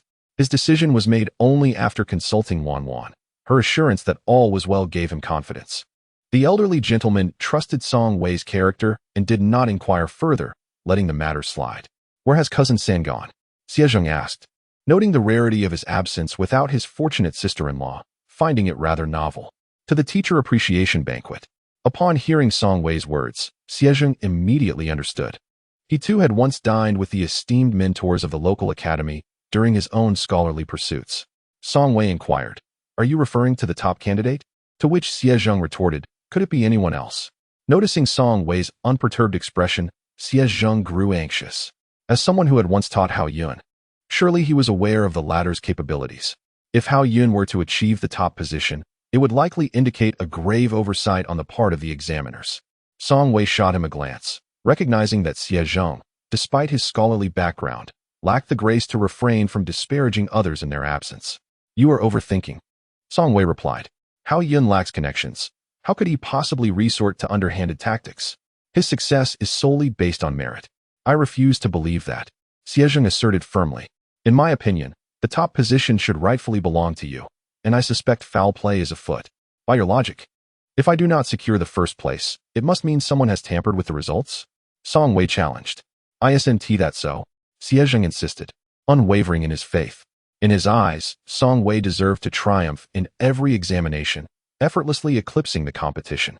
During their time at the local academy, Song Wei had never faltered from the pedestal of excellence, and Xiezheng had long revered him as a figure of divinity. The notion of this idol suddenly descending from grace was a source of profound frustration for Xiezheng. If defeat were to come at the hands of another, he might find solace in it. Yet, it was particularly disheartening that the rival in question was Hao Yun. Xiezheng had gleaned much about Hao Yun's character over the course of their month-long acquaintance. Though appearing humble and gentle, he was, in truth, a master of exploiting loopholes. Such individuals may appear jovial and amiable on the surface, yet one cannot ascertain the malice that may lurk within their hearts. As Xiezheng was about to speak again, Song Wei interrupted him, saying, Enough chatter.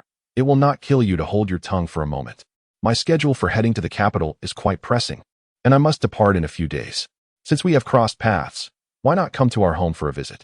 I shall decline the invitation, Xiezheng replied. I have some matters to attend to in the town. However, do let me know the day of your departure in advance, and I shall come to see you off. Song Wei merely nodded in acknowledgement, and the two parted ways. Upon returning home, he found his mother, Song Posey, seated in the main hall with a furrowed brow. Approaching her, he asked, Mother, what troubles you? Looking at him, Song Posey inquired, Sanlang, do you intend to take Fong Yang with you to the capital? Song Wei nodded. Having previously promised her, he could not go back on his word. Moreover, it would benefit his younger sister to spend some time in the capital, as it would broaden her horizons. For how long? What about your wife? Will she accompany you as well? One must go. Song Posey expressed her reservations, stating, "You are going to study, not to hold an official position. If both of them accompany you, how will you manage their sustenance and lodging? This will not be a matter of just a day or two, but rather an entire year. Consider the expenses. How much silver will that require? Can the Song family withstand such a financial burden?" Song Wei chose not to argue with his mother regarding monetary matters and simply smiled as he asked, "Mother, do you wish to hold a grandchild?" This question momentarily rendered Song Posey speechless. Once she regained her composure, her expression transformed, and she asked, "Samling, could you repeat that? Having delayed for far too long, it is time to consider having a child. If I do not take Wan to the capital, how can I expect a grandchild to arrive after leaving her at home for a year?" After a moment's contemplation, Song Posey acknowledged the truth in this statement. In the vastness of the world, a grandchild holds the utmost significance. Resolutely, she declared that even if it meant exhausting the family fortune, she would manage to gather the funds necessary for her son to rent a modest courtyard in the capital for his wife. However, Song Wei insisted that there was no need for her to worry about finances. He simply required her consent to bring both his younger sister and Wan to the capital. "Where will you procure the money?" Song Posey inquired, her brow furrowed in concern. "Are you planning to use Wan Yang's dowry? We cannot resort to actions that would invite scorn upon us. The Song family may be somewhat modest, but we are not destitute enough to depend on our daughter-in-law's financial contributions. You must consider this wisely, for I still have a life to lead outside these walls. So tell me, where is this money coming from?" Song Posey pressed. Song Wei explained, "Do you recall the inkstone I discovered at a street stall during my childhood?" "Indeed. You have an eye for treasures," she replied with a smile. "Are you telling me you've sold the precious item you've kept hidden for over 20 years? Song Wei nodded. "I found someone who recognized its value and offered a generous price, so I parted with it." "How astonishing!" Song Posey exclaimed in disbelief. "You would part with such a treasure that even Fong Yang yearned to see?" Song Wei assured her, "I possess more than just that solitary inkstone in my collection." "Very well, I shan't digress any further," she responded, waving her hand dismissively. "Once you arrive in the capital, make sure to produce a healthy grandson for me. I think about it day and night, my eyes practically gleaming with anticipation." Song Wei nodded, noting that having a child was indeed possible, though he could not guarantee it would be a grandson.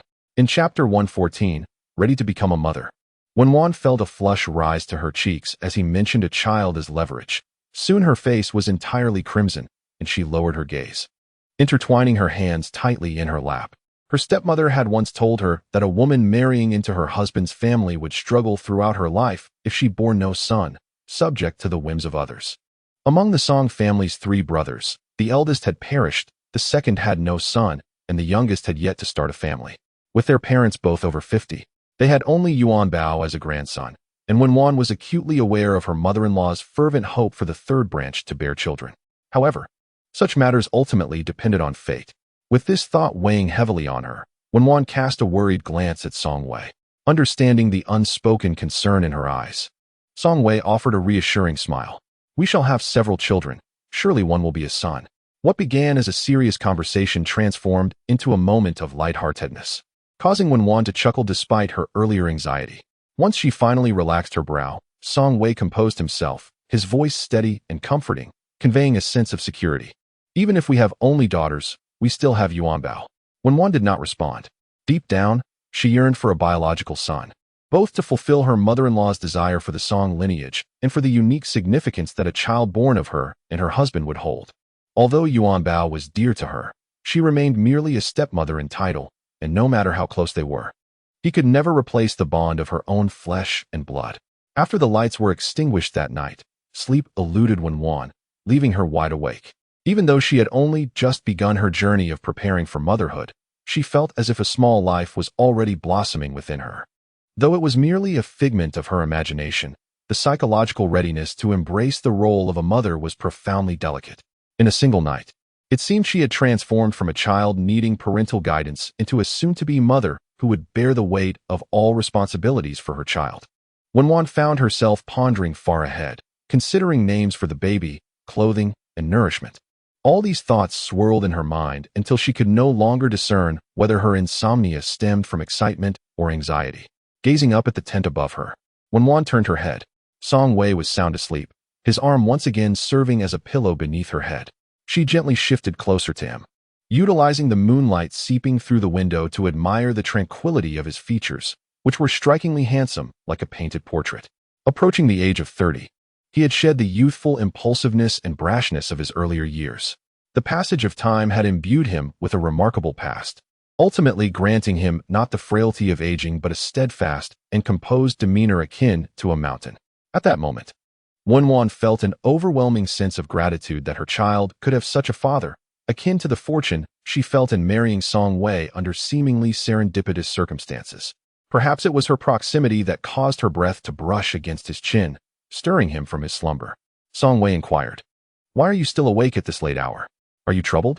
Wan felt too shy to admit her anticipation for the baby's arrival, paired with her trepidation about her parenting abilities. Caught in a whirlwind of emotions, she simply closed her eyes and burrowed deeper into the blanket, avoiding his gaze.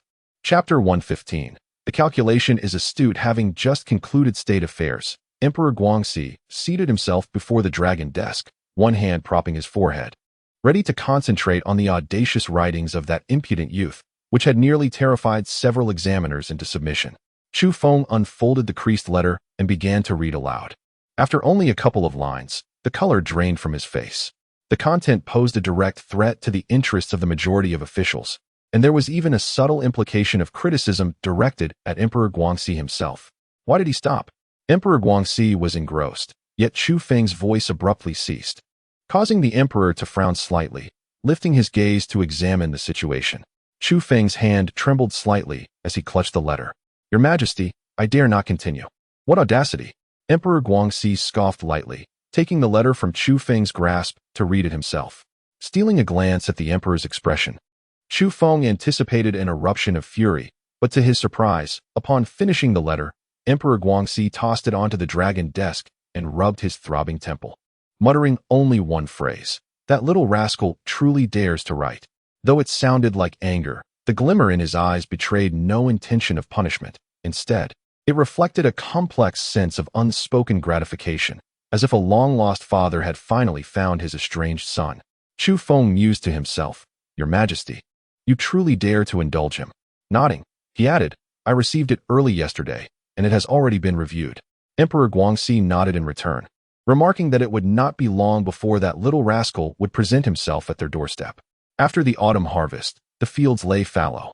Song Wei deliberated for a moment and resolved to rent out all the family's land before his departure, leaving only a small plot nearby for his mother to cultivate vegetables and seasonings. Old Song labored tirelessly throughout his life, his hands never finding a moment's respite. Suddenly, he was no longer required to wield a hoe daily, which left him feeling somewhat disoriented. He turned to Song Wei, suggesting, "Perhaps we should keep it after all? Your mother and I can still manage that little patch of land."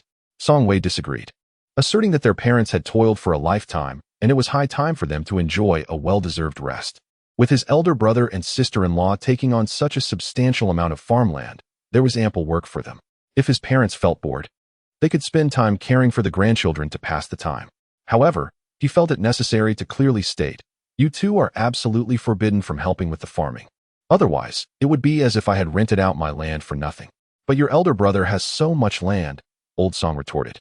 "If we don't lend a hand, how will he manage?" He believed in treating all his sons equally. Samlang's words hold merit. Song Posey interjected with a stern expression. "When there's something tasty, you close the door and enjoy it privately. Yet when it comes to work, you suddenly remember your parents.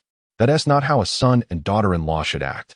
Helping with the children is fine, as I have plenty of time on my hands. But if you think I'll step into the fields, you can forget that notion entirely." After reaching an agreement with his parents, Song Wei sent Song Fong next door to invite Song Erlang and his wife over, repeating the earlier conversation. Song Erlang, unsure, discreetly signaled to his wife for guidance. However, her attention was captivated by the few acres of land Song Wei was about to rent out, and she calculated her options. "Samling, what do you think about this arrangement? Do not rent out the fields. Let them be cultivated by the family of second sister-in-law. Our parents can dine with us, and if they wish to purchase fabric for clothing or need funds for any medical expenses, we shall provide for them. Rest assured, we will ensure that our parents are well cared for." Chapter 116. Your mother is quite remarkable. As soon as the words of second brother's wife fell, Song Wei understood her intentions. The guarantee document, witnessed by the village chief and elders, merely stated that once Song Wei passed the imperial examination, he would allocate farmland to the villagers without any compensation. The stipulation of the guarantee hinged upon Song Wei successfully becoming a scholar. Yet at present, he was merely a lowly scholar, possessing 80 acres of tax-exempt land. Logically, this allocation of land could be taxed. Consequently, this arrangement would allow her to profit handsomely from both ends. Wen Wan shook her head, recognizing the adage that like mother, like daughter. Second brother's wife, fearing personal loss, was cunningly maneuvering, just like her mother, Tianzhong. If her husband intended to allocate farmland, the news would have already spread long ago. Could it have waited until now? As expected, before Song Wei could utter a word, Song's mother interjected, her smile devoid of warmth, gazing at second brother's wife. I advise you to abandon that line of thought. Mother, I was simply contemplating that the fields belonging to third brother yield a good harvest. It would be a shame to rent them out. As the old saying goes, one should not let fertile waters flow to the fields of outsiders. Since we have family here, we certainly cannot allow outsiders to benefit, can we? Mother, you exaggerate, do you not? Second brother's wife hastily defended herself, insisting that she had no such intentions. What does no such intentions truly imply? The wife dares to swear by the heavens that it is not at all as you might think. Very well. Upon hearing this, Song's mother-in-law relaxed her stance and said, take it all. But I must make it clear in front of the entire family. The fields belonging to Sanlang's family can only be cultivated by yourselves. They cannot be rented or sold. Should you dare to sell even an acre, do not expect any tax exemptions for the 10-odd acres you possess. Cannot rent or sell? With so much land, it would be impossible for the couple to manage it all by themselves. Song Erlang understood that his mother was far too shrewd not to keep track of such matters. With his mother-in-law's cunning, facing off against such a matriarch would only lead to suffering. Caught off guard and falling into a trap laid by his mother-in-law, Erlang's wife felt a tightness in her chest. After much contemplation, she realized that Sanlang's fields were indeed a hot potato. Taking them on would invite trouble from her mother-in-law in the future. Taking a deep breath, she lowered her voice and changed the subject. Initially, she had desired Sanlang's fields, hoping to cultivate more grains for her son's future, but after her mother-in-law's remarks, she suddenly understood. The workload was overwhelming, and they could not truly take on the fields. Forget what I said earlier, she concluded. Song's mother-in-law looked at her in surprise. What do you mean? Are you saying you're expecting? Is it a boy? Not yet, Erlang's wife replied, her cheeks flushed. I'm currently following a special regimen. My mother believes that before long, I will surely conceive a son. Well, your mother seems quite remarkable. I reckon even the goddess of fertility would give her a thumbs up. Chapter 117. Antique's old Madame Song glanced at old man Song sitting beside her and remarked, do you see? One learns from whom one associates. Erlang has followed his wife, and while he has not mastered the art of honoring his parents, he has certainly learned to be overly concerned. Today, in the presence of San Lang and his wife, I declare that from now on, you should simply enjoy your peace and refrain from meddling in their trivial matters. That Erlang's wife is no pushover. If you push her, you might not only end up with a fox, but also attract unwelcome trouble. Is it worth the effort? Old man Song sighed as he thought of Erlang, who hardly managed to utter a word in front of his wife. Very well, you are the head of the household. I shall comply with your wishes. Old Madame Song was amused by his demeanor. Now that is more like it. After discussing the matters of the fields, Song Wei proceeded to address another topic. Mother, once I depart, you must guard the treasures in the study diligently. Do not give them away, not even if my master offers to purchase them. Wait, where did you acquire a master?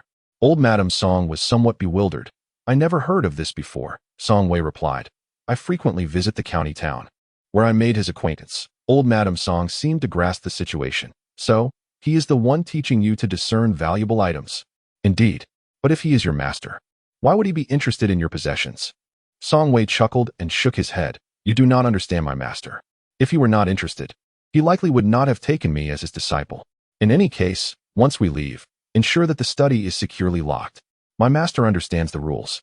Without my consent, he would not dare to seize anything. Song Posey found herself perplexed by the collection that Song Wei had amassed. It was evident to her that these items, seemingly worthless and unwanted by others, could hold such monetary value. Song Wei elucidated that worth is not intrinsic to the object itself, but rather contingent upon who has utilized or cherished it. Yet, Song Posey remained unconvinced. With patience, Song Wei provided an example. Take this teacup from our household. It holds little value on its own, but if it were once used by the current emperor, its significance and worth would be entirely transformed. Emperor, Taizu? Song Posey gasped, nearly toppling from her seat. Good heavens, we possess a scholar's inkstone once employed by Taizu? Am I dreaming? Song Laodai reached out to steady her, ensuring she was properly seated. Do remain calm. We cannot have you straining your back should Sanlang unveil another remarkable discovery. With a playful glare at Song Laodai, Song Posey turned her gaze back to Song Wei. You may go about your endeavors without worry. I shall remain at home, with ample time to tend to your study and its contents. At that moment, Wan felt a tumult of emotions within her. She had always believed that the artifacts adorning her husband's antiquarian shelf were mere decorative items. To her astonishment, she learned that each piece was meticulously curated by him, and according to his words, none of them were commonplace. The revelation was nothing short of breathtaking. As Song Wei observed Wan gazing intently at the antique shelf, he smiled softly. Initially, I had no interest in antiques. It was solely due to a precious heirloom passed down through my ancestors. In my childhood, I stumbled upon it in a cabinet, unable to comprehend its significance, and secretly took it to the county town. There, I encountered my current master, who immediately recognized it as a relic from a previous dynasty and expressed his desire to possess it. When I refused, he insisted I become his apprentice, threatening to withhold information about its identity if I did not comply. Chapter 118. Calculating interest. When Wan listened quietly, her heart discerning that this master must be quite the mischievous old soul. My master possesses an eccentric temperament, making it difficult for most to get along with him. Song Wei continued. His passion for antiques and calligraphy can only be described as fanatical. For the sake of an old artifact, he would traverse mountains and endure days and nights without sustenance, seeking every possible means to acquire it. Wan blinked and inquired of Song Wei, since you are departing, will you not bid farewell to your master? Song Wei shook his head, explaining that his master was averse to discussing the capital. Knowing I was there to take my leave, he would undoubtedly be enraged and refuse me entry. Understanding this, Wan chose not to pursue the subject further. They then busied themselves with their respective tasks. Song Wei took charge of organizing the writing implements necessary for study, while Wan attended to packing clothing for herself and her husband. Having heard that winters in the northern regions were far colder than here, she hurriedly crafted a padded outfit for Song Wei. Meanwhile, Song Fong prepared long-lasting provisions. The three individuals, soon to journey to the capital, worked with clear roles, and within a few days, they completed their tasks. True to his word, Xiezheng treated Song Wei to a drink before his departure and did not venture far. Remaining within the town, Song Wei raised his cup, his gaze holding a semblance of a smile. What is the matter? Can't bear to part with me? Who would miss you? Xiezheng replied, pouring himself more wine as he settled down. I merely lament that it will take another year before I can witness your splendid performance at the provincial examination. The thought of this prolonged wait feels rather tedious. For Song Wei, every examination represented a formidable obstacle. Before Xiezheng could respond, Song Wei continued, this morning, I send a sum of silver to Aunt Xie as a loan from you. Do remember to repay it in the future, along with the interest, for each day delayed. I shall ensure that the interest accumulates. The first part of his statement touched Xiezheng, but the latter part, with its mention of interest compounding, caused him to choke on his drink, his face flushing a deep crimson. Seizing the opportunity while Song Wei was distracted, he filled Song Wei's cup to the brim, compelling him to drink. The Gold Star inkstone was purchased from a wealthy collector who offered a round sum of 1,000 taels. Although items once owned by the founding emperor were far more numerous, Song Wei, eager to make the sale, reluctantly accepted a lower price. Nonetheless, this amount of silver was substantial for him. What does 1,000 taels signify in this era? Excluding various allowances and the Integrity Preservation Fund, the annual salary of a first-rank minister barely exceeds 500 taels.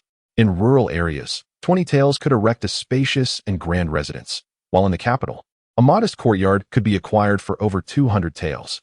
1,000 taels would enable Song Wei to purchase 3 courtyard residences in the capital, or even 2 independent estates if he so desired. From this amount, 100 taels would be sent to Aunt Xie, and Song Wei intended to keep another 100 taels at home for his parents in case of emergencies. Song Wei, Wan. Chapter 119. Entering the capital, Old Man Song personally made a trip to the town to request a leave of absence to see off his parents. Song Yuanbao stood at the entrance of the town school, fell into silence for a moment, and then said to Old Man Song, "I will not go." "Child," Old Man Song said with a gentle smile, "your father will be gone for a year. Do you not wish to see him one last time? Who would miss him?" Song Yuanbao huffed, not waiting for Old Man Song to say more. He turned and entered the gate, his small fists clenched tightly in his sleeves, his eyes shimmering with stubborn tears.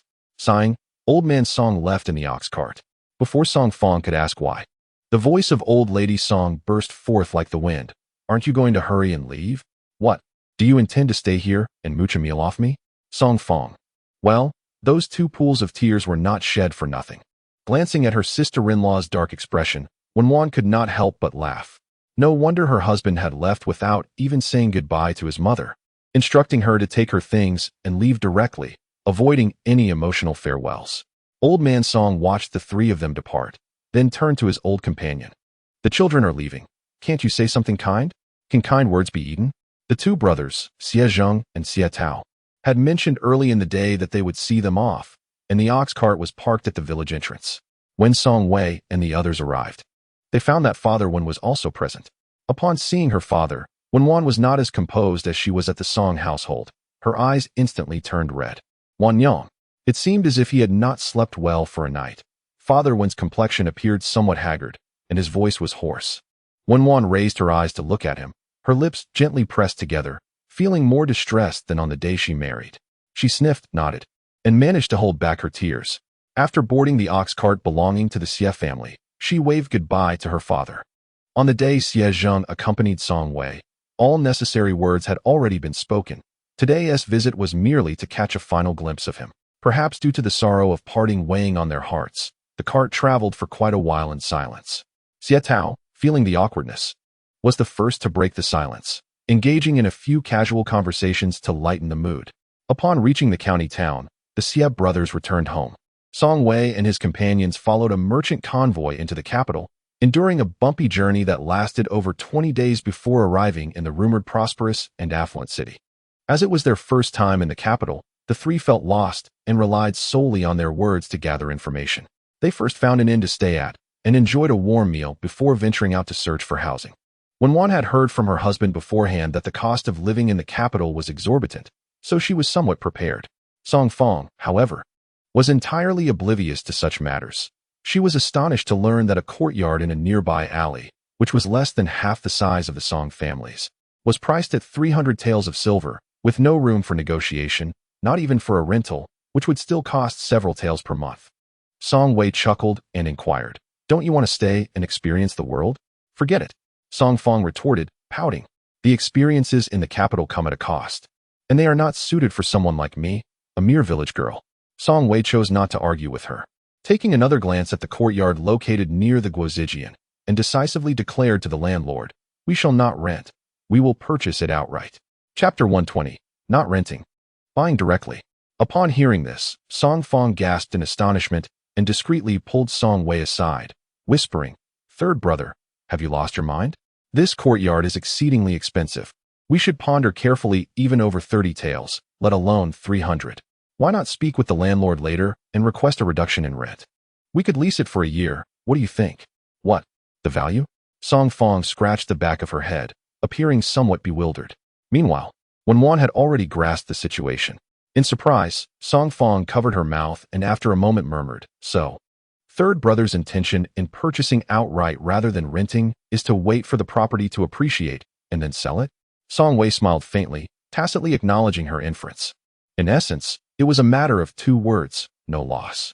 The landlord was a straightforward individual. Upon learning that Song Wei could pay the entire amount in one go, he declared that all the old furniture in the courtyard would remain and be gifted to them.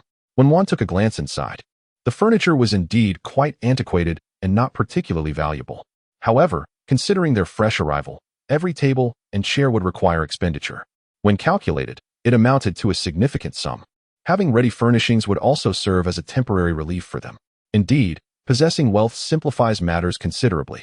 The transfer of ownership was expedited, and by evening, Song Wei had already obtained the deed. This was a small courtyard residence in the traditional Sihiyuan style. Upon entering the courtyard, though it could not compare to the spaciousness of the Song family's self-built abode in the countryside, it was still divided into a northern room, an eastern room, and a western room. The northern section consisted of 3 main rooms, with a storeroom on each side for miscellaneous items. The eastern and western sections each featured 2 rooms, forming a typical shape, which, when enclosed by the southern reverse house, rendered the courtyard rather compact. Having grown accustomed to the spacious and bright blue brick house of the Song family, the abrupt transition to this place enveloped her in an oppressive sensation, as if the very air had thickened upon closing the door. As Song Fong busied herself tidying the courtyard, she muttered, "Such a dilapidated place demands 300 taels? Is money in the capital truly so easy to earn? Were it not for our financial constraints, I would purchase 10 or 8 of these properties, renovate them well, and sell them off after a few years, thus reaping substantial profits." Hearing this, Wenwan abruptly halted her tasks, her gaze fixed intently on Song Fong. The intensity of her stare sent a shiver down Song Fong's spine. "Sister-in-law, why are you just watching me instead of working? Is there something on my face?" The words of her younger sister-in-law struck her like a bolt of lightning, awakening her mind. Her husband had mentioned that this location was not far from the Guozijian, and its market value could only rise in the future. If they indeed had the means to acquire several properties, wouldn't they stand to gain a considerable fortune upon reselling them later? Song Wei's gaze toward her shifted, infused with newfound interest. What has prompted this sudden inclination towards business?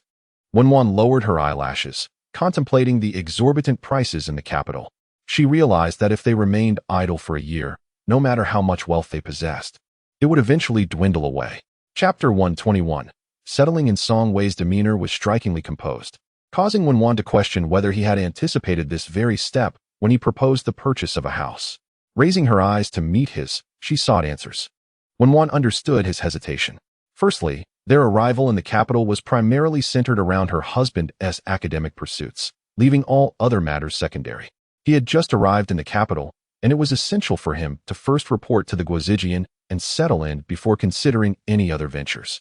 Moreover, my lord has stated that he will only part with his collection to those who truly appreciate its value. He will not sell to the average person, regardless of the price offered. Wenwan has astutely seized this opportunity to sell the jewelry left by her mother. Before leaving, she secretly took a portion without informing Song Wei, finally finding a use for it. Song Wei discerned a hint of mischief in his wife's cunning gaze. "Did you truly bring the jewelry?" he inquired. Wenwan nodded, feeling a twinge of guilt. However, Song Wei bore no intention of reproaching her. "For now, let us refrain from action.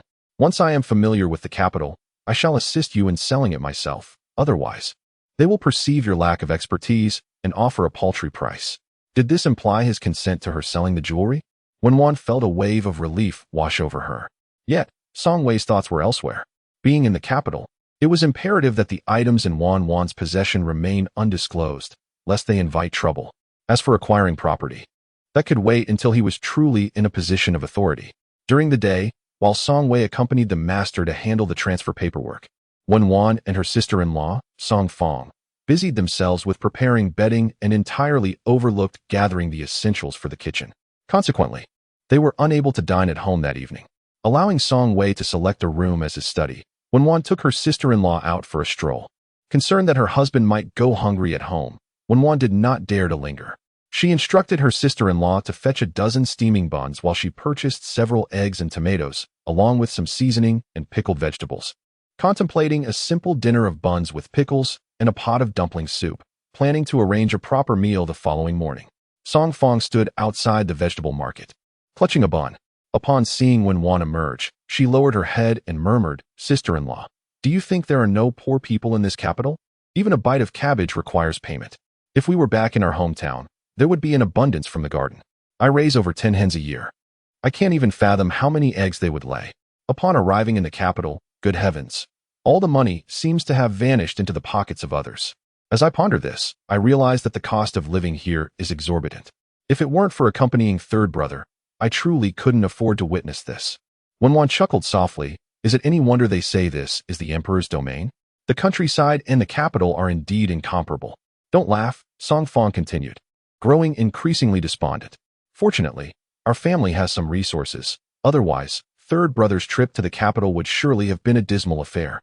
As for the matter of selling antiques, Song Wei had concealed it from their parents, leaving Song Fong unaware. She had always believed that the expenses incurred on their journey to the capital and the funds for purchasing a house were entirely supported by their parents. Upon returning home, Song Fong placed the bun on the table, while Wenwan washed her hands and busied herself in the kitchen preparing dumpling soup. Song Wei chose the first room in the west wing as his study. Hearing some commotion outside, he closed the door and stepped out. Noticing Song Fong standing in the courtyard, he inquired, "Where's your sister-in-law?" "She's in the kitchen," Song Fong replied. Sister-in-law mentioned that she was quite fatigued during the day and hadn't had a chance to prepare all the dining necessities. "Tonight, we shall make do with a simple meal. Tomorrow, I will accompany her to purchase pots, bowls, and rice. She prefers not to use items that others have previously owned." Chapter 122. A brother personally guides you. Song Wei had never been particular about food. He would eat whatever Wenwan prepared. The evening meal was effortlessly dealt with. After dinner, Song Fong urged Wenwan to rest while she took it upon herself to tidy the kitchen and boil water to prepare tea for Song Wei. The main house consisted of 3 rooms, with the central one arranged by Wenwan as the living area. The space was modest, appearing somewhat sparse with only a dining table and a few benches. However, Wenwan reasoned that her husband had only studied for a year, and though the furniture was worn, it sufficed for their needs, making the purchase of new items unnecessary. What was essential, however, was to maintain the kitchen meticulously, as meals were prepared daily, and it would be unacceptable to use second-hand utensils. In this regard, Wenwan was particularly meticulous. Song Wei, feeling sympathetic towards her weariness after their long journey and a full day of labor, personally went to the kitchen to boil a large pot of hot water. A bath was out of the question, as they had yet to acquire a tub, so Wenwan could only mix some water to freshen herself. With early October ushering in the chill of late autumn, the nights in the capital were bitterly cold. Even during the day, while cleaning the house, she refrained from washing her hair, determined to endure the night and prepare her toiletries for a proper warm bath the following day. The couple's bedroom was in the main house, Song Wei's study was in the west wing, and Song Fong's room was situated in the east wing. After a long day, the 3 of them were utterly exhausted, and shortly after nightfall, they extinguished the lights and succumbed to sleep. Wenwan lay awake, staring at the canopy above, unable to close her eyes. During the day, she had been too occupied to allow her mind to wander, but now, in the stillness, her thoughts became disordered.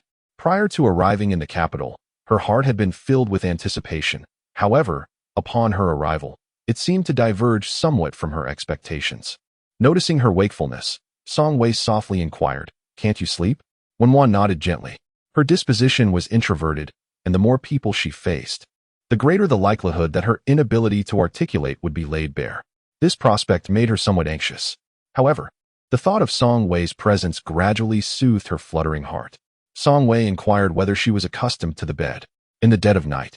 Wenwan found it too tiresome to explain, opting instead to close her eyes and endeavor to drift into slumber. Before Song Wei, she appeared agreeable. Yet, as soon as he departed, she took her younger sister-in-law to the market. With her husband not in charge, he was undoubtedly unaware of what needed to be purchased. Relying on him would likely result in a protracted shopping endeavor. Standing before the grand entrance of the Guozijian, Song Wei gazed up at the imposing and majestic plaque, feeling a profound sense of respect welling within him. Just as he was about to seek someone to inquire about how new students should report to their instructors, a figure suddenly flashed past him. It was a handsome youth clad in the Guozijian uniform, appearing to be around 20. He casually placed a hand on Song Wei's shoulder, greeting him with familiarity. "A new student?" Song Wei cast a glance at him, remaining silent. The youth raised an eyebrow, stating, "The Guozijian is vast, without a guide. You would struggle to locate your instructor." Song Wei maintained a composed expression, clearly disinterested in engaging with him. Chapter 123. Never have I seen such entitlement. Most of the students at the Guozijian were the offspring of officials from the capital, having gained admission through their parents' and grandparents' positions. A minority, however, entered after failing the provincial or imperial examinations. The Gongsheng, on the other hand, were outstanding scholars selected annually from local regions, typically only qualifying to participate after achieving the status of Xiuzai. Song Wei cast a discerning glance at the youth who introduced himself as Su Shu. The latter's attire was indistinguishable from that of other scholars, clad uniformly in a white robe. However, his fair complexion betrayed a life devoid of hardship, leading Song Wei to conclude that Su Shu hailed from a privileged background. Although Wanwan had not foreseen any complications prior to his departure, Song Wei felt compelled to remain vigilant. He harbored a certain aversion to unfamiliar individuals encroaching upon his personal space. Nonetheless, as a newcomer, he could not afford to offend these scions of prominent families overtly.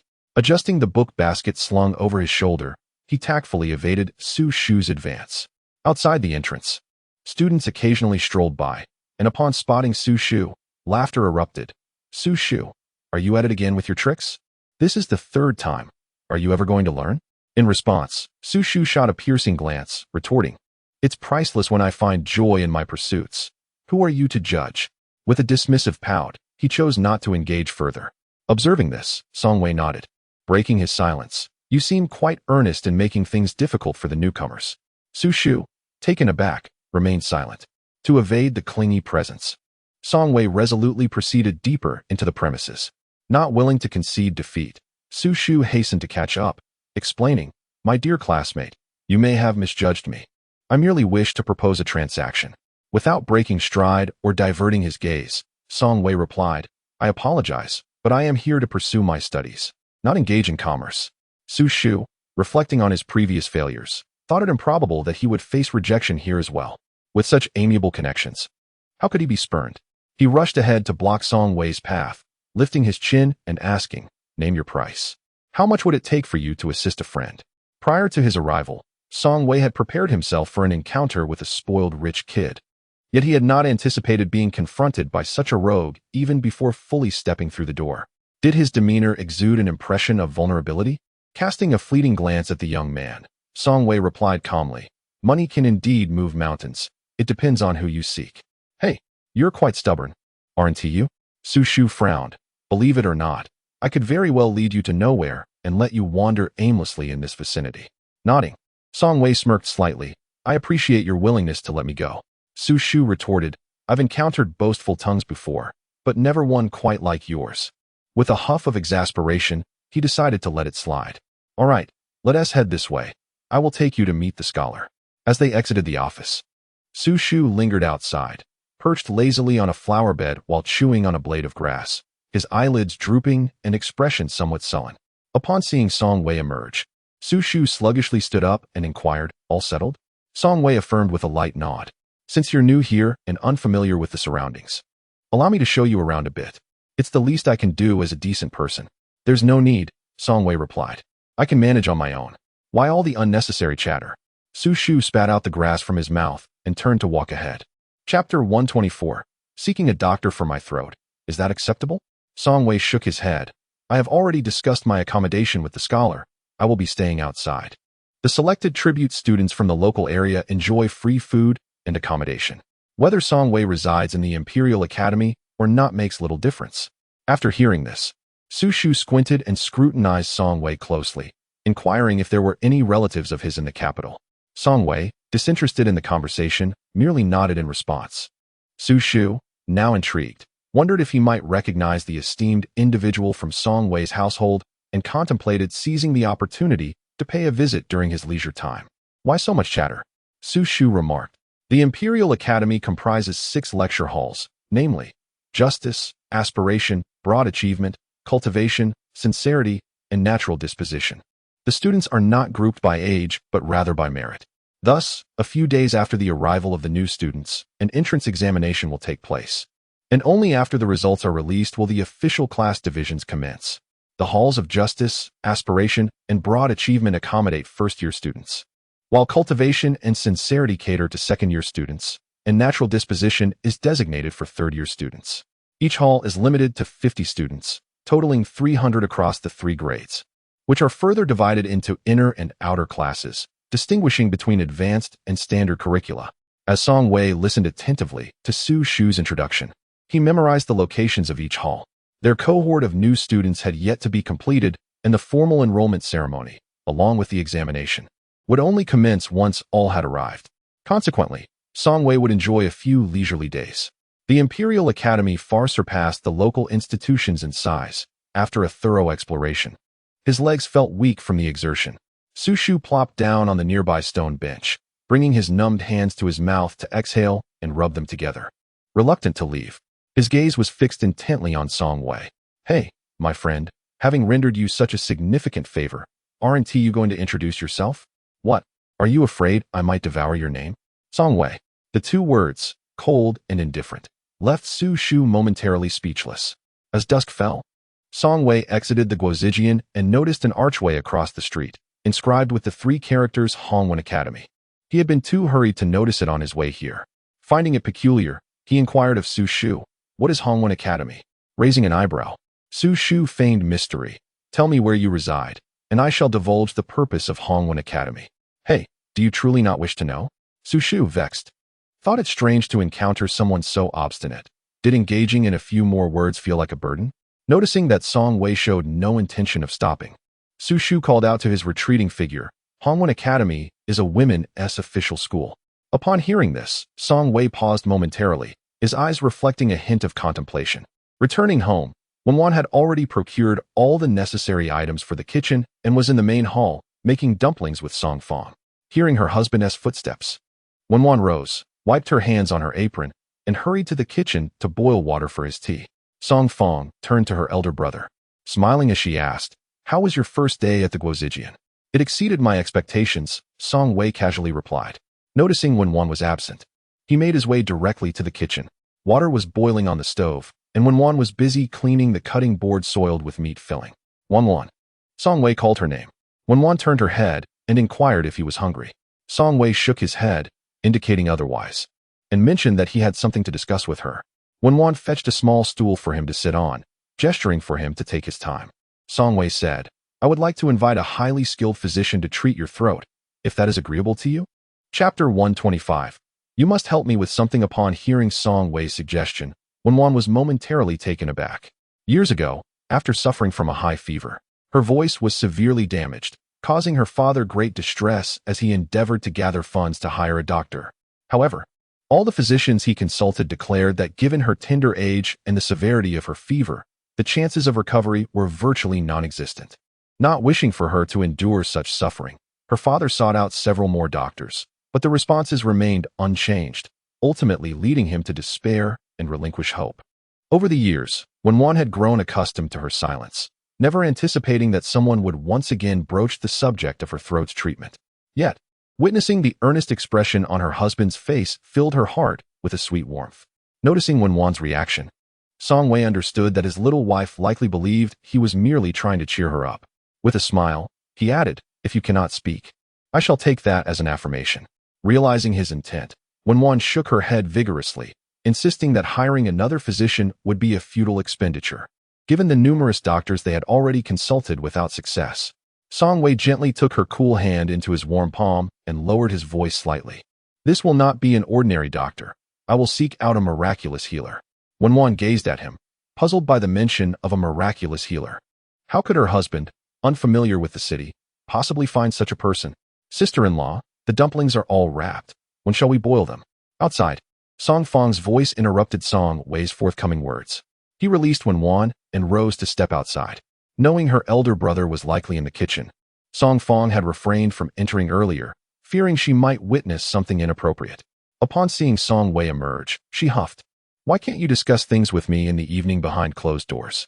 I've toiled all day and am both exhausted and famished.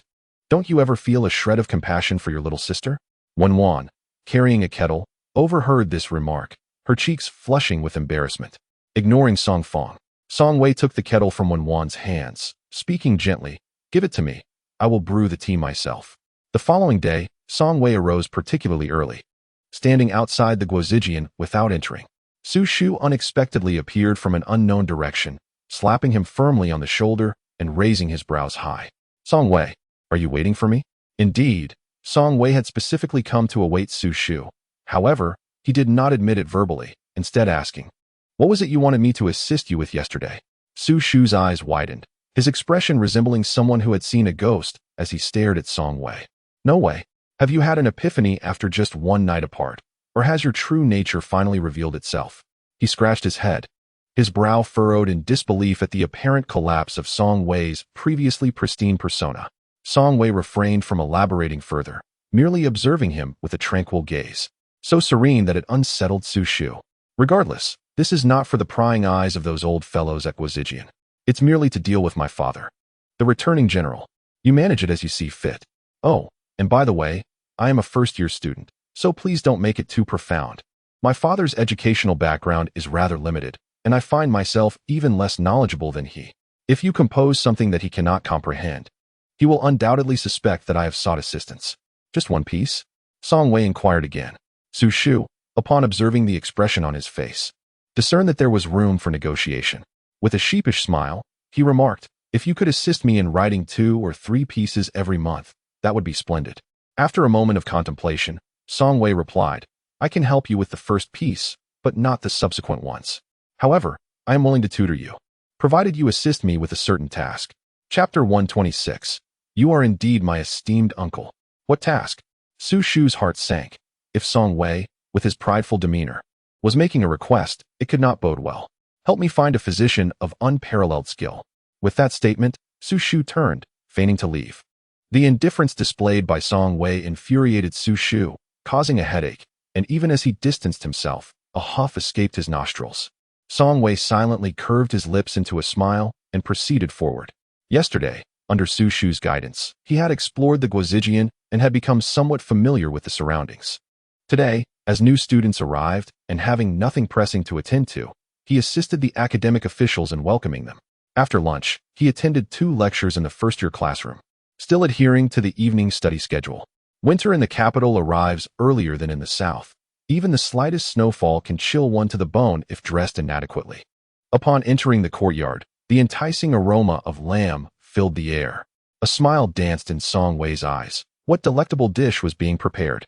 Song Fong deliberately played coy, all at the behest of her sister-in-law. As for what it entailed, one must enter and discover for oneself. Upon hearing this, Song Wei's curiosity deepened. When he lifted the curtain and stepped into the hall, he was greeted by the sight of a clay pot simmering on the table, filled with meat and vegetables, releasing a steaming aroma that tantalized the senses. In Ningzhou, where hot pots were a rarity, this was a novel experience for Song Wei, prompting him to wonder what it was. He accepted the bowl and chopsticks offered by Song Fong and sampled a piece of mutton, nodding in satisfaction. Indeed, it was delightful. Song Fong's eyes sparkled with excitement. Is it truly delicious? She inquired. Song Wei added, the broth is exceptional.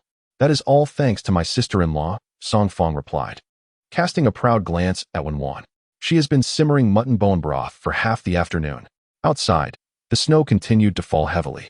Yet the 3 of them gathered around the hot pot felt no chill, their dinner filled with warmth and camaraderie. By morning, a delicate layer of snow blanketed the ground. Not thick, yet it crunched underfoot. Upon arriving at the Guozijian, Song Wei noticed someone had arrived before him, shivering with cold, hands tucked in, nose reddened, cradling a box of pastries, presumably used for warmth. Choosing to ignore the sight, Song Wei deliberately took a wider path to avoid him. Hey! The overlooked Su Shu shouted toward Song Wei, are you blind? Can't you see this living person standing here for half the day? Pretending, are we? Song Wei glanced sideways, a faint smile gracing his lips. Isn't this Su Yi? Have you come today in search of someone to attend to you? A grown man still holds grudges? Such stubbornness. How pretentious.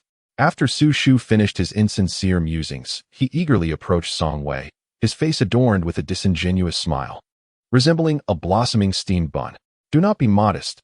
You are the master here. As long as you accept this box of pastries and agree to tutor me from this day forth, you shall be my esteemed benefactor. As for that miraculous physician, leave it to me. Chapter 127. Song Xiaomei. As Song Wei's words fell, Su Shu murmured, how dull. Shouldn't one understand the unspoken rules of civility? Fortunately, his father had shown him some leniency and refrained from embarrassing him. Otherwise, he would not have been able to step outside today. Song Wei extended his hand to accept Su Shu's box of pastries, saying, I shall trouble you with the matter of finding the physician. This request, albeit humble, was acceptable. Su Shu's countenance brightened slightly. My father has stated that if I do not present my genuine work within 3 days, he shall skin me alive. You ought to consider your own position. After a brief pause, he added, I simply loathe lingering in the stifling atmosphere of the Guozijian, which feels akin to being imprisoned. Would it not be better to have lessons at your residence? Song Wei did not refuse. If you wish to go, that is fine, but the cost of tea will be additional. Su Shu exclaimed, hey, there is no camaraderie in such treatment. Upon arriving at Song Wei's modest courtyard that evening, Su Shu came to the profound realization that he was indeed aiding the impoverished. Standing in the courtyard, which was scarcely half the size of his family's garden, Su Shu's expression was beyond description. "Is this truly the residence where you are lodging?" Song Wei, uninterested in pretense, replied bluntly, "This is my own home." "Well, that is quite nice indeed. The courtyard is charming. I rather like it," Su Shu remarked, ignoring the pretense etched upon his face. Song Wei pushed open the study door and entered, taking a seat. Only after Su Shu settled did Song Wei proceed to the main room. The two women shared a tacit understanding, refraining from inquiring about the identity of Song Wei's guest. With deft movements, Song Fong swiftly prepared tea and brought it to the study. Song Wei was engrossed in elucidating today's lesson from the academy to Su Shu. Uninterested in the verbose discourse of his instructors, Su Shu found himself captivated as Song Wei adeptly translated the dry text into a more accessible and engaging narrative. It was the first time he encountered someone capable of rendering the tedious words of the book into such an animated and delightful tale, leaving him enthralled. Suddenly, a cup of tea was placed before him, prompting Su Shu to glance up at the young girl holding the tea tray and then at Song Wei. The words slipped from his lips. "Your wife? What nonsense is this?" Song Fong frowned, casting a disapproving glance at Su Shu, clearly unimpressed by the guest. "Oh, I see. A maid?" Su Shu continued to indulge in his extraordinary imagination. Unable to tolerate any further, Song Fong turned to Song Wei, "Third brother. What kind of friends are you making? He possesses no manners whatsoever." Seeing that Song Wei intended to remain uninvolved, Su Shu, feeling a swell of frustration with nowhere to vent, hesitated before adopting a different address. "Song, little sister. Is that acceptable?" Song Fong outright ignored him and turned to leave. Chapter 128. The Tyrant of the Imperial Academy. What does she mean by that? The young master of the General Chong Wei's household, accustomed to adulation, found it difficult to accept being disregarded by a simple village girl, his emotions in turmoil. In contrast, Song Wei had not uttered a single word since Song Fong's arrival. Now, observing Su Shu's fidgeting demeanor, he delicately lifted his teacup, savored a sip, and uttered 4 words before resuming his lesson. His deep, soothing voice served as a reminder of his unassailable position as a teacher. Su Shu furrowed his brow, contemplating a challenge, yet hesitant to do so, and quietly inquired, "Is she truly your sister?" Song Wei smiled slightly, affirming, "We share the same mother," unequivocally. "Very well, let us proceed with the lesson." He refused to descend to the level of an unworldly country girl. During the day, Song Wei attended classes alongside Su Shu, who was too preoccupied with daydreaming and dozing off to absorb a single word. The instructors at the Guozijian were esteemed scholars hailing from the Hanlin Academy. The older they were, the more solemn they became, adhering strictly to a rigid teaching style, which was particularly conducive to inducing slumber in someone like Su Shu. However, he never anticipated that Song Wei, a newcomer from a humble background, could transform the content of the lessons into something engaging and vibrant. While others could turn the dark into light, Song Wei had the remarkable ability to make the bleak seem enchanting. Su Shu became increasingly captivated, continuing to learn well into the night. Initially intending to enjoy a meal at Song Wei's home, he noticed the hour had grown late and that his father might send the steward to search for him. Thus, he hastily gathered his belongings, bid farewell to Song Wei, and departed. Upon entering the main hall, Song Wei found that Wen Wan and Song Fong had yet to dine. Song Fong, unable to withstand her hunger, roasted 2 sweet potatoes over a small fire, and at that moment, the 2 sisters-in-law were happily peeling and enjoying them. Upon the entrance of Song Wei, Wen Wan swiftly rose to the kitchen to bring forth the warm dinner simmering on the stove. After Song Fong finished her last bite and wiped her hands, she turned to Song Wei and inquired, "Third brother, what was that person here for?" Song Wei replied, "He came to seek knowledge on matters he does not comprehend." "Another Hao Yun?" Song Fong mused, her thoughts lingering on the notion that Song Wei's teachings might lead to the detriment of his own mentor. The mere mention of Su Shu being there to ask questions intensified her disapproval of the young man, whose first impression had already cast a shadow over her perception. "Third brother, you ought to keep your distance from him.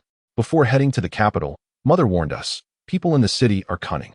You must be cautious, lest you fall into his traps." Upon learning that Su Shu would return, Song Fong resolutely declared she would no longer attend to him, refusing to serve tea in the study, and forbidding Wen Wan from doing so as well. Su Shu sat for an extended period without a drop to quench his thirst. His throat parched. Finding an excuse, he announced his need to use the restroom, suggesting to Song Wei that he take a break. As he stepped outside, he spotted Song Fong sweeping snow in the courtyard. With a cheerful tone, he called out, "Song Xiaomei, why haven't you brought us any tea today? I must say, learning to hold a grudge at such a young age, especially over something from the night before, must be quite uncomfortable for you." "Very well, consider me invisible," she retorted. "A gentleman does not quarrel with a lady." Su Shu turned away, choosing to disregard the unpleasantness behind him as he headed toward the main hall. Wenwan was seated by the small stove, where she had prepared a warming ginger soup for Song Wei. Hearing Su Shu's voice, she smiled and gestured toward the tea tray on the table. The tea had long been brewed on the tray, but previously the younger sister-in-law had forbidden its delivery, so Wenwan refrained from going over. Seeing Wenwan so agreeable, Su Shu felt a sense of relief. After expressing his gratitude, he took the initiative to carry the tea tray to the study, not forgetting to praise Song Wei for having a wife who was not only beautiful but also refined, courteous, and dignified, truly the ideal choice for a spouse. Under the gaze of Song Wei's profound eyes, Su Shu belatedly realized he may have overstated his praise, and after a sheepish touch to his nose, he hesitantly shifted the conversation to matters of scholarship. Su Shu claimed he had not copied but had merely pondered upon the subject himself. How could a father so disparage his own son? Su Shu thought for a moment, and to avoid any repercussions, he took the initiative to confess that a tribute student from Ningzhou had come to the Imperial Academy, and he had attended 3 days of lessons with that student, resulting in progress. Su Shu repeatedly affirmed this, feeling a great sense of relief, silently offering thanks. Such scenarios had occurred multiple times before, and Song Wei had grown accustomed to it. Upon entering the study, he would proactively prepare the ink for her to write. Wenwan implied that upon entering the gates of the Imperial Academy that day, Song Wei would witness a scene where young rakes bullied the newcomers, and upon witnessing this, he had voiced his objections, consequently offending a certain scion of a prominent family. Song Wei inquired if she could reveal the name of this individual, as she felt an uncanny familiarity with the young Lord Liu, though she could not quite recall where she had encountered him. In a hurry to attend his classes, Song Wei, after listening to her, hurriedly left with a few words of advice for Wenwan. Su Shu purchased breakfast and stood outside the Great Success Gate waiting for him. With little appetite, Song Wei directly asked Su Shu if he knew young Lord Liu. At this, Su Shu paused mid-bite, his expression becoming quite complex, and asked, "What do you want to know about him?" Out of sheer curiosity, Su Shu swallowed the bun in his mouth, lowering his voice as if afraid of being overheard. He was indeed the little tyrant of the Imperial Academy, strutting about with an air of dominance. Song Wei was somewhat taken aback. Was no one going to intervene? Who could possibly rein him in? The mere mention of that individual made Su Shu lose his appetite. After all, he was the treasured grandson of the Empress Dowager, the sole offspring of the Princess of Chongping. With the Empress's backing, even the Emperor had to show deference. So, one must ponder, within the confines of the Imperial Academy, who would dare to provoke him? Yet, our comrade feared the whip of his father and refrained from reckless behavior. He was unafraid of heaven or earth, bullying this one and that one, relentlessly pressuring the esteemed master of sacrifices to expel him. But in the end, not only did no one dare to expel him, they instead elevated him to the throne of the dominant figure of the Imperial Academy, a position he maintained with great prowess. Impressive, isn't it? Chapter 129. The one the young lord fears most. As Song Wei listened, his eyes narrowed in contemplation. Given his brazen nature, wouldn't it be more fitting for him to remain at home? Why would he still come to the Imperial Academy? This, I cannot ascertain. As the two conversed, they continued walking forward. Before long, they witnessed a scene foretold by Wenwan's intuition. A group of 5 or 6 attendants surrounded a richly dressed youth, who was mercilessly assaulting a freshly enrolled scholar who had only been there for 2 days. The youth extended a foot, brutally pressing down on the scholar's hand, grinding it underfoot as if mashing mud, with a bit of dirt now clinging to his deerskin boots. He looked down upon the scholar with a gaze that was both overbearing and mocking, declaring, "Lick the mud off, and I shall let you go." In the entire Imperial Academy, only this rebellious second-generation heir does not wear a uniform. From a distance, one can recognize him without even needing to see his face. The tribute scholar had already received a few harsh kicks from his entourage, and now the back of his hand throbbed with pain, prompting a cry of anguish as cold sweat dripped from his forehead. Upon hearing the youth's words, his back stiffened momentarily, and his pupils revealed a final glimmer of defiance. Yet, following that defiance came despair. Scholars inherently possess a degree of pride, and for a tribute scholar, who is among the elite in his locality, being revered like a star at home, but then subjected to bullying upon entering the Imperial Academy, is unbearable. This little rascal is bullying others again. Su Shu clenched his fists tightly, cursing through gritted teeth in a low voice. Hearing this, Su Shu gradually relaxed his fists and concurred with Song Wei's suggestion. The two swiftly made their way to the office of the Grand Scholar, reporting the situation they had encountered earlier. The Grand Scholar, upon hearing their account, felt troubled but concealed it beneath a composed facade, understanding that as the highest authority of the nation's premier educational institution, he must uphold a basic demeanor and maintain his prestige. Su Shu cast a glance at Song Wei, subtly urging him to leave. After a moment's hesitation, Song Wei spoke up, suggesting that given Lord Lu's status, it may be inappropriate for the Grand Scholar to intervene directly. It would be better to seek the intervention of Princess Chongping. Along the way, he pondered what circumstances might compel a brazen tyrant to be forced into a situation where he could not dare to come to the Imperial Academy, instead resorting to coercing the Grand Scholar to expel him. The answer was singular. Lord Lu must have someone he fears. It is said that he is unafraid of the Emperor, nor of the Empress Dowager. The only ones he truly fears are his biological parents. Upon hearing this, the Master of Ceremonies' eyes lit up. Despite his earlier enthusiastic agreement, he had been quite troubled. Every encounter with the young tyrant made him want to feign ignorance, for confronting the situation would leave him in a precarious position. At his age, he could hardly endure much turmoil. Song Wei's suggestion revealed a glimmer of hope, presenting him with a final lifeline to grasp. He had previously contemplated seeking the Long Princess's assistance, but her cold demeanor and reclusive nature had made him wary of inadvertently offending her, which would surely lead to dire consequences. Thus, he had chosen to turn a blind eye, inadvertently enabling the young Marquis Lu's relentless ambitions, which had thrown the entire Imperial Academy into disarray. Su Shu perceived the Master of Ceremonies' hesitation and remarked, "If we cannot invite the Long Princess, we might consider approaching Prince Consort Lu. After all, he is the biological father of the young Marquis and is unlikely to remain indifferent." The Master of Ceremonies nodded in agreement, acknowledging the validity of this reasoning. Once Song Wei and Su Shu departed, he promptly dispatched someone to the residence of the Long Princess in Chongping to invite Prince Consort Lu Xingzhou. At the Chongping Long Princess's residence, after the two had left, Prince Consort Lu rose and made his way to the back courtyard. The door to the Long Princess's chamber was firmly closed, so he refrained from knocking and instead inquired of a maidservant, "Has Ayin risen?" The Long Princess's given name was Zhao Sunin. The maidservant replied, "The Long Princess has been up early and is currently in the small Buddhist hall, performing her devotions. She has instructed that no one is to disturb her." Prince Consort Lu nodded, instructing, "If Ayin asks, inform her that I have gone to the Imperial Academy." Despite these words, he was acutely aware that she would not inquire about his affairs. It had been this way for over a decade. The injured scholar, who was severely beaten by Lord Lu Xiaoho's men, has been delivered to the medical dispensary of the Imperial Academy. Lu Xingzhou sought out Lu Yanqing, who was leisurely seated in a pavilion, indulging in wine with a group of debauched companions, displaying none of the decorum expected of a student. Observing this, Lu Xingzhou approached with measured steps, positioning himself beside Lu Yanqing. "No classes today?" His voice, deep and ambiguous, sent a shiver through the other young scions, who lifted their gazes only to find it was the prince consort. They hastily abandoned their cups, seeking excuses to depart. The pavilion was left with only Lu Xingzhou and his son, Lu Yanqing. As Lu Xingzhou took a seat, he fixed his gaze upon him. "Why did you resort to violence?"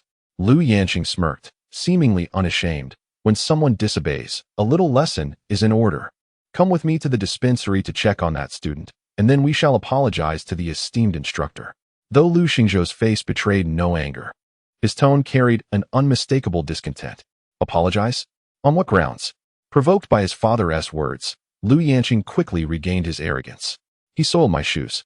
If I didn't beat him to death, that would be lenient enough. And you expect me to bow my head and apologize? What a dream." Lu Xingzhou's expression darkened, yet he endeavored to maintain a calm tone. "If I had arrived any later, it could have led to a fatal incident." Lu Yanqing scoffed dismissively. "Back then, I managed to conceal the deaths of dozens in the Dawanshan of Ningzhou. Now, for a mere worthless life. Do you think I fear that impoverished scholar's family will come knocking? Even if they did, my grandmother would ensure it is smoothed over. Lu Xingzhou was acutely aware of Lu Yanqing's temperament, which had long been distorted by the Empress Dowager's upbringing. Now, attempting to correct his course seemed an insurmountable challenge. With a sigh, Lu Xingzhou remarked, "Very well, since you are unwilling to go, I shall take your place as your father." Lu Yanqing protested vehemently, declaring that his father should not go either, for he had committed no wrongdoing. Furthermore, he had already shouldered the impoverished scholar's medical expenses, which he deemed generous enough. Any demand for an apology would incite him to threaten the man's entire family. Lu Xingzhou regarded Lu Yanqing, whose once resolute and fierce visage from the battlefield had been replaced by the earnest hope and concern of a devoted father. It pained him to see his young son, who had strayed from the righteous path, constantly clamoring for violence. What would your mother think if she knew? He pondered, knowing full well the heartbreak it would bring her. At the mention of his mother, Lu Yanqing's brash demeanor diminished significantly. He pressed his lips together, lowered his gaze, and gripped his wine cup, uttering not a word. Chapter 130. The fathers of others unable to truly remain indifferent to his son's waywardness, Lu Xingzhou made his way to the medical facility of the Imperial Academy. The injured scholar, named Hui Yuan, was already bandaged and resting on a couch. Lu Xingzhou inquired of the attending physician about the severity of the injuries sustained by the recently admitted student. Recognizing the individual as the son-in-law of the Princess of Chongping, the physician did not dare to be dismissive and reported accurately, stating that Hui Yuan had suffered a broken arm and injuries to his abdomen and forehead. Although his life was not in peril, the damage to his muscles and bones would require at least a month for any noticeable improvement. After a moment of contemplation, Lu Xingzhou spoke. "Where is he? Take me to see him." The physician led Lu Xingzhou to the bedside of Hui Yuan, introducing him as the esteemed husband of the Princess of Chongping and the father of young Lord Lu, who had come specifically to see him. Upon hearing that it was the father of Lu Yanqing who had arrived, Hui Yuan displayed no outward emotion, turning his face slightly away, his voice somewhat hoarse. "Your Highness, might I request a moment of solitude?" Lu Xingzhou discreetly exchanged a glance with the physician, who, understanding the unspoken cue, withdrew from the room. Lu Xingzhou then pulled a stool beside Hui Yuan, adjusting his pillow for greater comfort, his soothing voice resonating with compassion. "You must be in pain." Hui Yuan's uninjured hand slowly clenched into a fist, all his resentment and fury pooling in his eyes, igniting them with a fiery red hue. "Yanqing struck you. That was his wrongdoing. As his father, I bear responsibility. My visit is not to implore your forgiveness, for the harm inflicted cannot be erased by mere words of pardon." Hui Yuan scoffed coldly. "You are indeed a prince, the father of young Lord Lu. Your status is exceedingly noble, while I am but a poor scholar from the countryside. If you wish for me to forgive him, it is a simple matter. If one beating is insufficient, another will suffice until I yield." Listening to Hui Yuan's words laced with sarcasm, Lu Xingzhou merely smiled faintly, his expression revealing no sign of anger. He personally poured a cup of water and offered it to Hui Yuan, stating, "If hurling insults at me will bring you solace, feel free to unleash your scorn. I shall not retort. However, there are words I must convey." Hui Yuan did not accept the cup, instinctively pressing his lips together. Despite appearing resolute on the surface, he was fundamentally just a scholar from a small town, unaccustomed to grand spectacles. His audacity in confronting the esteemed prince consort stemmed solely from the animosity fueled by his severe injuries inflicted by Lu Yanqing. However, aside from this layer of resentment, the stark disparity between the powerful and the common folk instilled in Hui Yuan an overwhelming sense of oppression. Casting a glance at his immobilized right hand, he lamented how Lu Yanqing had caused him to miss today's entrance examination, and for the ensuing months, he would be unable to write, unable to restrain his emotions. His face flushed with anger, and he exclaimed, "A foster son not educated is akin to raising a donkey." Lu Xingzhou's smile faded, and he suggested discussing compensation. "As recompense for your injuries, I shall provide you with a sum of silver sufficient for you to live comfortably for the remainder of your days, provided it is not squandered. Beyond that, do you have any other requests?" "I wish to withdraw from school." Faced with temptation, Hui Yuan decisively chose to retreat. It was not that he was unwilling to boldly request that Prince Consort Lu secure him a position in the government to bypass the imperial examination. Rather, through this experience, he realized that the capital was a perilous den of dragons and tigers. Even if he were to become an official, What would it matter? In the presence of those who wielded immense power, he felt as insignificant as an ant. Upon exiting the examination hall, Song Wei learned from Su Shu that Hui Yuan had completed the withdrawal process and had been taken by Prince Consort Lu to his private residence to recuperate. Upon Su Shu's remarks, he clicked his tongue in disbelief, recognizing the remarkable capabilities of others' fathers, who could effortlessly shield their offspring from life-threatening situations. Had it been his own father, he would have undoubtedly rushed in to discipline him for daring to resort to violence at the Imperial Academy. Song Wei remained silent on the matter. He had not witnessed the circumstances surrounding Hui Yuan's withdrawal from school. Whether it was due to coercion or temptation remained unknown. And without hearing it from Hui Yuan himself, all rumors were ultimately inconsequential. He merely felt that the Grand Princess and Duke Lu had been excessively indulgent towards Lu Yanqing. In truth, no one is inherently rebellious. When a child strays from the right path, the fault lies with the adults. With the Moro designated for rest, Su Shu would not attend evening classes, and upon exiting the Imperial Academy, he joyfully made his way home, stating he had made plans to drink with a few companions. He had initially invited Song Wei, but the latter had declined. Upon arriving home, he found Wen anxiously waiting at the door. Only when she saw him return safely did her taut expression finally relax. Aware of her concerns, Song Wei smiled gently, reassuring her that he was fine and that his examination had gone smoothly. Hearing this, Wen felt relieved and quickly ushered him inside to warm by the fire, first offering him ginger soup to ward off the chill, followed by a cup of hot tea. As Song Fong entered from outside, rubbing her frozen hands together, she glanced around the room and, noticing Su Shu's absence, remarked with a hint of satisfaction that the bothersome fellow had finally shown some awareness and refrained from visiting. Song Wei invited her to sit, casually explaining, "Tomorrow is a day of rest, and there is no need for evening classes tonight. That is indeed a blessing. One day less of his presence brings me one day more of tranquility." The courtyard was modest in size, and upon Su Shu's arrival, he found himself constantly encountering Song Fong. The very thought of that person's unruly demeanor made her hands itch with the desire to slap him. After the results of the entrance examination were released, Song Wei was placed in the second-grade internal class. Once again, he was advanced a grade and designated as a key focus for development, inciting a mix of envy and resentment in Su Shu, who scrutinized Song Wei's head for an extended period. Furrowing his brow, he pondered, "We both have the same brains, yet yours seems to accommodate so much more. What did you consume to grow so?" With a faint smile, Song Wei replied, "Curious to know?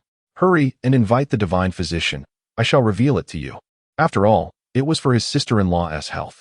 In these times, charlatans masquerading as miracle workers thrived, ready to deceive and exploit the unsuspecting. Should his friend unwittingly encounter one of these frauds and harm his sister-in-law, Su Shu would undoubtedly hold him accountable. After a moment of contemplation, Song Wei deemed Su Shu's concerns valid. Treating Wan's throat was of utmost importance, leaving no room for negligence. He preferred to wait and seek an experienced physician rather than trust a wandering swindler. The repercussions of a poor decision could haunt Wan for a lifetime, and by then, regret would come too late. "Ah, so you are somewhat discerning?" he mused. "This is merely a matter of basic courtesy." Upon hearing the term courtesy, Su Shu involuntarily recalled his first visit to Song Wei's home, where he was chastised for his lack of manners by Song's younger sister. Looking at Song Wei now, he felt an inexplicable frustration welling up within him. Fine, I concede. Your entire family embodies politeness, while I am just a simpleton. Is that satisfactory?" It was rare not to see his young wife standing outside the door with her delicate hands nestled within her sleeves, as was her custom. The kitchen, too, lacked the slender and busy figure he had grown accustomed to, leaving only Song Fong in the main hall. A flicker of concern crossed Song Wei's brow as he inquired about his sister-in-law. Before Song Fong could respond, he had already lifted the curtain and stepped out, pushing open the bedroom door. There, he found Wan curled up on the bed, her back turned toward him.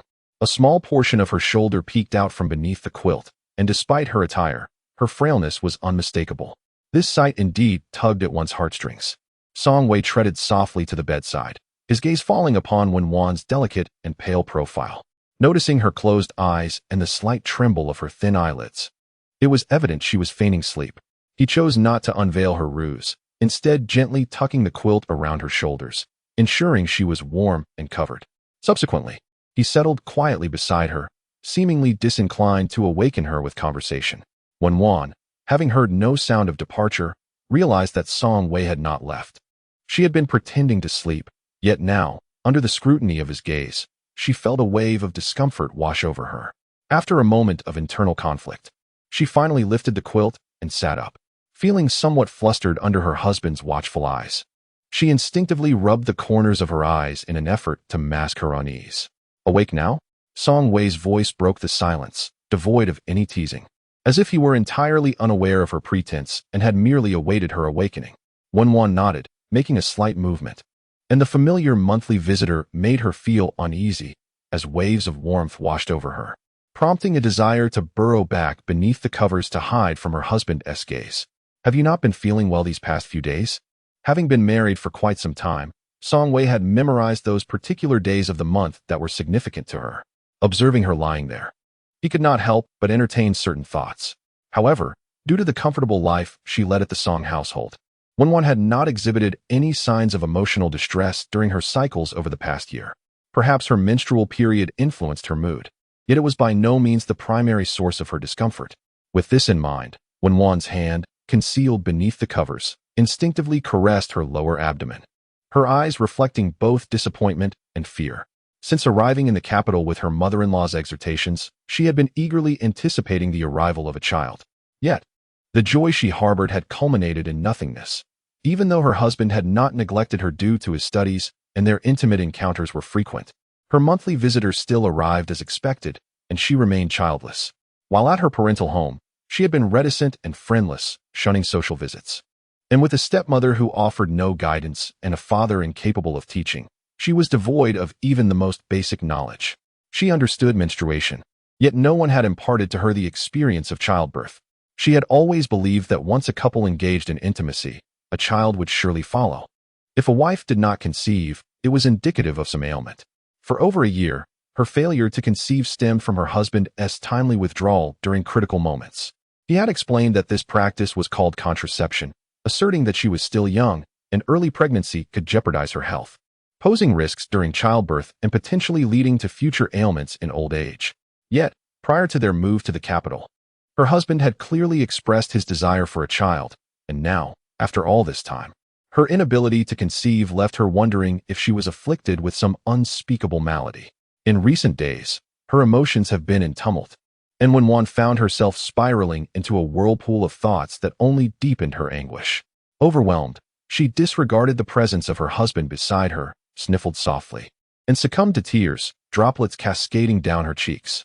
Song Wei, startled by her sudden outburst, hastily embraced her, gently inquiring if she was missing her family. Ignoring his question, Wan buried her face against his chest, weeping unabated.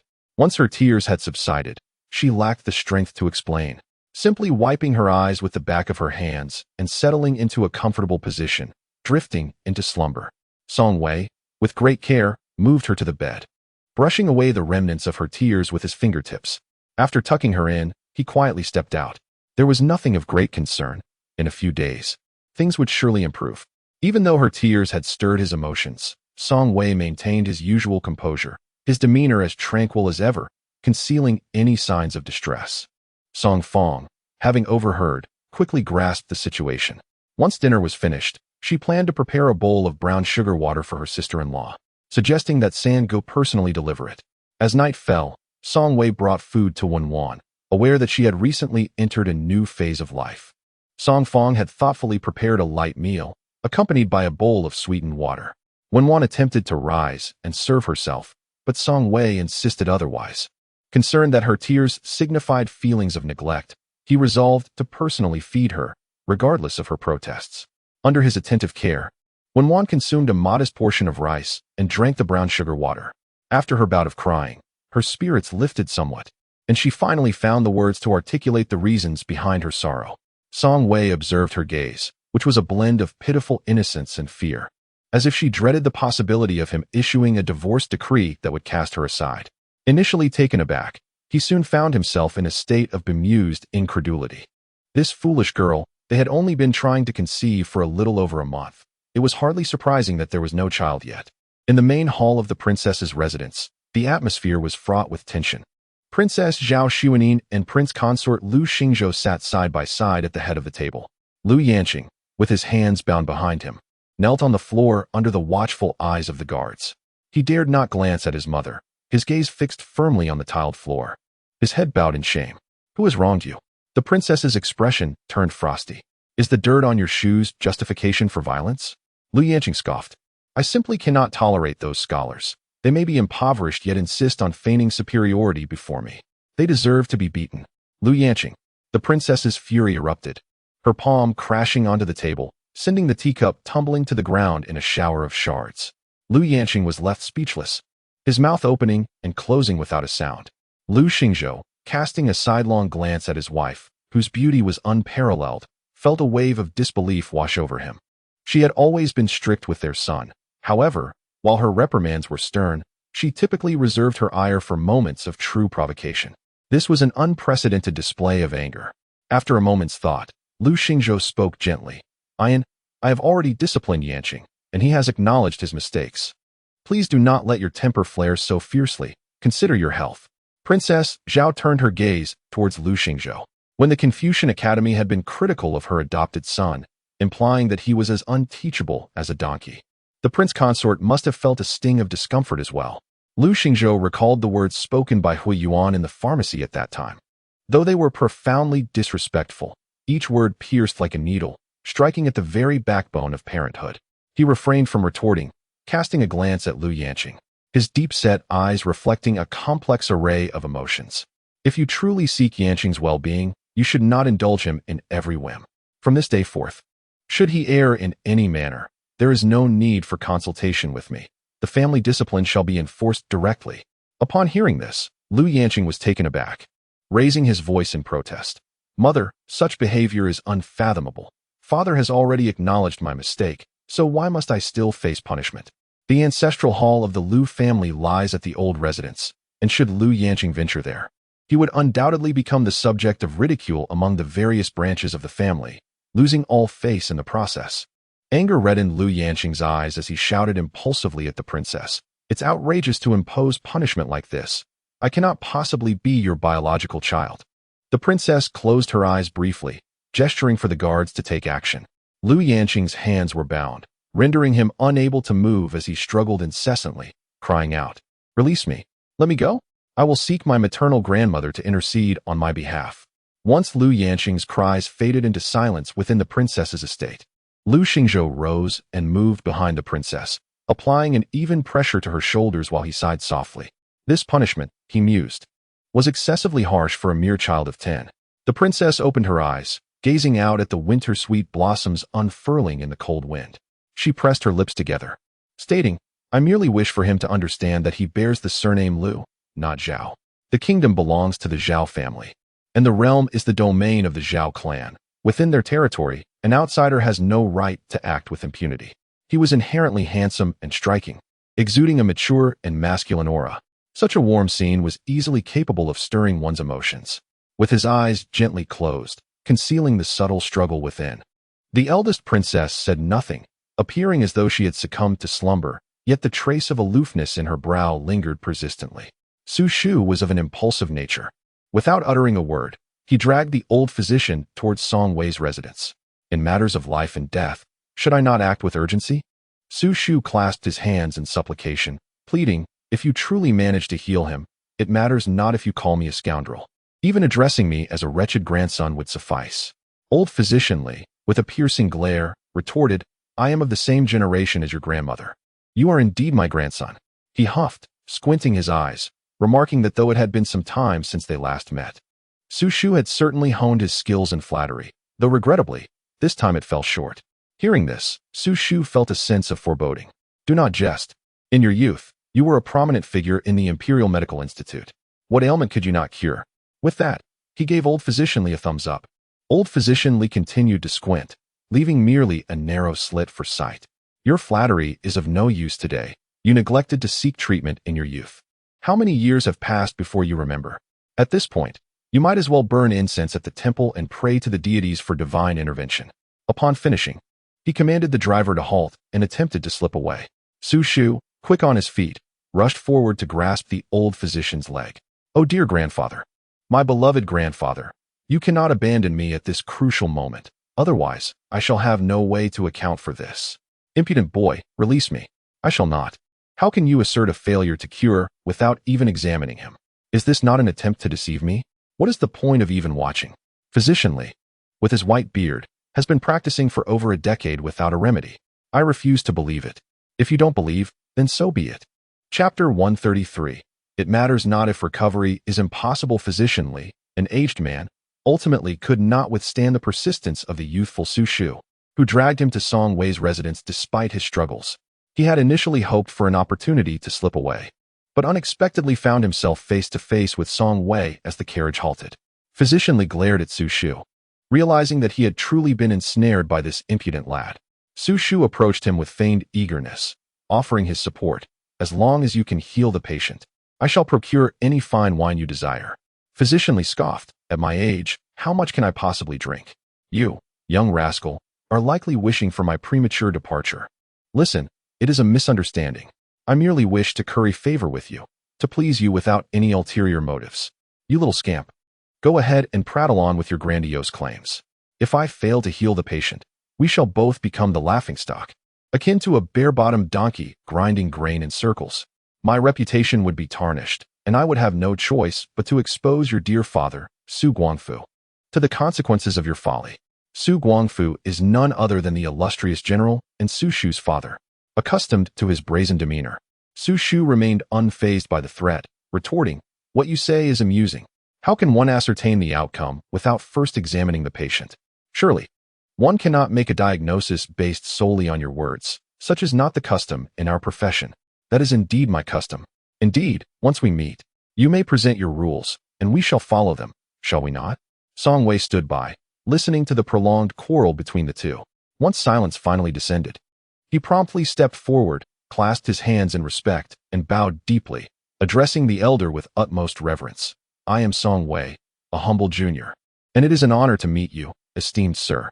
Su Shu then introduced. "Dr. Lee is of the same generation as our matriarch. Thus I must address him as grandfather. Since you are my classmate, you may simply call him as you wish." Dr. Lee shot him a disapproving glance, retorting, "What relation does he hold to you that he should call me such? Must you always seek to gain an advantage, you rascally youth?" Su Shu rolled his eyes and muttered under his breath, "If he truly were to call you grandfather, I wonder who would truly benefit." Song Wei chuckled softly, glancing at the two. "Gentlemen, please, be seated." Song Fong had already prepared tea upon hearing of the guest's arrival. Knowing well that today's visitor was a physician of remarkable skill, invited specifically by her third brother to attend to her sister-in-law's throat ailment, she wisely refrained from competing with Su Shu and graciously served him a cup of tea befitting the guest. Dr. Lee surveyed the room, noting that only Song Fong was present, and inquired of Song Wei, "Who is the patient?" Song Wei replied, "My wife is presently preparing some appetizers for you, esteemed sir, and she shall join us shortly." Dr. Lee stroked his beard, casting a satisfied glance at Song Wei. "Ah, you do understand the proper etiquette?" Song Wei's expression turned slightly apologetic. Ordinarily, it would be the duty of a junior to personally extend an invitation to the elder, yet unexpectedly, he cast a pointed look at Su Shu. "I did not foresee that this little rascal would have spirited away the old man along the way, did I?" Dr. Lee chuckled heartily in response to Song Wei's words. He had always been a carefree individual, and it was rather surprising for him to have a friend as courteous and well-mannered as you. Just then, Wenwan entered, lifting the curtain. She had prepared a jug of warm wine, a plate of crispy fried peanuts, and half a pound of cooked beef for Dr. Lee. Having lived for more than half a lifetime, he had a fondness for such indulgences. Seeing that the Song family's young lady had everything ready, a smile spread across his face, creating delightful creases. When Wenwan offered him chopsticks, Dr. Lee took a moment to gaze at her, his eyes filled with kindness. "My dear girl, it has been over a decade since we last spoke, hasn't it?" Wenwan timidly nodded in agreement.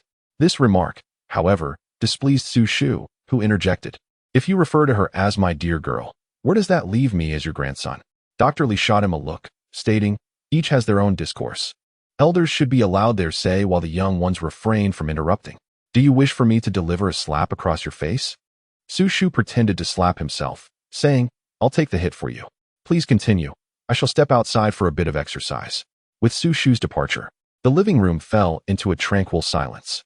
Song Wei did not hastily inquire about the possibility of treating Wenwan's voice. Instead, he filled a wine cup for Dr.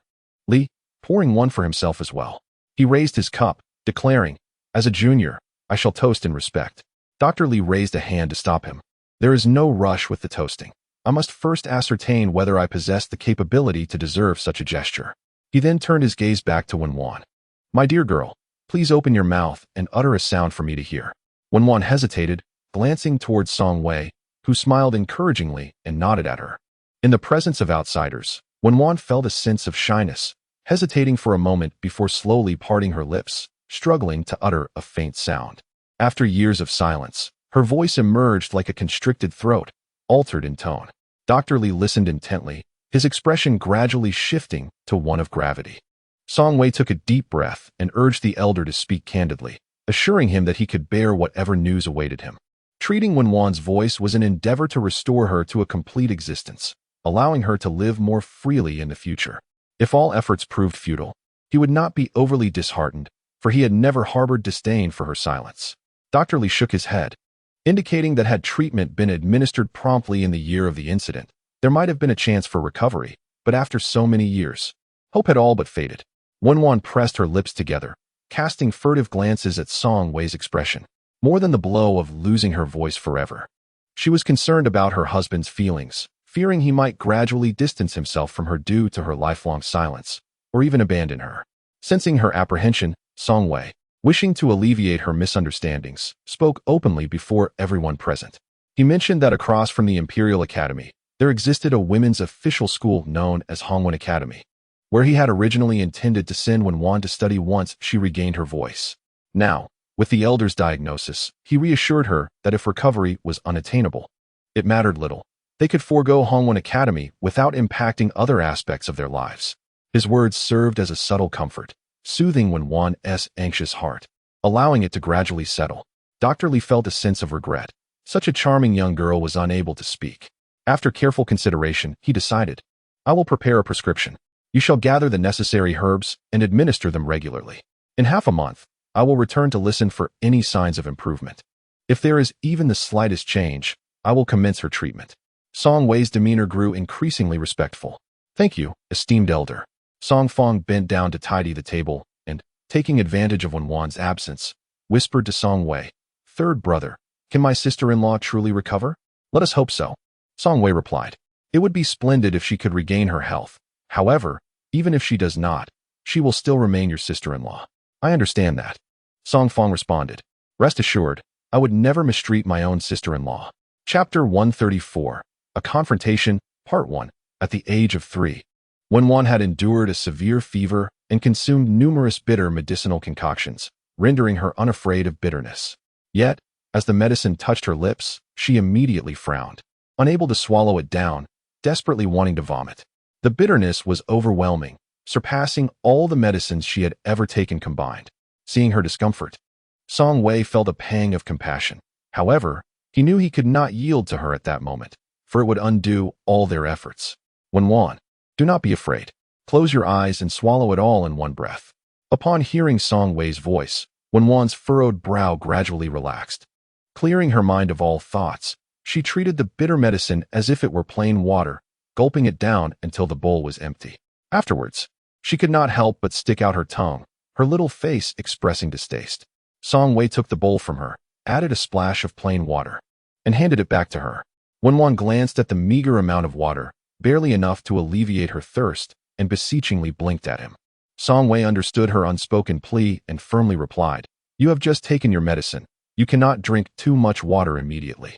Let it be for a while, and you may drink later." Wenwan's eyelids drooped as she lifted the small bowl to her lips, consuming the scant water, which only slightly diminished the bitterness lingering in her mouth. She delicately licked the corner of her lips, resembling a kitten that had yet to be satiated. Observing this, Song Wei could not help but let the corners of his eyes lift ever so slightly. The small courtyard was permeated with the pungent aroma of bitter medicine. Su Shu, who detested such odors, scrunched his nose and hesitated to enter, preferring to linger outside for a moment. Earlier, fearing the overpowering scent, Song Fong had prepared the medicine outside, bringing the small stove from the main room and placing a few glowing coals in a charcoal basin to warm Wenwan. The stove still stood beneath the eaves. Having endured the cold for barely a quarter of an hour, Su Shu felt his entire body growing numb. Noticing the small stove unattended, he hastily approached, crouched down, and placed his hands over the warmth radiating from it, reveling in its heat. In the kitchen, where the stove was insufficient, Song Fong had hung a cotton curtain, intending to bring the stove inside to prepare a soup. Spotting Su Shu squatting and rubbing his hands together for warmth, she secretly rolled her eyes and thought, "Oh dear, you might as well take it inside. I need the stove." His posture resembled that of a parent napping in a squat. Seeing him remain silent, she did not waste time on words, but directly approached him, reaching out to grasp the stove and take it away. "Hey, it's just a stove and a few coals. Is it really necessary to act this way?" Su Shu reached out to snatch, but in his haste, his fingers brushed against the furnace wall, causing him to wince in pain and quickly withdraw his hand. "Why is it that I find your words so disagreeable?" Song Fong adopted a scolding demeanor, exclaiming, "What do you mean? It's just a stove with a few pieces of charcoal. Does the stove cost nothing? Does the charcoal not require silver to purchase? Can it sprout legs and run to the stove on its own to warm you?" Su Shu scoffed, "I can hardly be bothered to engage you in conversation. All you ever talk about is money. At such a young age, you've already become obsessed with wealth. How vulgar. Are you challenging me?" Song Fong retorted, forcefully placing the stove down on the ground, lifting her chin defiantly. "If you are not vulgar, why have you come to our humble abode? If you are so refined, why do you still rely on your parents for money to eat and dress?"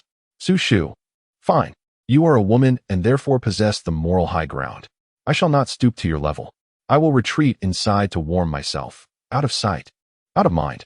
Song Fong rolled her eyes and turned, taking the stove into the kitchen. In the main room, Song Wei and Wenwan sat by the brazier. The dim light of the oil lamp flickered in the snowy day. Song Wei held a book in his hands, and upon seeing Su Shu enter, he leisurely closed it and invited him to sit. Nodding, Song Wei noted that Wenwan had already had a sip. "How is it? Is there any effect?" Su Shu inquired with great interest, particularly curious as to how the Song family's young lady would sound when she spoke. Observing her gentle and obedient demeanor, he imagined her voice would be melodious. "It's only been once. How could there be any noticeable effect? The old gentleman has stated that one must take it continuously for half a month to ascertain any possibility of recovery. Currently, it isn't even considered formal treatment. It's merely a test." "Well, that is certainly better than having no hope at all," Su Shudao remarked. "Li Tai is indeed the finest physician my friend could procure. If one were to argue there exists a doctor of superior skill, they likely reside within the Imperial Medical Institute, yet it is impossible to summon them for your sister-in-law's treatment." Su Shudao's ability to secure the services of Li Tai, who has recently departed from the Imperial Medical Institute, filled Song Wei's heart with immense gratitude. "Consider this a debt of gratitude I owe you, to be repaid in the future. Isn't it premature to discuss such matters now?" Su Shudao raised an eyebrow. "You may express your thanks when your sister-in-law is able to speak. We are not pressed for time." Upon further reflection, he cast a glance at Song Wei. "However, there is something I wish to discuss with you." "What is it?" "Please, go ahead." Su Shudao tilted his head towards the door curtain, ensuring that Song Fong could not overhear. Clearing his throat, he continued, "Could you kindly ask your sister to be a bit more courteous towards me? I harbor no animosity towards her, yet every encounter feels as though I am facing a sworn enemy. She seems compelled to insult me, and I cannot help but wonder if all the young ladies from your region behave in such a manner. In what way do they behave like me?" Just then, Song Fong entered, her smile devoid of warmth, her gaze piercing. Su Shudao had not anticipated her sudden arrival and promptly adjusted his words. "I meant to say, in terms of beauty. Is that so? Just outside, I heard someone say I am rather common, obsessed with wealth, as if I were consumed by thoughts of money. I was not informed of my beauty. Who uttered such words? I find them quite disagreeable," Su Shudao retorted, his expression one of indignation. "Is it so wrong to appreciate wealth? It merely indicates one's capability to manage a household. Look at her, what a splendid young lady, so radiant in every aspect. How could she be considered ordinary? Who is so inept with words? Indeed, it is baffling. I wonder who the unfortunate fool was that uttered such remarks. I have no inclination to engage with him." As Song Fong spoke, she approached the table, retrieved the frost-proof ointment, and seated herself beside Su Shu, opening the box to apply it. Noticing her focused gaze on the back of her hand, Su Shu scowled, incessantly signaling to Song Wei across the table, who, after much effort, finally acknowledged him, saying to Song Fong, "Young Master Su has been of great assistance today. I shall invite him for dinner this evening, and dear sister, do prepare a few extra dishes." Earlier, Song Fong had quarreled with Su Shu outside, and when Wan, having overheard, understood that her sister-in-law was at odds with him. Sensing her discomfort, she gently nudged Song Wei, indicating that she would take care of dinner, urging him not to make things difficult for his sister-in-law. Song Fong recognized his veiled mockery, but refused to back down, retorting as if it were her prerogative to meddle. Just as their exchange escalated, Su Shu rose, declaring, "See you tomorrow." With that, he lifted the curtain and exited. Song Wei stood to see him off. Upon reaching the front door, he patted Su Shu on the shoulder, saying, "A man of stature such as yourself need not quarrel with a young lady. It is not I who am at odds with her. It is clearly she who." Su Shu began, but his voice trailed off weakly. "Forget it. After all, she is your sister. You will undoubtedly defend her regardless. Do you even recognize where you went wrong?" Song Wei inquired. "I." Su Shu found himself at a loss for words, his frustration mounting. Was he in the wrong? Did he truly err? What nonsense is this? Your error lies in reasoning with a young lady. Su Shu halted his movement as he mounted the carriage, turning to glare at Song Wei, as if to imply that she was in the wrong. Yet he should not engage in discourse with her? This applies not only to her, but to all young women. Song Wei remarked, "If you would refrain from nitpicking, there would be no issues." Su Shu appeared utterly bewildered, questioning if women were truly so difficult to please. When one had gone to the kitchen to prepare a meal, while Song Fong was tending to the charcoal brazier with a pair of fire tongs, humming a cheerful tune, clearly in good spirits. Upon noticing Song Wei's entrance, Song Fong looked up and inquired, "Has that bothersome fellow left?" Song Wei corrected her, stating, "In regard to your sister-in-law's matters, Su Shu has been quite helpful. He is a benefactor of our family. Do not be so quick to quarrel with him. He bears you no ill will." Song Fong pouted. "While he may mean you no harm, he certainly harbors ill intentions towards third brother." "How so?" "Consider this. He has known you for but a few days. Yet he rises early each morning to procure food and waits at the entrance of the Guozijian for you. Is there not a saying that goes, 'Flattery without cause is either deceit or theft'? I find Su Shu to be both cunning and slippery, perhaps with intentions more nefarious than Hao Yun's. Third brother should best avoid his favors to prevent future regrets." Song Wei responded with a gentle smile, "So, is this the reason you constantly clash with him?"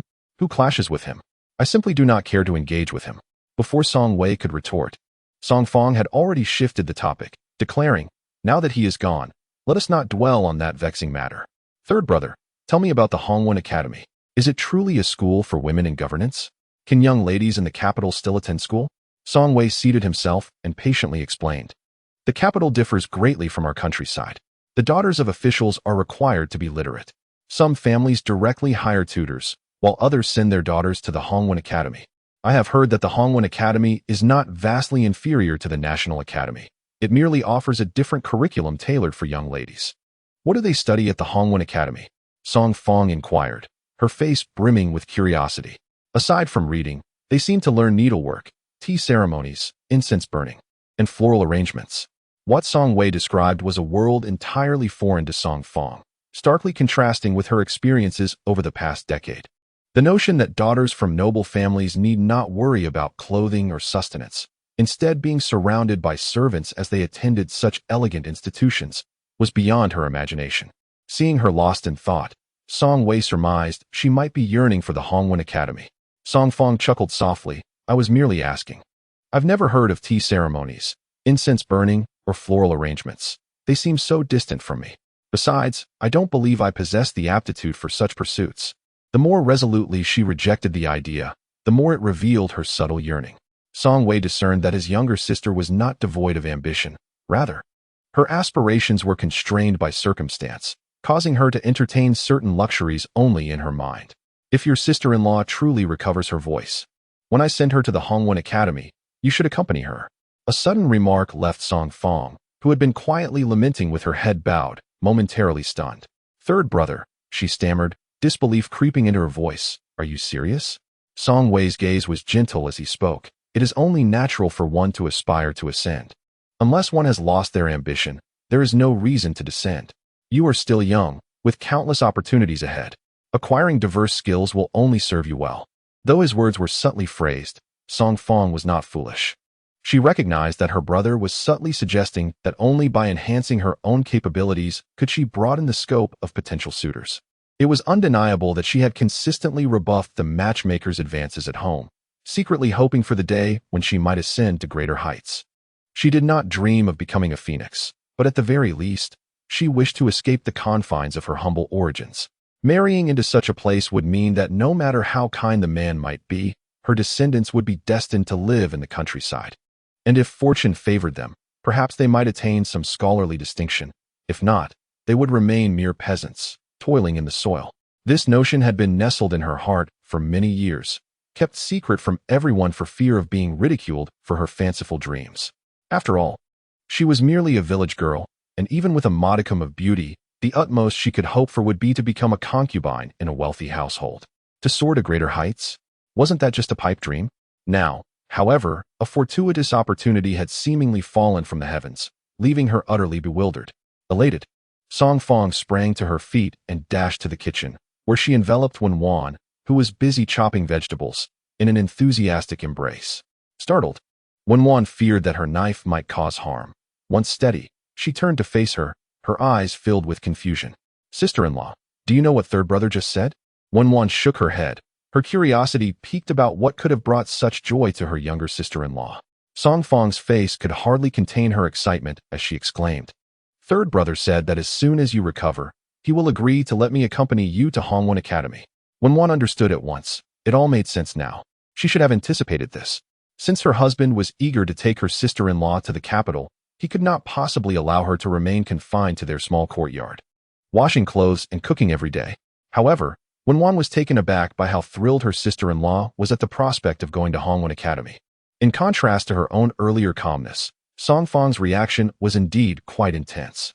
Upon reflection, Wan realized that the disparity in their reactions stemmed from her sister-in-law's aspirations for something greater. Thus, the mere possibility of advancement filled her with joy. On the other hand, Wan had married early and felt content with her life, as her husband had never mistreated her.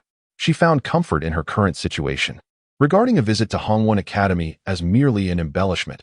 No matter how well she might learn, her husband would always be Song Wei, a truth that could not be altered. Wan felt, in comparison to her sister-in-law, that she lacked ambition. Observing the radiant joy on Song Fong's face, she couldn't help but feel happiness for her. Song Fong embraced her tightly and playfully declared, "Little sister-in-law, starting tomorrow, I will diligently prepare your medicine every day. You must recover, for my happiness in the latter half of my life depends on you." Such words instantly overwhelmed Wan with a sense of immense pressure. She was uncertain whether her condition could truly improve. She did not dare to respond outright, merely lifting the corners of her lips in a smile that conveyed solace. Song Fong, realizing her earlier words were somewhat misplaced, added, "Of course, even if you cannot recover, you will always be my third sister-in-law. I shall treat you as I always have." Wan believed her sister-in-law spoke sincerely, and a genuine smile graced her face. Song Fong assisted in bringing dinner into the main hall, and due to the joyous atmosphere, the dinner table felt considerably more vibrant than usual. Every morning, Su Shu would pass by Ba Jinlu on his way to the Guazijian. He had already coordinated with Song Wei, requesting him not to eat at home, for he would bring food from there and wait for Song Wei outside the gates of the Guazijian. Thanks to Su Shu's enthusiasm, Wan was spared the trouble of rising early to prepare breakfast for her husband, allowing her to enjoy a few extra hours of slumber each day. The following morning, Song Wei had already dressed and prepared to leave, while Wan remained nestled in her blankets, sleeping soundly. Perhaps due to the chill in the air, she maintained the position she had curled into the previous night in his embrace, lying on her side, with only her small head exposed. A stray lock of hair fell across her cheek, accentuating her delicate and fair countenance. As Song Wei hurried to leave, he suddenly paused, leaning down to place a gentle kiss upon her profile. The soft sensation stirred ripples of warmth within his heart. He exited quietly, careful not to disturb her slumber. Upon arriving at the Guazijian, it was still early. Su Shu found a pavilion where they could sit and enjoy breakfast. Just as they settled in, they noticed Lu Yanqing approaching from a distance. Remarkably, his usual entourage was absent, and even more astonishingly, he was clad in the uniform of the Guazijian. It is truly an unprecedented occurrence. As he made his way, he drew considerable attention. However, the students dared not linger their gazes upon him, nor did they engage in discussions, fearful of attracting misfortune. There is a saying, even donning a dragon robe does not make one a prince. In the case of Lu Yanqing, it became akin to wearing a uniform, yet failing to embody a student. At such a tender age, his eyes were eerily cold. Su Shu harbored no doubts that anyone bold enough to greet him at that moment would promptly become a target for aggression, leaving them unrecognizable to their own parents. Once you've eaten, depart without delay, admonished Song Wei, noticing Su Shu's unwavering stare in Lu Yanqing's direction. Song Wei encountered Lu Yanqing at the entrance of the second-year Taoist hall. He stood with arms crossed, leaning against a crimson pillar, his gaze imbued with an air of haughty superiority. If memory serves, Lu Yanqing is a first-year student. Song Wei was somewhat taken aback to find the young tyrant here, yet he quickly composed himself, wishing to avoid any entanglement with Lu Yanqing.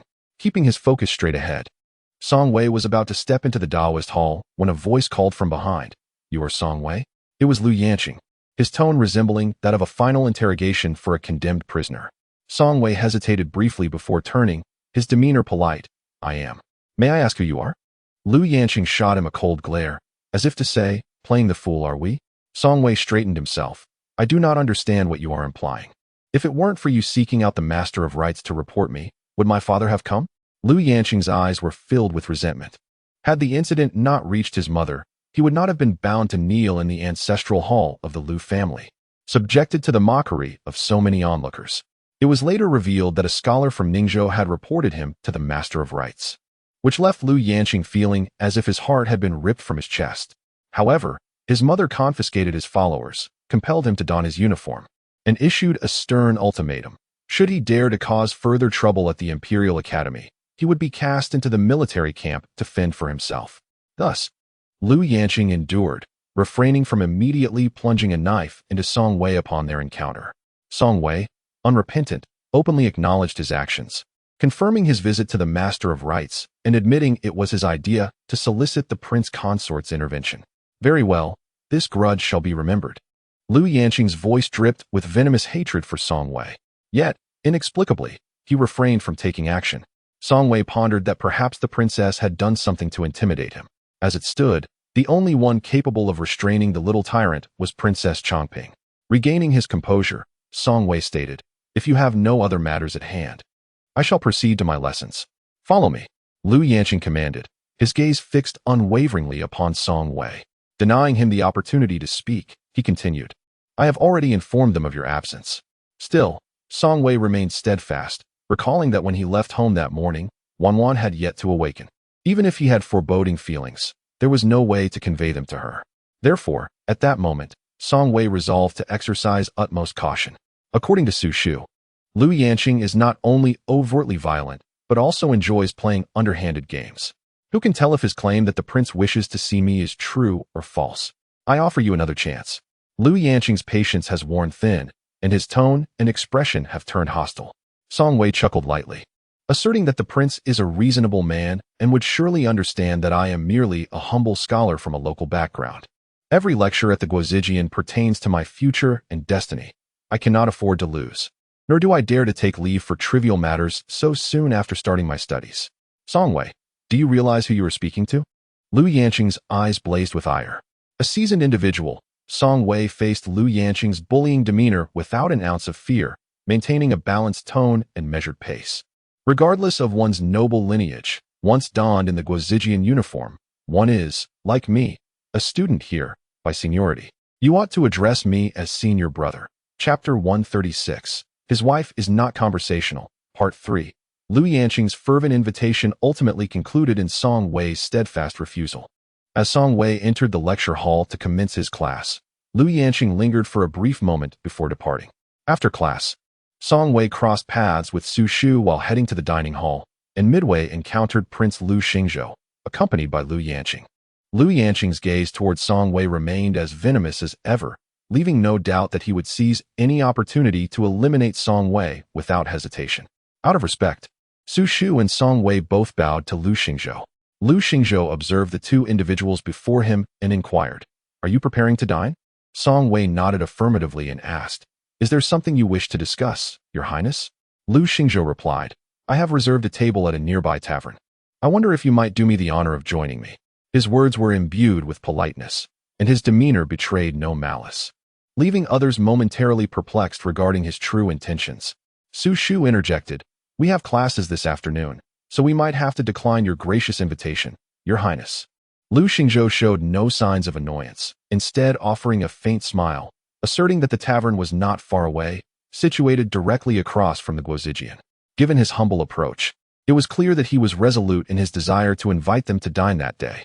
Song Wei ceased his refusals, conceding with a simple, "All right."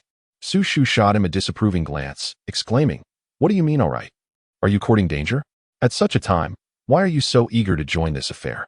Did he not realize that the best course of action would be to avoid the Lu family altogether? However, Song Wei held a different perspective. Since he had caught the attention of His Highness, he could evade the initial confrontation but not the subsequent ones. If he wished to lead a peaceful life at the Guozijian henceforth, he could not forego the invitation to this meal. Lu Xingzhou addressed Su Shu, saying, "If you have other matters to attend to, please do not let me detain you." Initially reluctant to attend, Su Shu straightened his back upon hearing Lu Xingzhou's words. Standing tall, after all, there was still time for a meal. Lu Xingzhou smiled warmly, then said, "Very well, shall we proceed?" Su Shu and Song Wei exchanged glances and stepped forward to follow Lu Xingzhou. Lu Yanqing deliberately slowed his pace and coldly addressed Song Wei and Su Shu, warning them of the consequences for daring to speak ill of him behind his back. Su Shu's expression darkened, and he immediately contemplated dissuading Song Wei from proceeding. Lu Yanqing had already marched ahead, aligning himself with his father. Song Wei glanced at his silhouette and calmly remarked, "If he truly intended to eliminate me, how could the prince be so brazen?" Clearly, Lu Yanqing's words were mere intimidation, while Su Shu might be startled, to Song Wei, it was simply the bluster of a child cornered and resorting to threats. The tavern was indeed nearby. After crossing the long street, they arrived in no time. Lu Xingzhou had already reserved a private room and ordered dishes. As they settled, the waiter began to bring in a plethora of delectable dishes, filling the table. Lu Xingzhou picked up the wine jug, then, as if struck by a thought, handed it to Lu Yanqing, saying, "Yanqing, pour wine for your two senior brothers." Lu Yanqing refused, reclining languidly against the chair. "They have hands and feet. Can they not serve themselves?" Song Wei rose courteously, stating, "Since it is the prince who is treating us, we ought to first toast in your honor." He then approached, took the wine jug from Lu Xingzhou, filled glasses for the prince and young Lord Lu, and poured for Su Shu and himself as well. Together, they raised their glasses in a toast, drinking in respectful unison. Lu Xingzhou glanced at Lu Yanqing, a smirk playing on his lips, seemingly reminding him of what his mother had said before they departed and what promises he had made to her. His tone was soft, yet upon closer inspection, it carried an undeniable aura of authority reminiscent of his commanding presence on the battlefield. Lu Yanqing's complexion turned pale. Rumors circulated that since Lu Xingzhou relinquished his military authority to the Princess Chongping, he had transformed from a formidable general renowned for his military exploits into a devoted husband. Spending his days in the manor with the princess, savoring tea and admiring flowers, and a doting father, tending to his son's birds and walnuts. Such remarks were, in essence, a satire directed at Lu Xingzhou. What spirited young man, especially one as valiant as he, would not yearn to utilize his talents to serve the nation and carve his name into history? Once he married the princess, regardless of his past prowess, she became his sovereign. Beyond her, he would possess nothing. For a man of Dechu, marrying a princess was hardly a stroke of good fortune, particularly when the princess in question was the aloof and formidable Princess Chongping, the youngest daughter of the Empress Dowager and the biological sister of the current emperor. In Lu Yanqing's memory, the prince consort was indeed a kind father. Perhaps he would occasionally chastise him for going too far, but it hardly qualified as strictness. However, to be threatened so directly as he had just been was an unprecedented experience. It was undeniable that this little tyrant, who had always imposed his will wherever he went, was momentarily intimidated by the authority of his father.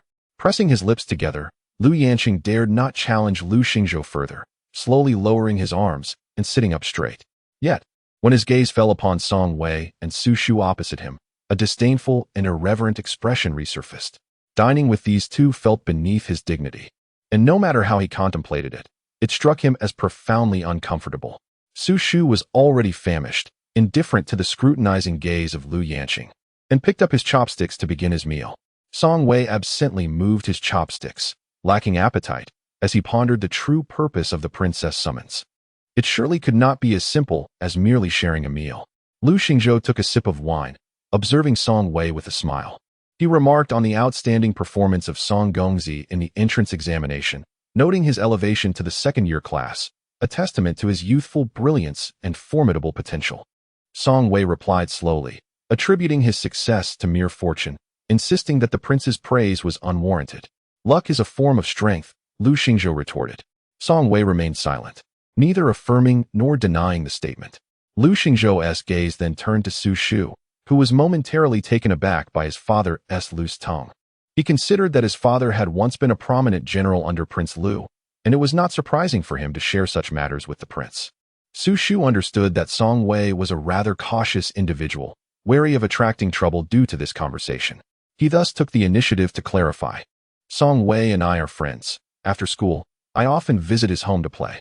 Occasionally, I ask him to assist me with my studies. Over time, it is only natural that I have made progress, nothing more.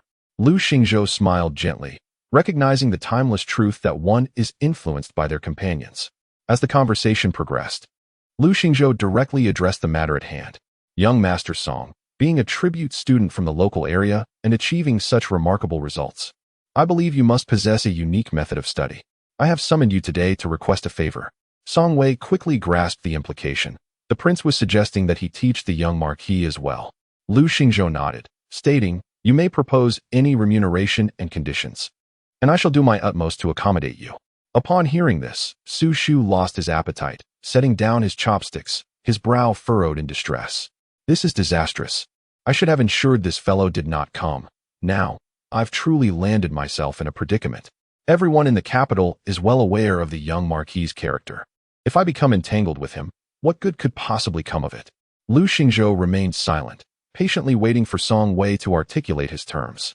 Without a moment's hesitation, Song Wei replied, I apologize, but I may not be able to assist the prince. Lu Xingzhou was taken aback by the abruptness of the refusal.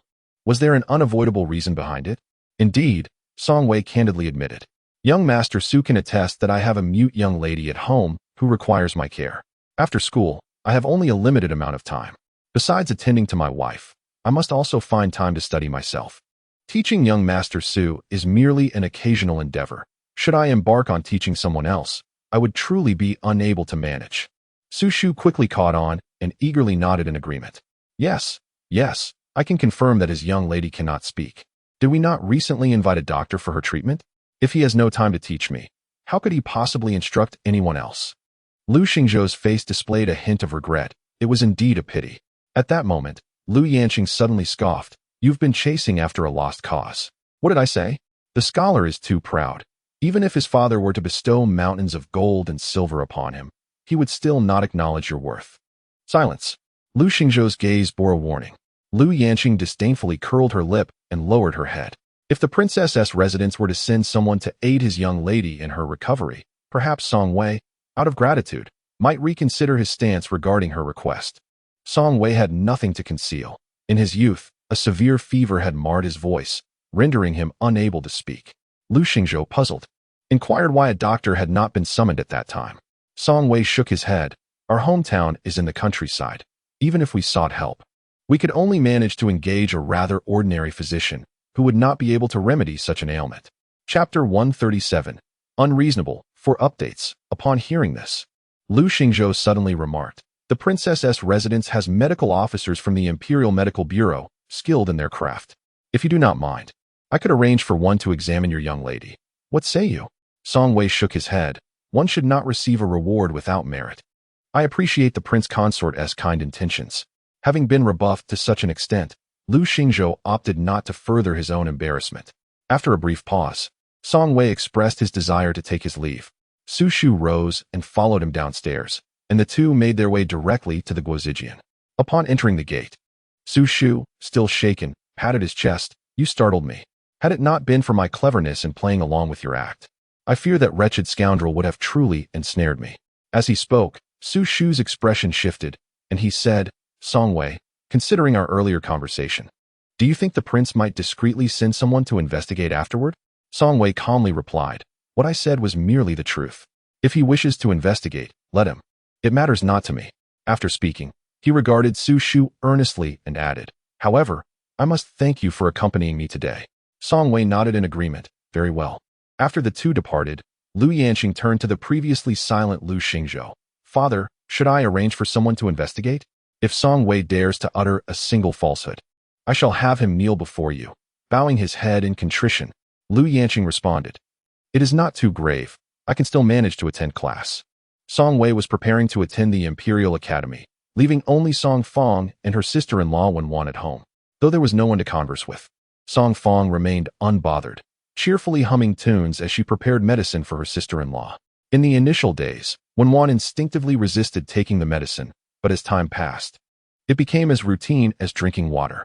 Each time Song Fong brought it to her, she would tilt her head back, close her eyes, and swallow it down. This continued for half a month. Song Wei personally visited to summon Physician Li. The physician instructed Wan to open her mouth and make an effort to produce sound. While he squinted to assess the outcome, Song Wei, Song Fong, and Su Shu stood anxiously by, their eyes fixed intently on Physician Li. Noticing his furrowed brow, their hearts raced with apprehension. After Wan had called out, she clutched the hem of her garment tightly, gazing at the physician. Esteemed sir, how is Wan's condition? Is there a possibility of recovery? Song Wei inquired. After pondering for a moment, Physician Li nodded and replied, it seems that there has been a slight improvement compared to a fortnight ago. Treatment is feasible, albeit the course will be lengthy. However, I cannot guarantee with absolute certainty that I can restore Madame Song to health. Su Shu and Song Fong both turned their gaze toward Song Wei. In such circumstances, the decision rested solely on him. Yet, Song Wei hesitated, his eyes resting on Wan, and spoke in a gentle tone, Wan. The old gentleman has expressed a lack of complete assurance. Do you consent? Wan reflected that her current situation was already the bleakest, and even if the treatment failed, it could hardly worsen.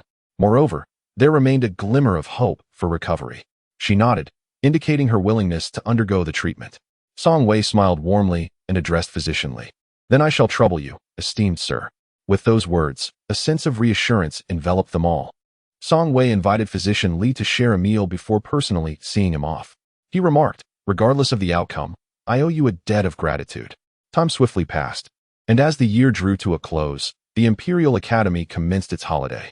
Song Wei indulged in a rare morning of leisure, rising to enjoy breakfast before accompanying his young wife to purchase New Year's goods. Meanwhile, Song Fong remained at home, meticulously tidying every corner. Song Wei procured red paper, intending to compose a couplet and inscribe a few auspicious characters to celebrate the festive spirit. As he held the red paper, his thoughts drifted to his parents far away in Ningzhou. He glanced at Wan, pondering how they were faring. It had indeed been a year since he last heard from his father. Not a single letter had arrived in the past month. The little one is still nursing, raised tenderly by Sam Lang. Never having been apart from his father for such a duration, can his heart truly be at ease? Grandma Song refrained from offering advice, believing that as time passes, he would surely come to terms with it.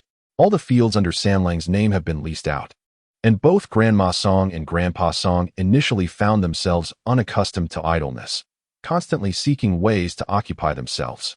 Feeling restless, Grandma Song found a vegetable garden, barely the size of her palm, insufficient for her daily endeavors. Thus, she began assisting Erlang's family with childcare and occasionally visiting neighbors in the village.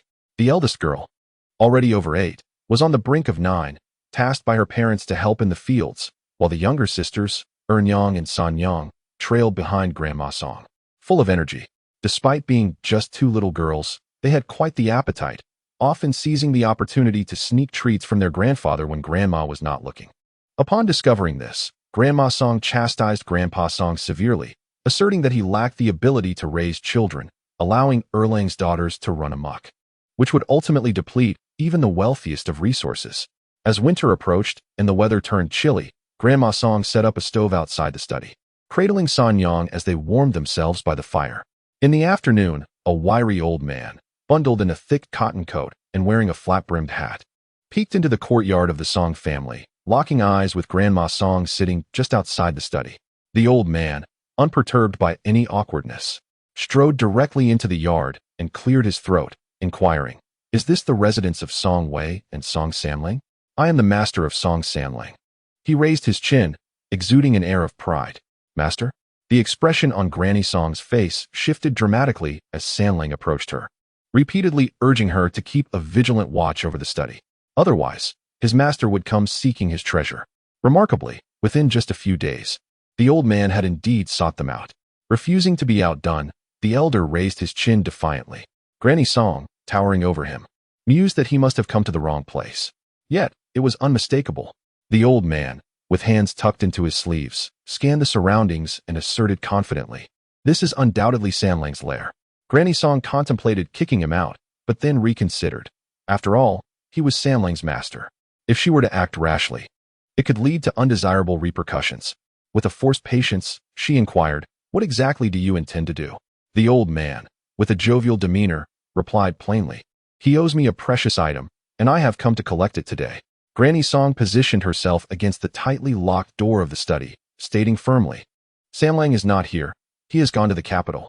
If you seek a treasure, you should pursue him there." The old man's eyebrows arched slightly. "I am not seeking him, merely the treasure. His absence does not concern me. As long as the treasure is present, that suffices." Granny Song furrowed her brow, exclaiming, "Hey, you old man, are you being unreasonable?" The elder straightened his back defiantly. "I shall be unreasonable, so what? That item is his debt to me." Granny Song retorted with a gruff voice, "When borrowing money, one typically has a promissory note. Without any proof, you claim my Sanlang owes you? Is there anyone as shameless as you? Leave quickly. If you don't depart, do you believe I won't give you a beating?" The old man, undeterred, refused to leave. Instead, he fetched a stool from the hall, plopped himself down opposite Granny Song, and warmed his frozen hands by the stove, lazily stating, "I am Sanlang's master, once a teacher, always a father. If you dare to strike me, you are striking his father. Song Posey. At such an advanced age, how can one be so shameless?" The old man replied, "From today onward, I shall reside in your home, and I will depart only when you provide me with what I seek."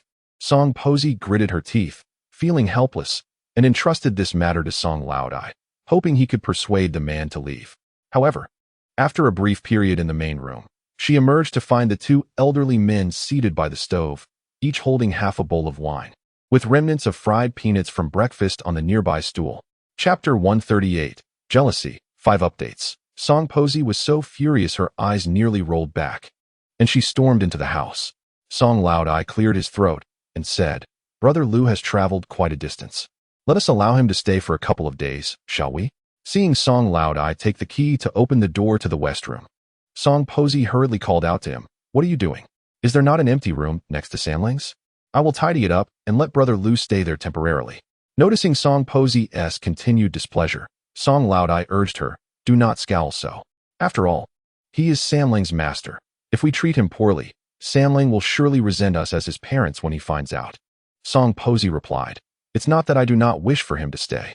I am merely concerned that he might sneak into the study and take away Sanlang's treasures when I am not paying attention. Did you not hear him say he came specifically for the treasures?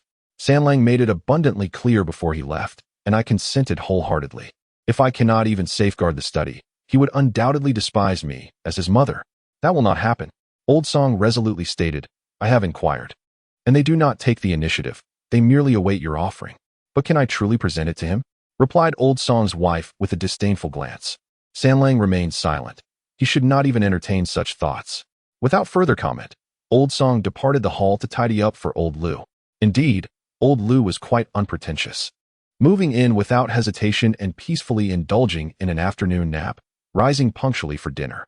At the dining table, as Old Liu munched on peanuts, he grumbled, "That scoundrel Song Wei, off to the capital without even notifying me, his master. Does he regard me as a thief, wary of my intentions?" Old Song's wife inquired, "What treasure brings you here?" Old Liu replied, "A painting. If that young lady can decisively gift it to me, I shall take my leave immediately. That is out of the question," she firmly dismissed. Sanlang had made it clear that no one would be given anything. "Then I shall purchase it. Not for any sum." "Huh, is your family truly at odds with money? I initially thought Song Wei was merely a stubborn mule, but it seems his mother is even more obstinate. Such persistence runs in the family." Sanlang's refusal to sell was reiterated. "If you remain unreasonable, it seems you are challenging my wife." Old Liu savored a sip of wine. Eyes squinting in delight, "I say, That mischievous lad has amassed so many treasures. Is it too much to ask for a painting in return for my respect? Not unreasonable at all, Old Song's wife nodded. If you can devise a way for him to express himself, I would have no objections. Even if it means relocating the study. Old Master Lu let out a disdainful grunt. As for Song Wei's lips, they seemed chiseled from stone. If they could be pried open, he would have acquired the painting long ago. And why linger here? Since the young lady is unwilling, let us continue to pass the time. Indeed, the young lady's words struck a chord. With a raised brow, Old Master Lu downed a drink, declaring that if he could not obtain the painting, he would simply spend the new year in their home. Madame Song remained silent. Ever since Old Master Lu took up residence in the Song household, he and Old Man Song had formed a bond, sharing drinks and conversations with increasing frequency. Over time, word spread through the village.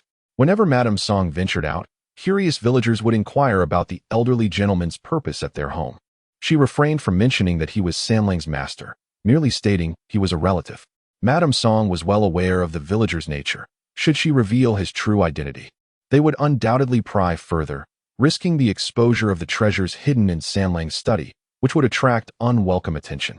Madame Song did not conceal everything, however. She noted that next year, the provincial examination would take place in September, likely arriving by the end of August. She understood the villagers' sweet words masked their true intentions. Yet she delighted in their flattery, finding comfort in their praise, especially since she had a successful son. Others might yearn for such a child, but few possessed the means to achieve it. While Madame Song remained tight-lipped, Old Master Lu did not resort to overt coercion. He comfortably occupied his place in the Song household, enjoying the attentive care of Madame Song. She felt helpless. She had never encountered anyone so obstinately determined to remain for the sake of a mere painting, counting the days while living in another's home. At his advanced age, he showed no signs of embarrassment. Had it not been for his connection to Sanlang, Madame Song would have long since rolled up her sleeves and shown him the door. As the year draws to a close, Old Man Lu shows no intention of departing. Granny Song places the radishes in the kitchen and hurriedly glances into the main hall, only to find Old Man Lu absent from his previous seat. Alarmed, she rushes out to check the West Room, yet there is still no one to be found. Granny Song feels a sense of foreboding and swiftly makes her way to the study, standing at the door to inquire of Song Yuanbao. Yuanbao, have you seen Old Man Lu? Song Yuanbao responds with a simple "oh" and informs her, Grandfather Lu has left. Left? Granny Song's voice rises in pitch. Where has he gone? Frantic, she presses on. Did you agree to it? Yes, Song Yuanbao nods. Grandfather Lu is Father's mentor, which makes him my grand teacher as well. I cannot deny him. As for sending a letter to the capital to inform Sanlang, it seems rather imprudent. Sanlang is preparing for the imperial examination, and as parents, they cannot afford to hinder his progress. They cannot perpetually hold him back, can they? A letter sent could distract him, jeopardizing his chances for next year's examination. Thankfully, Su Shu, with his warm heart, understands that Song Wei intends to send a letter home and specially arranged for someone to deliver it. Within just 7 or 8 days, it reached Granny Song's hands. The elderly couple, unable to read, immediately sought out Song Yuanbao upon receiving the letter, requesting him to read it aloud. Song Yuanbao gazes at the envelope for an extended moment before carefully opening it, standing in the main hall as he begins to read. When at home, Song Wei exhibited a taciturn demeanor, seldom engaging in conversation. His inaugural letter to his family was meticulously crafted, flowing over several pages. He began by extending warm greetings to his parents and Yuanbao, assuring them of his well-being. He mentioned that shortly after their arrival in the capital, they had acquired a modest courtyard in a hutong, conveniently located not far from the Guozijian, where he was studying. Although it could not compare to the spaciousness of their family home, it provided a shelter from the elements, and considering the exorbitant real estate prices in the city, it was a temporary haven in which they could establish roots. Regarding the matter of hiring a physician for Wenwan's throat, Song Wei chose to remain silent in his correspondence, mindful of the uncertainty surrounding her treatment. He feared that premature optimism might lead to disappointment. At the conclusion of his letter, he placed particular emphasis on urging Song Yuanbao to diligently apply himself at the town academy. The scholarly environment and the esteemed instructors at the Guozijian were unparalleled, and if Yuanbao could study there for a year or two, passing the provincial examination would be well within his grasp. Seeing the affection expressed by his father in the letter, Song Yuanbao's pent-up grievances gradually dissipated. allowing a smile to finally grace his face. In a similar vein, Song Wei penned a letter to Hao Yun, who was studying at the Ningzhou Prefectural Academy. Without delving into unnecessary details, he commenced with a simple greeting before transitioning to the main subject. His letter, composed of several sheets, was even more substantial than his family correspondence, thoroughly detailing the Guozijian's environment, curriculum, and holiday schedule. Not a single line boasted of his own achievements. Nor did he disclose that he had been promoted to the second-year class due to his exceptional examination results. In fact, Song Wei even sent Hao Yun several books, all of which would prove beneficial to him. As always, he exuded a composed, gentlemanly demeanor. However, in Hao Yun's eyes, Song Wei's modesty was the greatest form of ostentation. He was the epitome of hypocrisy, reaping benefits while feigning innocence. By the halfway point, hatred had suffused Hao Yun's eyes, turning them a furious red. He tore the letter into shreds and spat out 2 words through clenched teeth. Song Wei. What was there to be proud of for merely studying at the Imperial Academy for a few months? Diligence could compensate for shortcomings. While Song Wei spent several hours a day immersed in his studies, Hao Yun would double that effort. During the next provincial examination, he would push Song Wei aside, eager to see just how long this celebrated scholar from the Imperial Academy could bask in glory. Chapter 139. The Master's Identity, 6 Updates. I haven't sent a letter to the capital, exclaimed Old Lady Song, her brow furrowed in concern. Who can we ask for help? Old Man Song replied. When San Lang and the others left, they followed a merchant caravan to the capital. We can spend a little money to ask the caravan to take it for us. The Imperial Academy is such a vast place, they are bound to find it. Old Man Song drove the cart while Old Lady Song brought Song Yuanbao along, allowing him to select his favorite snacks and, in the meantime, to choose some fabric for a new outfit for the new year. As the ox cart entered the county town, the trio encountered Song Wei's master, Old Lu. He was mounted on a majestic steed, sitting upright. Having exchanged the tattered cotton coat he previously wore at the Song household for an elegant brocade robe adorned with intricate patterns, radiating affluence. With such attire and demeanor, who would dare to address him as Old Lu? Anyone who beheld him would respectfully refer to him as Sir. Had Old Lu not spoken first, neither Old Man Song nor Old Lady Song would have dared to acknowledge him. Song Posey found it hard to believe. Are you truly Master Lu? Samling. Old Master Lu raised an eyebrow, questioning whether he was being mistaken for an impostor. No, I merely find it a bit sudden. That old man who lounges at their home, enjoying fine food and drink, has transformed into a dignified gentleman. It would take anyone time to adjust. Old Master Lu chuckled lightly. I am in a hurry. Do you have any letters for me to deliver? If not, I must take my leave. Suddenly, Song Yuanbao spoke up. Grandpa Lu, you haven't returned my painting. Old Master Lu rode closer, bending down to ruffle the boy's hair. Isn't your father in the capital? I shall not return the painting to you, but will bring it directly to him in the capital. Song Yuanbao was skeptical. What if you decide to play tricks? Before Old Master Lu could respond, Song Yuanbao continued. Grandpa Lu once said that a teacher is like a father for life. And you must have heard the saying, if a father is unkind, a son cannot be filial. If you dare to be untrustworthy and keep my father's treasured possession, I shall write to him, informing him that such a master lacks integrity and is not worth following. Consequently, I would owe you no respect, lest he follow your example and treat me the same in his old age. True to his word, Song Yuanbao promptly borrowed paper and ink from a nearby scribe to compose a letter, informing Song Wei that his painting had been taken by his master, and that Grandpa Lu promised to return it in the capital, urging Song Wei to remember to collect it then. Old Master Lu was left speechless, never expecting that he, the esteemed Marquis of Wuan, would be bested by a mere child. However, writing a letter? Who cannot do that?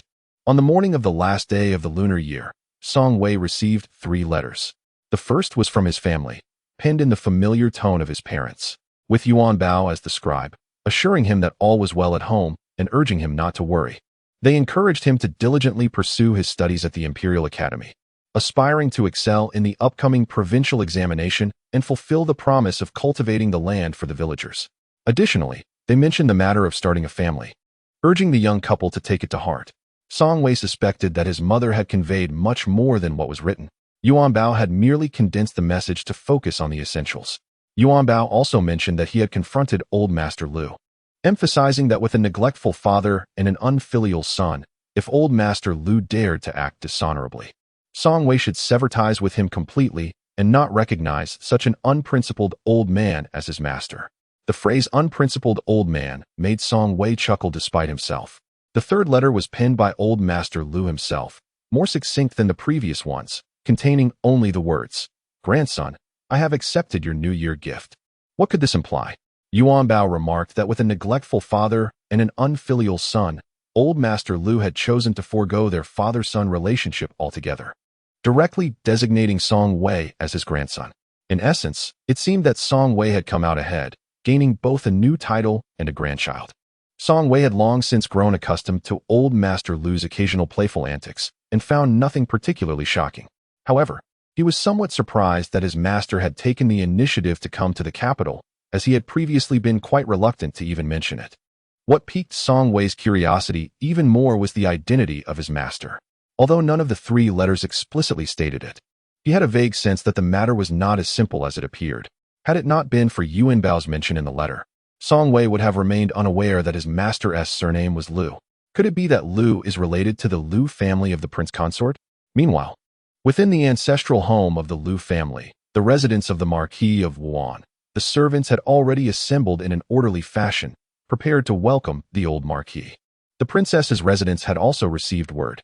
After bathing and changing, Lu Xingzhou, accompanied by the princess and Lu Yanqing, boarded a carriage to set off for the Marquis's residence. Due to the old Marquis's long absence from the capital, Lu Yanqing's impression of her grandfather was rather faint. She had only learned from others that he had a passion for antique artifacts and paintings, to the point of obsession. Consequently, he had withdrawn from court affairs early on, choosing instead to travel far and wide in search of antiques. It was said that he had a private collection dedicated to these treasures, a vast space filled with an array of exquisite items, yet no one knew its exact location. Upon hearing this, the expressions on the faces of the princess and prince consort Lu shifted subtly. The princess instinctively tightened her slender fingers. Many years ago, had it not been for the old Marquis's sudden departure from the capital, everything that followed might have unfolded differently. The hardships of her life were all attributed to three individuals: Lu Xingzhou's father, the old Marquis, Lu Xingzhou's sister-in-law, Su Yi, and lastly, her own mother, the Empress Dowager Rini. Lu Xingzhou was aware that his wife harbored deep-seated disdain for both the old Marquis and his sister-in-law, Su. With a resigned sigh, he suggested, "Ian, perhaps you should remain in the princess's residence. I will go alone and simply explain that you are unwell and unable to attend." Lu Xingzhou refrained from further persuasion, knowing her character was not easily swayed. Lu Yanqing, bewildered, looked up at Lu Xingzhou and then at the princess, asking, "Father, mother, what are you talking about? Why can't I understand a single word?" Lu Xingzhou's expression darkened slightly. "It's an adult matter. Children should not inquire too much." With their mother present, Lu Yanqing dared not challenge this and wisely fell silent. Upon their arrival at the Ho residence, a retinue of servants had long been awaiting their arrival. Leading them was Lu Xingzhou's sister-in-law, Su Yi. Having heard of Zhao Sunying's impending visit, she had received her mother-in-law's permission to personally welcome them. When Su Yi witnessed Lu Xingzhou dismiss the maidservants of the princess's residence and personally assist Zhao Sunying down from the carriage, her smile stiffened somewhat. Gripping the handkerchief tightly, she stepped forward, forcing a smile. "Sister-in-law, you have arrived. The old Marquis and the matriarch have been waiting for quite some time in the flower hall." As she spoke, she reached out affectionately to link arms with the princess. However, the princess deftly evaded her, her expression icy. 18 years ago, at the Ho residence's birthday banquet, sister-in-law, you lent me a hand, facilitating my union with the prince and your own romance with your husband. Are you attempting to employ the same tactics today? Sister-in-law, we are both married women now. I would kindly ask you to maintain some decorum.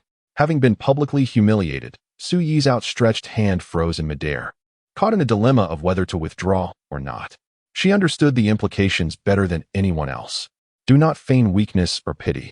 If you dare to create any further disturbances, do not blame me for lacking consideration in front of our elders. As the princess continued onward, she did not push away Lu Xingzhou's assistance. To onlookers, this scene appeared exceedingly affectionate. Su Yi turned her gaze, fixated on Lu Xingzhou's handsome and upright silhouette, her eyes igniting with sparks of indignation. This man was destined to be hers. Upon entering the grand gate, the princess gently withdrew her hand from the prince consort's grasp. Surveying the garden of the Marquis residence, where memories surged forth. She and the prince consort had fallen in love long ago, yet the empress forbade their union, issuing a stern warning that should she dare to associate with Lu Xingzhou again, she would find a pretext to annihilate the Lu family. Thus, 18 years prior, at the Marquis matriarch's birthday celebration, she had disguised herself as a maid to sneak in, only to be discovered by Su Yi, another admirer of Lu Xingzhou. Su Yi feigned assistance, secretly administering an aphrodisiac, intending to ruin her life. However, fate intervened, resulting in Lu Xingzhou being the one who shared her bed. By a twist of fortune, Su Yi inadvertently delivered her beloved man into the arms of the woman she despised most, fostering a deep-seated animosity towards Zhao Sunying, which consumed her thoughts, even in slumber, as she plotted her revenge.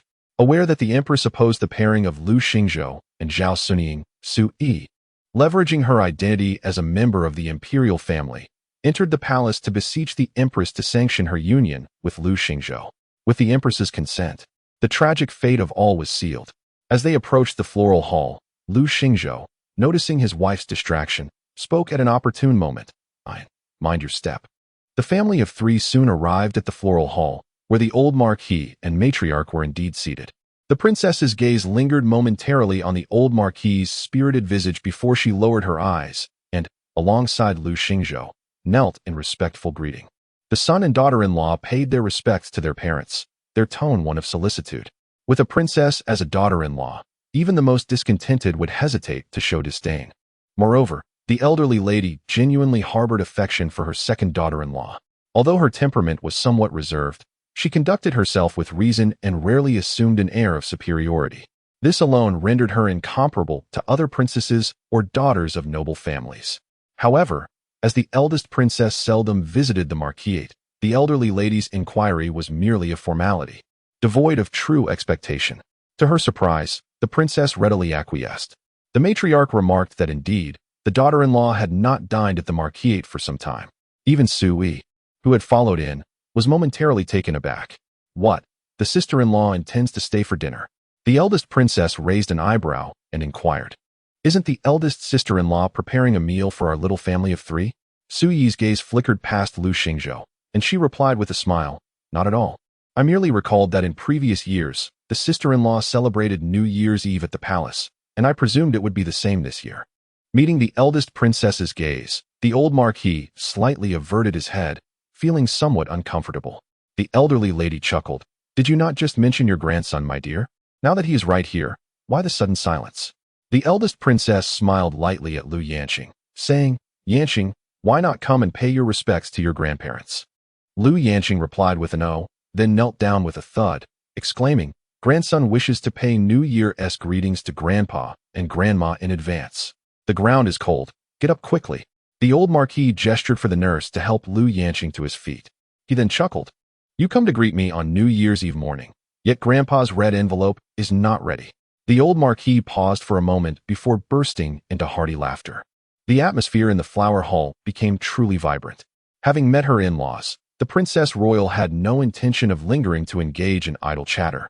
As she sought solace in the garden, Su Yi followed closely, gently proposing, Sister-in-law, may I accompany you? The Princess Royal regarded her thoughtfully, questioning, Did not my elder sister take charge of all matters concerning the household? She wondered aloud, Isn't the New Year's dinner your responsibility? Su Yi shook her head, assuring her, There are caretakers overseeing everything, so there will be no mistakes. I merely thought that since you rarely come to visit, it is my duty as your sister-in-law to spend some quality time with you. Otherwise, if we allow too much time to pass without conversing, we may grow estranged as sisters-in-law. Estrangement is impossible, the Princess Royal replied, a faint smile gracing her lips. Your generosity back in the day has always been remembered by both the prince and myself. The former prince was just contemplating how to repay you for such kindness. Without allowing Su Yi a moment to respond, she turned and strode away. Su Yi cast a glance at Lu Xingzhou, who stood rooted to the spot. Regaining her composure, she expressed her concern.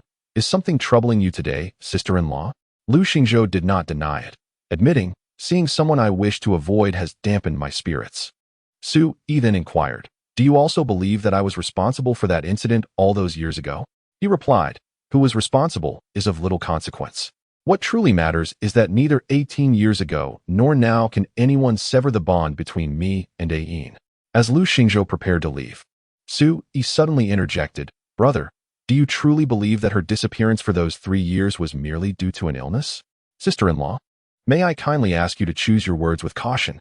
With eyes glistening, Su Yi declared, "One day, I shall uncover the evidence to demonstrate the extent of her deceit towards you. That woman is not deserving of your sacrifices." After her words, Lu Xingzhou ceased to listen, leaving Su Yi with a distant silhouette. The princess settled in a pavilion by the lake, where a brazier had been added, providing warmth against the chill.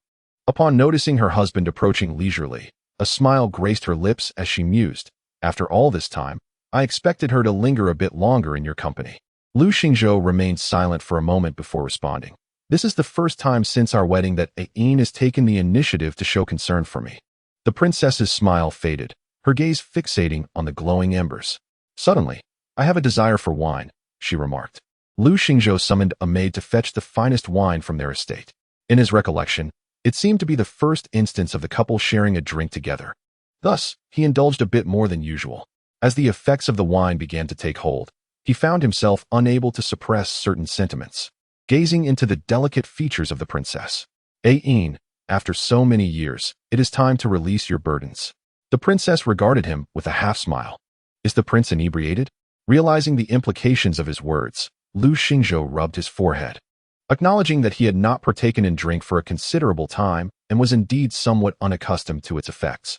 In a small courtyard, Song Wei was diligently applying paste to affix couplets and paper cuttings, while Wenwan and her sister-in-law busied themselves in the kitchen.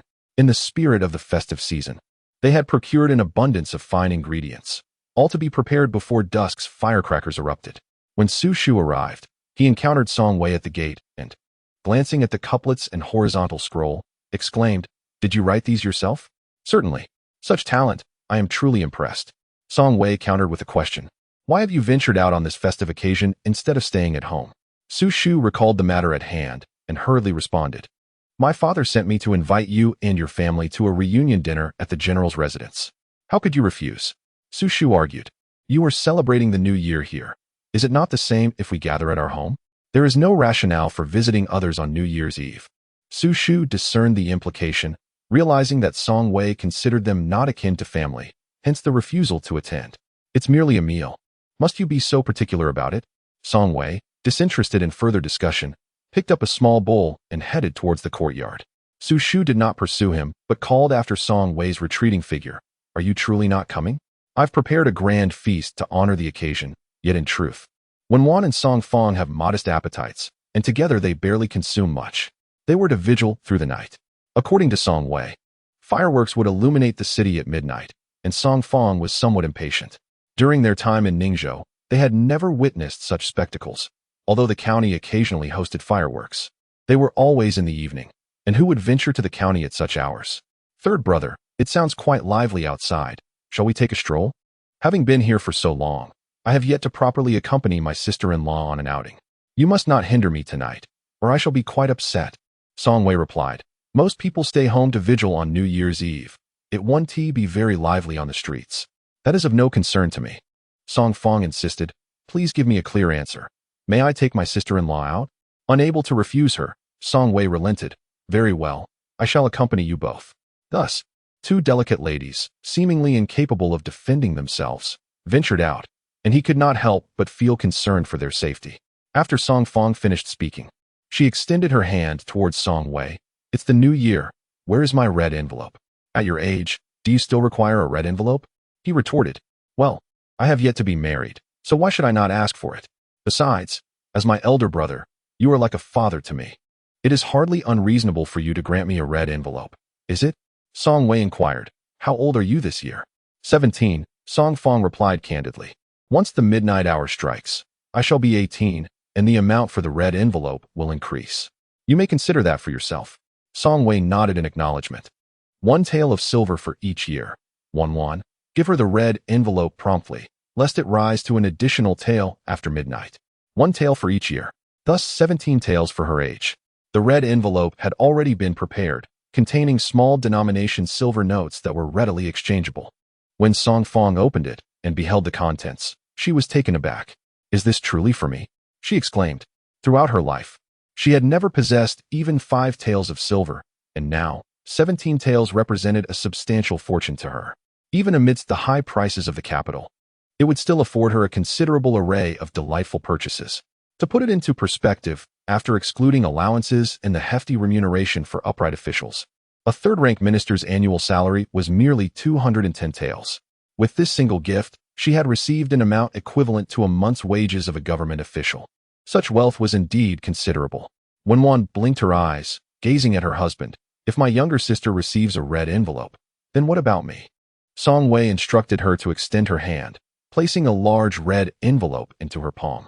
When one opened the package to find it filled with silver notes, amounting to several hundred taels, Song Wei smiled and said, "I shall keep a small portion for emergencies, while the rest is entirely yours to spend as you wish." In this context, these words spoken by a man to his wife signify far more than mere extravagance. They embody an unspoken promise, a reassuring and steadfast commitment. As when Wan weighed the silver notes in her hands, she genuinely felt the weight of being the mistress of the household, her smile radiating sweetness. After tidying up their home, the three of them ventured out to the marketplace. Indeed, as Song Wei had mentioned, most people were gathered at home for the New Year's Eve dinner at this hour, resulting in a relatively quiet street. However, the scant crowd did not diminish the festive atmosphere of the new year. The doors of every shop were adorned with spring couplets, bright red lanterns illuminated the surroundings, and the air was filled with the sounds of firecrackers and the cheerful shouts of children welcoming the new year.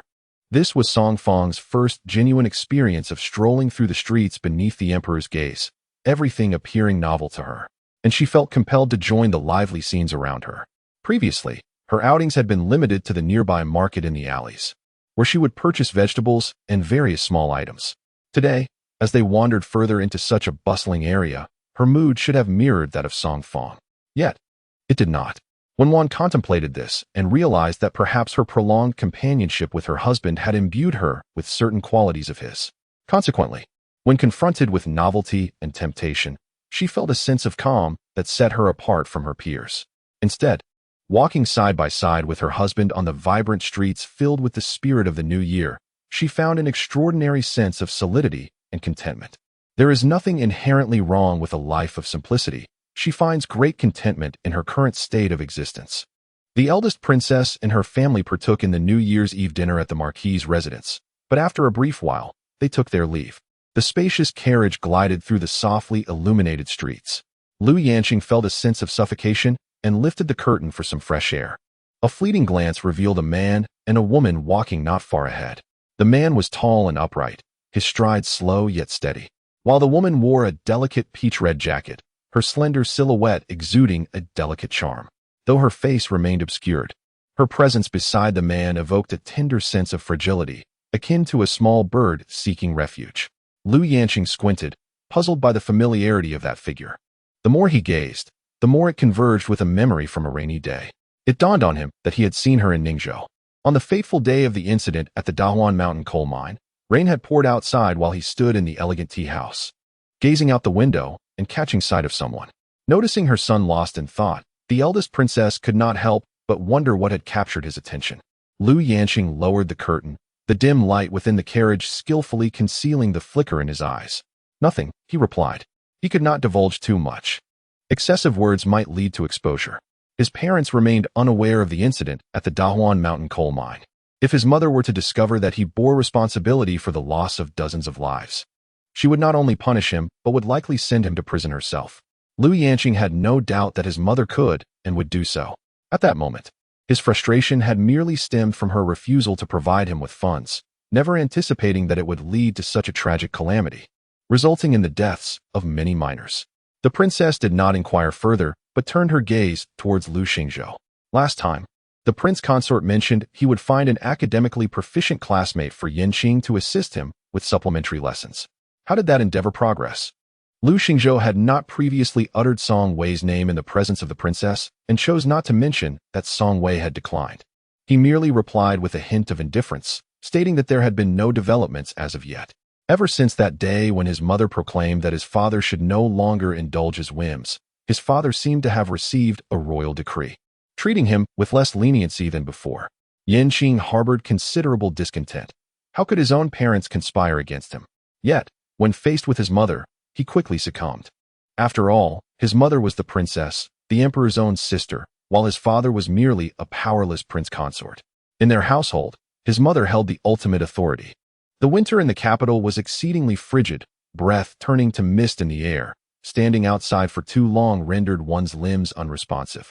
Upon returning home, Wenwan took advantage of the lingering fire on the stove to boil a pot of hot water, allowing the three of them to soak their numbed hands and feet before settling by the fire pit in the main hall. Song Fong brought out 2 large bowls of sunflower seeds and peanuts she had roasted a few days prior. As the hour approached midnight, the sounds of fireworks began to resonate from outside. Just as Song Fong was about to discard the seeds and rush out to witness the spectacle, a knock echoed from the courtyard gate. Who could it be? She paused mid-action. Song Wei remarked, "The only one who would come knocking at this hour is surely young Master Su." With that, he rose to open the door. Indeed, it was Su Shu who stood outside. Upon seeing Song Wei, he grinned broadly and, with a mock formality, clasped his hands together.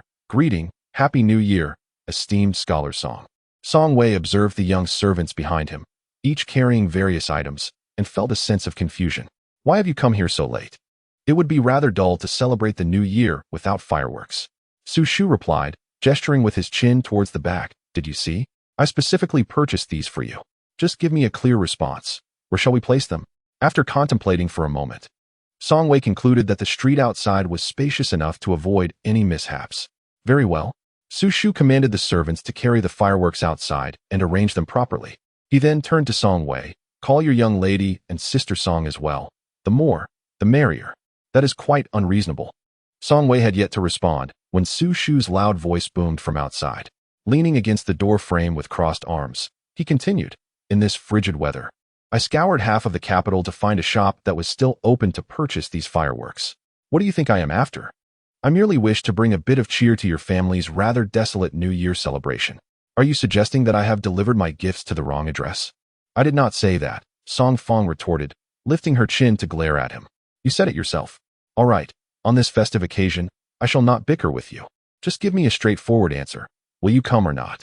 If not, I shall set them off myself without bothering anyone." "I have never encountered someone as audacious as you," Su Shu muttered under his breath as he turned to leave. Wenwan watched the exchange between Su Shu and Song Fong with a mix of amusement and exasperation.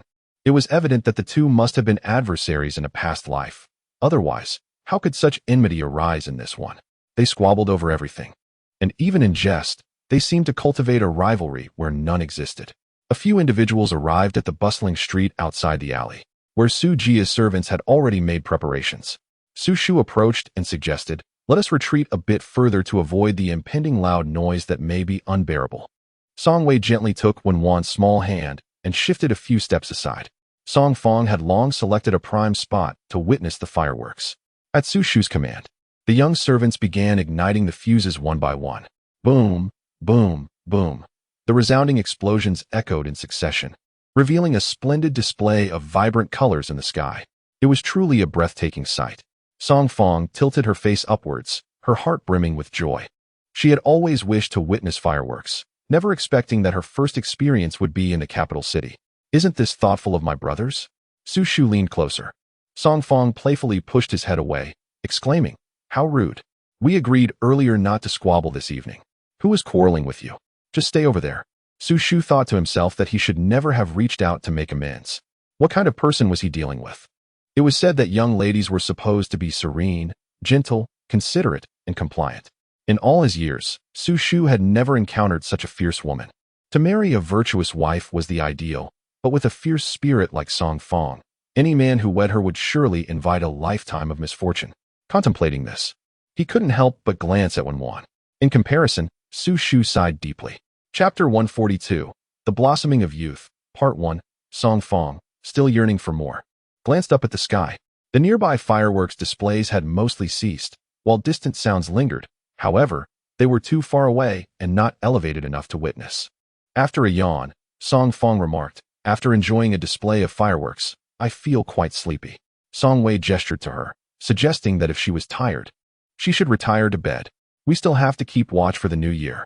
Upon hearing that she was to visit the temple fair on the first day of the new year, Song Fang's drowsiness dissipated significantly. When were they to depart? Early in the morning, perhaps? It depended on the circumstances. Song Wei, alone and keeping vigil, found no tedium in his solitude as he quietly perused a book by the warmth of the fire pit. The young eunuch delivering the message found himself in a predicament. Your Highness, the carriage is all prepared for you. The princess, however, paid him no heed and strode directly inside. The eunuch, feeling utterly helpless, cast a pleading glance towards the prince consort. Lu Xingzhou met the eunuch's gaze and lowered his voice. You should be well aware of the princess's temperament. Since she is unwilling to enter the palace, it is best not to force her. After all, it would be inauspicious to stir up trouble during the festive season. In the Shoan Palace, the elderly maid Qiu offered her counsel. The princess has seldom ventured outside in recent years, and her visit to the marquis's residence may have truly fatigued her. Perhaps the Empress Dowager should summon her on another day? The Empress Dowager chuckled softly. It is not fatigue that troubles Feng Hua. Rather, it is that over the years, she has grown estranged from me. She is reluctant to face me, choosing instead to isolate herself within her residence. And as time passes, her disposition has grown increasingly reclusive, her thoughts deepening to the point where even I, as her mother, can hardly discern what lies within her mind. The Chomping Princess, Zhao Sunying, also known by her courtesy name Feng Hua, left Qiu Mama at a loss for words.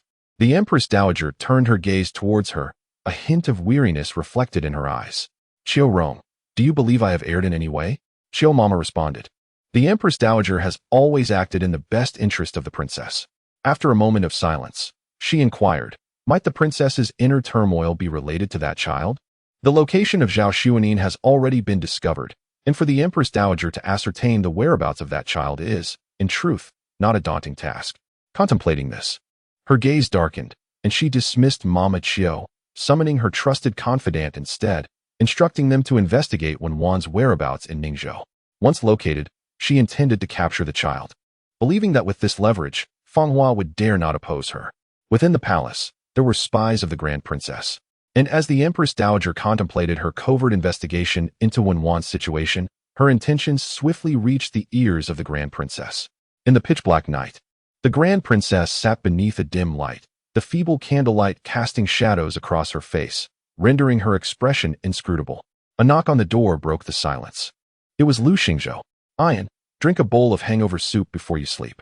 The Grand Princess rose to open the door, revealing the tall figure of a man outside, holding a jade-green porcelain bowl from which steam rose warmly. She accepted the bowl, casually blew on it, and drank deeply before turning her gaze to the man. Prince Consort, please have someone prepare the carriage. I must make a visit to the palace. With her eyes cast downward, she spoke in a hushed tone. I have suddenly changed my mind. She aimed to thwart the Empress Dowager's intentions towards Wan, yet this matter could not be disclosed to the Prince Consort, who remained unaware of the child's existence. Lu Xingzhou handed the bowl to a servant and quickly arranged for the carriage. Upon returning, he found the Grand Princess already dressed and ready. Shall I accompany you? He inquired. No need, she replied curtly, hastening out of the residence. Due to the New Year's Eve festivities, the palace gates were locked later than usual, allowing the Grand Princess to proceed uninterrupted, directly arriving at Shoan Palace. The Empress Dowager was preparing to rest when she was suddenly informed of the Grand Princess's request for an audience. Taken aback, she turned to Mama Qiu in surprise. Autumn Mother was equally perplexed, utterly unable to fathom the reason behind the princess's sudden change of heart. Let us change attire, since we are here. We cannot simply avoid each other, commanded the Empress Dowager. If they were to evade this meeting, who could say how many years would pass before her daughter willingly entered the palace again? A quarter of an hour later, the Empress Dowager emerged from the inner chamber and immediately spotted Zhao Sunying, who was seated in the outer hall sipping tea. She had grown noticeably thinner since their last encounter, and the coldness in her eyes had become even more pronounced. I pay my respects to your majesty, Zhao Sunying said, kneeling in greeting, yet her tone was devoid of the warmth one would expect from a princess, chillingly distant. Upon hearing this, the Empress Dowager's eyelids fluttered, and the hand that had been resting on her chest clenched the fabric of her robes tightly. Suddenly, she lifted her head, her eyes flashing with anger. Feng Hua, have you placed spies beside me? Zhao Sunying gazed at her biological mother, feeling a chill wash over her heart.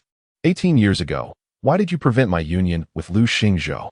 And 15 years ago, why did you facilitate our togetherness? Did you truly believe I was unaware? Feng Hua, enough. Zhao Sun Yin had suppressed her feelings for far too long. I care not whether your motives stem from selfish desires or the maintenance of your son's empire. I wish to have no part in the palace's intrigues. I have come with but one message. Should anyone dare to harm a single hair on Wanwan, they shall find themselves estranged from me entirely. Her words stunned the Empress Dowager, who regarded Zhao Sun Yin with disbelief. This daughter, whom she had carried for 10 months, now stood before her. Declaring her willingness to sever ties for the sake of an illegitimate child, the Empress Dowager nearly gasped for breath. Feng Hua, you have changed so much over the years that I scarcely recognize you as my own. Zhao Xuanyin smiled, her tone dripping with scorn, acknowledging the Empress Dowager's keen insight. You, as my biological mother, during my darkest and most despairing moments, deceived me into believing you were sending me away to nurture my child, only to secretly manipulate my meals, intending to force me to terminate the pregnancy. When I finally managed to escape, you dispatched assassins to pursue me relentlessly. I am acutely aware that becoming pregnant out of wedlock is inappropriate. He wishes to marry Su Yi, and the child cannot remain. Yet, at that juncture, what I required was not your ruthless decisiveness, but rather a mother-esque compassion for her daughter. However, you offered none. Instead of supporting me, you seemed intent on extinguishing both my life and that of my child. Throughout my flight, I pondered whether being of royal blood rendered me unworthy of familial affection. It is you who gave me life, and it is you who seeks to take it away. As your daughter, after enduring such tribulations, how could I remain unchanged? When a mother lacks kindness, how can I fulfill my filial duty? Chapter 143, Double Burden, Part 2. When a mother lacks kindness, how can I fulfill my filial duty? These words plunged the grand hall into a profound silence. The Empress Dowager furrowed her brow, realizing for the first time that she had arranged for assassins to hunt down her own daughter. If I truly wished to kill you, I would not have allowed you to survive until now. Indeed, it is because I still hold some value to you. If you were to eliminate me, where would you find another woman who could both satisfy the prince consort's desires and willingly relinquish military power? The Empress Dowager, incensed by her words, retorted, Feng Hua, do not forget, you are a princess of the great Chu dynasty. Zhao Xuanyin harbored a profound disdain for her own identity. Was it true that the princess was not her biological daughter, and thus deserved to be at the mercy of her birth mother? Even if the Empress Dowager's intentions were to secure the throne for her elder brother and to prevent Lu Xingzhou from gaining excessive power, which necessitated the arrangement of their marriage, the man to whom she was wed was indeed the one she desired. The Empress Dowager, her chest heaving with emotion, maintained a tense expression. In her view, her actions had not only secured her brother's reign, but had also fulfilled Xuanyin's wishes. From the perspective of a mother, she believed she had acted with utmost benevolence, and thus, there was no need for Xuanyin to confront her so aggressively. She owed her nothing. Upon hearing these words, the princess turned and departed. Her resolute figure deepened the Empress Dowager's frown. Once outside the palace gates, she noticed a tall figure waiting by the carriage. The man had been waiting for some time, his legs seemingly stiff from the cold. As he approached her, his steps appeared unsteady, yet his handsome features, illuminated by the palace lights, revealed a strikingly defined countenance, reminiscent of a valiant warrior on the battlefield. Ayan, are you all right? Lu Xingzhou inquired softly as he neared her, his tone gentle. The princess lifted her gaze to him, noting the unmasked concern in his eyes, which reflected her own expressionless face in his deep, dark irises. She was not at all surprised that her husband had come to wait for her. Over the past decade of marriage, he had done nothing wrong. Yet, she found herself unable to find peace. Shortly after their affair began, Zhao Xuanyin discovered she was with child. Filled with joy, she intended to leverage this to compel the Empress Dowager to consent to her marriage with Lu Xingzhou. However, Su Yi preemptively approached the Empress Dowager to propose her own union with Lu Xingzhou. Before Zhao Xuanyin could take any action, the news of their impending nuptials spread like wildfire. She could not believe that Lu Xingzhou would so easily betray her and marry another woman. Unfortunately, confined by the Empress Dowager, she was unable to reach Lu Xingzhou. It was only on the day of the wedding that the Empress Dowager permitted her to leave the palace to witness the event. Zhao Xuanyin sat by the window of a tea house and saw the groom, adorned in a wedding robe, riding a magnificent steed, ready to fetch his bride. This groom was none other than Lu Xingzhou, who had once vowed to marry no one but her. In that moment, she felt as though the very ground beneath her had crumbled. Zhao Xuanyin believed in Lu Xingzhou's betrayal, which plunged her into despair. It was the existence of the child that dissuaded her from contemplating suicide. A few days later, following the Empress Dowager's directives, she was sent to a secluded estate. There, she narrowly escaped a miscarriage due to the machinations of the Empress Dowager's agents. Resolutely, she packed her belongings and fled southward to Ningzhou, where she encountered Wen Guanping. Upon reuniting with Lu Xingzhou after 3 years, she finally learned the entire truth. After Su Yi's marriage proposal, the Empress Dowager secretly coerced Lu Xingzhou, revealing that Zhao Xuanyin was pregnant with his child. If he wished to avoid a tragic fate for both mother and child, he must comply and marry the daughter of the Su family. With Zhao Xuanyin imprisoned and unable to see her, Lu Xingzhou, fearing the Empress Dowager's ruthlessness, reluctantly acquiesced. On the day of the wedding, the man on the horse was indeed him, yet before reaching the gates of the Su residence, he tore off his wedding robe and abandoned the bride. Left with no other choice, the Lu family forced their eldest son, Lu Pingzhou, to take his place. Thus, Su Yi became the sister-in-law of Lu Xingzhou. As for Lu Xingzhou, after leaving the capital to evade the Empress Dowager's relentless pursuit, he fled to the border and enlisted in the military. At that time, the border was rife with turmoil. Lu Xingzhou, having studied military strategy since childhood, demonstrated remarkable valor in battle and achieved numerous victories, decisively defeating the enemy. Upon his triumphant return to the capital, the Guangxi Emperor, succumbing to the pressure of his ministers, granted Lu Xingzhou the title of Grand General. With the command of 200,000 troops, his accomplishments overshadowed the sovereign. The Empress Dowager, alarmed by his growing power, felt compelled to take action to secure her son's reign, leading her to contemplate Zhao Xuanyin. That year, when Wan was merely 3 years old, on their wedding night, Lu Xingzhou confided everything to Zhao Xuanyin, declaring that his journey to the border was to amass military strength to negotiate with the Empress Dowager. However, as he spoke, she was already carrying another man's child. Regaining her composure, the princess lowered her eyelashes and ascended into the carriage. Her biological mother, wielding an extraordinary iron fist, had caused her to betray 2 men in her life, Wen Guanping and Lu Xingzhou. After the wedding, she struggled to define her own position. Reconciling with Lu Xingzhou would mean betraying the man from Ningzhou, yet ignoring her husband would wound both him and herself.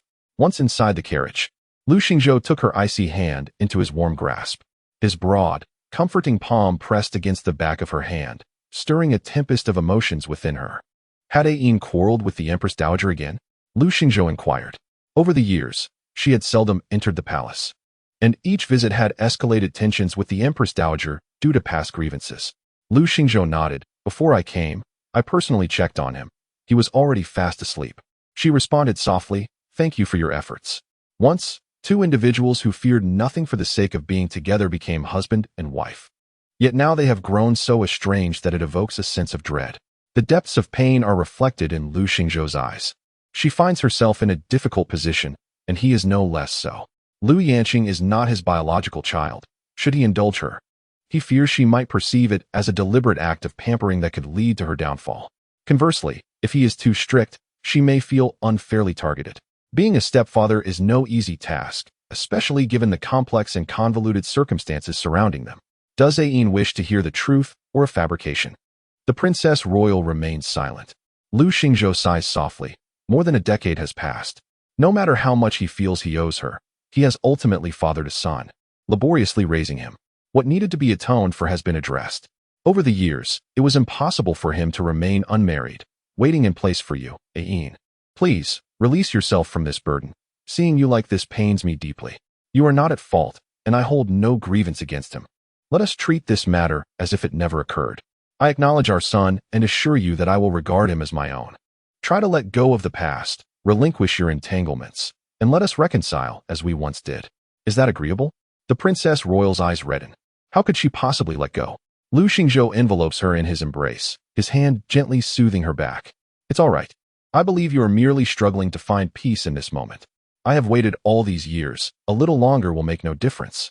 His words touch her heart, and as she rests against his broad chest, she chokes back her emotions, confessing, "The child I carried all those years ago is still alive." Upon hearing this, Lu Xingzhou's spine stiffens in shock, his gaze fixed on his wife. "What did you say? That is your biological daughter." Zhao Xuanyin raised her gaze to meet the man's eyes, declaring that she had fought fiercely to protect her, wishing for her to grow up carefree. Even if life were to be frugal, she would not allow her to be embroiled in the disputes of the royal family. Thus, Before departing, she left her behind. Suddenly, with multiple daughters now claiming the title of father, Lu Xingzhou found it difficult to discern whether he felt more astonished or joyful. He merely felt a whirlwind of confusion. His lips pressed tightly together, unable to utter a word. When Wenwan awoke, the daylight had already brightened the world outside. She recalled that her husband had kept vigil alone the previous night, and with anticipation, she hurriedly dressed and descended to the main hall. Indeed, Song Wei was still there, having arranged the offerings for their ancestors, and he was currently lighting incense. When one inquired if he was tired, Song Wei replied, "Not particularly. It's the same every year, and I have grown accustomed to it." As when Wan prepared breakfast, her younger sister-in-law rose, yawning as she made her way to the kitchen. Upon seeing that when Wan had everything ready, she felt a bit embarrassed and asked, "Sister-in-law, what time did you wake up?" When Wan smiled, indicating that she had not risen too early. With a playful grin, she pointed to the offerings on the altar. Song Fong's expression shifted to one of realization. It seemed that the vigil had indeed been kept. "I thought so," she mused. How could someone like third brother not honor his word? In this shift of atmosphere, when Wan. In truth, Song Wei had hardly slept. Having merely dozed for a short while, he felt somewhat more refreshed than before. Without waiting for Wan to call him, he had already washed up and made his way over. Song Fong asked him, "Do you still have the energy to attend the temple fair? If not, you can stay home and rest. The two of us can go." Song Wei pulled out a chair and sat down, accepting the porridge offered by Wan. He glanced at Song Fong, pondering the multitude of people at the temple fair and the potential troubles that could arise. Surely, as her brother, he could not bear to drag his sleepless sister through the festivities, could he? Song Wei proposed, "Either I accompany you, or I shall ask Su Shu to find someone to escort you." Chapter 144. What is the true origin? Part 3. Today marks the first day of the new year. When Wan, considering the need to present themselves well for the outing, graciously displayed the jewelry she had brought along, inviting her sister-in-law to choose, so they could adorn themselves together. Song Fong had long known that her sister-in-law's late mother had bequeathed a substantial collection of valuable jewelry. However, witnessing its splendor firsthand was utterly breathtaking. Gazing at the array of hairpins, golden hairpins, earrings, and jade bangles laid out on the vanity, Song Fong swallowed hard, marveling. "My goodness, what on earth does Aunt Lu's family do? These pieces are astonishingly lavish." When Wan tilted her head, admitting her ignorance of the value of gold and jade, unable to discern their quality. However, her husband understood their worth and had informed her that each piece was indeed quite precious. Thus, she seldom wore them. But with the new year upon them, she decided to showcase them for a change. After surveying the exquisite jewelry, Song Fong shook her head at Wan, saying, "Perhaps I shall refrain from choosing any." Noticing the confusion in her sister-in-law's eyes, Song Fong remarked, "These are all exquisite items, quite rare indeed. With so many people at the temple fair, if I were to carelessly wear them out, I might attract the attention of a thief. In the midst of the crowd, I could be robbed, or worse, if I were to accidentally damage one, the consequences would be dire." When Wan wrote in her palm, "Choose a set. I shall gift it to you." "Gift me?" Song Fong's eyes widened, and she shook her head vigorously as if to dispel the notion. "I cannot accept that. This is your dowry, and a dowry should never be given away so casually." Seeing her reluctance, Wan selected a matching set for her, complete with a jade bracelet, hairpin, and earrings. Wan then donned a pale purple chest-length dress specially made for the new year, layered with a plain overcoat, and adorned her hair with a begonia tassel gold hairpin. Her simple attire harmonized beautifully with her delicate features, perfectly complementing the elegance of her adornments, creating a sight most pleasing to behold.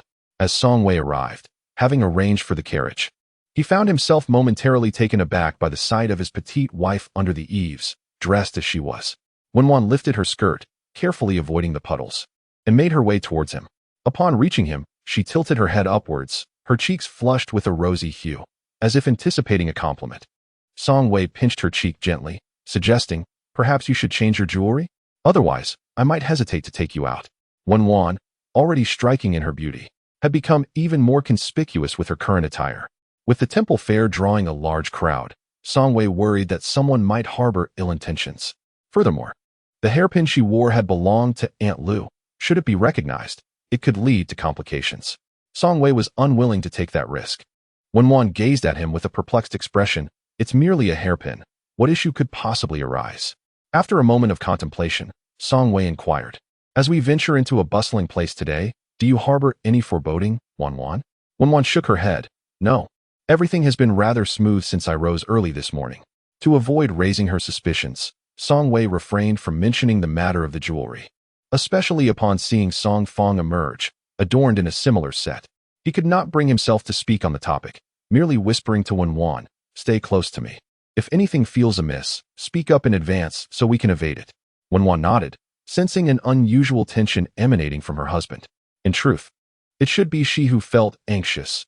Her husband's unfortunate fate might lead to sudden calamity at any moment, particularly in crowded places where mishaps are more prone to occur. However, to remain cooped up at home out of fear would hardly be a solution. Moreover, today marked the first day of the new year, a time meant for venturing outside. Song Fong playfully lifted the hem of her brand new dress, approaching Song Wei with a cheerful demeanor. "Third brother, do you think it looks nice?" Just as Song Wei was about to compliment her, he was interrupted. TSK. It's no wonder the old adage claims that one is judged by their attire. With this ensemble, Song Xiaomei does indeed present herself well. Without needing to see her, the sound alone revealed her identity. Song Fong's expression soured instantly. Who is that toothy fellow? If you lack the ability to converse, it would be wise to remain silent, lest your words betray both ignorance and indecency. No, that is not my intention. Realizing he had spoken too hastily, Su Shu endeavored to soften his tone. What I meant to convey is that your appearance today is quite lovely. After all, as siblings, if Song Wei possesses such an extraordinarily handsome visage, it stands to reason that Song Xiaomei would not be lacking in beauty either. However, it was previously unobserved just how stunning she truly is. Am I not aware of my own attractiveness? Must you resort to such sarcastic remarks to belittle me? Su Shu took a deep breath, suppressing his agitation, and leaned closer to Song Wei to lament. Is she truly born of the same mother? The disparity is simply too great. Song Wei gazed at him with a hint of melancholy and remarked, "Today, you brought this upon yourself." Su Shu rubbed his nose, feeling somewhat embarrassed. "Is there something amiss?" Song Wei inquired again, with a tongue that could twist words in any direction. It seemed that Song Xiaomei was always in the right. He couldn't afford to provoke her. He could simply avoid her. After all, having spent the night vigilantly awake, he lacked the energy to venture out. "Take care. I shall not see you off." As the guests lingered in the courtyard, Song Fong issued a decree for their departure. Once outside the gate, Su Shu reverted to his usual mischievous demeanor. Song Wei said nothing and awaited the arrival of the hired carriage. Once it arrived, the three of them climbed in, making their way towards the nearest temple fair. The fair was indeed bustling with activity. Upon entering the archway, the bare branches on either side were adorned with vibrant red silk balls, resembling a blooming tree of red plums from a distance. As they ventured further, they encountered vendors selling trinkets. When one glanced over and noticed fragrant pouches embroidered with the character for good fortune, their color combinations were delightful, and the stitching was commendable, exuding elegance. Song Fong also spotted them, utterly enamored, and promptly purchased two, one for herself and one for Wenwan. The crowd was dense and jostling, and when someone bumped into Wenwan's shoulder, Song Wei, with one hand clutching a fragrant pouch, gently pulled her to a less crowded space, bending down to personally hang the pouch for her. Not far ahead, someone was burning incense, and the ash drifted over, landing on Song Wei's shoulder. Taking advantage of his momentary distraction, Wenwan reached out to brush it away, but a sense of foreboding washed over her before her fingers could make contact. She quickly nudged Song Wei, her complexion paler than before. "What's wrong?" he inquired. Wenwan scanned the surroundings. "Where's my sister-in-law?" It seemed that her premonition had indeed come to pass, as the person she sensed had taken her away. Song Wei also sensed something amiss and glanced back at the spot where they had purchased the incense pouches, but there was no trace of Song Fong. "Wanwan, did you see where she went?" Wenwan wrote in his palm, "The attic." Her sister-in-law had been taken to a lofty attic, though its precise location remained unknown for the moment. Seeing her distress, Song Wei steadied himself. "Do not worry. They cannot have gone far in such a short time. The attic must be nearby." After saying this, he took her hand to prevent them from getting separated in the throng, and together they searched, eventually discovering the attic by the lakeside. It was constructed close to the water, surrounded by towering trees that obscured it from view. Outside the attic stood several sword-bearing guards, each with a solemn demeanor, indicating that those within held a significant status. Song Wei found himself unable to approach further, his brow furrowing in concern. His younger sister, new to the capital and unfamiliar with its ways, How could she have been abducted so swiftly? Wenwan anxiously gripped Song Wei's fingers, sensing that the premonition was somehow connected to the jewelry adorning her sister-in-law's head. Yet, she wore similar adornments. Why was it that she remained unharmed while her sister-in-law suffered? Meanwhile, within the attic, a figure sat by the window, none other than the Guangxi Emperor. On the first day of the new year, he ventured out in plain clothes to visit the temple fair for some leisure. To his surprise, he encountered Song Wei along with his young wife, as well as a girl who claimed to be Song Wei's younger sister. His attention was immediately drawn to the hairpin adorning Song Fang's head.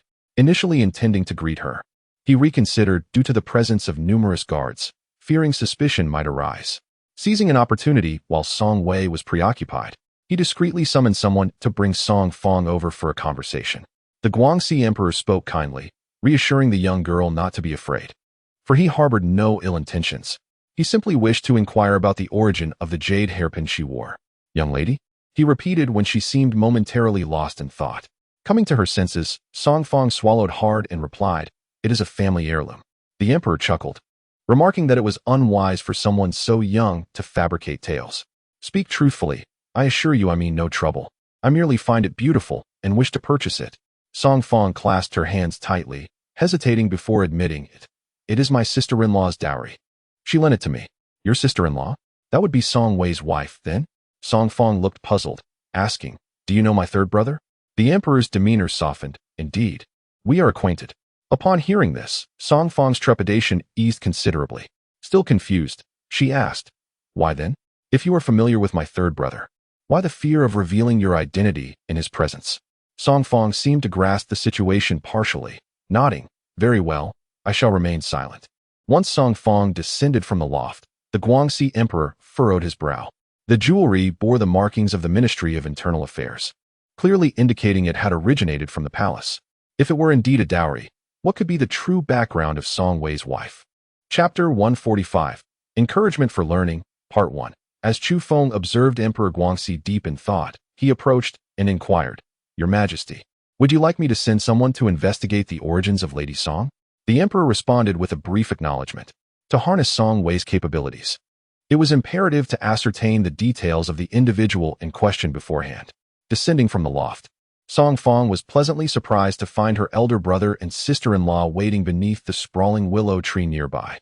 She jogged over and called out to them. "Where have you been?" Song Wei asked.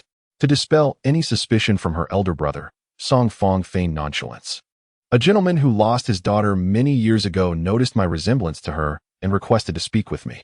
Wenwan furrowed her brow. Her sister-in-law was not being truthful, but the reason for her deceit eluded her. Song Wei regarded Song Fang. "Is that all?" "Indeed, that is all," she replied, moving to link her arm with her sister-in-law's, deftly avoiding Song Wei's scrutinizing gaze. "Let us continue our exploration, for we have only just arrived, and there are many places yet to visit."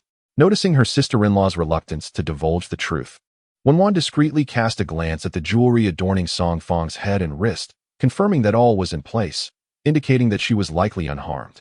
Since there appeared to be no danger, probing further would be unwise. It could sow discord between the siblings, and she, as the sister-in-law, would inadvertently become the villain. With this thought, Wenwan offered a gentle smile, choosing to let the matter rest. Lunch was enjoyed at a quaint eatery near the temple fair, and afterward, they continued to explore unvisited locales, acquiring an assortment of exquisite trinkets. As the new year drew to a close, the holiday period for the Imperial Academy was nearing its end. Song Wei and Su Shu resumed their routine of timely reporting as usual. Lu Yanqing resolutely refused to leave, lingering in bed early in the morning, adamant about not rising regardless of what was said. The servants, unable to attend to her, could only seek counsel from the prince consort. Upon hearing this, Lu Xingzhou hastened over, entering the inner chamber to find Lu Yanqing showing no intention of getting up. He pulled over a round stool with elephant legs and sat down slowly, his gaze fixed intently on Lu Yanqing's face. "Why do you not wish to attend the Imperial Academy?" he inquired.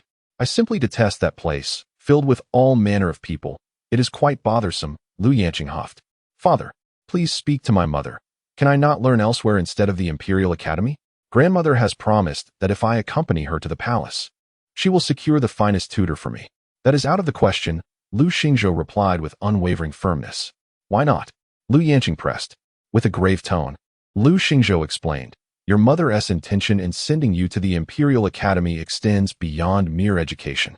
She desires for you to learn how to interact with your peers and manage fundamental relationships, rather than relying entirely on your grandmother. You must appreciate your mother's earnest concern. I cannot comprehend it, Lu Yanqing retorted, pouting. Mother is excessively strict with me, disallowing this and that, while grandmother indulges me in everything. Even when I misstep, grandmother finds ways to cover for me. My mother never does such a thing. When I err, she only reprimands me, proving that she does not care for me. Unless she permits me to visit grandmother in Shanghe Palace as before, I will not attend the Imperial Academy. These words struck Lu Xingzhou painfully in the heart. Previously, I had contemplated the necessity of disciplining this child. Yet his position is undeniably precarious. Now that certain matters have been clarified with Ayin, there is no longer a need for restraint. Ayin is correct. The Empress Dowager's affection for Yanqing is not born out of genuine fondness for her grandson, but rather a desire to indulge the descendants of the Lu family as a means of enacting revenge, channeling her long-held resentment towards the late Marquis. If this continues unchecked, the child will inevitably be raised to be a wastrel. It was for this reason that Ayin, in her desperation, pulled her son from Shanghe Palace and placed him in the Imperial Academy. Originally, she hoped that proximity to diligence would inspire him to amend his ways. But to her dismay, the Empress Dowager had already coddled him into a little tyrant. Once he entered the academy, he frequently instigated trouble, bullying his classmates and threatening them against reporting his misdeeds. The Empress Dowager discreetly intervened on his behalf, extricating him from numerous predicaments, which led Yanqing to mimic her behavior, adeptly deceiving his parents with duplicity. I refuse, Yanqing declared outright. Whatever his father could accomplish, his grandmother could as well. And what his father could not achieve, his grandmother would also be capable of. But what if one day your grandmother is no longer with us? The voice of the Princess Royal echoed from outside, startling Yanqing so much that he nearly tumbled from his bed. Ayin glanced towards Lu Xingzhou, while the Princess Royal's gaze fixated on Yanqing. Once a servant brought a stool, she settled herself down. Yanqing averted his eyes, feeling apprehensive.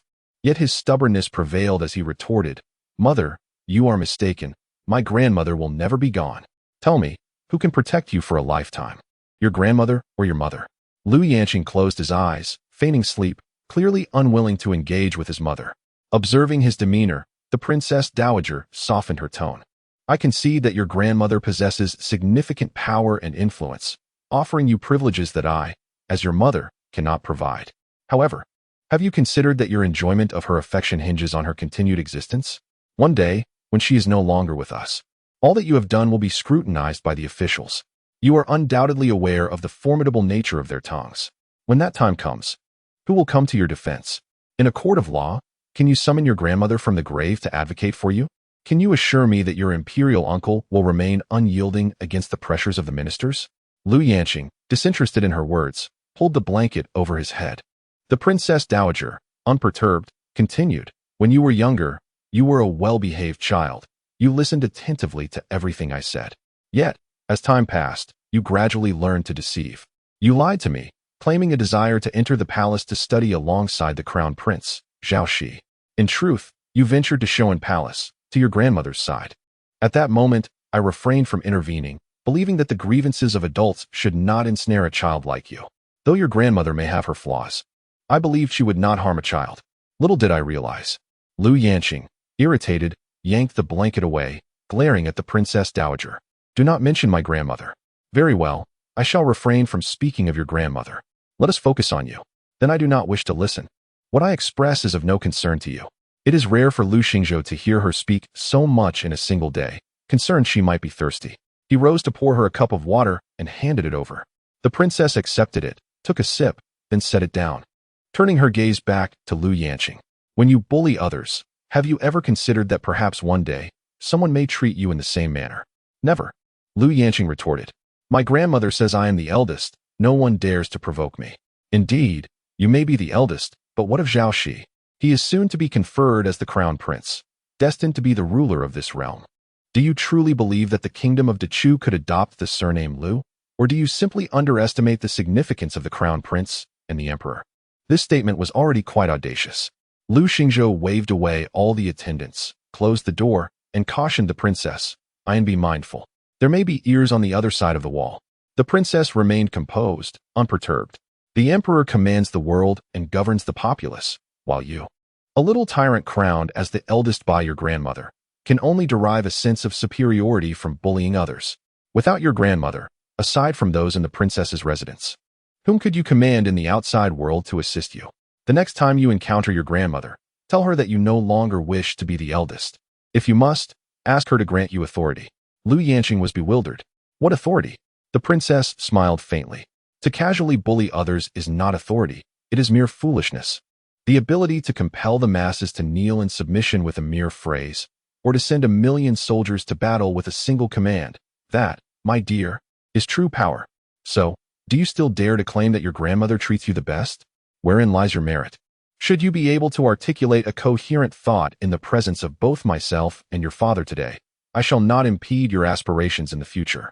No one has ever spoken such words to Lu Yanqing, leaving him somewhat bewildered. He glanced up at Lu Xingzhou, his voice lacking conviction as he asked, Father, did grandmother truly take 20,000 military rights from you?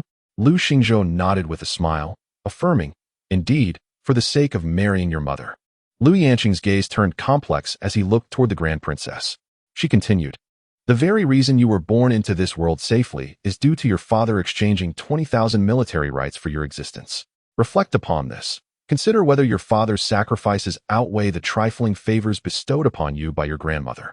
Henceforth, you must heed your father's counsel and strive to be a person of virtue, rather than continuing to bask in your grandmother's indulgence, bullying others at will.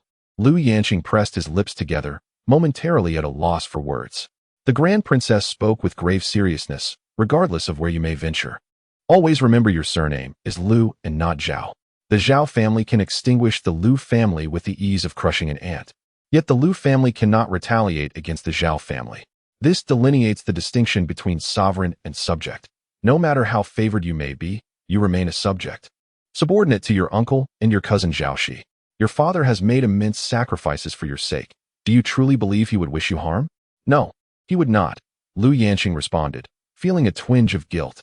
Now that you understand your father would never harm you, it is imperative that you obey him. Should you struggle with the curriculum at the Imperial Academy, fret not. Your mother will find you a reputable mentor to guide you. You must cease your bullying behavior. Do you comprehend? However, my grandmother urged me to accompany her. Chapter 146. Your entire family lacks proper upbringing. After a heartfelt and earnest conversation, the couple finally managed to coax Lu Yanqing off the bed. Under the escort of the guards, he made his way to the Imperial Academy. The Grand Princess stood at the entrance, gazing vacantly at the retreating carriage. Is she going to the palace? The voice of Lu Xingzhou drifted from behind her. The Grand Princess nodded, expressing her desire for the old marquis to accompany her. Lu Xingzhou's gaze darkened. We once implored him to such an extent that Ain, in her princess's dignity, even knelt before him, yet he remained unmoved. How could he possibly take the initiative to visit the Empress Dowager now? The Grand Princess lowered her eyes in silence. The Empress Dowager had vehemently opposed her union with Lu Xingzhou, a matter attributed to the old marquis. This revelation had come to light through Lu Xingzhou's investigations. Before the Empress Dowager was sent to the palace through the selection process, she had a childhood sweetheart, none other than the old marquis himself, to avoid her becoming a consort. Their families had agreed that the old marquis would propose before the imperial edict reached the Mei family. However, in the old marquis's eyes, antiquities and paintings evidently outweighed women, leading him to ride out of the capital upon hearing of a certain prized artifact from the Jin dynasty in the south. He left without making any proposal or sending word. The old marquis is beyond hope. I shall accompany you. The voice of the prince consort echoed in her ears. Failing to see Lu Yanqing, the Empress Dowager placed her teacup heavily on the table. What is this? Does the Empress Dowager no longer even have the right to see her grandson? The Princess of Chongping spoke, expressing that Yin Qing was preoccupied with his studies and had no time to enter the palace. She presumed that her mother, as a grandmother, would possess the understanding to empathize with him. Her words were laced with sarcasm. The Empress Dowager's gaze darkened momentarily. Was it that Feng Hua had come to the palace today to challenge her? Such audacity was indeed rare. It seemed there were few things in this world that the Princess of Chongping would shy away from. Taking a deep breath, the princess declared, If you persist in your unreasonable stance, I shall have plenty to say. The Empress Dowager retorted, Pray, enlighten me. I am most eager to hear if you can indeed shatter the heavens today. The princess clenched her fingers tightly, her tone turning icy. Might we refrain from entangling my husband and me in the grievances of your generation? Must your vendettas extend to my children? The Empress Dowager silently scrutinized the princess. Her thoughts veiled. Perhaps, in her own heart, she viewed herself as a benevolent elder, doting on her grandson, indulging him in every whim. Yet, to outsiders, it painted a different picture, casting blame upon us, the parents. Regarding the incident with the scholar Hui Yuan from the National Academy, I trust you have heard of it. The phrase to raise a son without teaching is akin to raising a donkey still pierces my heart. Was it my failure to teach? Or my negligence? Neither. There are those who instruct and govern more adeptly than I, who can shield my son from the consequences of his misdeeds, even going so far as to conceal them from me and my husband, leading him further astray, to the point where my words fall upon deaf ears.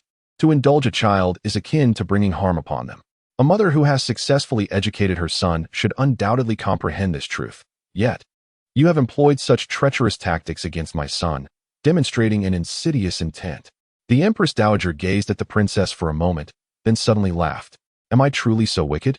Were it not for my discretion, the deeds he has committed would, once revealed, warrant the punishment of your entire family. Are you thus resolved not to spare me? The princess had no intention of quarreling, yet the dowager's demeanor compelled her to respond with ire. Fanghua, your temperament is obstinate. You harbor deep misunderstandings towards me, the dowager remarked with a sigh. Lu Xingzhou cast a glance at his wife's ashen face before turning to the dowager. Your grace, I beseech you for forgiveness. Aine has been troubled of late due to matters concerning the tribute scholar, Hui Yuan, and her words may have inadvertently caused offense. The dowager smirked. There is no need for the prince consort to gloss over her behavior. Zhao Sun Yin has grown audacious and no longer regards me as a mother. Every visit to the palace has devolved into discord, devoid of any tranquility. The princess turned to Lu Xingzhou. Prince consort, let us depart. Though Lu Xingzhou wished to say more, he was pulled out of Shoan Palace by the princess, releasing a quiet sigh.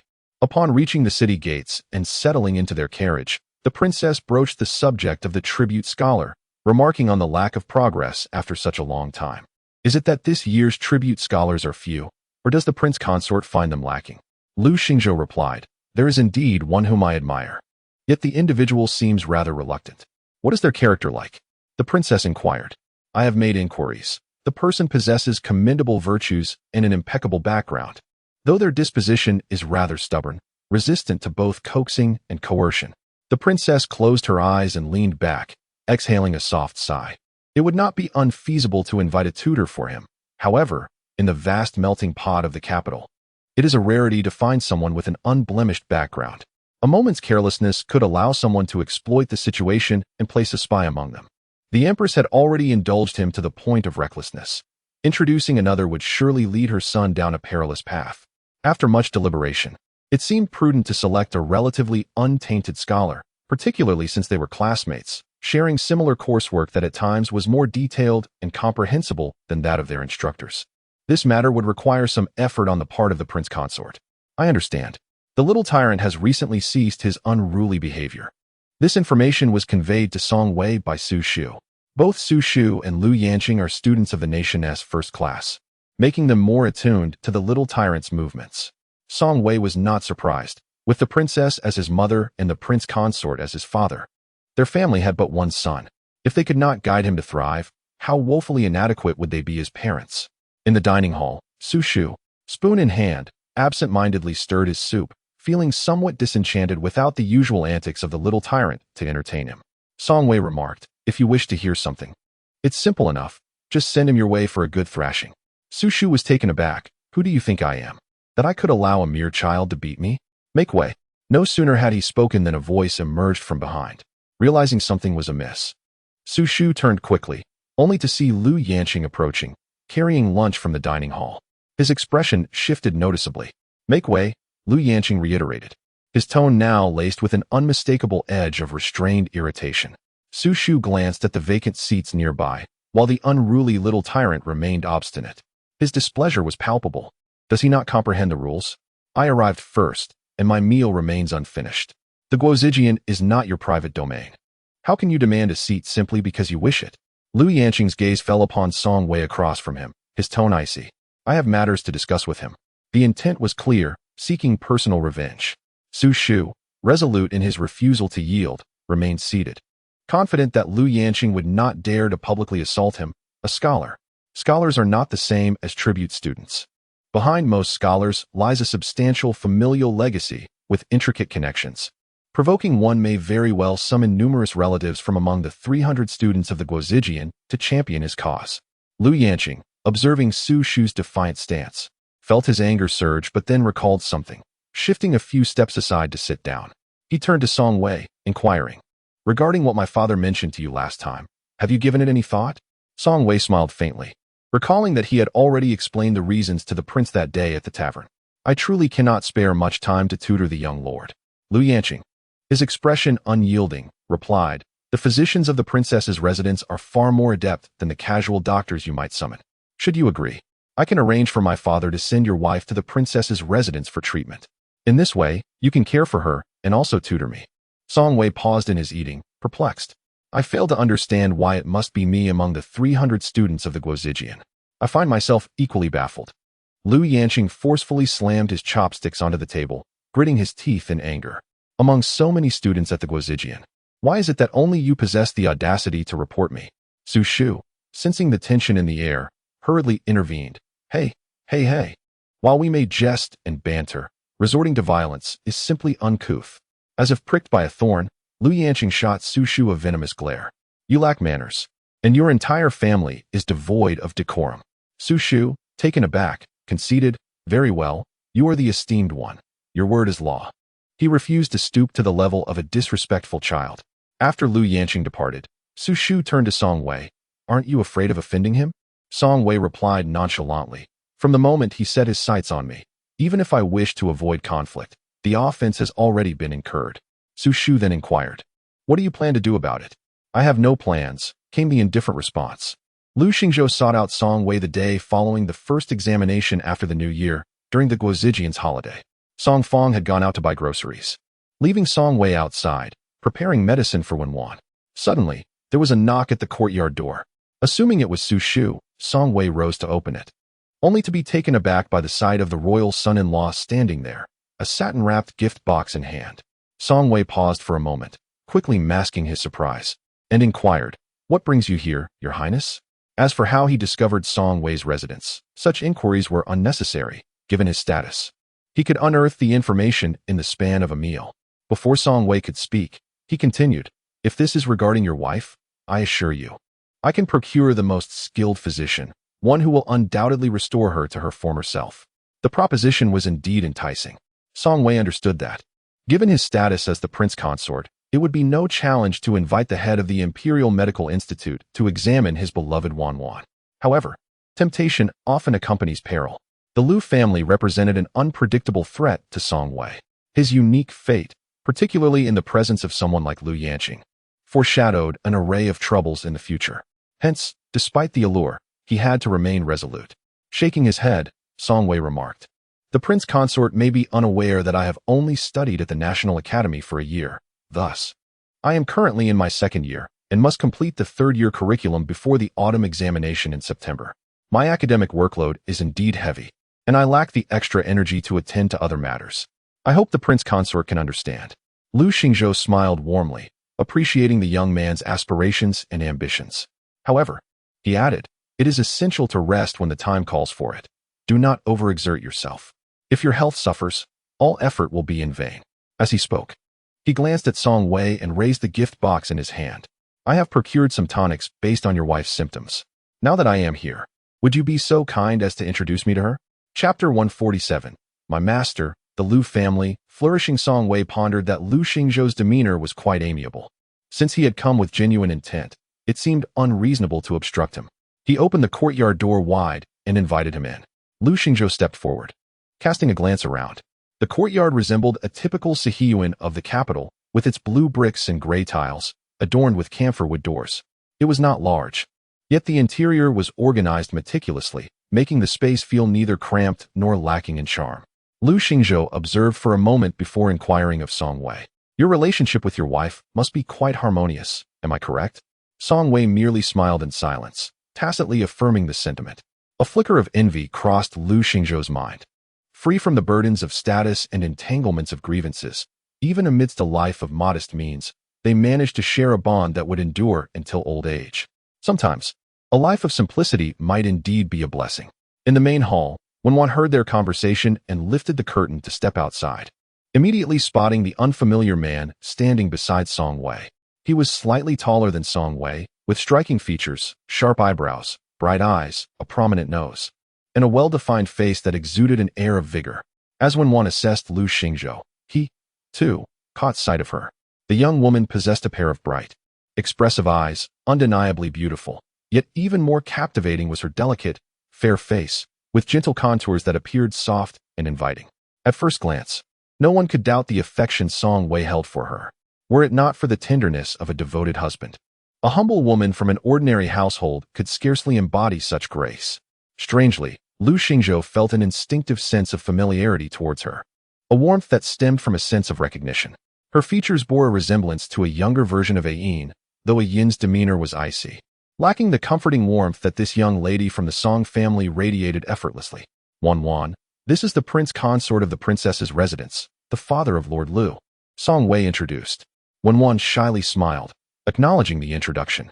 Third brother, I purchased some fish today. Song Fang's voice trailed off as she entered the courtyard. Lu Xingzhou interjected. There is no need for the young lady to trouble herself. I shall not stay for dinner, but will take my leave. Song Fang found herself at a loss for ideas, her gaze flitting around Song Wei. Due to her aversion towards the Lu family, Song Wei had no intention of inviting the prince consort to dine, merely nodding at Song Fang, suggesting she should first take the dishes to the kitchen. Song Fang uttered a soft "oh," lowering her head.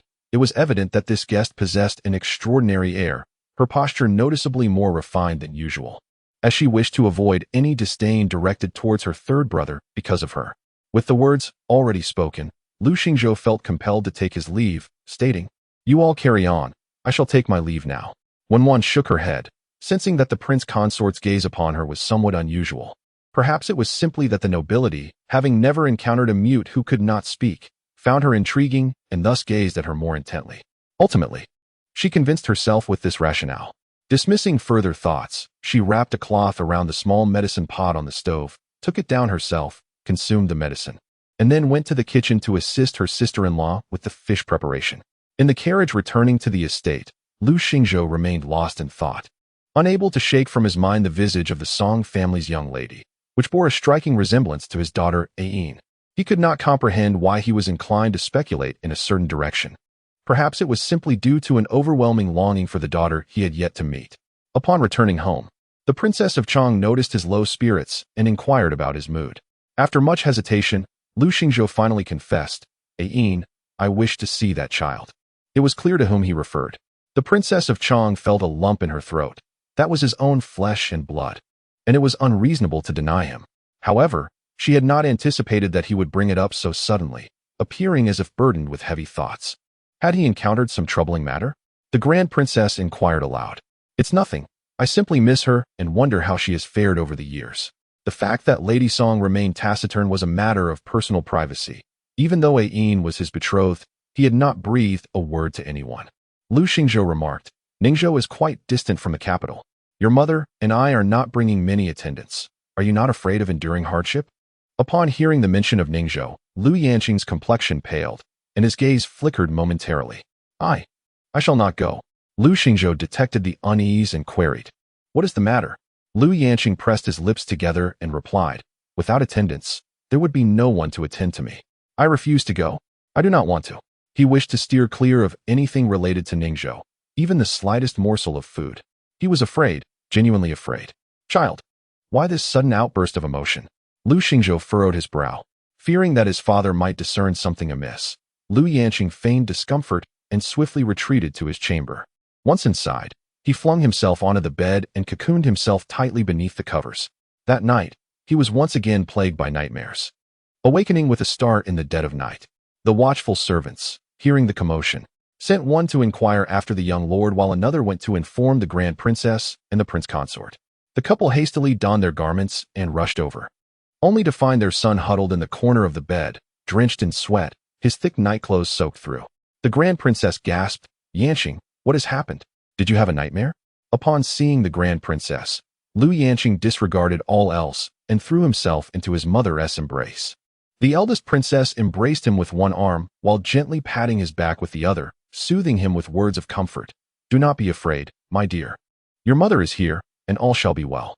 While her comforting words were meant to reassure, once spoken, they inadvertently stirred within Lu Yanqing a wave of unspoken grievances, prompting him to cry out in distress. Lu Xingzhou instructed the servants to prepare calming incense for the young marquis in the latter half of the night. The servants dutifully complied. The couple, deprived of sleep, settled down at the table. Lu Xingzhou nodded, resolving to summon the physician first thing in the morning. Lu Yanqing, burdened with heavy, unspeakable matters, occasionally succumbed to nightmares, which was entirely normal. The physician had examined him previously, finding no significant issues, merely advising the eldest princess and the prince consort that the young marquis had likely been overexerting himself and needed proper relaxation. Additionally, prescribing 2 doses of soothing herbal concoctions for sleep. As the eldest princess and the prince consort prepared for their journey, they entrusted Lu Yanqing to the steward, instructing him to personally escort the young marquis to and from school, ensuring he adhered to a timely bedtime, supervising him to prevent late-night escapades and associations with dubious companions. The steward, a loyal confidant of the prince consort for many years, assured them with efficiency, putting the eldest princess at ease. In such precarious circumstances, the goal was to maintain a delicate balance. Any sudden anomaly could potentially become the proverbial last straw that breaks the camel's back. Should the Lu family encounter misfortune, it would not only be impossible to compensate for the loss of the child, but could also invite calamity upon her. Lu Xingzhou managed to convince himself that upon entering the territory of Ningzhou, his disposition was markedly calmer than when he had departed the capital. The couple found a modest inn in Pingjiang County to stay, their unremarkable attire ensuring they attracted no undue attention from others. As the late Lady Lu of the One family's second branch, the crown princess could not appear in Shanghe Village without causing a tremendous uproar. She dispatched a similarly disguised guard to pay a visit to the Wen family. Wen Fu instinctively felt a surge of wariness, narrowing his eyes and inquiring, "What business does the young master have with me?" The guard approached him, lowering his voice. "It is my master who seeks you." "Who is your master?" "Lady Lu Fenghua." Hearing that name again after more than a decade left Wen Fu at a loss for words.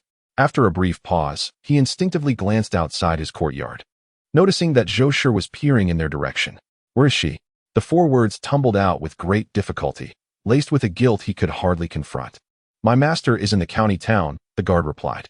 "If it is convenient for you, would you accompany me now?" Wen Fu's calloused fingers curled slightly, hesitating. The guard added, "If it is not convenient, I can return another day." Fearing he might miss this opportunity to see Lu Fenghua, a chance he might never have again, he inhaled deeply and said, "Very well, I will go with you." Chapter 148. I harbor no resentment towards you. Do not bear any towards me either. As he stepped outside, he found Zhou Shi waiting by the door, scrutinizing him. "Where are you going?" Wen Fu replied, "I have matters to attend to in the county." "What exactly are you going to do?" Zhou Shi noticed for the first time how presentable Wen Fu looked, even donning a new outfit he had previously been reluctant to wear. An uneasy feeling began to stir within her. Wen Fu, eager to leave, grew impatient with their exchange and curtly stated, "Do not wait for me for dinner." Ignoring the shouts of the Zhou family behind him, he boarded the carriage sent by the guards, making his way towards Pingjiang County. The princess had reserved a private room in a tea house. As they ascended the stairs, just as the guards were about to knock, Mr. Wen suddenly called out to him, "Wait." The guards were puzzled. Mr. Wen clasped his hands together, a long-hidden tension slowly surfacing on his weathered face. After taking several deep breaths to steady his emotions, he glanced at the guards and, with a hint of embarrassment, said, "It's fine now. Knock, knock, knock." The princess responded with an acknowledgement. She did not ask Lu Xingzhou to avoid the situation. It was a fact that she had wronged Wen Guangping, and when they met, the long-overdue apology, which she owed for over a decade, ought to be expressed in front of the prince consort. Lu Xingzhou opened the door, and Mr. Wen immediately noticed him, a tall and handsome man, seemingly at least a decade younger than himself. As for his actual age, Mr. Wen could not be certain. After all, city dwellers tended to take good care of themselves. And he, as a man of the soil, found it hard to compare. Was it possible that Fenghua sought him out, and yet he was met by a man? While Mr. Wen pondered whether he had been deceived, he heard the man's calm voice inviting him in. As he spoke, the man stepped aside. "Mr. Wen took a step forward, and as he crossed the threshold, His gaze was irresistibly drawn to the woman seated by the window. After all these years, her appearance had scarcely changed. She remained stunning as ever, though now, compared to her younger self, there was a certain aloofness that rendered her less approachable. Even in her simple attire, the underlying chill in her demeanor made it daunting to draw near. "Fanghua, I thought I would never see you again in this lifetime." The tone of Wen's father bore no trace of resentment. Rather, it seemed tinged with a sense of guilt towards her. The princess pressed her lips together. Her carefully prepared words caught in her throat upon seeing him, rendered speechless. Lu Xingzhou moved a chair behind Wen's father, his tone imbued with warmth as he suggested they sit and converse. Wen's father cast a grateful glance at him before slowly taking a seat. Lu Xingzhou poured tea and handed it over. Wen's father accepted the cup but did not drink, his hands tightly gripping the teacup, clearly concealing his inner tension. The princess refrained from responding, and the elegant room fell into an awkward silence. Just as Lu Xingzhou intended to break the stillness, the princess finally spoke after a prolonged pause. "It was wrong of me to leave you and Wanwan without a word all those years ago. I owe an apology to Brother One." She did not inquire about his well-being over the years, nor did she offer a farewell. She had abandoned him and their 3-year-old daughter for over a decade. Could he have fared well?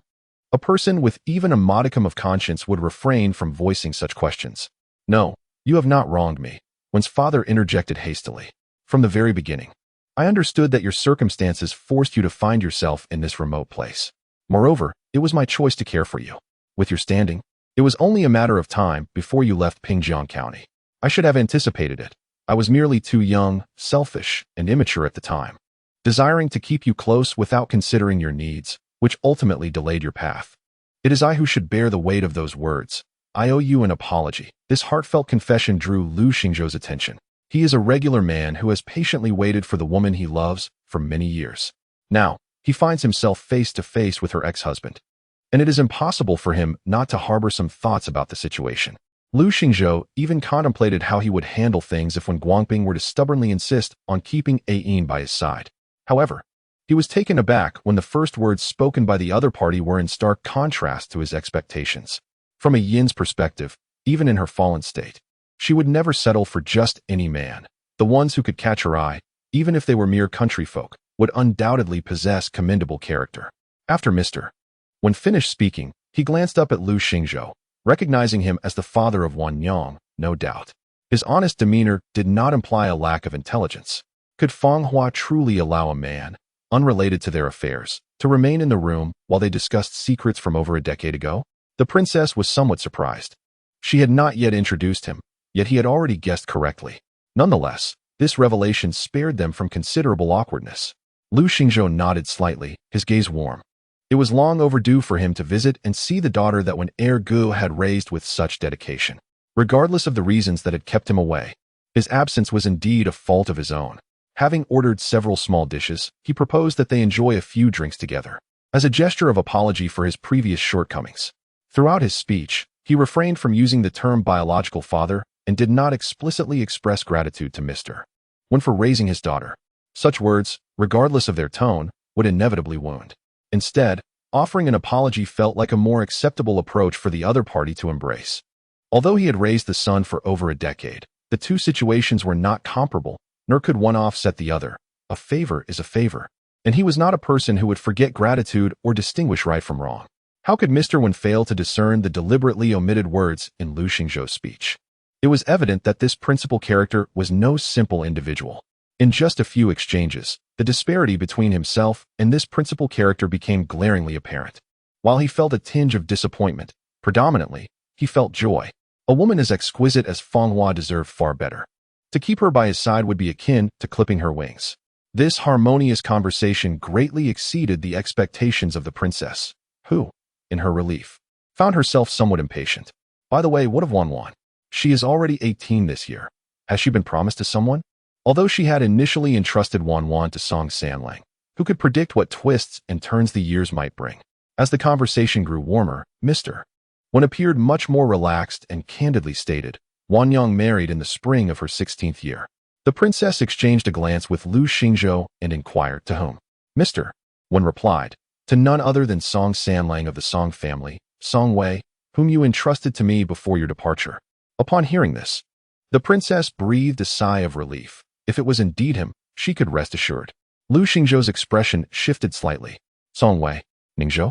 Was it merely a coincidence of names, or? As he recalled the girl he had seen earlier in the courtyard, his heart began to race uncontrollably. Noticing his unusual demeanor, the princess asked, "What is it? Do you know the prince consort?" Before Lord Wan, Lu Xingzhou chose not to divert the conversation, shaking his head and saying, "It's nothing." Lord Wan turned to the princess, inquiring, "I am curious, how were you so certain that Song Wei would treat Wan Yang well?" The princess, upon hearing this, smiled gently. "In matters of discernment, my judgment is seldom flawed. Many speak of Song Sanlang as a man of ill fortune, destined to live a life of misfortune. Yet, I believe he is not merely a stagnant fish. The time for his emergence has yet to arrive. Given the right opportunity, he shall one day astonish everyone." Lord Wen's candid words struck Lu Xingzhou like a thunderclap, rendering him nearly dazed. To avoid revealing his tumultuous thoughts, he rose and excused himself, stepping briskly out of the elegant chamber. The princess, perceiving his troubled state, chose not to confront him, instead shifting her gaze back to Lord Wan. "Does second brother mean to say that Sanlang is currently at the Guozijian?" "Indeed," Lord Wan affirmed with a nod. The princess exhibited surprise, but compared to Lu Xingzhou's inner upheaval, her reaction was relatively restrained. She was genuinely unaware of the circumstances surrounding Wan Wan and Song Wei. It was unexpected to learn that Sanlang had managed to enter the Guozijian through his own merit, as Wan Wan's mother, as well as Sanlang's mother-in-law. And even as the Aunt Lu mentioned by Sanlang in times past, she felt a deep-seated joy for him. Regaining her composure, the princess resumed the earlier discussion. "I truly came here specifically to visit you. There was no wasted journey." Lord Wan could discern her lingering sense of guilt towards him. Taking advantage of Lu Xingzhou's absence, Father Wan raised his gaze to meet that of the crown princess. "Not long after you departed, my mother, eager to embrace a grandchild, compelled me to marry the Zhou family. We now have an 8-year-old son. I am the one who has wronged you first. Henceforth, please do not burden yourself with guilt." The crown princess's eyes brimmed with tears, and after a prolonged moment of emotional struggle, she managed to utter, "When ergo, thank you." Had she not heard his heartfelt forgiveness, she might never have unraveled the knot within her heart, which would mean she and the prince consort could only exist as a couple in name. Hurting the prince consort ultimately wounded her as well. This torment had plagued her for over a decade. Chapter 149, Long Awaited, Part 2. Lu Xingzhou pulled out a chair and sat down, lifting the wine jug to fill the cups of the three present. He then raised his cup, directing his gaze at Father Wan for this first toast. "I shall drink in respect." Following that, he poured a second cup, adding, "Let us refrain from unnecessary words. Everything is contained within the wine." The previous conversations, both said and unsaid, had mostly been addressed, so this meal essentially revolved around casual family chatter. The crown princess took the initiative to mention Wen Shun, inquiring if he had been studying. She remarked that their family still had one remaining quota for the Guozijian, and if Wen Shun wished, she could find a way to transfer that opportunity to him, allowing him to pursue his studies in the capital for several years and ultimately take the imperial examination without issue. The crown princess exchanged a glance with Lu Xingzhou. Thus, it seemed that Lu Yanqing and Wen Shun were indeed akin to true brothers, remarkably similar in certain respects.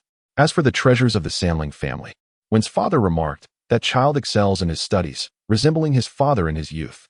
If Fanghua wishes to secure this position, it would not be amiss to grant it to him. Who knows, he may surpass his father in the future." Yuanbao, the child of Sanlang's family? The grand princess furrowed her brow slightly, counting on her fingers, unable to fathom how, at 16, Wan Wan had married, and now at 18, she could possibly have a child already attending school. Fearing she might misunderstand, Wen's father hurried to clarify, he is not Sanlang's biological child, but rather from Daliang's family. Alas, it is a tragic tale. The Daliang couple met an untimely end when their child was merely a few months old. Sanlang, out of compassion, took his nephew under his wing, and ever since Yuan Bao could remember, he has called him father.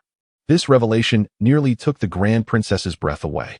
As long as he was not his biological son, it was a relief. Step-parenting is no easy task, and she did not wish for Wan Wan to endure a lifetime of subservience to her in-laws. "So, how do your parents treat her?" the grand princess inquired once more. At this, Wen's father hesitated. "There is something I have long pondered on how to convey to you." The grand princess's heart, which had just settled, once again leaped into her throat. "Fear not. Whatever it is, when urged, please speak freely." Wanyang, she cannot speak. The Grand Princess's expression froze in disbelief. How can that be? I personally taught her to speak. She was articulate. Wen's father lowered his head, revealing that it was Sam Lang who had informed him. She recounted that the year you departed, you entrusted Wanyang to her care. The little girl had persistently chased after the carriage, only to inadvertently fall into an icy pit. By the time he rescued her, she had already slipped into unconsciousness. Subsequently, she suffered from a relentless fever, which robbed her of all memories of her mother and damaged her voice. Upon hearing this, the princess's composure shattered, and tears cascaded uncontrollably down her cheeks, blaming herself for everything. Through misty eyes, she gazed at him. Lu Xingzhou nodded, affirming that he had already met Wanwan. The princess, overwhelmed by this string of revelations, found herself momentarily speechless. Lu Xingzhou continued, mentioning that he had previously discussed the possibility of inviting that talented scholar, Song Wei, to tutor Yanqing. Wen's father expressed his relief, noting that it seemed they had crossed paths beforehand, alleviating his concerns.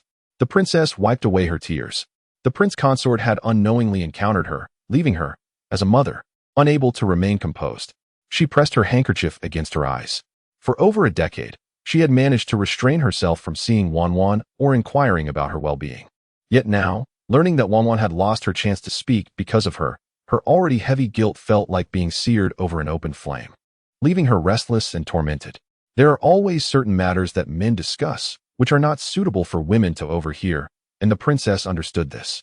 Moreover, at that moment, as the prince consort had surmised, her thoughts were solely consumed by Wanwan, leaving no room for anything else. In the private room, only Lu Xingzhou and Wen's father remained, and the atmosphere had grown subtly awkward. As Father Wen moved his chopsticks to eat, he hoped to mask his unease. Lu Xingzhou adjusted his demeanor and asked to speak with second brother Wen privately, wishing to convey an important matter and to seek his counsel. Upon hearing this, Father Wen set down his chopsticks and invited him to proceed. The identity of the child was, of course, self-evident. Suddenly, Father Wen felt as if his mind were shrouded in a fog. He could not grasp what Lu Xingzhou had said next. Rubbing his face, Father Wen began. About that child. With the conversation having reached this point, he could no longer feign ignorance. He understood that, from this day forth, the child belonged to Lu Xingzhou and Fenghua. He would not seek the child out, nor would he acknowledge him. But he had one condition. The couple must agree to it. Please, speak your mind, second brother Wen urged. Father Wen continued. Wanyang is a girl I have raised since childhood. In my heart, regardless of whether she can speak or not, she is my own daughter. I can choose not to recognize my son, but you must allow me to acknowledge this daughter of mine. Our bond must not be severed. Very well. Lu Xingzhou acquiesced without hesitation. These two children, having been separated for so many years, had deeply ingrained perceptions of their biological parents. It was not just that Wen Guangping would not take the initiative to recognize Yanqing. Even he, the biological father, could not suddenly appear before Wanwan and declare himself as her father. Sometimes, a single statement, a solitary truth, could irrevocably alter the course of a person's life. Lu Xingzhou held no doubts about this. It was evident that Wanwan was a simple-hearted girl. In her mind, Song Wei was her husband, and Wen Guangping was her true father, while her biological mother had long since passed away. If, at this moment, someone were to emerge claiming to be her biological parents and unveil the truth of the past, she would undoubtedly be shattered, even if it were a mere stranger. One could hardly bear to obliterate the innocence that resides within the young girl, let alone if he were indeed her true father. There are myriad ways to cherish Wanwan. It is not imperative to establish a familial bond. Before departing, he intended to bestow upon him a sum of silver.